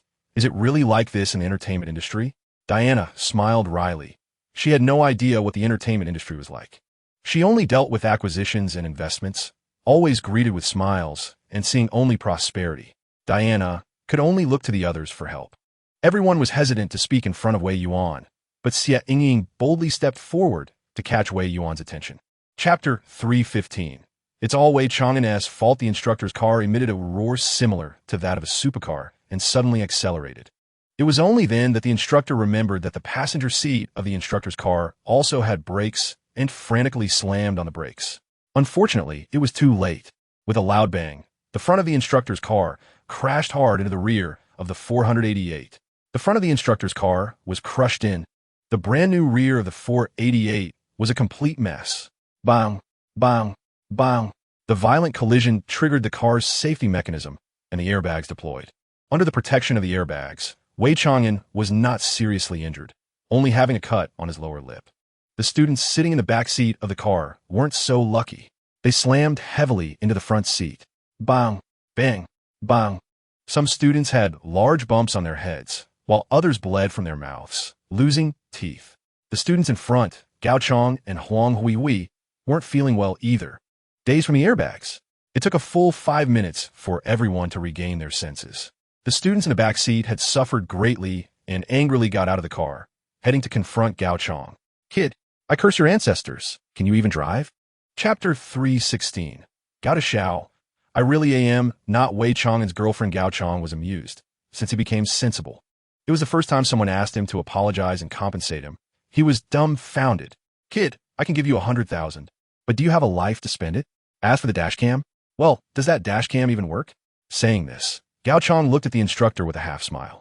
The coach's face turned pale with fear, and he quickly shook his head. It's no use, my dashcam is broken. While saying this, the coach rushed into the car and, with the speed of a single man for 40 years, took down the dashcam and smashed it hard on the ground in front of Gao Chong. With a loud bang, the dashcam was destroyed. The coach was still not at ease, lifted his foot, and kicked it until the dashcam was in pieces, then grabbed the storage card inside and roasted it with a lighter to ensure there would be no mistakes. After doing all this, the coach looked at Gao Chong with a flattering expression. Tall young master, my dashcam is broken, and the storage card is also broken. This series of actions was simply impressive, shocking Wei Chang'an. Initially, the coach had been very friendly to him these days, and Wei Chang'an even considered giving the coach a big red envelope once he got his driver's license. But now it seemed unnecessary. Chapter 317. Acknowledging kin in person. Wang Feifei was almost anxious to death. How could Wei Chang'an be so stubborn? With a worried expression, Wang Feifei advised, Chang'an, maybe you haven't been exposed to that level. You don't know how terrifying the king of Zhonghai is. The king of Zhonghai has countless ways to make you disappear without a trace. Although Wang Feifei's worries were unnecessary, Her every move touched Wei Chang'an. Wei Chang'an couldn't accept Wang Feifei's confession, but he could respond to her in other ways. For instance, he only had 2 older sisters and no younger sisters. Perhaps having one more younger sister wouldn't be so bad? Wei Chang'an looked at Wang Feifei seriously and said solemnly, "Feifei, I told you before, I have a girlfriend, and she treats me very well. I can't accept your confession, but I have always longed for a younger sister. Coincidentally, I am a few months older than you. Would you be willing to be my younger sister?" Younger sister?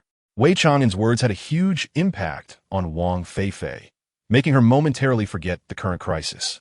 After several seconds, Wang Feifei finally sighed softly, raised her head, and looked at Wei Chang'an with a bitter expression. "Brother, I really envy sister-in-law. You must introduce us soon. I want to see what kind of woman makes my brother so infatuated." Chapter 318. Who do you think you are to order me around? After Wei Chang'an finished the call, he happened to see this scene and was instantly furious. He quickly stepped forward, pulled Wang Feifei up, and looked at her with a disappointed gaze. "Didn't I tell you? Don't ask him, and don't be afraid of him. He will call people, and I will call people too. We will definitely deal with him." Wang Feifei smiled wryly and didn't speak. Her brother Chang'an was blissfully ignorant. Gao Chang was the son of the king of Zhonghai, the notorious young bully of Zhonghai. He had been rampant in Zhonghai for over a decade. No one dared to provoke him. Wei Chang'an turned coldly to Gao Chang. "Isn't that car worth 100 million? I'll buy it. Give me an account, and I'll transfer the money to you immediately." Gao Chang snorted coldly. "You think you can just brag without consequences? Fine, I'll give you a bank card. Let's see how you keep pretending." Gao Chang gritted his teeth against the pain of his dislocated arm and took out a bank card with his good arm, tossing it to Wei Chang'an. Wei Chang'an caught the bank card and quickly pulled out his phone to operate it, soon transferring 100 million to Gao Chang. With a ding, Gao Chang received a text message. He took out his phone with his good hand to check, and he was instantly stunned. What the hell? He really transferred 100 million. Chapter 319. Too bad there are no sunflower seed GG. 5 business cars parked neatly. Crash. Crash. Dozens of young people got out of the 5 business cars. These young people were dressed in suits, wearing sunglasses and holding steel pipes, looking very professional. Unlike the street thugs, Gao Chang's eyes lit up. These people looked very much like the security personnel of Chang'an Capital. However, having learned from the previous experience, Gao Chang didn't jump up directly, but patiently waited until he saw the familiar figure of Uncle Chi getting out of the car before he regained his spirit. "Uncle Chi, kill them. Immediately kill them. These bastards broke my arm and knocked out my teeth." Uncle Chi was a middle-aged man in his 40s, dressed in a Tang suit, with a kind face, always smiling as if he were a good-natured person. However, Gao Chang knew very well that this was all an illusion. Uncle Chi was exceptionally ruthless. The number of lives he had taken was probably in the hundreds. Many CEOs would see Uncle Chi and be as scared as mice seeing a cat. Uncle Chi slowly walked in front of Gao Chang, and when he saw how badly Gao Chang was hurt, his smile widened. "Ah Chang, are you going to be naughty anymore? Did you get hurt because you deliberately sped up to shake us off?" Chapter 320. Don't worry, your brother is fine feeling Uncle Chi's overwhelming aura. Jian Bolin's expression became serious. He was a formidable opponent. But Wei Chang'an scoffed disdainfully. He had felt his father's power when he shifted into 9th gear. Compared to his father, this old guy was nothing but a sick cat. "Feifei, don't panic. Give me some sunflower seeds." "Huh?" Wang Feifei instinctively looked at Wei Chang'an, and upon seeing his calm expression, she immediately felt less afraid and quickly grabbed a handful of sunflower seeds to hand to Wei Chang'an. Wei Chang'an cracked the seeds while mumbling, "Bolin, finish the fight quickly. We still have to go back to have lunch with Wei Wei." Jian Bolin smiled wryly. It wasn't as simple as Chang'an said. This old man's absolute strength was above his. Jian Bolin gritted his teeth and said, "All right, I'll end the fight as soon as possible." Uncle Chi's smile finally faded. This kid even dared to crack seeds? He wanted to end the fight quickly? Very well, kid. Since you want to finish the fight quickly, I'll make it happen for you. Uncle Chi advanced step by step, and with each step, his aura intensified. By the time he reached Jian Bolin, his aura had reached its peak, extremely close to that of a battle king. Chapter 321. Double is not enough? 10 times back. Gao Chang and the others were struck by lightning. Where did this fat guy come from? He was too ferocious. Uncle Chi was actually defeated in one encounter? Wei Chang'an's scalp tingled. Oh my, Brother Dezhuang usually looked so honest and easygoing. How could he be so violent? It was terrifying. Jian Bolin's eyes sparkled with envy. Brother Dezhuang had broken through to the Battle King level, so the strength of a Battle King was indeed so formidable. Even if this old guy was infinitely close to a Battle King, he had no power to resist. Jian Bolin was afraid that Dezhuang would directly kill Uncle Qi. So he hurried forward and shouted, "Brother Dezhuang, that's enough. Don't kill him. Leave him some breath." Dezhuang grinned foolishly and cooperatively stopped, panting as he climbed off Uncle Qi. "Bolin, he almost crippled your arms. Why are you asking for mercy for him?" Jian Bolin smiled slyly. "Brother Dezhuang, I'm not asking for mercy for him. I just want to take my revenge personally. If you kill him, how can I take my revenge?" "Bolin, you make a good point. I can't argue with that. But can your arms move now?" Dezhuang looked at Jian Bolin with a worried expression. Chapter 322. My dad is here. You're done for hearing this. Gao Chong spat out another mouthful of blood and anger. This little brat? Is she looking for death? Wei Chang'an glanced at Wang Feifei and said kindly, "Of course. Hit him hard. If he dies, I'll take the blame for you." Wang Feifei rubbed her small hands, and under the protection of Dezhuang, she lifted her leg and walked towards Gao Chong. The young men beside Gao Chong knew they weren't a match for Dezhuang, so they lay on the ground pretending to be dead, watching Wang Feifei walk to Gao Chong's side with wide eyes. Only Huang Hui did not back down. Even though the situation was unfavorable for them, she was not afraid, because Huang Hui believed in the absolute strength of the king of Zhonghai. Seventh uncle was just Gao Chong's head bodyguard, and in terms of strength, he was only ranked in the middle among the top 10 experts of Changtong Capital. As the king of Zhonghai, Gao Mingyuan, chairman of Changtong Capital, was already a half-step war god 5 years ago. It was unknown if he had taken the final step by now. This little fat guy was at best a war king. Definitely not a match for the king of Zhonghai. Huang Hui bravely stepped forward, blocking in front of Gao Chong, and coldly looked at Wang Feifei. "Little brat, if you want to touch young Master Gao, you must step over my body first." Taking advantage of Huang Hui stepping forward, Gao Chong quickly took out his phone and sent a WeChat message to his dad. Chapter 323. Chairman Gao Mingyuan of Changtong Capital.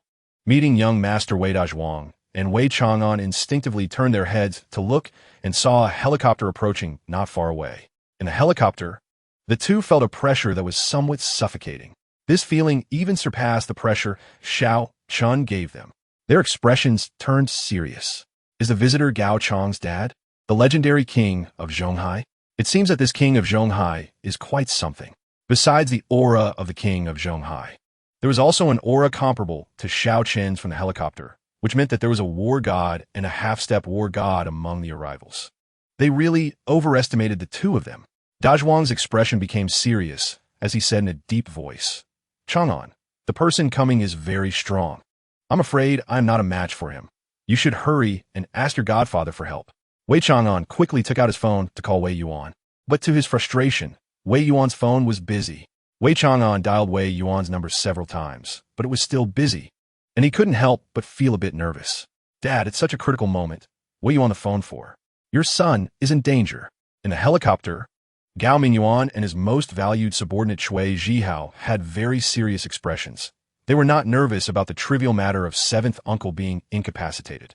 Chapter 324, Dad. You're so wise. Gao Mingyuan and Shui Zhihao's aura was too strong, causing Wang Feifei's heart to tremble in fear. However, she did not run away or scream, as she was prepared to die alongside Wei Chang'an. If she couldn't have her brother alive, she could at least die, right? Wang Feifei never expected that Gao Mingyuan and Shui Zhihao would suddenly bow to Wei Chang'an. The feeling of having survived a calamity made Wang Feifei's hair stand on end, and she gasped for breath. Dezhuang was already prepared to fight to the death, but Gao Mingyuan and Shui Zhihao's actions completely shattered his worldview. Wei Chang'an couldn't get through to his dad's phone, and he was already prepared to endure some hardship.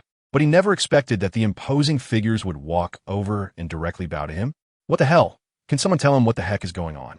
Gao Chong couldn't accept reality at all. He couldn't believe that his towering father would bow to Wei Chang'an. Gao Chong was filled with shame and anger. Struggling to stand up, he quickly rushed in front of Gao Mingyuan and shouted loudly, "Dad, are you confused? Wei Chang'an severely injured me and crippled seventh uncle's limbs." Why are you bowing to him? Aren't you here to seek justice for me? Chapter 325. Young Master Wei, can I ask for this favor now? Gao Chang was humiliated to the core, but he didn't dare to defy his father's orders. He could only lower his proud head and crawl towards Wei Chang'an like a dog. Young Master Wei, please spread your legs so I can crawl over. Wei Chang'an rolled his eyes in silence. He had no interest in such things. If he did that, what would be the difference between him and those young rascals he hated the most? Wei Chang'an gently shook his head. Let's leave it at that. This matter will be considered resolved. Upon hearing this, Gao Chang's tears flowed. What is repaying virtue with resentment? Young Master Wei truly deserves to be a top young master. His demeanor is unmatched. Gao Chang secretly made up his mind that starting today, he must recognize Wei Chang'an as his older brother, taking Wei Chang'an as a role model and strictly following his principles. Thank you, young Master Wei, for your generosity. Saying this, Gao Chang struggled to stand up. Wei Chang'an might let it go, but Dazhuang wouldn't allow it. He said coldly, my brother doesn't want your disgusting behavior, but I don't mind. You can crawl under me. Saying this, Dazhuang spread his legs and beckoned to Gao Chang. Gao Chang was nearly driven mad. This little fat guy deserved to die. Wei Chang'an, the main character, didn't care, and what right did his sidekick have to act so arrogantly? Chapter 326. Welcome young Master Chang'an home. Wei Yuan smiled slightly. Since Chang'an owes a favor, then let us meet. After all, debts of gratitude are the hardest to repay. Thank you, Dad. Gao Mingyuan's hearing was excellent. He heard Wei Yuan's voice and trembled with excitement. Great, the god of wealth finally agreed to see him. Mr. Gao, my dad agrees to meet you. Shall we set off now? All right, young Master Wei, please board. Gao Mingyuan gestured with his hand. Wei Chang'an turned to look at Gao Mingyuan's helicopter, feeling eager. This helicopter was really cool, and it was a 6-seater, particularly imposing. Mr. Gao is indeed the king of Zhonghai. This vehicle is very impressive. Gao Mingyuan shook his head repeatedly. Young Master Wei, please don't mock me. How dare I call myself the king of Zhonghai in front of Mr. Wei?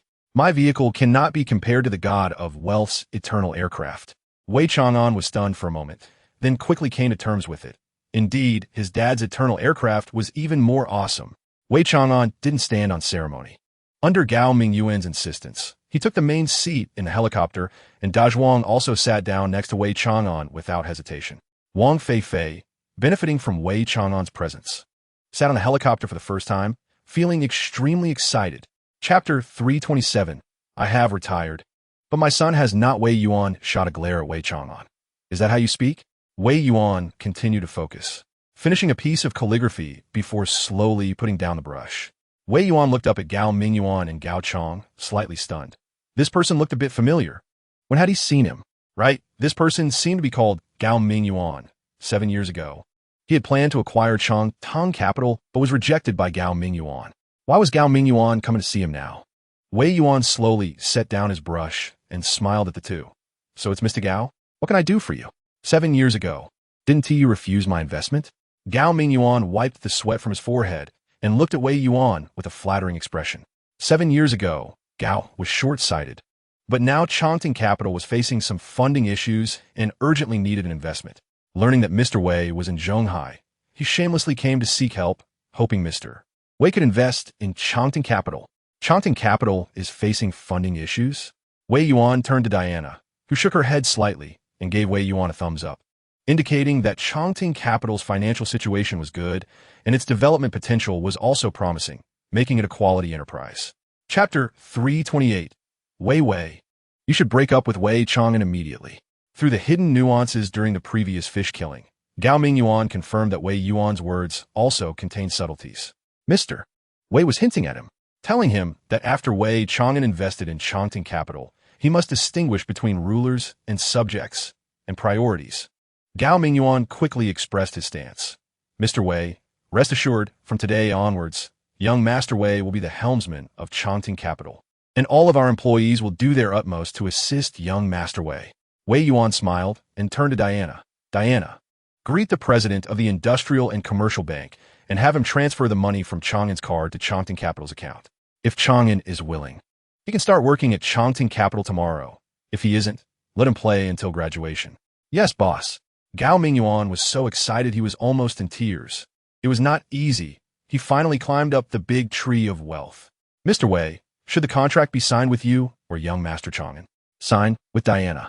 By the way, President Gao, much of your income over the years has been ill-gotten gains. I suggest you donate a few $100 billion to completely sever ties with the past. Yes, I will follow Mr. Wei's instructions. Wei Yuan smiled. To celebrate President Gao's new beginning, I will personally go kill a few fish. Chapter 329. Compared to Lin Xiao, Wei Chang'an is simply a loser. Fang Yue was overjoyed. Mom, you said it yourself. If Chang'an can book a luxury suite at the Emperor Hotel, you can't go back on your word. Let us book it first. Wang Yajin snorted coldly. Her husband, Fang Hong, was the director of the construction bank and had connections with many CEOs. Yet he couldn't book a luxury suite at the Emperor Hotel. How could Wei Chang'an, a poor student, possibly book one? This was simply an impossible task. Fang Yue didn't know this and quickly called Wei Chang'an. The call was soon connected, and Wei Chang'an, who was enjoying his meal, mumbled, Wei, your call came at just the right time.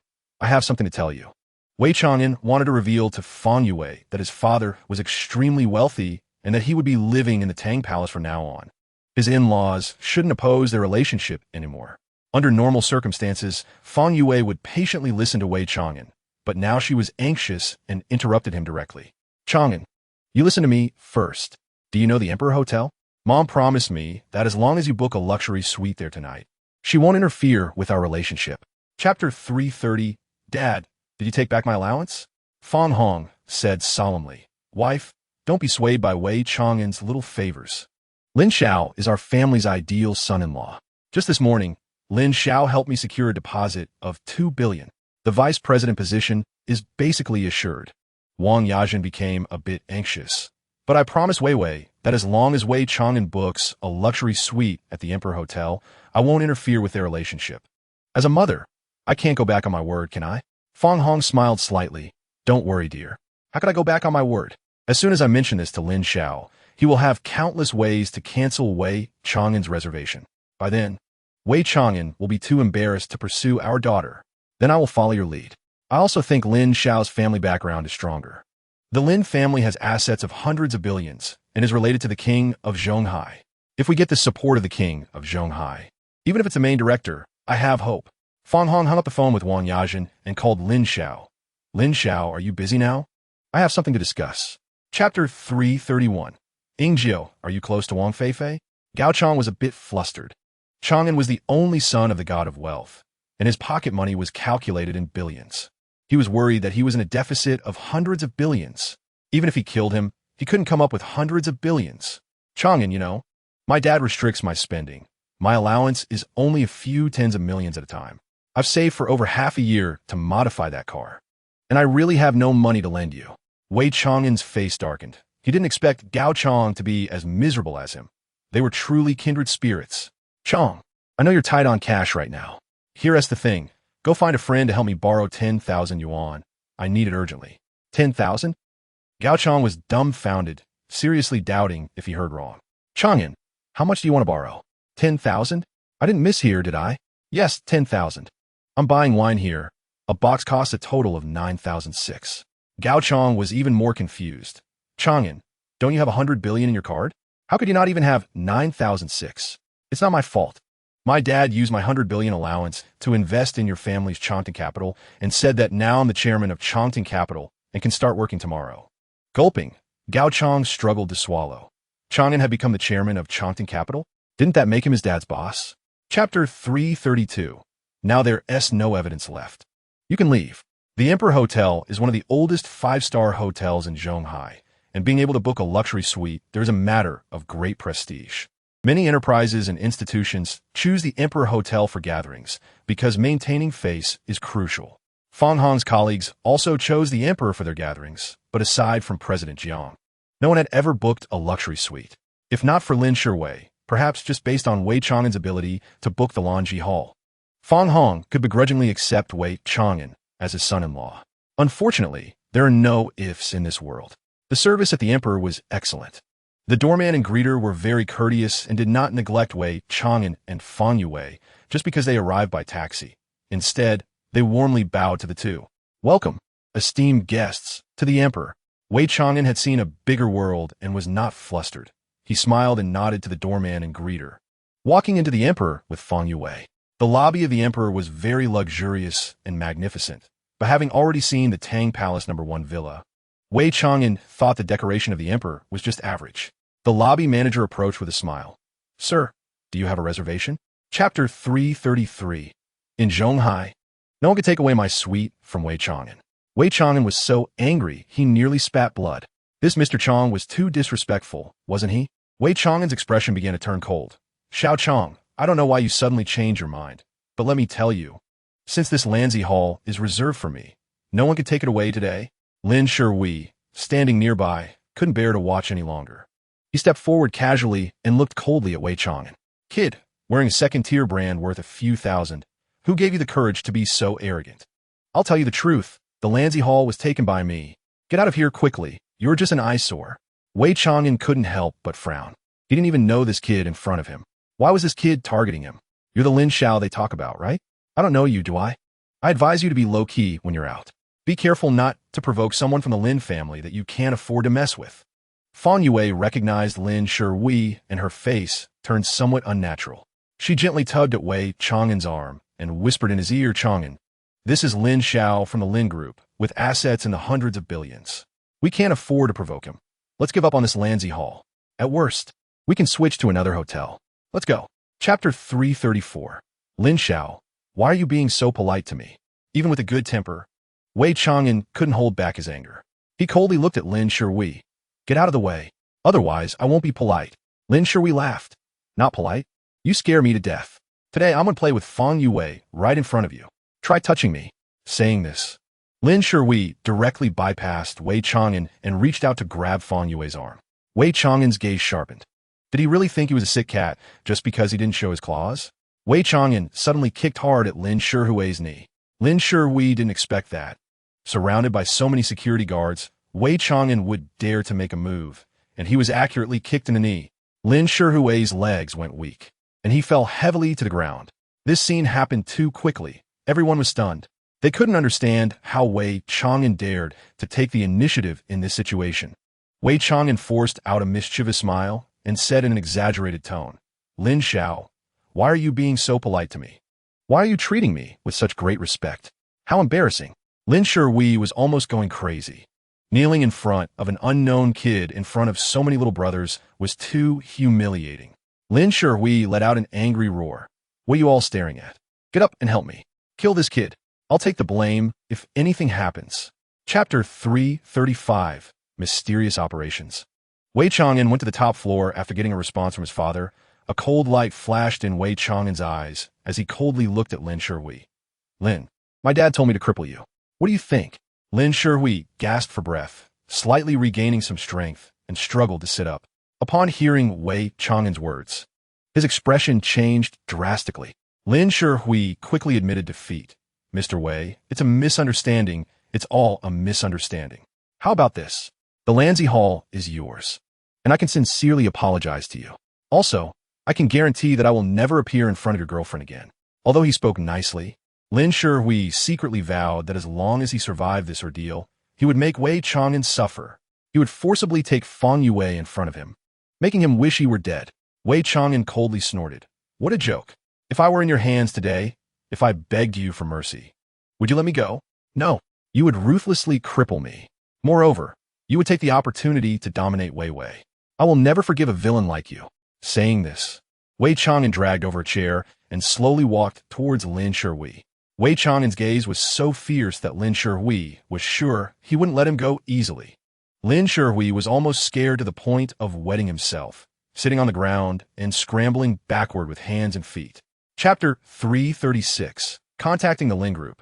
Directly contacting the tall young master, Jian Bolin's left arm was still wrapped in a bandage, but that didn't stop him from having a great time smashing things. Suddenly, Jian Bolin noticed a receptionist trying to call the police. Jian Bolin leaped over to the front desk and with a loud bang, smashed the landline phone to pieces. Jian Bolin flashed a charming smile at the receptionist. Beautiful. This is not something you can interfere with. I don't want to hurt you, so behave. Jian Bolin was so charming and handsome that the receptionist was immediately captivated, eagerly nodding. Okay, I didn't see anything. Jian Bolin then revealed a satisfied smile, leaning against the front desk and saying in a deep voice, brothers, don't hurt innocent guests, and don't harm those hotel employees who don't resist. Of course, if anyone tries to attack you, you can defend yourselves. Yes. Upon hearing this, the hotel staff squatted in the corner, holding their heads. Brothers, the lobby is almost done. Let's go to the second floor. With Jian Bolin's command, the brothers marched toward the elevator with great momentum.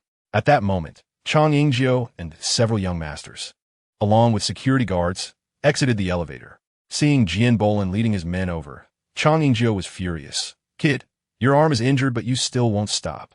Old Yang, take out the other arm. He hasn't injured yet. Everyone else, take him down. Chapter 337. Kids Matters. Kids will solve them themselves in Villa Number 2 of Tang Palace. Wei Yuan lay quietly on a waterbed, while the medical team and nursing team helped him tend to his body. Diana stood quietly to the side, ready to respond to Wei Yuan's orders. Wei Yuan suddenly asked, Diana, how is Chang'an doing? Reporting to the boss. Young Master Chang'an has called for Bolin and is currently smashing the Dihao Grand Hotel. He has already reached the 9th floor. How is the other side responding? Diana replied respectfully. They have summoned Tong San from Changtang capital, and some guests have reported it to the police. Should I inform the War Department and Mr. Gao? Wei Yuan didn't even lift his eyelids and said and on it, this kind of small matter doesn't need to alarm the War Department. Nor do we need to owe Gao Mingyuan a favor. Tong San is just a small warlord. Let I handle it. As for the police report, that's simple. As long as Chang'an is smashing his own hotel, there shouldn't be any problem, right? Yes, boss. I'll have the Dark King handle it right away. Additionally, I'll immediately start the acquisition of the Dihao Grand Hotel, striving to complete it within half an hour. As soon as Diana finished speaking, Wei Yuan's phone suddenly rang. Diana looked at the caller ID and immediately smiled. Boss, your phone. Chapter 338. I am his great-aunt Yu Ming didn't realize that with every word he spoke, the gazes of everyone in the concierge department grew colder. When he finished speaking, the looks directed at him from the concierge department were akin to those looking at a dead man. However, the concierge staff did not take action. Yu Ming was just an ordinary person, and it was better to leave it to the young lady to handle. The concierge staff made way, and Wei Shiyu, who was surrounded in the middle, stepped out. Wei Shiyu looked at Yu Ming with indifferent eyes. If I'm not mistaken, your uncle Tong San probably won't be coming. Yu Ming and the young masters instinctively looked at Wei Shiyu, and upon seeing her appearance, they instantly looked as if they had lost their souls. My God, is there such a beautiful woman in this world? Moreover, what amazed them even more was, the woman exuded an overwhelming presence of a superior, as if even a glance at her would be a desecration. Who on earth is this extraordinarily noble and stunning girl? Yu Ming forced a smile that was more servile than that of a sycophant. Beautiful and noble lady, why hasn't Uncle Tong San come? Are you taking over Uncle Tong San's duties? You can't be the illegitimate daughter of the king of Zhonghai, right? Yes, it must be true. Only the daughter of the king of Zhonghai could be so outstanding and possess such authority. Chapter 339. The Suffering Days of Wei Muyao. After waiting for a while, the elevator finally arrived. Wei Shiyu led Sun Long and the others into the elevator, heading straight for the top floor. When Wei Shiyu and the others exited the elevator, they happened to run into Jian Bolin and others rushing up to the top floor. Sun Long and the others instinctively protected Wei Shiyu, preparing for a fight. Wei Shiyu quickly stopped Sun Long. Manager Sun, step aside, there are people. Hearing this, Sun Long and the others breathed a sigh of relief and cleared path. Wei Shiyu stepped forward, looking at Jian Bolin with a face full of surprise. Brother Bolin, is that you? Is it really you? Jian Bolin brushed his hair back and looked at Wei Shiyu, who had changed so much from a neighbor girl to a super charismatic beauty CEO that he almost didn't recognize her. Shiyu? Is that you? Yes, I am Shiyu. Brother Bolin, are you here to support Chang'an? Saying this, Wei Shiyu rushed forward and gave Jian Bolin a big hug. Jian Bolin held significant weight in Wei Shiyu's heart, only slightly less than Wei Chang'an. Without Jian Bolin's help, it would have been impossible for Wei Chang'an alone to protect the safety of the sisters. To protect them, Jian Bolin didn't know how many times he had fought with the local thugs. He didn't know how many injuries he had sustained. Chapter 340. I, Wei Yuan, am willing to spend money to make my son happy. Captain Zhang's face was very serious as he nodded. The Dihao was one of the landmark buildings in his jurisdiction, and being vandalized like this had a terrible impact. Mr. Chang, rest assured, Our police station will definitely bring the criminals to justice. With Captain Zhang's promise, Chang Yingjio felt invigorated and turned to accuse Pang Hu and others. Captain Zhang, these are the bad guys. They not only vandalized the Dihao, but also restricted our personal freedom. Arrest them immediately. Put down your weapons, hands on your heads, and squat on the ground. Otherwise, we won't be polite. The police officers were somewhat eager to try, unable to suppress their excitement. Pang Hu quickly stopped his eager brothers and said in a deep voice, Lord Kaishin once reminded us, in Huaxia, unlike abroad, not to confront the police. Unconditionally cooperate with the police. Yes, the police officers threw their clubs to the ground, but they did not squat down or put their hands on their heads. Instead, they looked at the police with calm eyes. Pang Hu took out his phone and called Wei Shiyu. Director Wei, the police have arrived. How should we handle this? I have temporarily restrained my brothers. Chapter 341. The Dihao Hotel is the property of my Wei Chang'an. As they spoke, the young masters provocatively raised their middle fingers at the police officers, picked up their clubs, and swaggered towards them. Captain Zhang couldn't help but frown and said in a deep voice, Don't make trouble. Hand them over to us for punishment. Unfortunately, Captain Zhang had no deterrent effect on the young masters. They ignored his warning and charged forward with a roar. The police knew the identities of these young masters and dared not use heavy force to stop them. And for a moment, they were overwhelmed by the young master's charge. The young master's eyes gleamed with cruel light as they waved their clubs toward the knees of the police officers. The police officers exchanged glances, and with a flash of cold light in their eyes, they realized these guys were being so provocative, looking for death. They didn't confront the police, but when facing these young masters, they felt no psychological pressure at all. The police officers made the same move, lifting their legs high and kicking out forcefully. The weakest among the police officers were mid-level battle generals, incredibly strong. The young masters didn't even see their movements clearly before they were kicked in the abdomen. Bang, bang, bang, bang, bang. It was as if they had been hit by a heavily armored truck. The young masters flew more than 10 meters, rolling on the ground for 5 or 6 meters, each one bruised and lying on the ground, groaning incessantly. Chapter 342. Young Master Wei. I severed father-son relations with this little punk hearing this voice. Captain Zhang skillfully spun the handcuffs in his palm and clipped them back to his waist. Wei Chang'an smiled faintly and said, I am Wei Chang'an. Mr. Chang, you're a bit late, a full 10 seconds late. Chang Sanshur kept nodding and bowing, smiling apologetically. Young Master Wei, there was some traffic. I ran all the way here. I brought the contract for you. I've already signed and sealed it. Please check if there are any issues. Buzz. Chang Yingjio's mind exploded. He turned to his father with an incredulous expression. This was the first time Chang Yingjio saw his father so anxious, panting heavily. He even saw an undisguised flattery on his father's face. Chang Yingjio could not accept that the hero in his heart, his father, had turned into a sycophant in front of Wei Chang'an.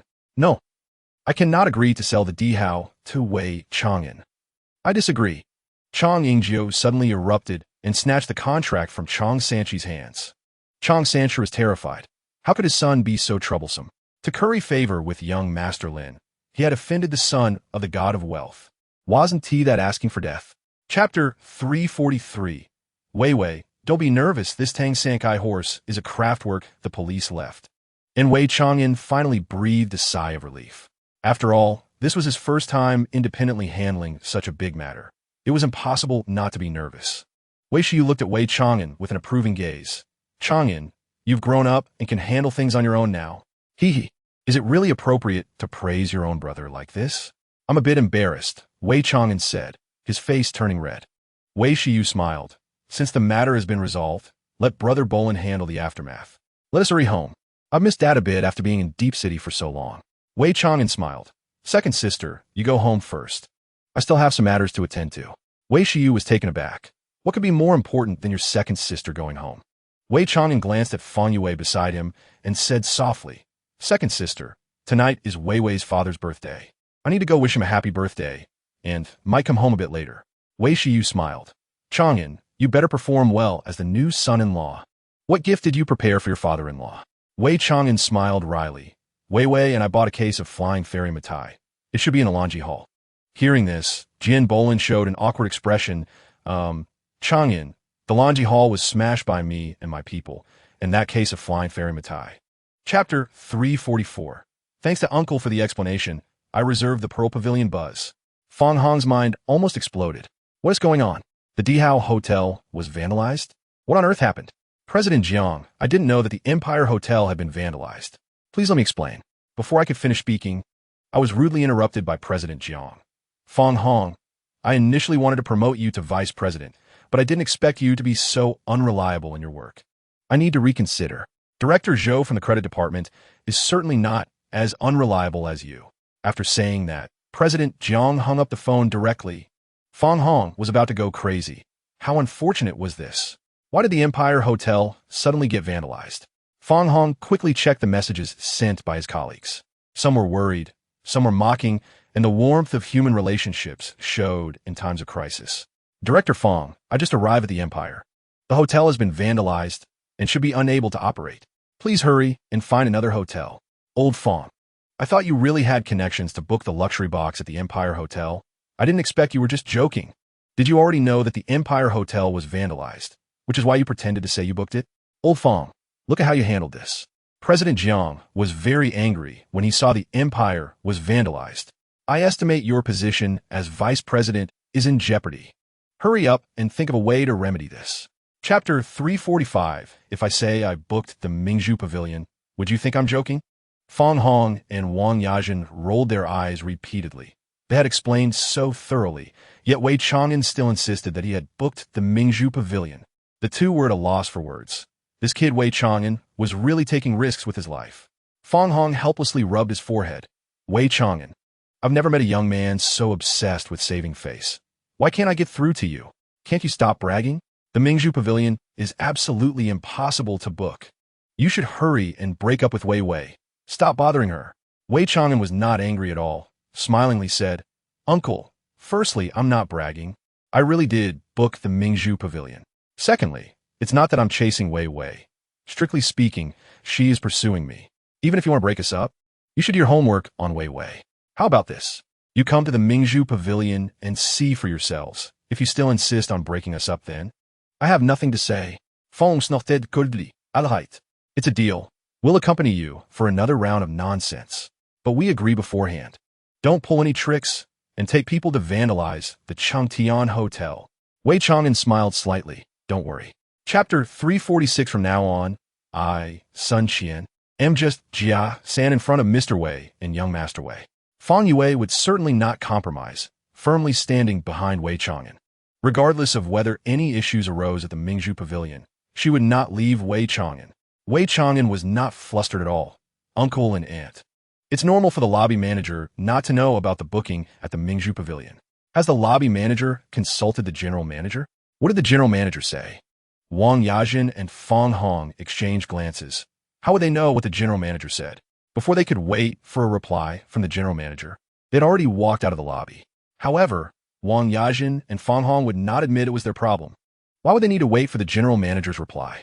Wei Chang'an, stop quibbling here. Wei Chang'an raised his eyebrows slightly. As expected, his dad wouldn't let him down. Uncle and aunt, do you have so little confidence in him? They walked out of the lobby without waiting for the general manager's reply. This was it. It was normal for the lobby manager not to know about the booking at the Mingzhu Pavilion. Upon receiving the lobby manager's report, the general manager would definitely come out to greet them personally. Uncle and aunt, why not come with me to take a look? Greet? Wang Yajin and Fong Hong were also stunned. Was this Wei Chang'an incapable of not showing off? What are you looking at? Wei Chang'an, haven't you embarrassed us enough? Are you planning to let us embarrass ourselves again at the Changtian Hotel? Wei Wei, hurry and come home with us. Don't force us to take action. Chapter 347. General Jia. This lobby manager has a bright future. Wei Chang'an had seen Sun Qian once at the Changtian Hotel and confidently said, I've been to the Changtian Hotel once. General Jia is definitely not an actor. No problem. Just trust me. Fine. Fang Yue could only reluctantly feel reassured, but she always felt something was off, yet had no evidence. After giving instructions below, Sun Qian finally breathed a sigh of relief, regaining his confidence, and smiled at Wei Chang'an. Young Master Chang'an, Miss Fong, please. Wei Chang'an slightly nodded, raised his hand to pick up 2 gift boxes, but Sun Qian was quick and took Wei Chang'an's gift box, quickly catching up with Fong Hong and Wang Yajin. Heading towards the Changtian Hotel, Wei Chang'an was slightly taken aback, looking at Sun Qian carrying the gift box with a confused expression. This General Jia really knew how to handle things. No wonder he could become the general manager. When they reached the entrance, Fan Hong and Wang Yajin suddenly stopped, turned around, and coldly looked at Sun Qian, especially when they saw Sun Qian carrying Wei Chang'an's gift box. Disdainful sneers appeared on their faces. This actor pays attention to detail in his performance, even taking the initiative to carry Wei Chang'an's gift box. Chapter 348. That noble person is far away, yet close at hand. He is indeed Mr. Wei, young Master Chang'an's father. Although it was Wei Chang'an's first time entering the Mingzhu Western restaurant, having already seen the Tang Palace, he didn't feel anything particularly special about the Mingzhu Western restaurant. However, Wang Yajin and Fan Hong were shockingly astonished. The height of the ceiling, the decoration, the grandeur. They understood what it meant to be resplendent, what it meant to be priceless. Their limited vocabulary couldn't even begin to describe the brilliance of the Mingzhu Western restaurant. They finally understood why the Mingzhu Western restaurant was the most upscale restaurant in Zhonghai. Suddenly, Wang Yajin became excited. Honey, look over there. Isn't that Li Changtian, the chairman of the Qingtian group? Yes. The person sitting across from Li Changtian seems to be Mr. Gao from Chongqing capital. Wang Yajin gasped. It really is Mr. Gao. The rumors are true. Even Mr. Gao, the king of Zhonghai, doesn't have the qualifications to enter the Mingzhu pavilion. Their voices startled Li Changtian and Gao Mingyuan, who instinctively turned their heads to look and saw Wang Yajin and her group. Initially, they were a bit displeased at being interrupted, but upon seeing Wei Chang'an behind Wang Yajin, their faces immediately filled with smiles. Chapter 349. Uncle and Aunt, thank you. Although they had already made some guesses, hearing Sun Qian admitted in person left Fan Hong and Sun Yajin utterly shocked. Oh my God! Chairman Li is a super rich man with assets close to $1 trillion. His noble person is actually Wei Chang'an's father? What kind of status does Wei Chang'an's father have? They couldn't even dare to think. Scared, they felt both fear and excitement. Just thinking about how they almost broke up Wei Chang'an and Fan Yue in recent days sent chills down their spines. Their gazes towards Wei Chang'an changed. There was no longer a hint of disdain, and they were simply more than satisfied. Such a precious son-in-law must be tightly held onto and cannot be taken away by others. They quickly supported Wei Chang'an on either side, smilingly saying, Chang'an, the road to promotion and wealth is too steep. Be careful where you step, don't fall. Yes, you mustn't fall. Otherwise, uncle and aunt will definitely be heartbroken. Fan Yue felt a headache coming on, truly exasperated with her parents. Could you be any more dramatic? They were like two clueless teammates. Fan Yue could only look pitifully at Wei Chang'an, hoping he wouldn't dislike her because of her parents. Chapter 350. Old Zhou. Your vision is too narrow. Wang Yajin was utterly in awe of her husband. When he was studying foreign languages back in the day, she was somewhat reluctant. But now she felt her husband was incredibly talented. Although Fan Yue found her dad's show-off attitude a bit hard to take, she still admired his language talent and politely nodded and smiled at Elegy. Then, she whispered in Wei Chang'an's ear, Chang, let's sign up for French class when we get back. We will definitely be attending high-end events often, and it won't do us any good not to speak French. Actually, I took French as an elective. Wei Chang'an smiled modestly. Not only did he take French as an elective, but after returning from disaster relief, he also asked Wei Yuan for the most formal noble etiquette training. He could now effortlessly blend into the top noble circles. Fan Yue softly replied, Chang'an, what we learn in school is just the basics. I also took French, don't you know? To communicate without barriers, we still need to enroll in classes. Not having learned well means you lack a language talent. Of course, Wei Chang'an kept this thought to himself, not wanting to dampen Fan Yue's enthusiasm for learning. Chapter 351. President Jiang withdraws a message. Fan Hong was, after all, a subordinate carefully promoted by President Jiang. President Jiang couldn't bear to watch Fan Hong being taken down by Mr. Gao, so he quickly typed out a line. Fan Hong, immediately retract what you just said. Perhaps I can help plead your case to Mr. Gao. Putting my old face on the line might just save your life. If this had been an hour ago, Fan Hong might have felt moved, but now he just found it amusing. Was it really that serious? The atmosphere was just right. It was time to show off a bit. Fan Hong aimed his phone camera at his face, capturing the Mingzhu pavilion behind him, along with the night view outside. With a whoosh, Fan Hong sent the freshly taken photo to the group chat. The 360-degree skylight of Mingzhu Pavilion is quite nice, of course. The night view outside is even better, with a view of the distant Mingzhu Tower. Dazed, everyone in the work group was completely bewildered. This private room really looked like Mingzhu Pavilion. What on earth was going on? Did old Fong, Director Fong, really book Mingzhu Pavilion? Wasn't it said that Mingzhu Pavilion didn't even allow booking for the Zhonghai King? Wow. The work group instantly exploded. Chapter 352. In front of young Master Wei. Where's my seat? Saying this, Gao Mingyuan stood up, ready to head towards Mingzhu Pavilion. Li Chengtian quickly pulled him back. Brother Gao, aren't you too anxious? The banquet at Mingzhu Pavilion hasn't even started yet, and you want to go offer a toast? Isn't that a bit inappropriate? Doesn't it seem a bit too utilitarian? Gao Mingyuan quickly nodded. Thank you for the reminder, Brother Li. Otherwise, I would have made a big mistake. It's most appropriate to wait until the wine has been served 3 rounds before going to offer a toast. While the two were talking, the other executives gathered around, all looking at Li Chengtian and Gao Mingyuan with flattering eyes. Director Li, Mr. Gao, sorry to interrupt.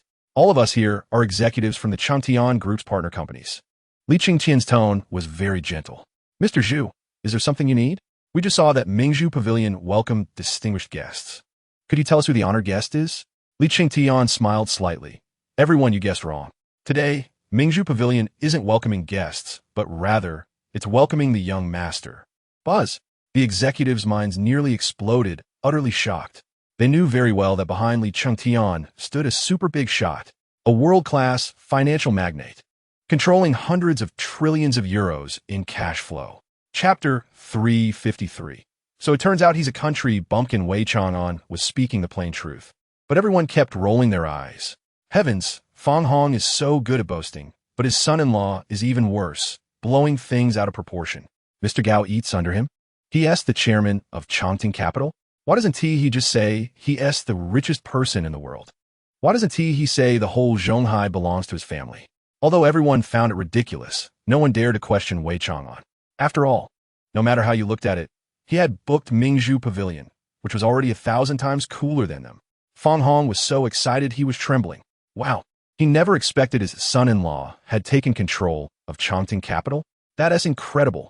The market value of Chongqing Capital has already exceeded 500 billion. What is his son-in-law's net worth now? Fang Hong admitted his math wasn't great. Son-in-law, you've hidden your talents too deeply. I had no idea you were in control of Chongqing Capital. If you had told Uncle this earlier, I wouldn't have interfered with your relationship with Wei Wei. No more talk. Just deposit 100 or 80 billion in our branch later. Maybe I can improve my standing. That's easy. I'll talk to Uncle Gao later. If Chongqing Capital has any idle funds, they can all be deposited with Uncle Fong. Chapter 354. Can't even pair wine, yet still have a nerve to mock others? In an instant, all the colleagues looked at Fang Hong with amused expressions, whispering among themselves. They thought Director Fong knew a lot, but it turned out Director Zhou was the real noble. It's true. A country chicken is still a country chicken, even if it climbs a tree.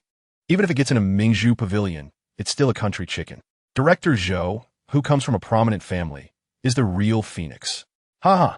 Director Fong just got struck by lightning while trying to show off. I'm dying of laughter. Although the colleagues' voices were low, Fang Hong couldn't hear clearly, but he felt very uncomfortable under their gazes. Fang Hong's face turned bright red, wishing he could find a crack in the ground to hide in. He thought he would show off a bit, but it turned out he had embarrassed himself. Zhou Tsong stabbed him again. Old Fong. I didn't want to embarrass you at your birthday banquet, but you made me say it, so I have no choice. After saying that, Zhou Tsong turned his head. Podlidukin ateligi. Allez-y. C'est fini, pourquoi ne pas servir? Elegy, the order has been placed. Why isn't the food being served? Chapter 355. Young Master Wei. What gift did you bring? Upon hearing this, everyone fell silent, looking at Wei Chang'an with anticipation, wondering what a true noble would order. Wei Chang'an was not at all shy. It was the perfect opportunity to test the dining etiquette his father had taught him.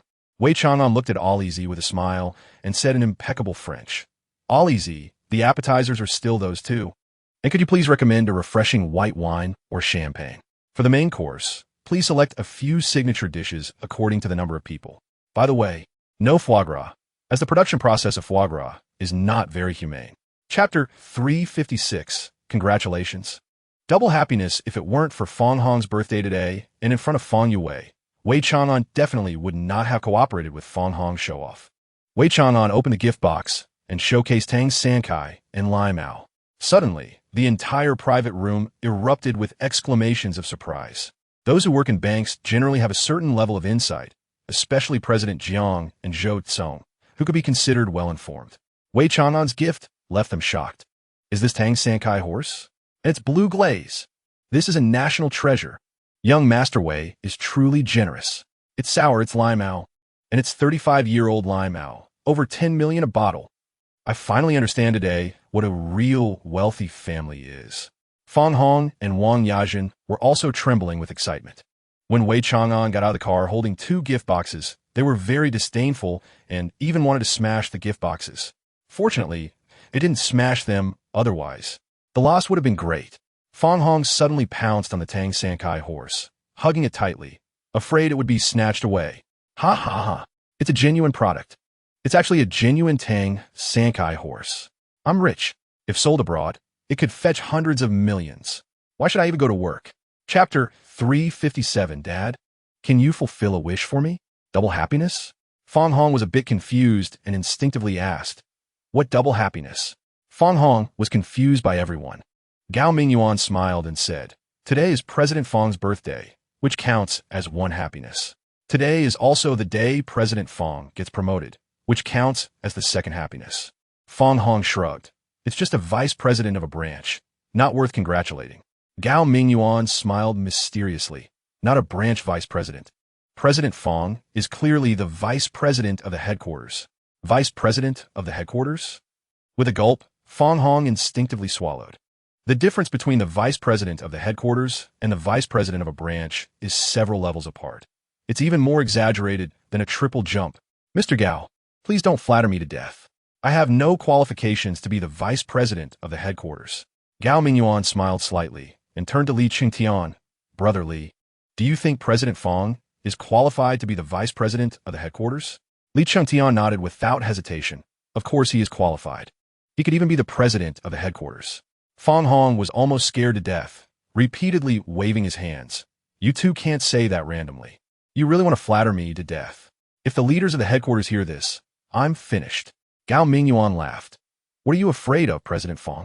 As long as we deposit a few $100 billion in your bank of communications, are you still worried about not becoming the vice president of the headquarters?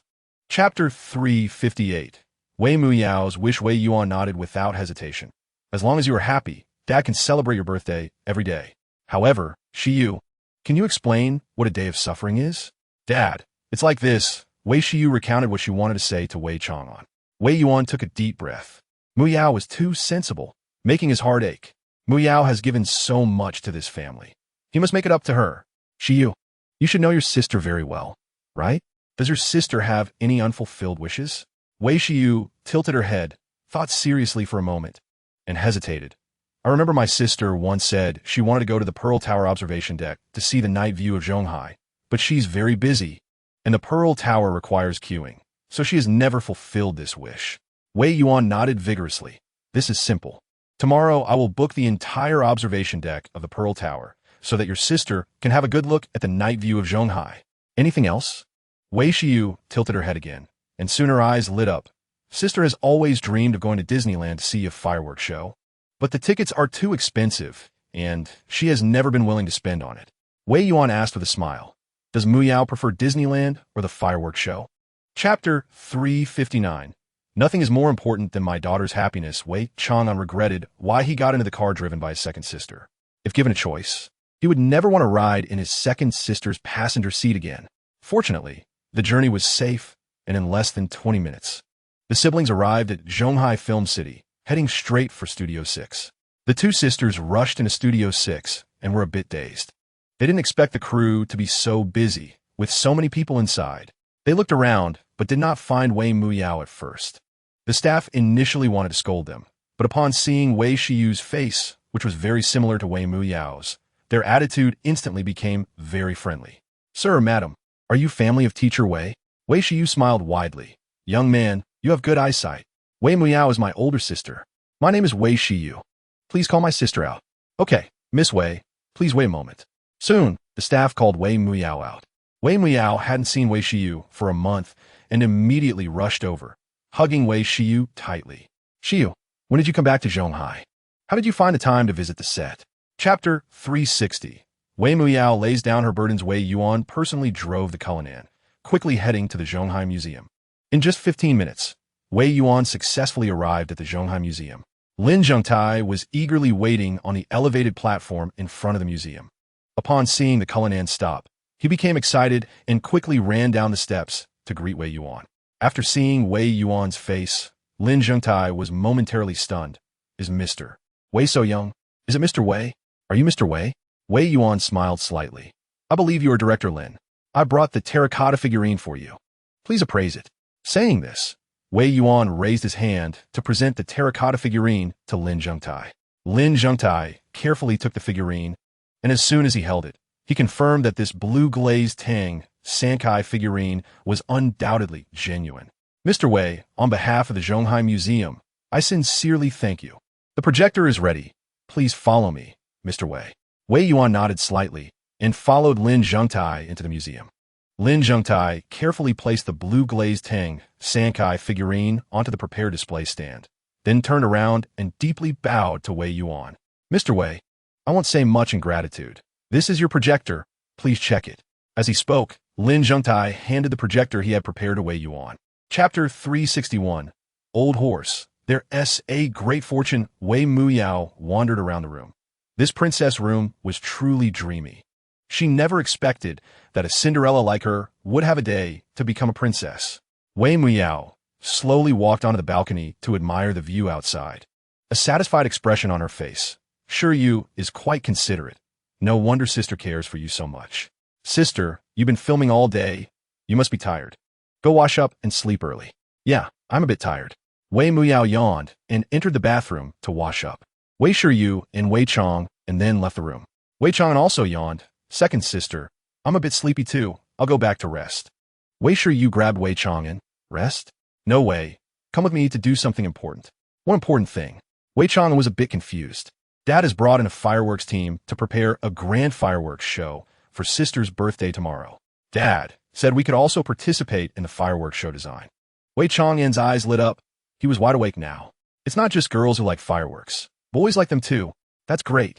I've always envied other kids who could set off fireworks, and I've never had the chance. I must personally ignite the fireworks at tomorrow's show. No one can take that from me. Chapter 362. The heart of Heilong. After a night of silence, the sky gradually brightened. Because Wei Muyao had been working overtime recently and severely lacked sleep, she slept until the sun was high in the sky, finally waking up at 9:30.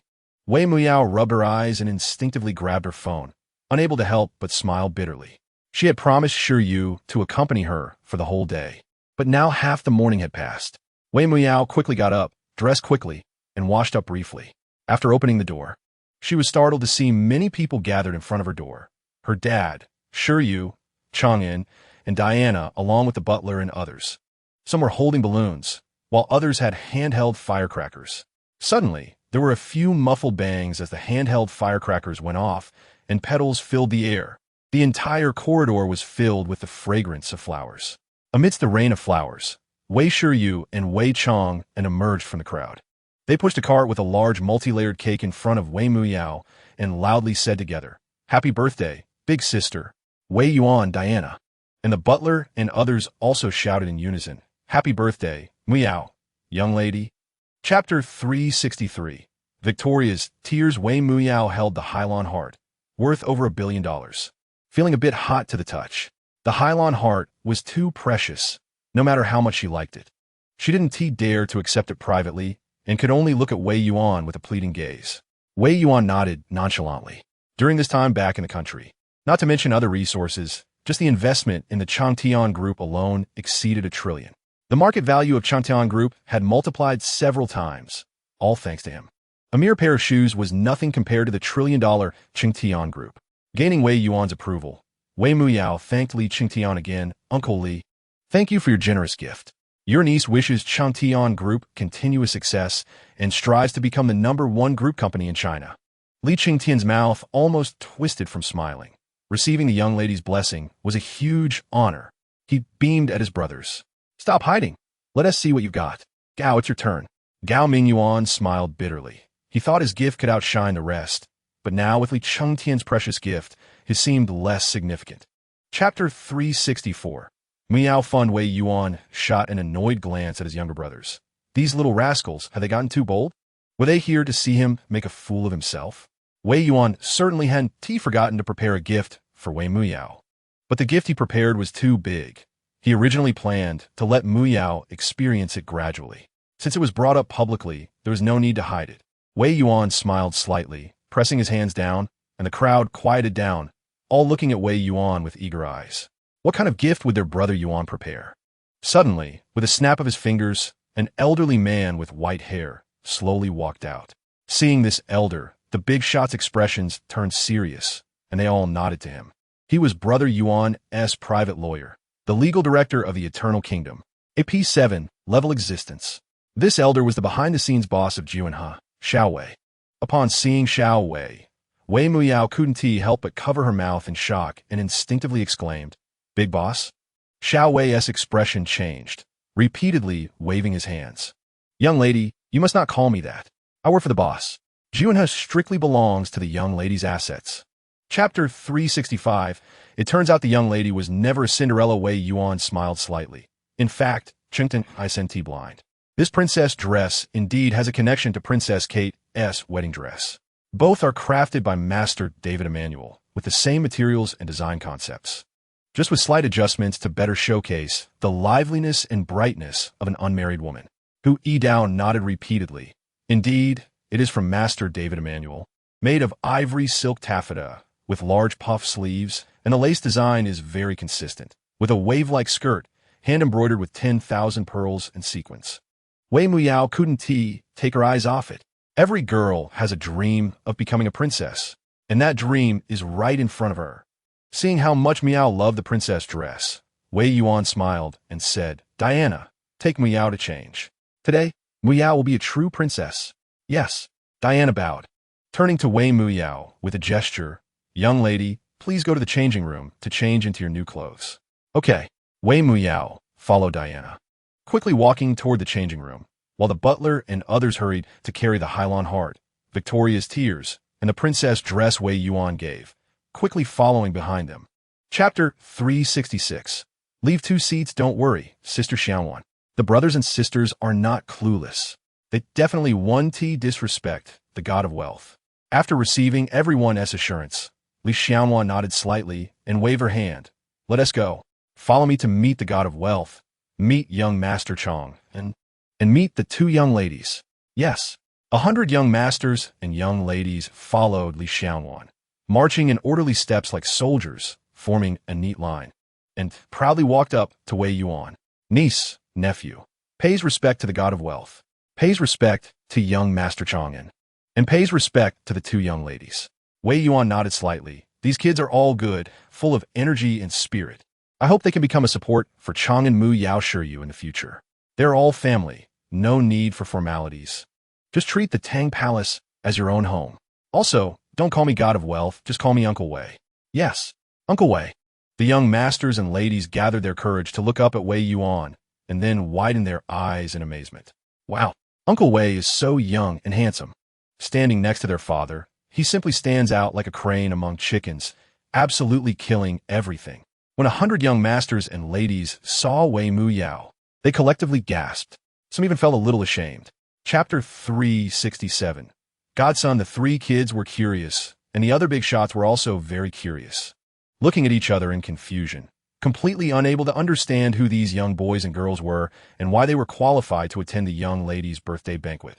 Moreover, Brother Yuan personally instructed to reserve 2 seats for them at table 11, under the watchful eyes of the big shots. Jian Bolin and Jingjing felt a bit nervous and excited, not daring to breathe, obediently following Xiao Chun to table 1. Jian Bolin and Jingjing both bowed to Wei Yuan. "Greeting, Uncle Wei." "Greeting, Master." "Master?" The gazes of all the big shots towards Jingjing instantly became eager, especially those with sons, who even began to calculate how they could marry Jingjing home. Brother Yuan's 4 disciples are now all at the peak of the War King level, just a step away from breaking through to the War God level. One can imagine that this little girl's future minimum achievement will be a war king, and she might even become a war god. If they could marry her home, it would definitely be a great help. As for Jian Bolin, he was directly overlooked.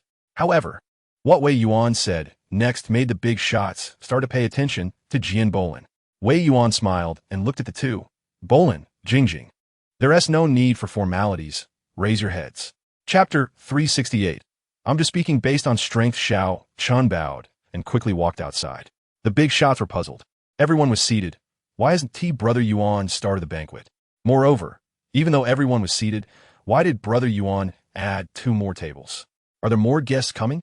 Amidst everyone's confusion, Xiao Chun, Lung Chiyue, and Zhongli walked in with their guard team in an orderly manner. Under everyone's gaze, they marched boldly to table 1. With a swish, led by the 3 war kings, the members of the guard team saluted Wei Yuan in unison, shouting loudly, "We have met the military leader." At this moment, the guard team's aura burst forth, an astonishing momentum coalescing around them.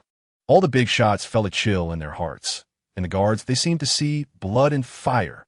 They saw the utterly brutal battlefield.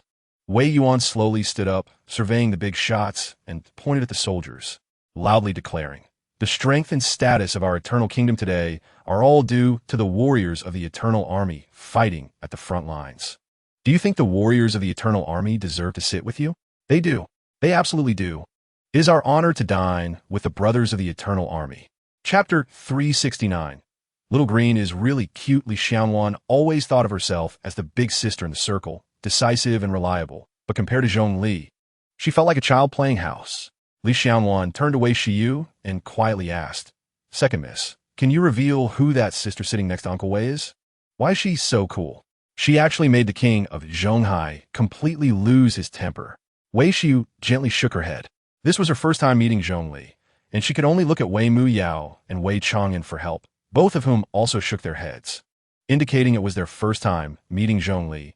Wei Shiyu forced a smile and said, "The 3 of us siblings just recognized our father not long ago, and we don't know that sister."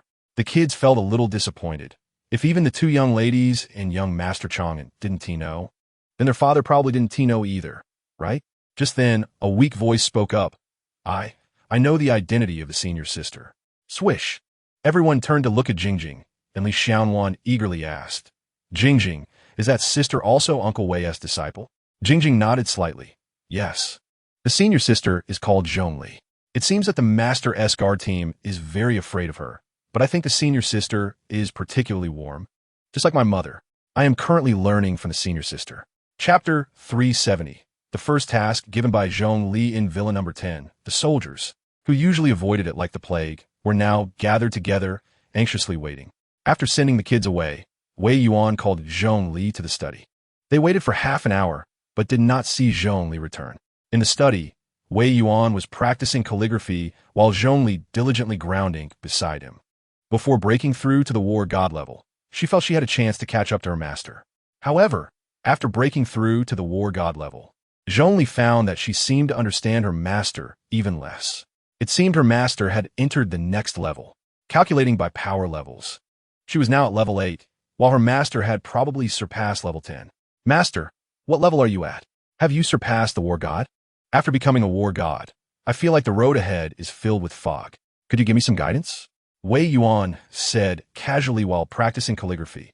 "Ali, in fact, most warriors pursue speed and strength, which are minor paths.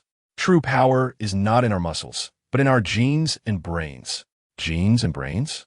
Zhongli's eyes lit up. No wonder she felt that her muscular strength had already reached its limit. She could no longer find a path forward. Chapter 371. The drama queen Wei Shiyu today was undoubtedly the happiest day for Wei Mu Yao. Not only did she receive many gifts, but she also had many friends to accompany her at Disney for an entire afternoon. Because Li Xianwan secured skip-the-line tickets, Wei Mu Yao enjoyed all the rides within a short afternoon, having an absolute blast. As the sky gradually darkened, Wei Mu Yao became more and more excited, because at 8:30 p.m., Disney has a fireworks show, which Wei Mu Yao had been looking forward to for a long time. And today her wish was finally going to be fulfilled. "What do you want to eat? Sister will treat you to a feast, and after dinner, we will watch the fireworks together, okay?" Wei Muyao smiled at Wei Shiyu. Wei Shiyu smiled slightly. Okay, I want to eat hot pot, especially spicy ones. Deal. The group entered a Sichuan hot pot restaurant and ordered an extremely spicy pot, enjoying it thoroughly. After eating and drinking to their fill, it was already 7:30 p.m., leaving only an hour until the fireworks show. Ren Peng received the news that the Pearl Tower fireworks show was ready and just waiting for the young lady to arrive. Ren Peng quickly gave Wei Shiyu a wink, finally waiting for Ren Peng's signal. Wei Shiyu's spirits lifted, and she instantly became dramatic, raising her hand to cover her stomach and slowly squatting down. Chapter 372. What right do you have to drive us away? Wei Muyao smiled bitterly. All right, then let's go to Disney to watch the fireworks show, and next time, if we have a chance. As they spoke, they arrived at the parking lot of the Pearl Tower. The group got out of the car and headed towards the Pearl Tower. Ren Peng needed to assist his dad in checking the preparations for the fireworks show, so he said goodbye to Wei Muyao. Sister Muyao, I have something urgent to attend to at the central building. Let's hang out together next time when we have time. Wei Muyao nodded slightly. Okay, let's hang out together next time. Ren Peng walked away quickly, while Wei Muyao led the others towards the Pearl Tower. As they walked, Wei Muyao felt a bit uncomfortable, as if there were a pair of eyes secretly watching her. The eyes watching Wei Muyao belonged to Zheng Shuang. As the saying goes, enemies see red when they meet, and that's exactly how Zheng Shuang felt now. Her gaze towards Wei Muyao was as if she wanted to eat her alive, wishing she could tear Wei Muyao into pieces. Wei Muyao instinctively glanced at Zheng Shuang, but because Zheng Shuang was wearing sunglasses and a mask, Wei Muyao didn't recognize her at first. Ignoring Zheng Shuang, Wei Muyao walked toward the ticket booth, lining up to buy tickets. Seeing Wei Muyao in line, a trace of disdain flashed in Zheng Shuang's eyes. Wei Muyao, oh Wei Muyao, isn't your dad powerful? Why do you still need to line up to buy tickets? Chapter 373. Let me give you a piece of advice. If you don't court death, you won't die. Noticing that Wei Muyao was a bit angry, Li Xiaowan and Lin Haixin stepped forward simultaneously, glaring fiercely at Zheng Shuang. As soon as Wei Muyao gave the order, the two girls would definitely tear Zheng Shuang's mouth apart. Zheng Shuang was frightened by the fierce gaze of the two girls. She was sure that these two young girls really dare to act. Zheng Shuang shouted loudly, "Security! Security! Someone is causing trouble over here." Hearing Zheng Shuang shout, several security guards quickly ran over and surrounded everyone. What's going on? Who's causing trouble? Zheng Shuang pointed at Wei Muyao and the others. They have a connection with Deputy Director Yang and sneaked into the observation deck. Director Rin specifically instructed that the observation deck is reserved and no outsiders are allowed to enter. You need to handle this. The security guards were in a dilemma. They couldn't afford to offend Director Rin, who is definitely a giant presence. However, Director Rin just whimsically reserved the observation deck for one occasion. While Deputy Director Yang was a fixture, being at the Pearl Tower every day, if Deputy Director Yang decided to make things difficult for them, they wouldn't be able to survive. The security captain smiled bitterly. Miss, you should reflect this to Director Rin. This situation is beyond our security scope of work. Chapter 374. The urban management has arrived. The security captain abruptly stopped and shouted angrily at his colleagues. Stop. Everyone stop. The security guard were taken aback, instinctively turning their heads, looking confused at the security captain. Captain, what's wrong? Weren't we supposed to drive them away? The captain's face turned green as he scolded. Wrong. Director Rin just said to drive Zheng Shuang out. Immediately. Right now. Huh? The security guards were dumbfounded, and Zheng Shuang looked even more confused, staring incredulously at the security captain, shouting, Are you crazy? How can my husband drive me away? Do you believe I can make one call and get you fired? Saying this, Zheng Shuang took out her phone and dialed Rin Donglai's number. The call was quickly connected, and Rin Donglai's furious voice came through. Zheng Shuang, how did I tell you? To keep a low profile. Don't you understand what low profile means? You actually used my name to drive away the young lady? Are you trying to get me killed? Get lost. Get out of my sight forever. After that, Rin Donglai didn't give Zheng Shuang a chance to explain and hung up the phone directly. Listening to the busy signal on the phone, Zheng Shuang's worldview was shattered. Chapter 375. Wei Muyao, you are the true princess. Receiving Rin Donglai's order, the preparation team immediately relaxed and smiled at the urban management officers in front of them. Our boss said that the fireworks show must go on, and we will accept the fine. Please calculate how much we need to pay. Huh? The urban management officers were taken aback. It was the first time they encountered such a situation and were momentarily unsure of how to respond. Please wait a moment. We will consult our captain. Soon, the urban management officers received a response. Our captain said that it would be $5 million for a fireworks show of this scale. You need to pay a fine of $5 million. Moreover, afterwards, you will be responsible for cleaning up the leftover garbage. Okay, no problem. Please give us the account number. We are willing to pay the fine in full. The urban management officers were again taken aback. They had initially asked for an exorbitant amount, not expecting the other party to not negotiate at all. This was too extravagant, since they even paid the fine. The urban management officers had nothing more to say and could only leave happily. In a live broadcast room, as they saw the urban management officers driving away, the viewers were completely dumbfounded. I'm dying of laughter. The urban management came and then left. Wow. When did our urban management in Huaxia become so easy to talk to? I really want to know which unit is responsible for the fireworks show. Chapter 376, Don't Provoke Me. Time passed quickly, and in the blink of an eye, a week had passed since the fireworks show. Wei Muyao returned to the filming set and began a busy shooting schedule. Wei Shiyu returned to Deep City to continue developing her career. Wei Chang'an had been living comfortably these days. Without the interference of both families, he spent every day with Fang Yue. If it weren't for Fang Yue being very traditional, perhaps the two would have already moved in together. Wei Yuan had recently been skipping work frequently, taking time off at home. The main reason was that in recent days, Mo Yuqi's advances had become increasingly aggressive, and Wei Yuan was finding it hard to cope.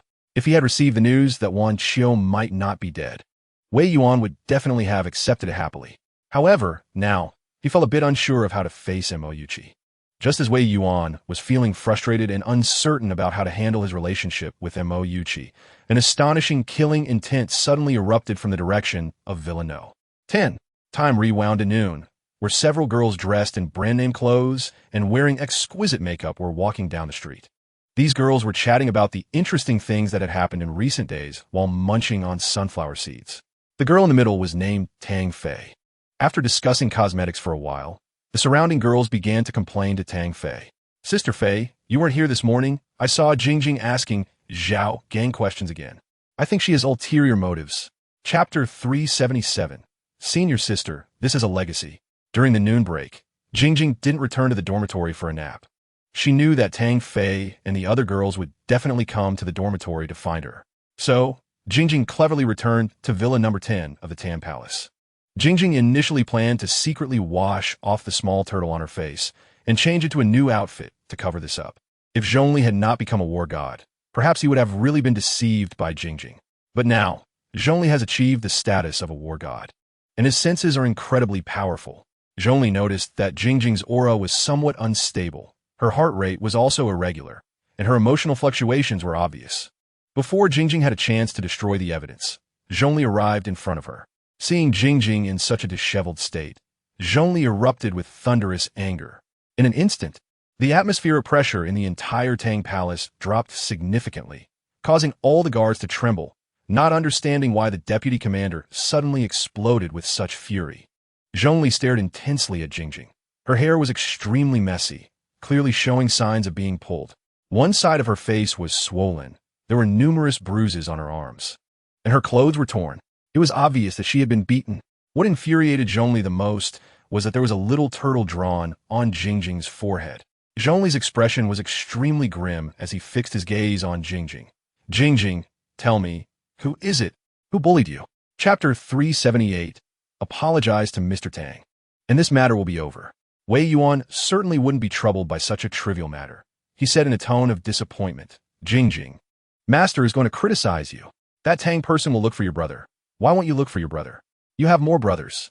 Chang'an, Bolin, Xiangzi, they can all help you stand up for yourself. Any one of them can easily deal with that Tang person's cousin. Jingjing paused for a moment. She had been a little beggar for a long time and had never had anyone stand up for her. For a moment, she was still a bit unaccustomed to her new identity. What Master said was true. Now, she had brothers. Master, I know what to do now. On Wei Muyao's birthday, a WeChat group was created for Table 11, and Jingjing took a selfie and sent it to the group. Brothers and sisters, I've been bullied. Crying JPG. Upon seeing this photo, the group exploded and everyone was shocked. Wei Muyao, Jingjing, what happened? Who bullied you? Speak clearly. Wei Shi, what the hell? How dare they bully Jingjing? Jingjing, wait. Second sister is flying back to Zhonghai right now. No matter who this person is, second sister will make them pay for it. Li Xiaowan. This little matter doesn't require Xiyu to come back personally. I can handle it. Chapter 379. Sister Fei, I've bought you milk tea. With a command from Wei Yuan, in less than half an hour, he became a major shareholder of Hewlington Middle School. After lunch, Wei Yuan looked at Jingjing with a smile. Do you need Master to accompany you to school? Master is now a major shareholder of your school. Jingjing smiled and shook her head. Master, this little matter doesn't require you to personally intervene. I don't want to bully the weak and be laughed at. And besides, didn't you just advise me? To make good use of my interpersonal relationships, I've already found my brothers and sisters. I can handle this little matter myself. Wei Yuan nodded slightly. All right, go ahead and do it. Master will support you. If things go beyond your control, call me anytime. Okay, Master. With Wei Yuan's assurance, Jingjing felt very touched. Since becoming a little beggar, she had always been a rootless driftwood, and for the first time, she had a strong backing. A fierce light flashed in Jingjing's eyes. Tang Fei, the humiliation you gave me, I will repay it tenfold. Master, I'm off. Wei Yuan nodded slightly, and Jingjing skipped out of Villa No. 1. The Tang Palace was very close to Hewlington Middle School, only a 5-minute walk, which was why Jingjing attended school as a day student. Chapter 380. I only used less than 10 of my strength. Jin Wei and the others were no match for Lin Haixin and the other girls in terms of momentum or strength. In the blink of an eye, they were completely subdued. Lin Haixin, who had learned painting, skillfully painted over 10 vividly lifelike little turtles on Tang Fei. After finishing, Lin Haixin turned her head and smiled at Jingjing. Jingjing, do you think my painting skills are all right? Jingjing's excited little face turned red. This was the feeling of having a strong backing. This was so exhilarating. She would never have to be bullied again. Jingjing nodded vigorously. Sister Haixin, your painting is amazing. It's 1,000 times better than what Tang Fei painted. Tang Fei had never experienced such humiliation. Unable to hold back, she started crying, not knowing where she found the strength to break free from Lin Haixin and the other girl's grasp. Quickly grabbing her phone and dialing a number. Lin Haixin wanted to stop her, but Li Xiaowan coldly said, let her make the call. Let her call someone. Today, we must thoroughly teach her a lesson. I want to see who dares to bully Jingjing and Hewlington in the future. Tang Fei glared fiercely at Li Xiaowan, secretly determining that when her cousin arrived, she would definitely make that person pay. Chapter 381. Never appear in front of me again. Fame and Shadow. After Qiu Jiping reported his name, the girls who were originally watching the commotion in the hallway quickly hid away. Tang Fei was overjoyed and quickly got up, stumbling towards Qiu Jiping. Cousin, you're here. If you had come any later, I would have been ruined. Cousin, you must avenge me. Seeing Tang Fei's miserable state, Qiu Jiping was furious, pointing at Jingjing and the others. Who is it? Who hurt my sister? Step forward if you have the guts. The people beside Jingjing were not intimidated at all. Looking at Qiu Jiping with mocking eyes, Li Xiaowan instinctively wanted to step forward, but Gao Chong, the protective husband, quickly pulled her back and stepped forward without hesitation. They really called someone? Just a few worthless people dared to be arrogant in front of me? I did it. What do you want? Tang Fei was somewhat dazed from the beating, seeing double, and felt that Gao Chong looked somewhat familiar, but she couldn't see clearly in her dazed state. Qiu Jiping had never seen Gao Chong before. He was used to being arrogant, and this was the first time someone had provoked him like this.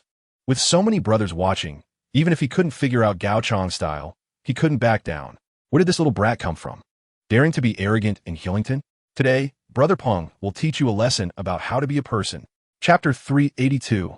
Call me Daddy when you see me. Seeing the message from the dorm supervisor, Teacher Zhang's face changed drastically. Mr. Tang had just agreed to help him get promoted to the director of education. If he found out that his precious daughter was beaten, he would definitely erupt with thunderous anger, and perhaps this promotion would be off the table. Teacher Jiang quickly inquired, Aunt Zhou, you can't say things like that lightly. Did Tang Fei really get beaten? How could I say it carelessly? I saw it with my own eyes. Teacher Jiang, what audacity. This way Jingjing is too lawless. I must handle this seriously. Seeing Teacher Jiang's strong reaction, the other teachers were very curious. Lu, who had a good relationship with Teacher Jiang, asked, Lil Jiang, what's going on? Who is this Tang Fei? Why are you so angry? Teacher Jiang quickly replied truthfully. Director Liu, Tang Fei is the daughter of Mr. Tang Yuanshan.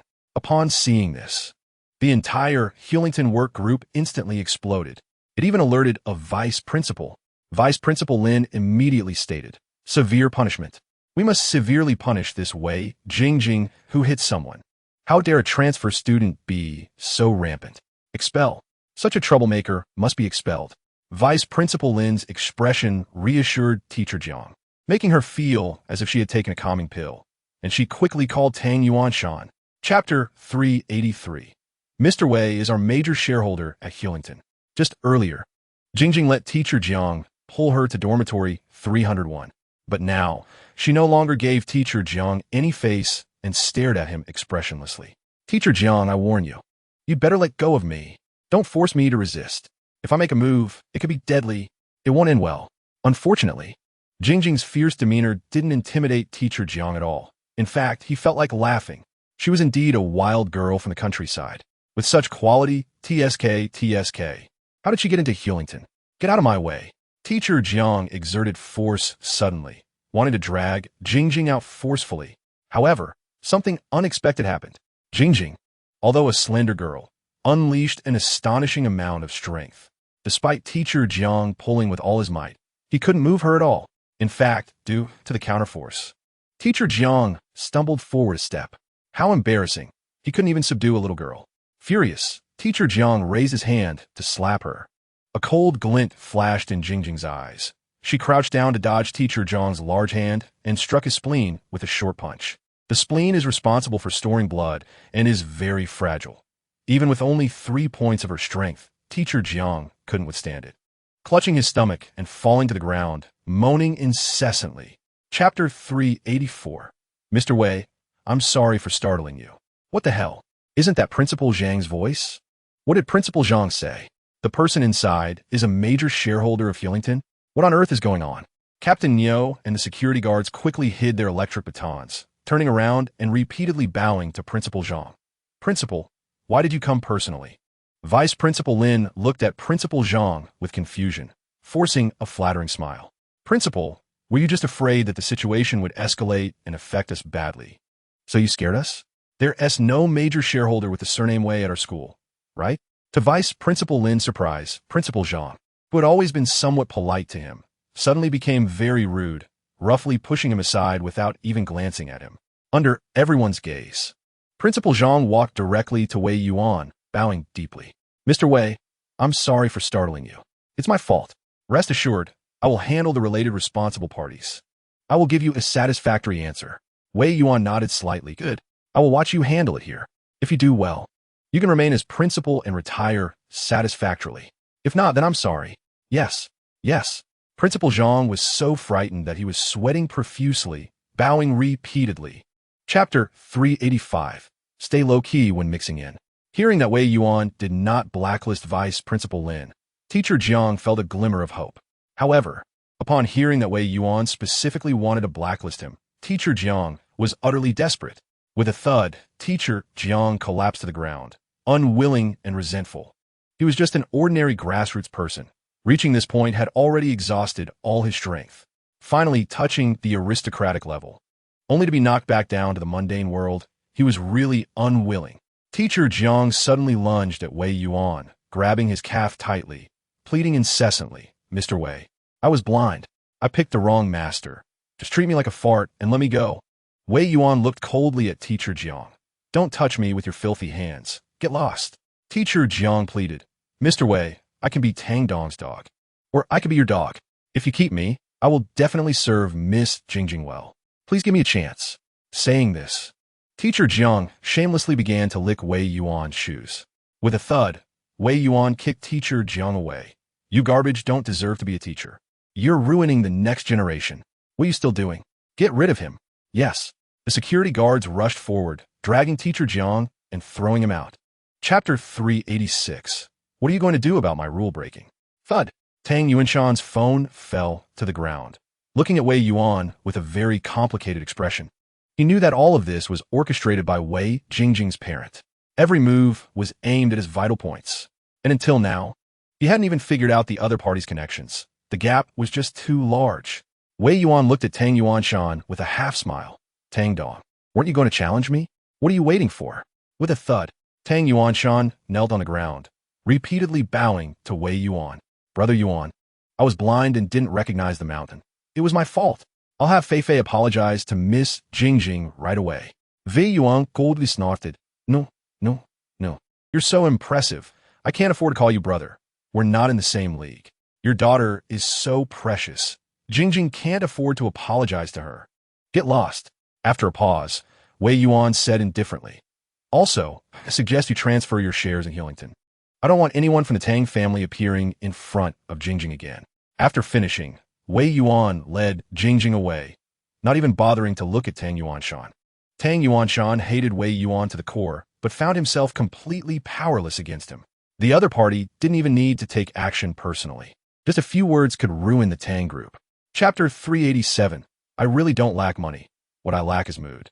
Thus, our brother Yuan was tricked and brought to Fudan University by Mo Yuchi. Fudan University was Mo Yuchi's alma mater. Even though she had graduated several years ago, she still felt a strong sense of familiarity with her school. Brother Yuan, today you call the shots. You arrange today's itinerary. Mo Yuchi said, like a girl in love, secretly changing how she addressed him. Wei Yuan felt overwhelmed. He really didn't know how to arrange such things. Back then, he and Wan Xiao ended up together after drinking too much and sleeping together, and their feelings developed slowly afterward. This kind of thing was truly too difficult for Wei Yuan. However, Brother Yuan quickly thought of a solution. It was just about arranging the itinerary, right? His precious son was still in school and was dating, so he should be quite knowledgeable about scheduling, right? Wei Yuan took out his phone, instinctively wanting to call Wei Chang'an, but in the end, he didn't press the button. If he asked Chang'an, that little rascal would definitely laugh at him. Better to ask Bolin and Xiangzi. Wei Yuan then dialed Jian Bolin's number. The call connected quickly. Godfather, what is up? Is Chang'an in trouble? No, it's me looking for you. I want to ask, what is the process for college students dating on campus? How should I arrange a day's itinerary on campus? Chapter 388. You really are going to be unemployed. Wei Yuan didn't want to argue with the warehouse manager, taking Mo Yuchi and turning toward the office building. Li Qingtian had already greeted Principal Zhou, who warmly welcomed Wei Yuan. Mr. Wei, hello, I'm Zhou Liren. Hello, Principal Zhou. Mr. Wei, please sit down. I'll bring you the list of impoverished students right away. How many impoverished students does the Mu Yao Foundation plan to support? All of them. Principal Zhou's face showed an expression of extreme excitement. There are over 100 impoverished students at Fudan University, and if each receives a grant of 50,000 yuan, that amounts to 5 million. Mr. Wei, thank you for your generosity. Our Fudan University is willing to admit Miss Wei as a student, breaking the norm. I can sign a contract right now. I wonder if it's convenient for Mr. Wei. Wei Yuan raised his eyebrows slightly and said that on his soda. I originally planned to allocate funds now, but after my on-site investigation, I found that Fudan University does not lack money. I think Fudan University does not need my sponsorship. Huh? Principal Zhou was taken aback and hesitantly asked, Mr. Wei, why do you make such a judgment? A school uniform costs 10,000 yuan, and there are tens of thousands of students in total. Just from selling uniforms, that is several hundred million. Do you still need my 5 million? Chapter 389. Man, you smell pretty good. Wei Yuan changed into the school uniform and looked curiously at Mo Yuchi. Chi, why haven't you changed yet? What are you waiting for? Are you shy? I remember when we were at the Huangpu River apartment. You weren't shy at all? Mo Yuchi recalled the time she deliberately wore a swimsuit to tease Wei Yuan, and her face instantly turned red. Oof, who's shy? I'm afraid I'll scare you away again. A coward. A man with a thieving heart, but no courage.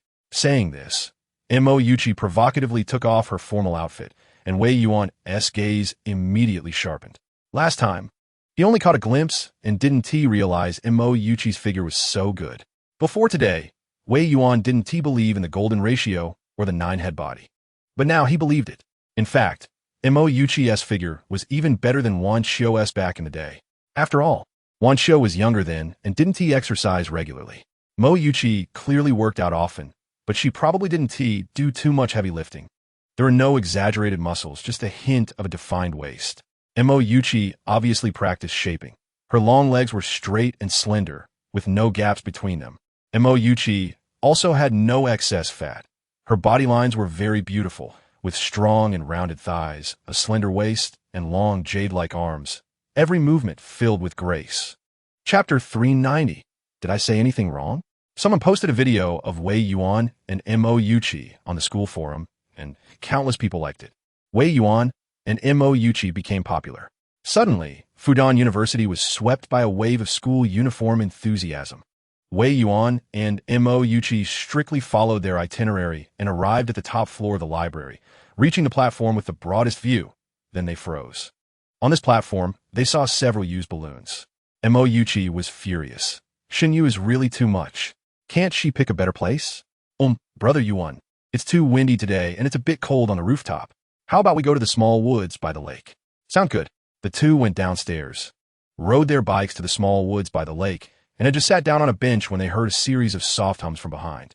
They turned around and saw a girl in a dress sitting on a boy's lap not far away, her hair occasionally blowing in the wind. Wei Yuan and Mo Yuchi felt overwhelmed. Is this really necessary? It's not even dark yet. Must it be like this? Today's youth, really? Wei Yuan couldn't bear to look, turning his head aside, and then his gaze fixed on a few used balloons hanging from a tree branch. Chapter 391. I haven't attended university. Wei Yuan was taken aback. He was being called out. This feeling was quite fresh. Normally, he was the one calling out other little brothers. Wei Yuan sat steadily in his seat and said to Nisoto, Teacher Huang, I'd better not speak to leave you some face. Heaven knows.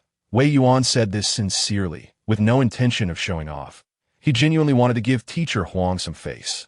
However, in Huang Sun's eyes, and in the eyes of his classmates, Wei Yuan was being too pretentious.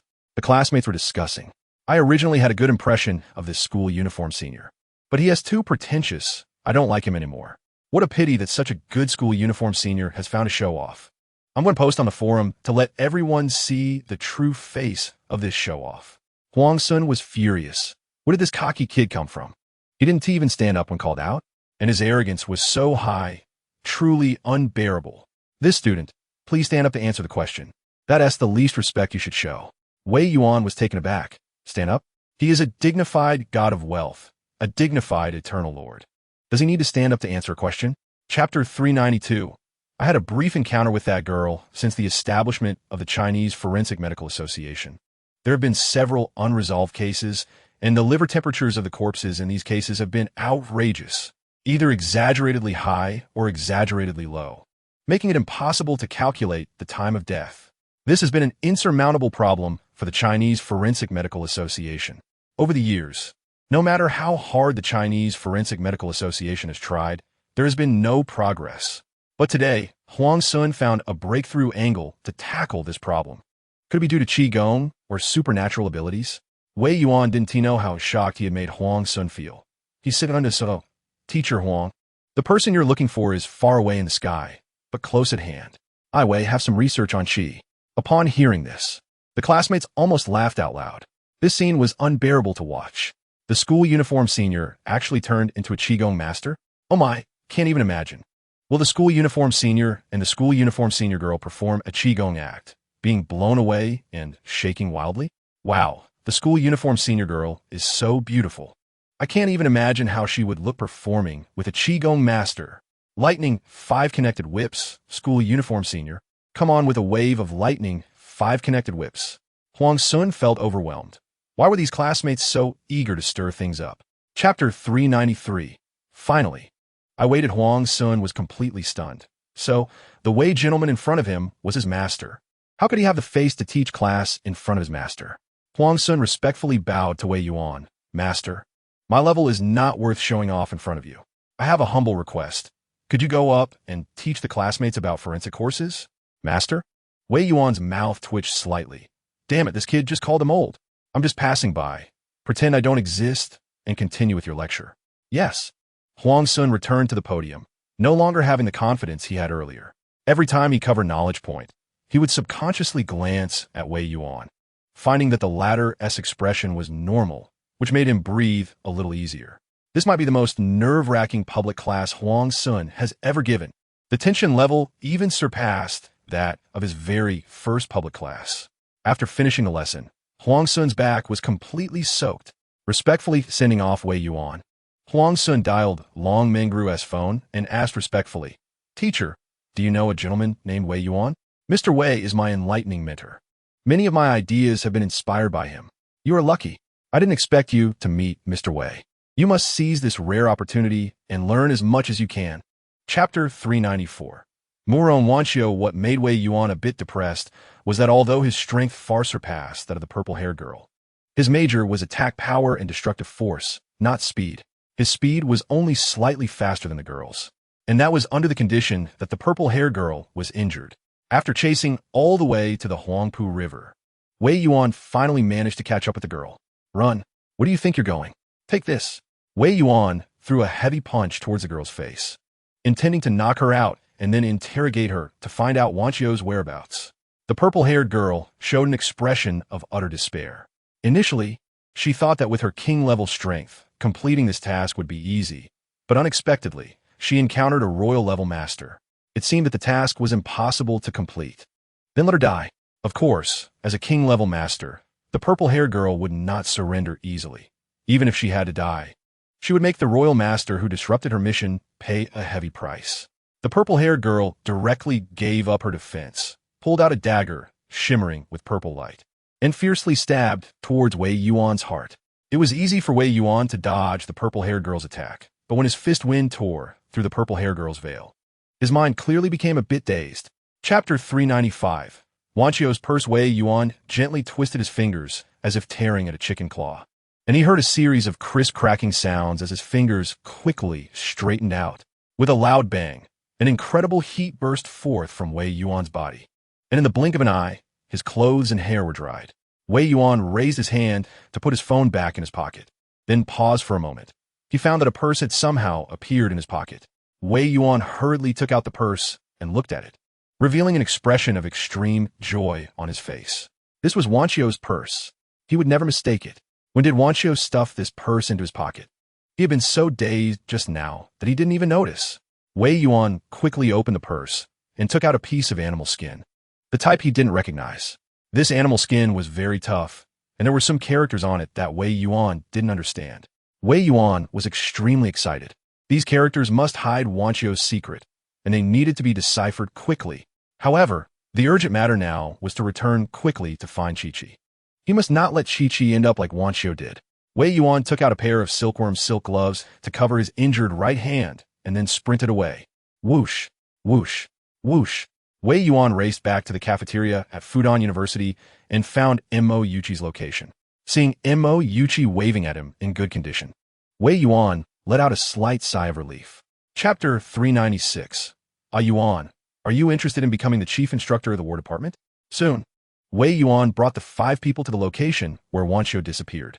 The 4 old men sensed Wanchio's lingering aura, and their expressions instantly turned very serious. Elder Chung used ventriloquism to say, Yuan is right. It is indeed a king-level aura. The person is definitely not inferior to us 4 old men. The faces of the other 3 old men were also very serious. If it were them facing this unfamiliar king-level master, perhaps they would be the ones to lose. After all, they were already half a foot in the grave, with their vitality starting to decline. Minister Feng used ventriloquism to ask, Yuan, why did the opponent's aura disappear from here? Wei Yuan did not speak, but slowly extended his right hand, removing the silkworm silk gloves, revealing his right hand with multiple wounds. The 5 men looked extremely grave. As king-level masters, their experience was beyond that of ordinary people, and they could tell at a glance that Wei Yuan's hand was not damaged by human force. Yuan, if this old man is not mistaken, this is the power of space. Wei Yuan nodded vigorously. Yes, it is the power of space. The opponent disappeared into a chaotic space. That's why I called you here, seniors. Minister Feng swallowed hard. Yuan, in your opinion, is it the power of technology or... Ali. We don't have time. Minister Feng laughed heartily and patted Wei Yuan's shoulder hard. Yuan, I truly did not misjudge you. I will return to the War Department right now. I will arrange for you to become the chief instructor of the War Department. Within half a month, you must become the chief instructor of the War Department. Good. Brother Feng, I will listen to you. Additionally, I suggest immediately having experts in space studies from the Research Institute investigate the spatial traces at the bottom of the river. If there can be advancements in spatial technology, it would also be a great help. Minister Feng nodded vigorously. Yuan is right. I hope the experts at the Research Institute can make breakthroughs in space technology, as that will give us a chance to locate the opponent. After finishing, Minister Feng took his leave and boarded a helicopter to leave. Wei Yuan then returned to the Tang Palace and immediately found Diana, instructing, immediately issue a notice on the internal channel of the Eternal Army, Level 1 combat readiness. All masters above the rank of War King must come to Huaxia and report to me at the Tang Palace. Diana hesitantly asked, Boss, Dazhuang is currently undergoing the War King trial of the Eternal Army. Should he come back too? Yes, come back. Understood. With a command from Wei Yuan. Hundreds of War Kings scattered around the world rushed back to Huaxia at the fastest speed. Chapter 398. Pulling up the seedlings to help them grow, Zhongli strode into the force field training room, and she could hardly bear to watch. The pressure at a depth of 5,000 meters was challenging even for her, the war god, let alone these War Kings. Almost all the War Kings had blood dripping from the corners of their mouths, their skin torn with many small cuts, and their bones could not withstand this terrifying pressure. Creaking under strain, with a thud, someone could not bear the terrifying pressure and fell to the ground, their face smashing heavily against the floor. Squeezed into the shallow water area by the overwhelming pressure. Where there was one, there was a second. In less than half an hour, only Xiao Chun, Cold Autumn Night, and Hu Longjia were still holding on. After all, the three of them were at the peak of War King, half a step into War God. An hour later, Cold Autumn Night, and Hu Longjia simultaneously spat out a mouthful of blood and softly collapsed to the ground, pushed out of the deep water area. Only Xiao Chun remained, still persevering, while all the War Kings were cheering him on. Brother Chun, hang in there a little longer. You can definitely become a war god. Shura King, you are the unquestionable king of our generation. You should not fall behind the deputy army master. Zhongli also shouted in anger. Xiao Chun, don't let me down. You are the goal I have pursued for over 10 years. Hold on for me. Chapter 399. Wei Chang'an erupts under normal circumstances. A war god can withstand the pressure at a depth of 5,000 meters. A war king at 4,000 meters. A war general at 3,000 meters. And an elite warrior at 2,000 meters. Wei Chang'an, however, was not even an elite warrior and could at most withstand 1,000 meters. Yet, influenced by Jian Bolin, Wei Chang'an fearlessly walked towards the 2,000-meter depth. Wei Yuan was so nervous that his palms were starting to sweat. This was the area for elite warriors, and one had to exceed 50% of body development to stand here. Yet, Chang'an was only at 30%. He was already forcibly exceeding 2 levels. Wei Yuan had even prepared for rescue, believing that as soon as Wei Chang'an stepped into 2,000 meters deep, he would be squeezed out by the overwhelming pressure. However, what Wei Yuan did not expect was that Wei Chang'an actually withstood it. Just stepping into the 2,000-meter depth, Wei Chang'an could not help but let out a muffled groan. It was too stuffy, too heavy. It felt as if a huge mountain was pressing down on him. No, it was as if countless mountains were pressing down on him from all angles, 360 degrees without a dead angle. Even the air seemed a bit viscous. Even breathing was so laborious. His body felt so heavy. His legs felt so heavy, even blinking was very strenuous. Chapter 400. The revival of Chang'an's bloodline. Wei Chang'an turned his head and smiled at Wei Yuan. Tick-tock, tick-tock. A trickle of blood seeped from the corner of his mouth. But Wei Chang'an showed no hesitation and lifted his leg to step into 4,000 meters deep. This was the territory of the War King. It had far exceeded Wei Chang'an's physical limits by a large margin. Creak, creak. Wei Chang'an's bones began to tremble incessantly, a sign that they were about to be crushed. Under the immense pressure, Wei Chang'an could hardly hold on and was directly bent over, quickly squatting down. If Wei Chang'an were an ordinary person, he would indeed be crushed. He might even become a puddle of mud. But Wei Chang'an was not an ordinary person. He inherited the finest bloodlines of both the human and demon races. His physical potential was unfathomable. As he was about to be completely crushed, the hidden powers within Wei Chang'an's bloodline erupted once again. All the red blood cells in Wei Chang'an's veins turned purple, and even a hint of purple light flickered in his pupils. I will not submit. I am Wei Chang'an, son of Wei Yuan. I want to be a man who stands tall and strong. Wei Chang'an let out a series of furious roars, supporting himself against the ground with both hands like Jian Bolin. Chapter 401. War King Wei Chang'an. Boom. Boom. Boom. Boom. Wei Chang'an simply stopped suppressing the two energies within him, instead desperately supplying them with energy to quickly determine the victor. The battle between the two energies became increasingly fierce, even causing cracks in Wei Chang'an's internal organs. However, instead of being afraid, Wei Chang'an crazily supplied energy, roaring in his heart. Don't you like to fight? Then hit me with all you've got. Let's die together. Whether it was out of fear of Wei Chang'an or sensing that his body was on the brink of collapse, the two energies suddenly reached an agreement and stopped fighting. The two energies intertwined yet remained distinct, flowing through Wei Chang'an's meridians, repairing his damaged cellular tissues. After circulating for a full cycle, the two energies suddenly began to merge at the roots, taking root in Wei Chang'an's dantian. Boom, boom, boom. Wei Chang'an's skin began to change colors rapidly like a chameleon, sometimes turning golden yellow, sometimes purple. His pupils were also changing color. However, soon this change began to stabilize, and Wei Chang'an's skin color returned to normal, with the only change being his eyes. Chapter 402. Letter from Wanqiu. Wei Yuan certainly had other clues, but he could not disclose them now. He did not want to expose Wanqiu too early. Brother Feng, I currently have no leads, but if I get any, I will contact you immediately. Okay. After hanging up, Wei Yuan took out his phone and dialed Murong Yunhai's number. The call was quickly connected, and Murong Yunhai's slightly tired voice came through. Yuan, what do you need from me? After a pause, Wei Yuan said somewhat heavily, Old Murong, I saw Wanqiu. Murong Yunhai's voice suddenly became tense. What? Yuan, you saw Wanqiu? How is she? Where is she? Wanqiu's condition is not very good. She seems to not remember me well, only briefly regaining a moment of memory. And she is very strong now, possessing king-level strength.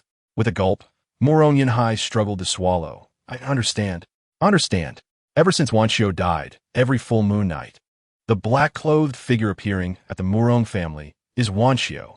I don't know what Wanqiu is looking for. Wei Yuan smiled bitterly. If I guess correctly, Wanqiu should be looking for Mo Yuqi. Oh right, your little daughter Murong Wanqing. Chapter 403. This is not a business, but a war. Seeing this letter, Wei Yuan's scalp went numb. 10 great sovereigns, 100,000 war, god powerhouses. What a terrifying force this is. The eternal army, dominating the central battlefield, is like a baby in front of the demon race. If the demon race really appears on the surface world, it is likely that the surface world will fall instantly. What? Nuclear weapons? Would their war god powerhouses obediently let you strike? Their king-level powerhouses can easily execute you. Not to mention, there are 10 emperors. Wei Yuan, as an emperor, deeply understands the terror of emperors. This is like a moving, infinitely launchable nuclear bomb. Amidst the shock, Wei Yuan secretly rejoiced that Mo Yuqi's mother, Wang Yuanju, had secretly switched the babies back then. He never expected that her selfish act would inadvertently save the entire surface world. No, it can't be considered a rescue. Just buying the surface world 3 months of buffer time. Wei Yuan tried to calm his anxious emotions. 1,000 years ago, the ancestor of the Yanwang descendants, Emperor Xian Yuan, defeated Qiyu. Today, as a descendant of Yanwang, he, Wei Yuan, must also defeat the demon race. The demon race absolutely cannot be allowed to destroy the entire surface world. Chapter 404. I declare. The chief instructor of the War Department is Wei Yuan. What Wei Yuan said was too serious, and Brother Feng immediately reported it to Elder Number 1. Receiving a summons from Elder Number 1. Feng, why are you in such a hurry to see me? Chief, our surface world is at a critical moment of life and death, and I hope you can fully support the War Department. Oh, what's going on? It's like this. Brother Feng reported the matter in detail. Elder No. One's gaze slightly tightened. So the spatial fluctuations detected every full moon night come from the underground world? Chief, have we detected spatial fluctuations? Yes. The Huaxia Research Institute has repeatedly reported discovering unexplained strong spatial fluctuations and has detected super energy life forms multiple times. Originally, I thought it was the super chosen warriors of the M Country S Temple, but unexpectedly, it was powerhouses from the underground world. Chief, my abilities are not enough to cope with this upheaval. I have found a very capable successor, and I hope you can support him. Eterno. One showed a look of interest. The successor you mentioned should be from the central battlefield, right? Yes, it is Wei Yuan, the leader of the Eternal Army, the god of wealth of the Eternal Kingdom. Elder number 1 nodded slightly. This is a good kid who has helped us in Huaxia to capture war criminals multiple times and has assisted us in executing out-of-domain missions. I am at ease handing the War Department over to him. Chapter 405. Wei Shiyu has captured. The generals did not dare to argue with Chun Feng and could only reluctantly disperse the meeting, following Yao Zhongming to his office. Commander Yao, rest assured, we will never recognize a mercenary leader. In our eyes, only you are qualified to inherit the commander position. Commander Chun has really lost his mind. He casually appoints an outsider as the head of the War Department. Can he control the situation? The brothers in the War Department are not pushovers. Damn it. I don't know what kind of mind control Wei Yuan has over Commander Chun. If I ever see him, I will make them understand the principles of being a person. I'm so furious. How can Wei Yuan, who reigns supreme on the central battlefield, dare to run wild in Huaxia with 10 lives? Yao Zhongming looked at his colleagues with gratitude. Thank you all for your strong support. However, based on my understanding of Commander Chun, once his appointment is issued, there is no reason for change. Let's accept our fate. The crowd was very unwilling, but there was nothing they could do. Beside them, Lan Fei said ominously, Commander Yao is wrong. There is still a chance for a turnaround. The crowd quickly turned to look at Lan Fei. A straightforward warrior shouted loudly, Assistant Lan, please don't keep us in suspense. Are you trying to kill me with anxiety? Hurry up and tell us what the turnaround is. Chapter 406. The contest for Chief Instructor Wei Yuan's anger surged. Initially, he was somewhat reluctant to accept the position of Chief Instructor that Chun Feng offered him, but now he felt threatened. Therefore, he had to take up this role as the Chief Instructor. Originally, Wei Yuan thought that Yuanfang Financial had some issues, which led to the investigation.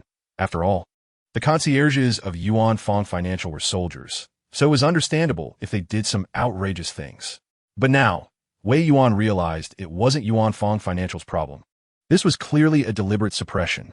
Since the other party is so unreasonable, then Wei Yuan has nothing to lose. Wei Yuan called Chun Feng, and the call was quickly connected. Yuan, why the sudden call?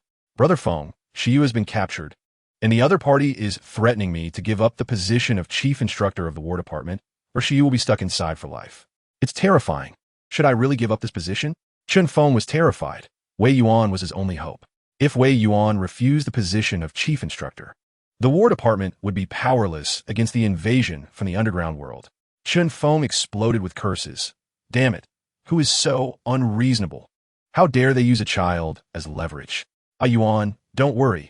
I will definitely give you an explanation. Chapter 407. We cannot betray with a command from Wei Yuan. Diana immediately directed the Tianyin team to activate the highest authority of the Eternal Satellite. The Eternal Satellite is indeed the most advanced satellite in the world today, with extremely powerful functions and a very large monitoring area. Within just 3 minutes, the Tianyin team retrieved footage from an hour ago and pinpointed Wei Shiyu's location. Boss, we have located the second miss. She is currently at the old residence of the Yao family in Deep City. Got it. Wei Yuan then called Chekhov and directly instructed, Chekhov, immediately bring the Eternal passenger plane over. I want to see you in half an hour. I need to go to Deep City as quickly as possible. Yes, boss. After soaking in nutrient solution all night, the soldiers were revitalized, each one filled with explosive power. Upon hearing the roar of the Eternal passenger plane, the soldiers curiously headed to the helicopter landing pad inside the Tang Palace. Normally, passenger planes require a long runway for takeoff, but Chekhov had vertical takeoff and landing technology, making the helicopter landing pad completely sufficient. Wei Chang'an also approached, looking curiously at Wei Yuan. Dad, where are you going? Chapter 408. The 5 war gods Yao Tianyi's momentum was overwhelming, and Sun Long and the concierges turned pale. A war god. It really is a war god. The Yao family actually has war gods, and 2 of them. As for Yao Tianyi's claim of a king-level ancestor, Sun Long and the concierges did not believe it. From their perspective, a war god was already the strongest existence. Even so, Sun Long and the others were very nervous. With 2 war gods in the Yao family, they were not a match, and the military commander wouldn't recklessly barge in, right? The more one worries, the more likely it is to happen. Boom, boom, boom. The intense roar sounded as the eternal passenger plane spiraled down and quickly landed in the backyard of the Yao family's old residence. Even with manual operation, Chekhov executed a spiral vertical landing. Whoosh, whoosh. The guards of the Yao family had long received orders from Yao Zhongming and quickly emerged from the shadows, surrounding the eternal passenger plane. With a clatter, the cabin door of the eternal passenger plane opened, and Wei Yuan stepped out first, lifting his leg to exit the cabin. The others followed Wei Yuan without hesitation, as if the people surrounding them did not exist. Seeing Wei Yuan actually arrive, Sun Long was taken aback and shouted, "Military commander, there's an ambush. The Yao family has an ambush. You all hurry and retreat. Gather the entire Eternal Army's strength. If it really doesn't work, seek help from Commander Chun. Ask the War Department for assistance." Chapter 409. The ancestor of the Yao family, Wei Yuan, pushed the three children aside, gently shook his sleeves, and magically produced two playing cards, clasping them in his palm and skillfully fanning them out. Whoosh, whoosh. With a light flick of his wrist, the fanned playing cards radiated outwards. Quick, Wei Yuan's playing cards were incredibly fast. Over 100 soldiers didn't even have time to pull the trigger. They only felt a pain in their wrists, and the hands that held their firearms instantly lost strength. Clatter, clatter. Over 100 firearms fell to the ground. This was the first time the three children witnessed Wei Yuan's action so directly, and they were almost left speechless. Dad, Dad, is terrifying, right? That's over 100 soldiers. At the very least, they're all war generals, and even dozens are war kings. Yet they were defeated in one move? And he used playing cards? Yao Zhongming was also stunned. Only then did he realize that Wei Yuan's strength had far exceeded his imagination and might even be at the king level. Yao Zhongming finally understood why Chan Feng strongly supported Wei Yuan as the chief instructor of the War Department.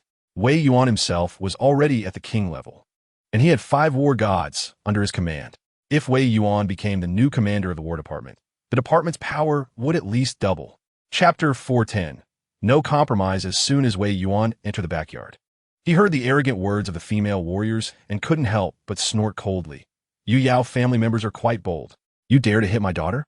The people from the Yao family were terrified, and Yao Zhongming quickly stepped forward, striding up to the 2 female gatekeepers and delivering a harsh slap.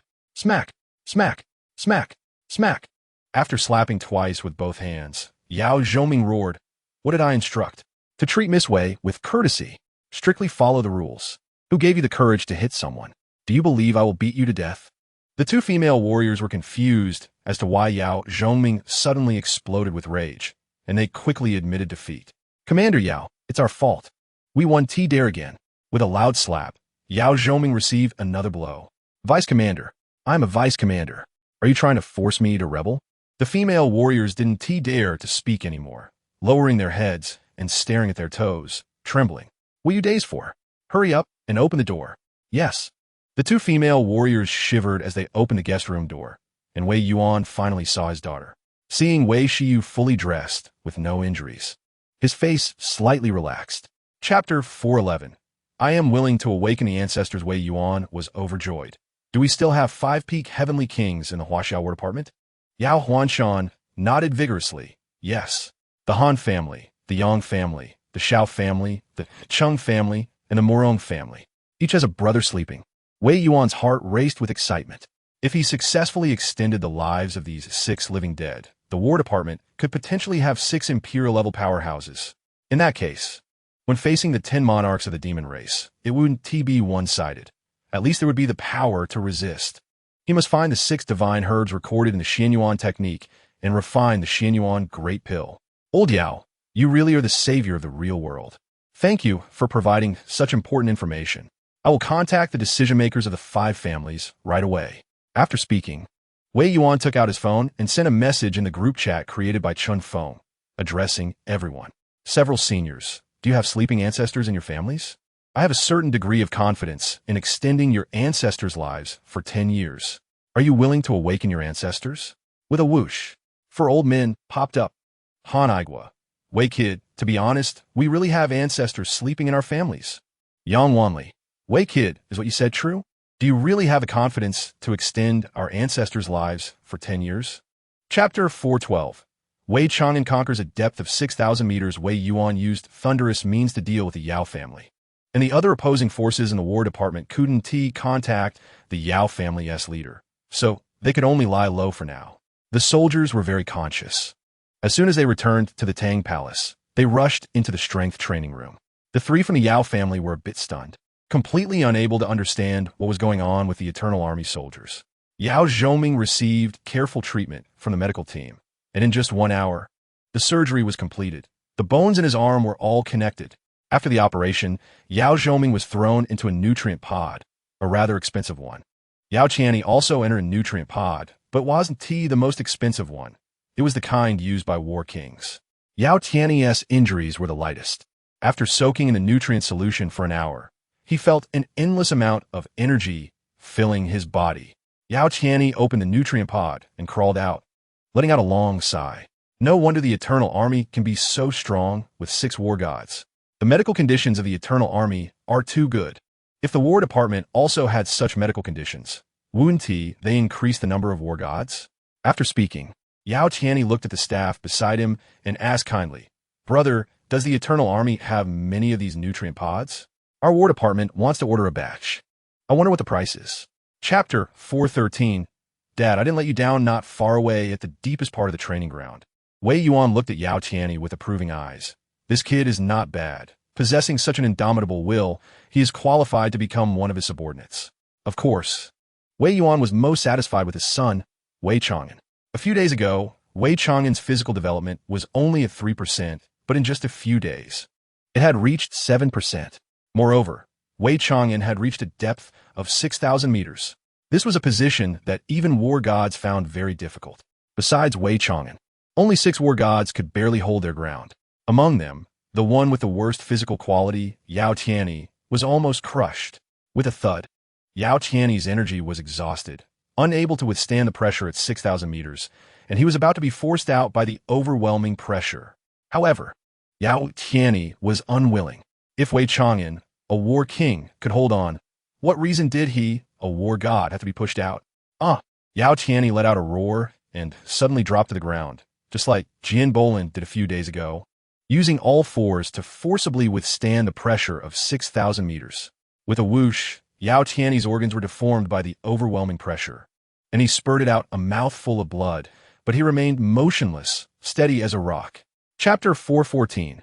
War God Wei Chang'an. Wei Yuan's pupils contracted in shock. This is madness. Chang'an, isn't this reckless? He has long surpassed his limits. How can he dare to take another step forward? Feeling that Wei Chang'an's bones were about to be crushed, Wei Yuan let out a loud shout. This is madness. Step back. Chang'an, you must immediately withdraw from the 7,000 meters depth. Otherwise, all your bones will be crushed. What Wei Yuan didn't expect was that the usually obedient Wei Chang'an actually defied his words. Wei Chang'an stared fiercely at his father and roared, "Dad, I am your son. I want to constantly pursue your footsteps, continuously close the gap between us. I want to become a war god, even a heavenly king. I can truly share your worries." While roaring, Wei Chang'an actually took another unsteady step forward. Crack, crack. This time, it wasn't the sound of breaking chains, but the sound of bones fracturing.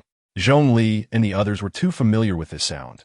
They knew very well the state Wei Chang'an was in, desperately raising their hands to try to grab Wei Chang'an and pull him out of the 7,000 meters depth. However, because of the action of raising their hands, Zhong Li and the others lost their balance and couldn't withstand the pressure at 7,000 meters. Bang, bang, bang, bang. Chapter 415. I earn my own face. Today is the day Wei Yuan officially takes office as the chief instructor. Early this morning, Wei Yuan received a call from Chen Feng. Yuan, at 10:10 this morning, our War Department headquarters has prepared an inauguration speech for you. You must hold on to it. Wei Yuan curiously asked. The Yao family has already surrendered. Are there other competitors in the War Department? Chen Feng smiled bitterly. Yuan, you conquered the Yao family, but you should let Yao Zhoming inform the other senior officials of the War Department. In the past few days, the core members of the Yao family have all turned off their phones. The high-ranking officials of the War Department are likely to be plotting something, which may cause you to be unable to save face during your inauguration speech. Wei Yuan scratched his head, a little embarrassed. In the past few days, Old Yao and Yao Zhoming have been soaking in nutrient solutions. They are seriously injured, and Yao Qiani is training hard, with no time to play on his phone. You should hurry and let Yao Zhoming or Yao Qiani give a heads up to the senior generals of the War Department to avoid those little rascals causing trouble later. And you will look bad. Wei Yuan very domineeringly rejected Chun Feng's suggestion. Brother Feng, my Wei Yuan's face does not need the Yao family to support. I don't need anyone else to do it. I will earn it myself. Don't worry. I will definitely hold the Changzi. Chapter 416. Falling from the sky, everyone looked up at the eternal aircraft hovering in the air, and the soldiers were puzzled. The new chief instructor has arrived. But why hasn't the plane landed yet? Amidst the soldiers' puzzled gazes, the cabin door opened, and a rope was thrown down. Seeing this scene, the soldiers couldn't help but sneer, thinking that this new chief instructor was trying to assert dominance over them. Was this supposed to be a performance of a 50-meter high-altitude drop? However, at this level, every soldier present could easily accomplish it. What kind of intimidation was this? This new chief instructor was too weak, right? Wei Yuan certainly understood that a regular 50-meter drop was easy for the soldiers. The soldiers of the Eternal Army were not performing an ordinary 50-meter drop. The soldiers had already lined up and put on their super wear-resistant gloves. Wei Yuan looked around at the soldiers and said in a deep voice, "The rope is only 40 meters long. Is there any pressure in performing a 50-meter drop?" The soldiers all roared, "No pressure." The 50-meter drop exercise begins now. With a command from Wei Yuan, the soldiers slid down one after another along the rope. They descended rapidly. The soldiers below had excellent vision and saw the kings of the Eternal Army sliding down the rope, beginning to discuss among themselves. Chapter 417. Brother Yuan in midair Chun Feng's heart, which had been hanging in suspense, finally settled, and he couldn't help but grin. Yuan truly surprised him greatly. However, Chun Feng found it a bit strange. He was familiar with the higher-ups of the Eternal Army, but among the 9 war gods, there was one unfamiliar face he couldn't recall where he had seen before. The unfamiliar war god was Yao Qiani. Wei Yuan didn't want to rely on the Yao family's power to stabilize the War Department, but wanted to rely on the strength of the Eternal Army itself to intimidate the War Department. So he gave Yao Qiani a human skin mask. Now, to the members of the War Department, Yao Qiani was just an ordinary stranger. When the 99 War Kings performed the drop, just now, Chun Feng was a bit worried, but now he was no longer concerned. With over a dozen war gods out, along with 3 half-step heavenly kings, they could definitely hold the scene. In fact, Chun Feng was a bit excited, since a Yuan's subordinates were so impressive. How would a Yuan make his entrance? Not only was Chun Feng looking forward to it, but the senior officials of the War Department and the 20,000 soldiers below were also very eager. They had to admit that the new chief instructor's display of dominance had succeeded, or rather, it was just a shiver away from being a complete success. The new chief instructor had already built up the atmosphere very high, and if he didn't mess up himself, today's debut would be a perfect success. Chapter 418. Wei Yuan's inaugural speech. Wei Yuan performed exceptionally well, giving Chun Feng plenty of face, and Chun Feng felt extremely proud inside, but his expression was very serious. Swish! Chun Feng returned a standard military salute and said solemnly, "Chief Instructor Wei, please give your inaugural speech immediately." Yes. Wei Yuan finished his salute, turned around, surveyed the 20,000 soldiers of the War Department, and suddenly felt a raging fire ignite in his chest, recalling the feeling of just forming the Eternal Army. "Soldiers, please stand. It is my honor, Wei Yuan, to be your chief instructor." Clatter. The soldiers stood up simultaneously, looking at Wei Yuan with fervent eyes. "It is our honor to serve Chief Instructor Wei," Wei Yuan said in a deep voice. Originally, I had prepared a 20,000-word inaugural speech. However, seeing everyone so full of vitality, I won't say those official words. Let me speak from the heart. Why do we choose to become soldiers? To protect our homes and our country. How can we protect our homes and our country? We must possess extraordinary strength. However, in my eyes, you're all a bunch of trash right now. You are completely unqualified to step onto the battlefield. The soldiers' faces turned red, their neck veins bulging, and they clenched their fists tightly. Chapter 419. Wei Yuan's sister 13,000 meters deep in the sea. The senior officials were stunned. Even though Chun Feng had already heard some rumors in advance, he was still shocked. In his training room, even just standing, the body would be subjected to pressure from all directions, which would involuntarily enhance physical strength. Of course, High rewards mean high risks. If any soldier couldn't withstand this pressure, they would definitely suffer serious injuries or even death. Xuecheng suppressed his excitement and asked, Chief Commander Wei, has the Eternal Research Institute really made breakthroughs in the field of force fields? Yes, otherwise. How could our Eternal Army have more than 10 war gods emerge in such a short time? That's great. It is our honor to work with Chief Instructor Wei. Wei Yuan ignored Xuecheng's flattery, turned to the experts with a smile. Start the transformation immediately. The force field training room must be officially operational within 3 days. Yes. The experts began to get busy, and Chun Feng smiled at Wei Yuan. Yuan, we can't help with the transformation of the training room. Let's go to the cafeteria and have a meal together? Wei Yuan smiled slightly. Eating is fine, but just because others can't help doesn't mean Captain Qin can't help. Chapter 420. This is definitely a good thing, Wei Xinlan quickly explained. Big brother, you know our dad's temperament. He's just stubborn. After you left home, every family reunion holiday or your birthday, he would be downcast. Tomorrow is Dad's 60th birthday. What can't you two talk about? Wei Yuan was taken aback. Has Dad really turned 60? Indeed, he is already 40, so it's quite normal for Dad to be 60, right? If it were before Wei Yuan recognized the 3 children, he definitely wouldn't have gone home unless the old man softened and apologized. But now, the more Wei Yuan invested in the 3 children, the more he could understand a father's difficulties and gradually empathize with his father's intentions. I understand now. Tomorrow I will take the 3 children home to recognize our roots. Come with me. I'll arrange a guest room for you to rest. Okay, under Wei Yuan's lead. Wei Xinlan entered Villa Number 1, and the luxury of Villa Number 1 made even the rich girl Wei Xinlan gasp in amazement. Big brother, it seems you've done very well in these 20 years outside. Wei Yuan smiled slightly. It's not bad. After a pause, Wei Yuan casually asked, Xiaolan, did Qing Tian tell you that I live here? Chapter 421. Wei Xian's rebellion. Wei Xian said this deliberately. On one hand, he wanted to play the role of a good child in front of his parents, and, on the other hand, only in this way could he test the old man's true feelings.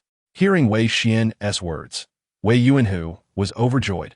Xian, you are truly worthy of being a child raised by your parents. You are really sensible and have not disappointed them.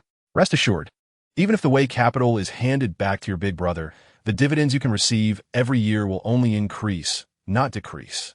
I am certain that your big brother will expand the scale of Wei capital by hundreds or thousands of times in a short period. Even, he will make our Wei capital the most powerful consortium in Huaxia. Wei Xian put on a look of deep admiration for Wei Yuan. Father is right. Big brother is indeed a business genius.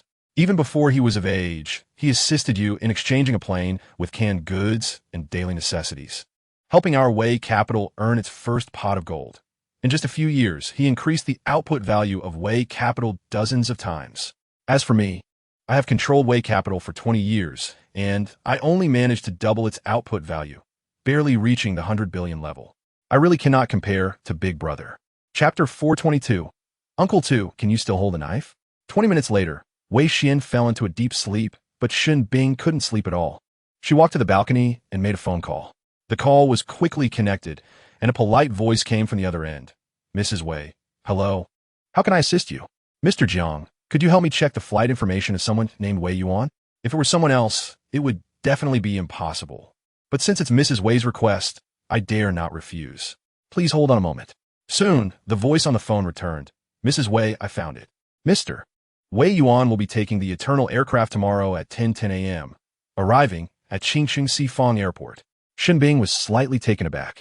Is there really an aircraft called Eternal? Why hasn't she taken it before? However, she didn't think much of it and replied, thank you. After hanging up the phone, a fierce glint flashed in Xin Bing's eyes. Xin Bing was certain that her husband was no match for Wei Yuan. Even if he temporarily succeeded in seizing power, there would still be the danger of a counterattack in the future. Xin Bing did not want her husband to make any mistakes. The best way to seize power was to learn from Emperor Taizong of Tang and eliminate his own brother.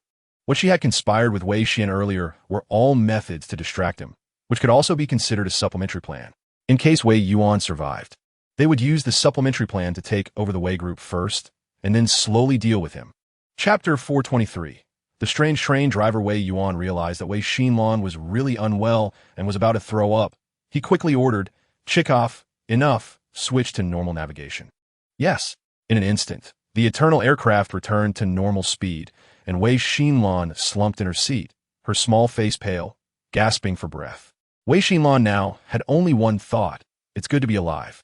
Wei Yuan smiled at Wei Xinlan. Xiaolan, do you think the Eternal aircraft is worth 50 billion US dollars now? Yes, it's worth it. Wei Xinlan looked deeply at Wei Yuan. How many surprises would her big brother bring her? Sigh. Why did she doubt her brother? Now she was suffering, wasn't she? The flight continued without conversation, and the Eternal aircraft arrived smoothly at Qingqing Sifang Airport. In fact, according to Chekhov's spiral landing technique, it could have landed directly at the Wei family's old residence like a helicopter. However, Wei Yuan thought that returning home so ostentatiously might make the old man think he was showing off. Wouldn't the tense atmosphere between them need to be eased? After the Eternal aircraft landed smoothly, Wei Yuan took out his phone and called Diana. The call was quickly connected, and Diana's voice came through. Boss, what can I do for you? Chapter 424. Wei Yuan faces the big truck driver. The driver of vehicle number 1, Old Dong, had over 30 years of driving experience and was well aware of the power of a fully loaded truck. He knew that over such a short distance, the truck could not stop in time and understood the consequences of a collision. Old Dong, being a veteran driver, knew he absolutely could not panic at this moment. Instead of hitting the brakes, he floored the accelerator. Only in this way did he have a slim chance of dodging the truck. Old Dong's gamble paid off as the engine of the Mercedes-Benz roared to life, rapidly accelerating just enough to narrowly avoid the truck. Everyone in the vehicle broke out in a cold sweat, and even Wei Yuan was startled. He and Chang'an were not afraid. But the key was that both daughters and his sister were ordinary people. Just as everyone breathed a sigh of relief, another fully loaded truck suddenly emerged from another intersection, heading straight for the business vehicle. Because he had already used all his skills to evade the previous truck, Old Dong was unable to avoid the second one. He could only instinctively let out a cry of alarm, stomping on the brakes and violently turning the steering wheel. The girls in the vehicle screamed in fright, and even Wei Yuan felt his heart leap to his throat. Chapter 425. The hidden mastermind. Wei Yuan's strength was immense, instantly halting the truck's momentum. The truck's 6 wheels spun rapidly, creating a harsh smell of burnt rubber from the friction with the ground. Due to the truck's excessive kinetic energy, the rear wheels lifted off the ground by several centimeters before crashing back down. The engine sputtered and died as it was forcefully choked off. Even with the protection of seatbelts, Lao Hei's head slammed heavily against the steering wheel, leaving him dizzy. Lao Hei shook his head vigorously, his consciousness gradually returning. And then he saw the most terrifying scene of his life. As the smoke and dust cleared, Wei Yuan's figure slowly emerged, like a demon rising from hell. Clearly, Wei Yuan appeared as a mere infant in front of the truck, yet he exerted a mountain-like pressure on Lao Hei. How did you do that? You are a devil. Lao Hei was terrified, unable to comprehend how a human could withstand a fully loaded truck. Even an elephant couldn't do that. Of course, Wei Yuan would not answer Lao Hei's question. He sharply pushed off the ground, leaping up and shattering the front windshield with a punch. He then stormed into the driver's cabin, grabbing Lao Hei and throwing him to the ground. Chapter 426. Finding the hidden mastermind. As the two vehicles were about to collide, Uncle Two's survival instinct finally took over, and he violently turned the steering wheel, making a hard turn. The truck's tires screeched as the massive vehicle could not withstand the immense centrifugal force and overturned. Only then did Wei Yuan hit the brakes, jump down from the truck, and quickly walk over to the overturned vehicle, leaping onto the side door, looking down at the bloodied Uncle Two. You coward! How dare you challenge me? Uncle Two hung his head in shame, filled with regret. Endless regret. Why did he hesitate at the critical moment? Now, his lifelong reputation was completely ruined. Uncle Two, who was also a figure of some stature, did not hesitate to admit defeat. You're amazing. You won. How do you want to deal with me? I'm at your command. You coward. You don't deserve to be dealt with by me. Tell me, who is your mastermind? Uncle Two did not respond, but suddenly exerted force, biting down on one of his teeth. How experienced was Wei Yuan? He immediately recognized that Uncle Two intended to commit suicide, and he would not let that happen. Wei Yuan acted like lightning, accurately gripping Uncle Two's jaw and preventing him from biting down. With a strong pull, he dragged Uncle Two into the driver's cabin. Chapter 427. requesting the chairman to step down. Wei Yuan, who let out a slight sigh of relief. Fortunately, his son was fine, and he hoped his daughter was okay too. At Qingyi Hospital's emergency room, Wei Xinlan slowly opened her eyes, her memory still stuck at the moment of the accident. Wei Xinlan shouted nervously, "Chang'an, don't be stupid, get out of the way. The truck is coming." Wei Yuan and others beside her finally managed to breathe a sigh of relief. Thankfully, the little sister, aunt, woke up. Otherwise, Wei Yuan would be heartbroken for a long time. In a moment of crisis, he chose to prioritize his daughter in the back seat, neglecting his little sister beside him, which was truly a grave mistake. However, that is just a natural instinctive reaction of humans. It can only be said that the two daughters hold too much importance in Wei Yuan's heart. Wei Yuan hurriedly stepped forward, grabbed Wei Xinlan's small hand, and comforted her softly. "Xiaolan, it's okay. We're all fine now. You're in the hospital, just calm down." Wei Yuan's voice helped Wei Xinlan regain her composure, and her awareness gradually returned as she looked around in confusion. This seems to be a hospital. Why are there so many doctors surrounding me? My head hurts. Big brother, my head hurts so much. Am I disfigured? Chapter 428. The Wei family does not welcome you, old man. Don't scare me. Yu Meiji struggled to support Wei Yuanhu, her face full of panic. Wei Xian did not expect to make his father faint from anger. His expression changed, and he rushed forward to support Wei Yuanhu, shouting, "Doctor, where's the doctor?" For a moment, the hall of the Wei family's old residence was in chaos. The surrounding guests were getting a free show, and they all understood that from today onwards. The one in charge of the Wei family was General Xian. Wei Yuanhu's personal physician rushed forward, raised his hand, and forcefully pinched Wei Yuanhu's philtrum. Wei Yuanhu slowly regained consciousness and saw Wei Xian supporting him, instantly filled with anger. Wei Yuanhu pushed Wei Xian away and shouted, "Let go of me. Even if I die, I don't need you to take care of me. What kind of sin is this? How did I end up with such a creature as you?" Wei Xian felt particularly uncomfortable in his heart. Since childhood, he had lived under Wei Yuan's shadow. No matter what he did or what achievements he had, his parents always compared him to his older brother. Compared to his brother, he felt like the stupid son of a landlord. And he didn't want to continue being that anymore. He wanted to become the master of the Wei family. Chapter 429. Still can't avoid it. Xiao Mo and Lao Mo looked 7 parts alike. Wei Yuan recognized his identity and couldn't help but frown deeply. "It was the old man who invited me back." "Xiao Mo, step aside. I want to see the old man. If the old man really doesn't want to see me, I will turn around and leave." Xiao Mo said coldly. "Wei Yuan, calling you young master is already showing you respect. Why do you have to see the old man? 20 years ago, you were already expelled from the family by the old man. Hurry up and leave, or I will call someone." Wei Yuan's expression darkened. He certainly wouldn't be driven away by Xiao Mo's few words. Even if he were to leave, it would have to be the old man himself who chased him away. Are the dogs raised by the Wei family now allowed to bite their master? No matter whether the old man has expelled me from the Wei family or not, it doesn't change the fact that I am the master and you are the dog servant. Get lost. Wei Yuan raised his hand and pushed Xiao Mo aside. Many suppliers around couldn't help but laugh. This Xiao Mo, relying on being the second young master, had been flaunting his power all day, and finally, someone was dealing with him. Hearing the suppressed laughter around him, Xiao Mo was completely enraged. He shouted loudly, "Come here. Throw this person out." Yes. 7 or 8 guards surrounded them, looking at Wei Yuan and his group with malicious eyes. Chapter 430. We only acknowledge the second young master. Wei Yuan was very disappointed in Wei Xian. He didn't want to believe that Wei Xian had orchestrated today's assassination. But the old man's sudden illness and Wei Xian's obstruction of his visit to the old man made him think too much. "Xiao Xian, I am very disappointed in you. When you were young, you were such a pure and kind child. Now, for a bit of money and status, you can actually harm your own flesh and blood. Step aside. Don't force me to take action." Of course, Wei Xian wouldn't step aside. He coldly said, "Big brother, what nonsense are you talking about?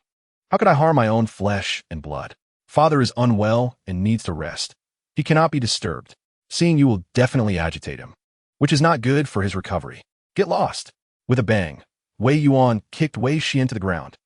With a clatter, Wei Xian's loyal followers and several guests from the Shun family stood up simultaneously, surrounding Wei Yuan and looking at him with malicious intent.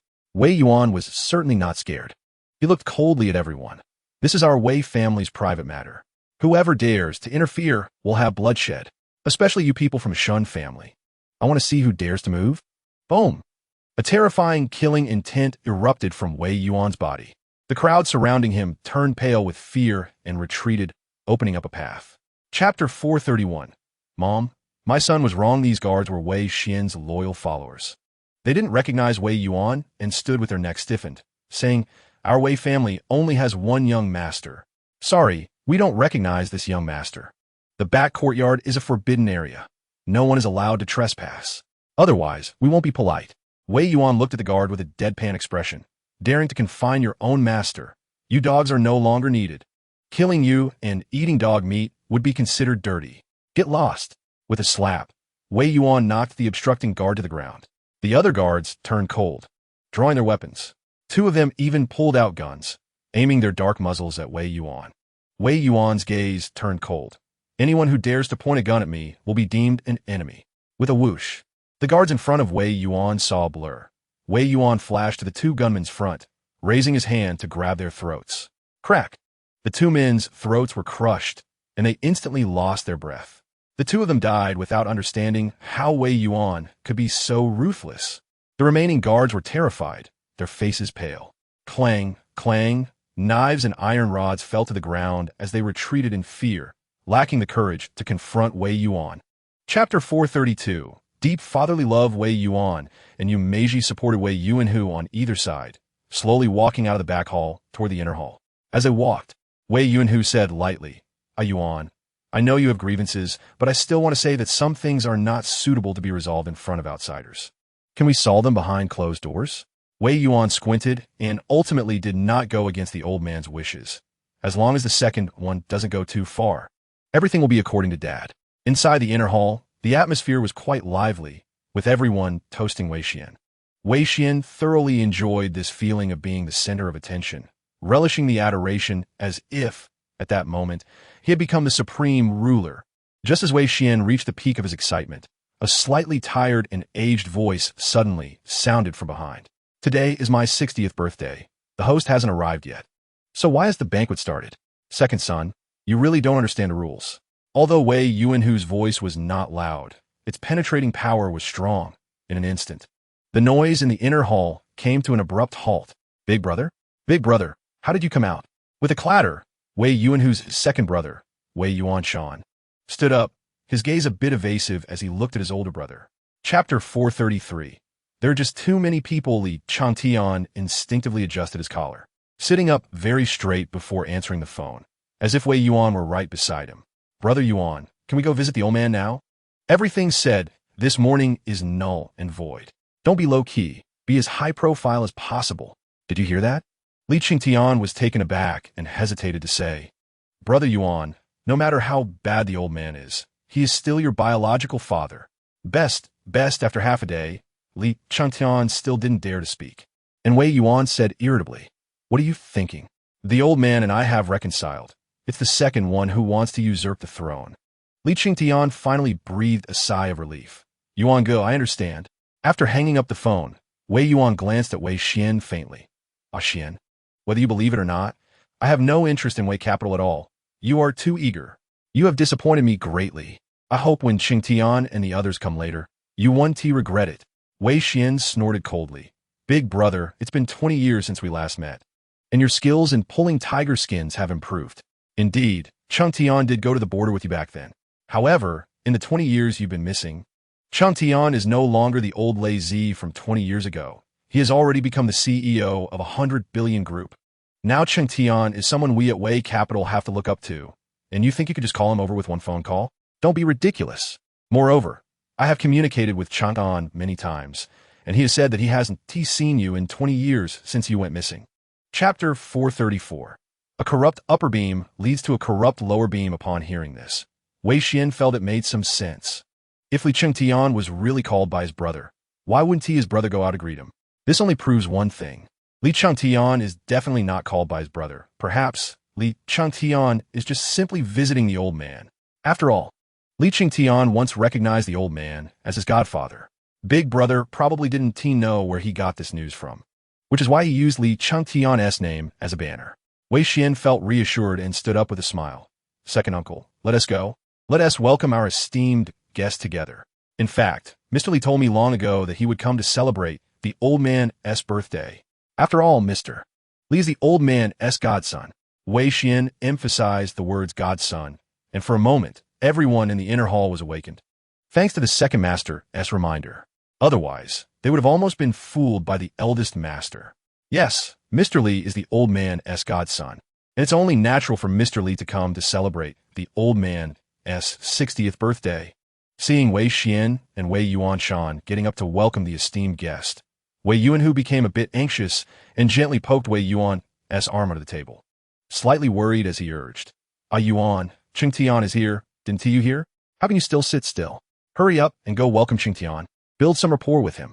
Qing Tian now is not the same as 20 years ago. You need to pay attention. Look how active the second one is. Chapter 435. My name is Gao Ming Yuan. Dining with Yuan Gu, a corrupt upper beam, leads to a corrupt lower beam? Li Qingtian and the others were furious. But in front of the old man, Li Qingtian didn't T1 explode. However, Gao Ming Yuan beside Li Qingtian had no such concerns, snorting coldly. Indeed, it's a corrupt upper beam leading to a corrupt lower beam. There is no sense of propriety at all. In such an occasion, what right does a woman have to speak? Is this the kind of family education you have in the second household? When Gao Ming Yuan said the first sentence, Shun Bing felt very pleased, her momentum soaring, thinking Gao Ming Yuan was speaking for her. However, when Gao Ming Yuan reached the end, Shun Bing's face turned dark as ink. Trembling with anger, Shun Bing pointed at Gao Ming Yuan's nose and shouted, Who are you? What are you? What right do you have to interfere in the affairs of our Wei family and Shun family? Gao Ming Yuan just snorted coldly, too lazy to argue with Shun Bing. Li Changtian beside him pretended to be kind-hearted, eagerly introducing Shun Bing. Brother Gao is not anything special. He is just the king of Zhonghai, the former chairman of Chongqing Capital. The king of Zhonghai? Former chairman of Chongqing Capital? The inner hall instantly exploded, and everyone looked at Gao Ming Yuan with astonished eyes. They couldn't understand why this legendary man would appear in the Wei family's old residence. Chapter 436. The righteous Wei Yuan was very sentimental. Seeing the old partners kneeling down, sincerely admitting their mistakes, he couldn't help but sigh. If you make a mistake, you must accept the punishment. However, you can realize your mistakes, and I am very gratified. Rest assured, as long as you resign from your positions, the annual dividends will still be there. The executives were in tears. The old chairman is righteous. They had already followed the second master to pressure the palace. Yet the old chairman repaid grievance with virtue, only letting them resign and still giving them dividends. What more is there to say about such an old chairman? The executives all bowed to Wei Yuan. Old chairman is righteous. I will resign from the vice chairman position tomorrow. Old chairman, as soon as the new CFO takes office, I will hand over immediately. Old chairman, from now on, as long as you give the order, I will go wherever you want. Soon, all the executives proposed to resign, acknowledging Wei Yuan's legal identity. Only Wei Xian and Shun Bing sat on the ground in despair, completely unsure of what to do. After arranging the executives, Wei Yuan slowly stood up, looking at Wei Xian with very disappointed eyes. Second, do you have anything to say? Wei Xian was still somewhat manly, and since it was already beyond saving, he decisively admitted defeat. Chapter 437. The crazy Shun Bing hearing this. Shun Bing finally realized her situation. Thinking about what Wei Yuan had done at the border, Shun Bing became a little panicked. Wei Yuan really might kill her. Taking advantage of everyone's attention being on Wei Yuan and Wei Xian, Shun Bing quietly began to retreat, and the guests from the Shun family also sensed the danger and began to retreat. Wei Shiyu, who hated evil like poison, had her attention on Shun Bing, and seeing Shun Bing trying to escape, Wei Shiyu rushed forward to block Shun Bing's path. Second aunt, the matter has not been resolved. Where are you going? Wei Shiyu's voice was loud, instantly attracting everyone's attention, and everyone looked at Shun Bing. Seeing her trying to sneak away, Wei Yuan said in a deep voice, Come, stop that poisonous woman. Yes. Several bodyguards stepped forward and blocked Shun Bing. Shun Bing turned her head to look at several guests from the Shun family and shouted loudly, If you don't run now, are you waiting to die here? The faces of the guests from the Shun family changed. They gritted their teeth and rushed towards the inner hall door, breaking through several bodyguards' block in an instant. Taking advantage of the chaos, Shen Bing also wanted to run, but Wei Shiyu was quick and grabbed her,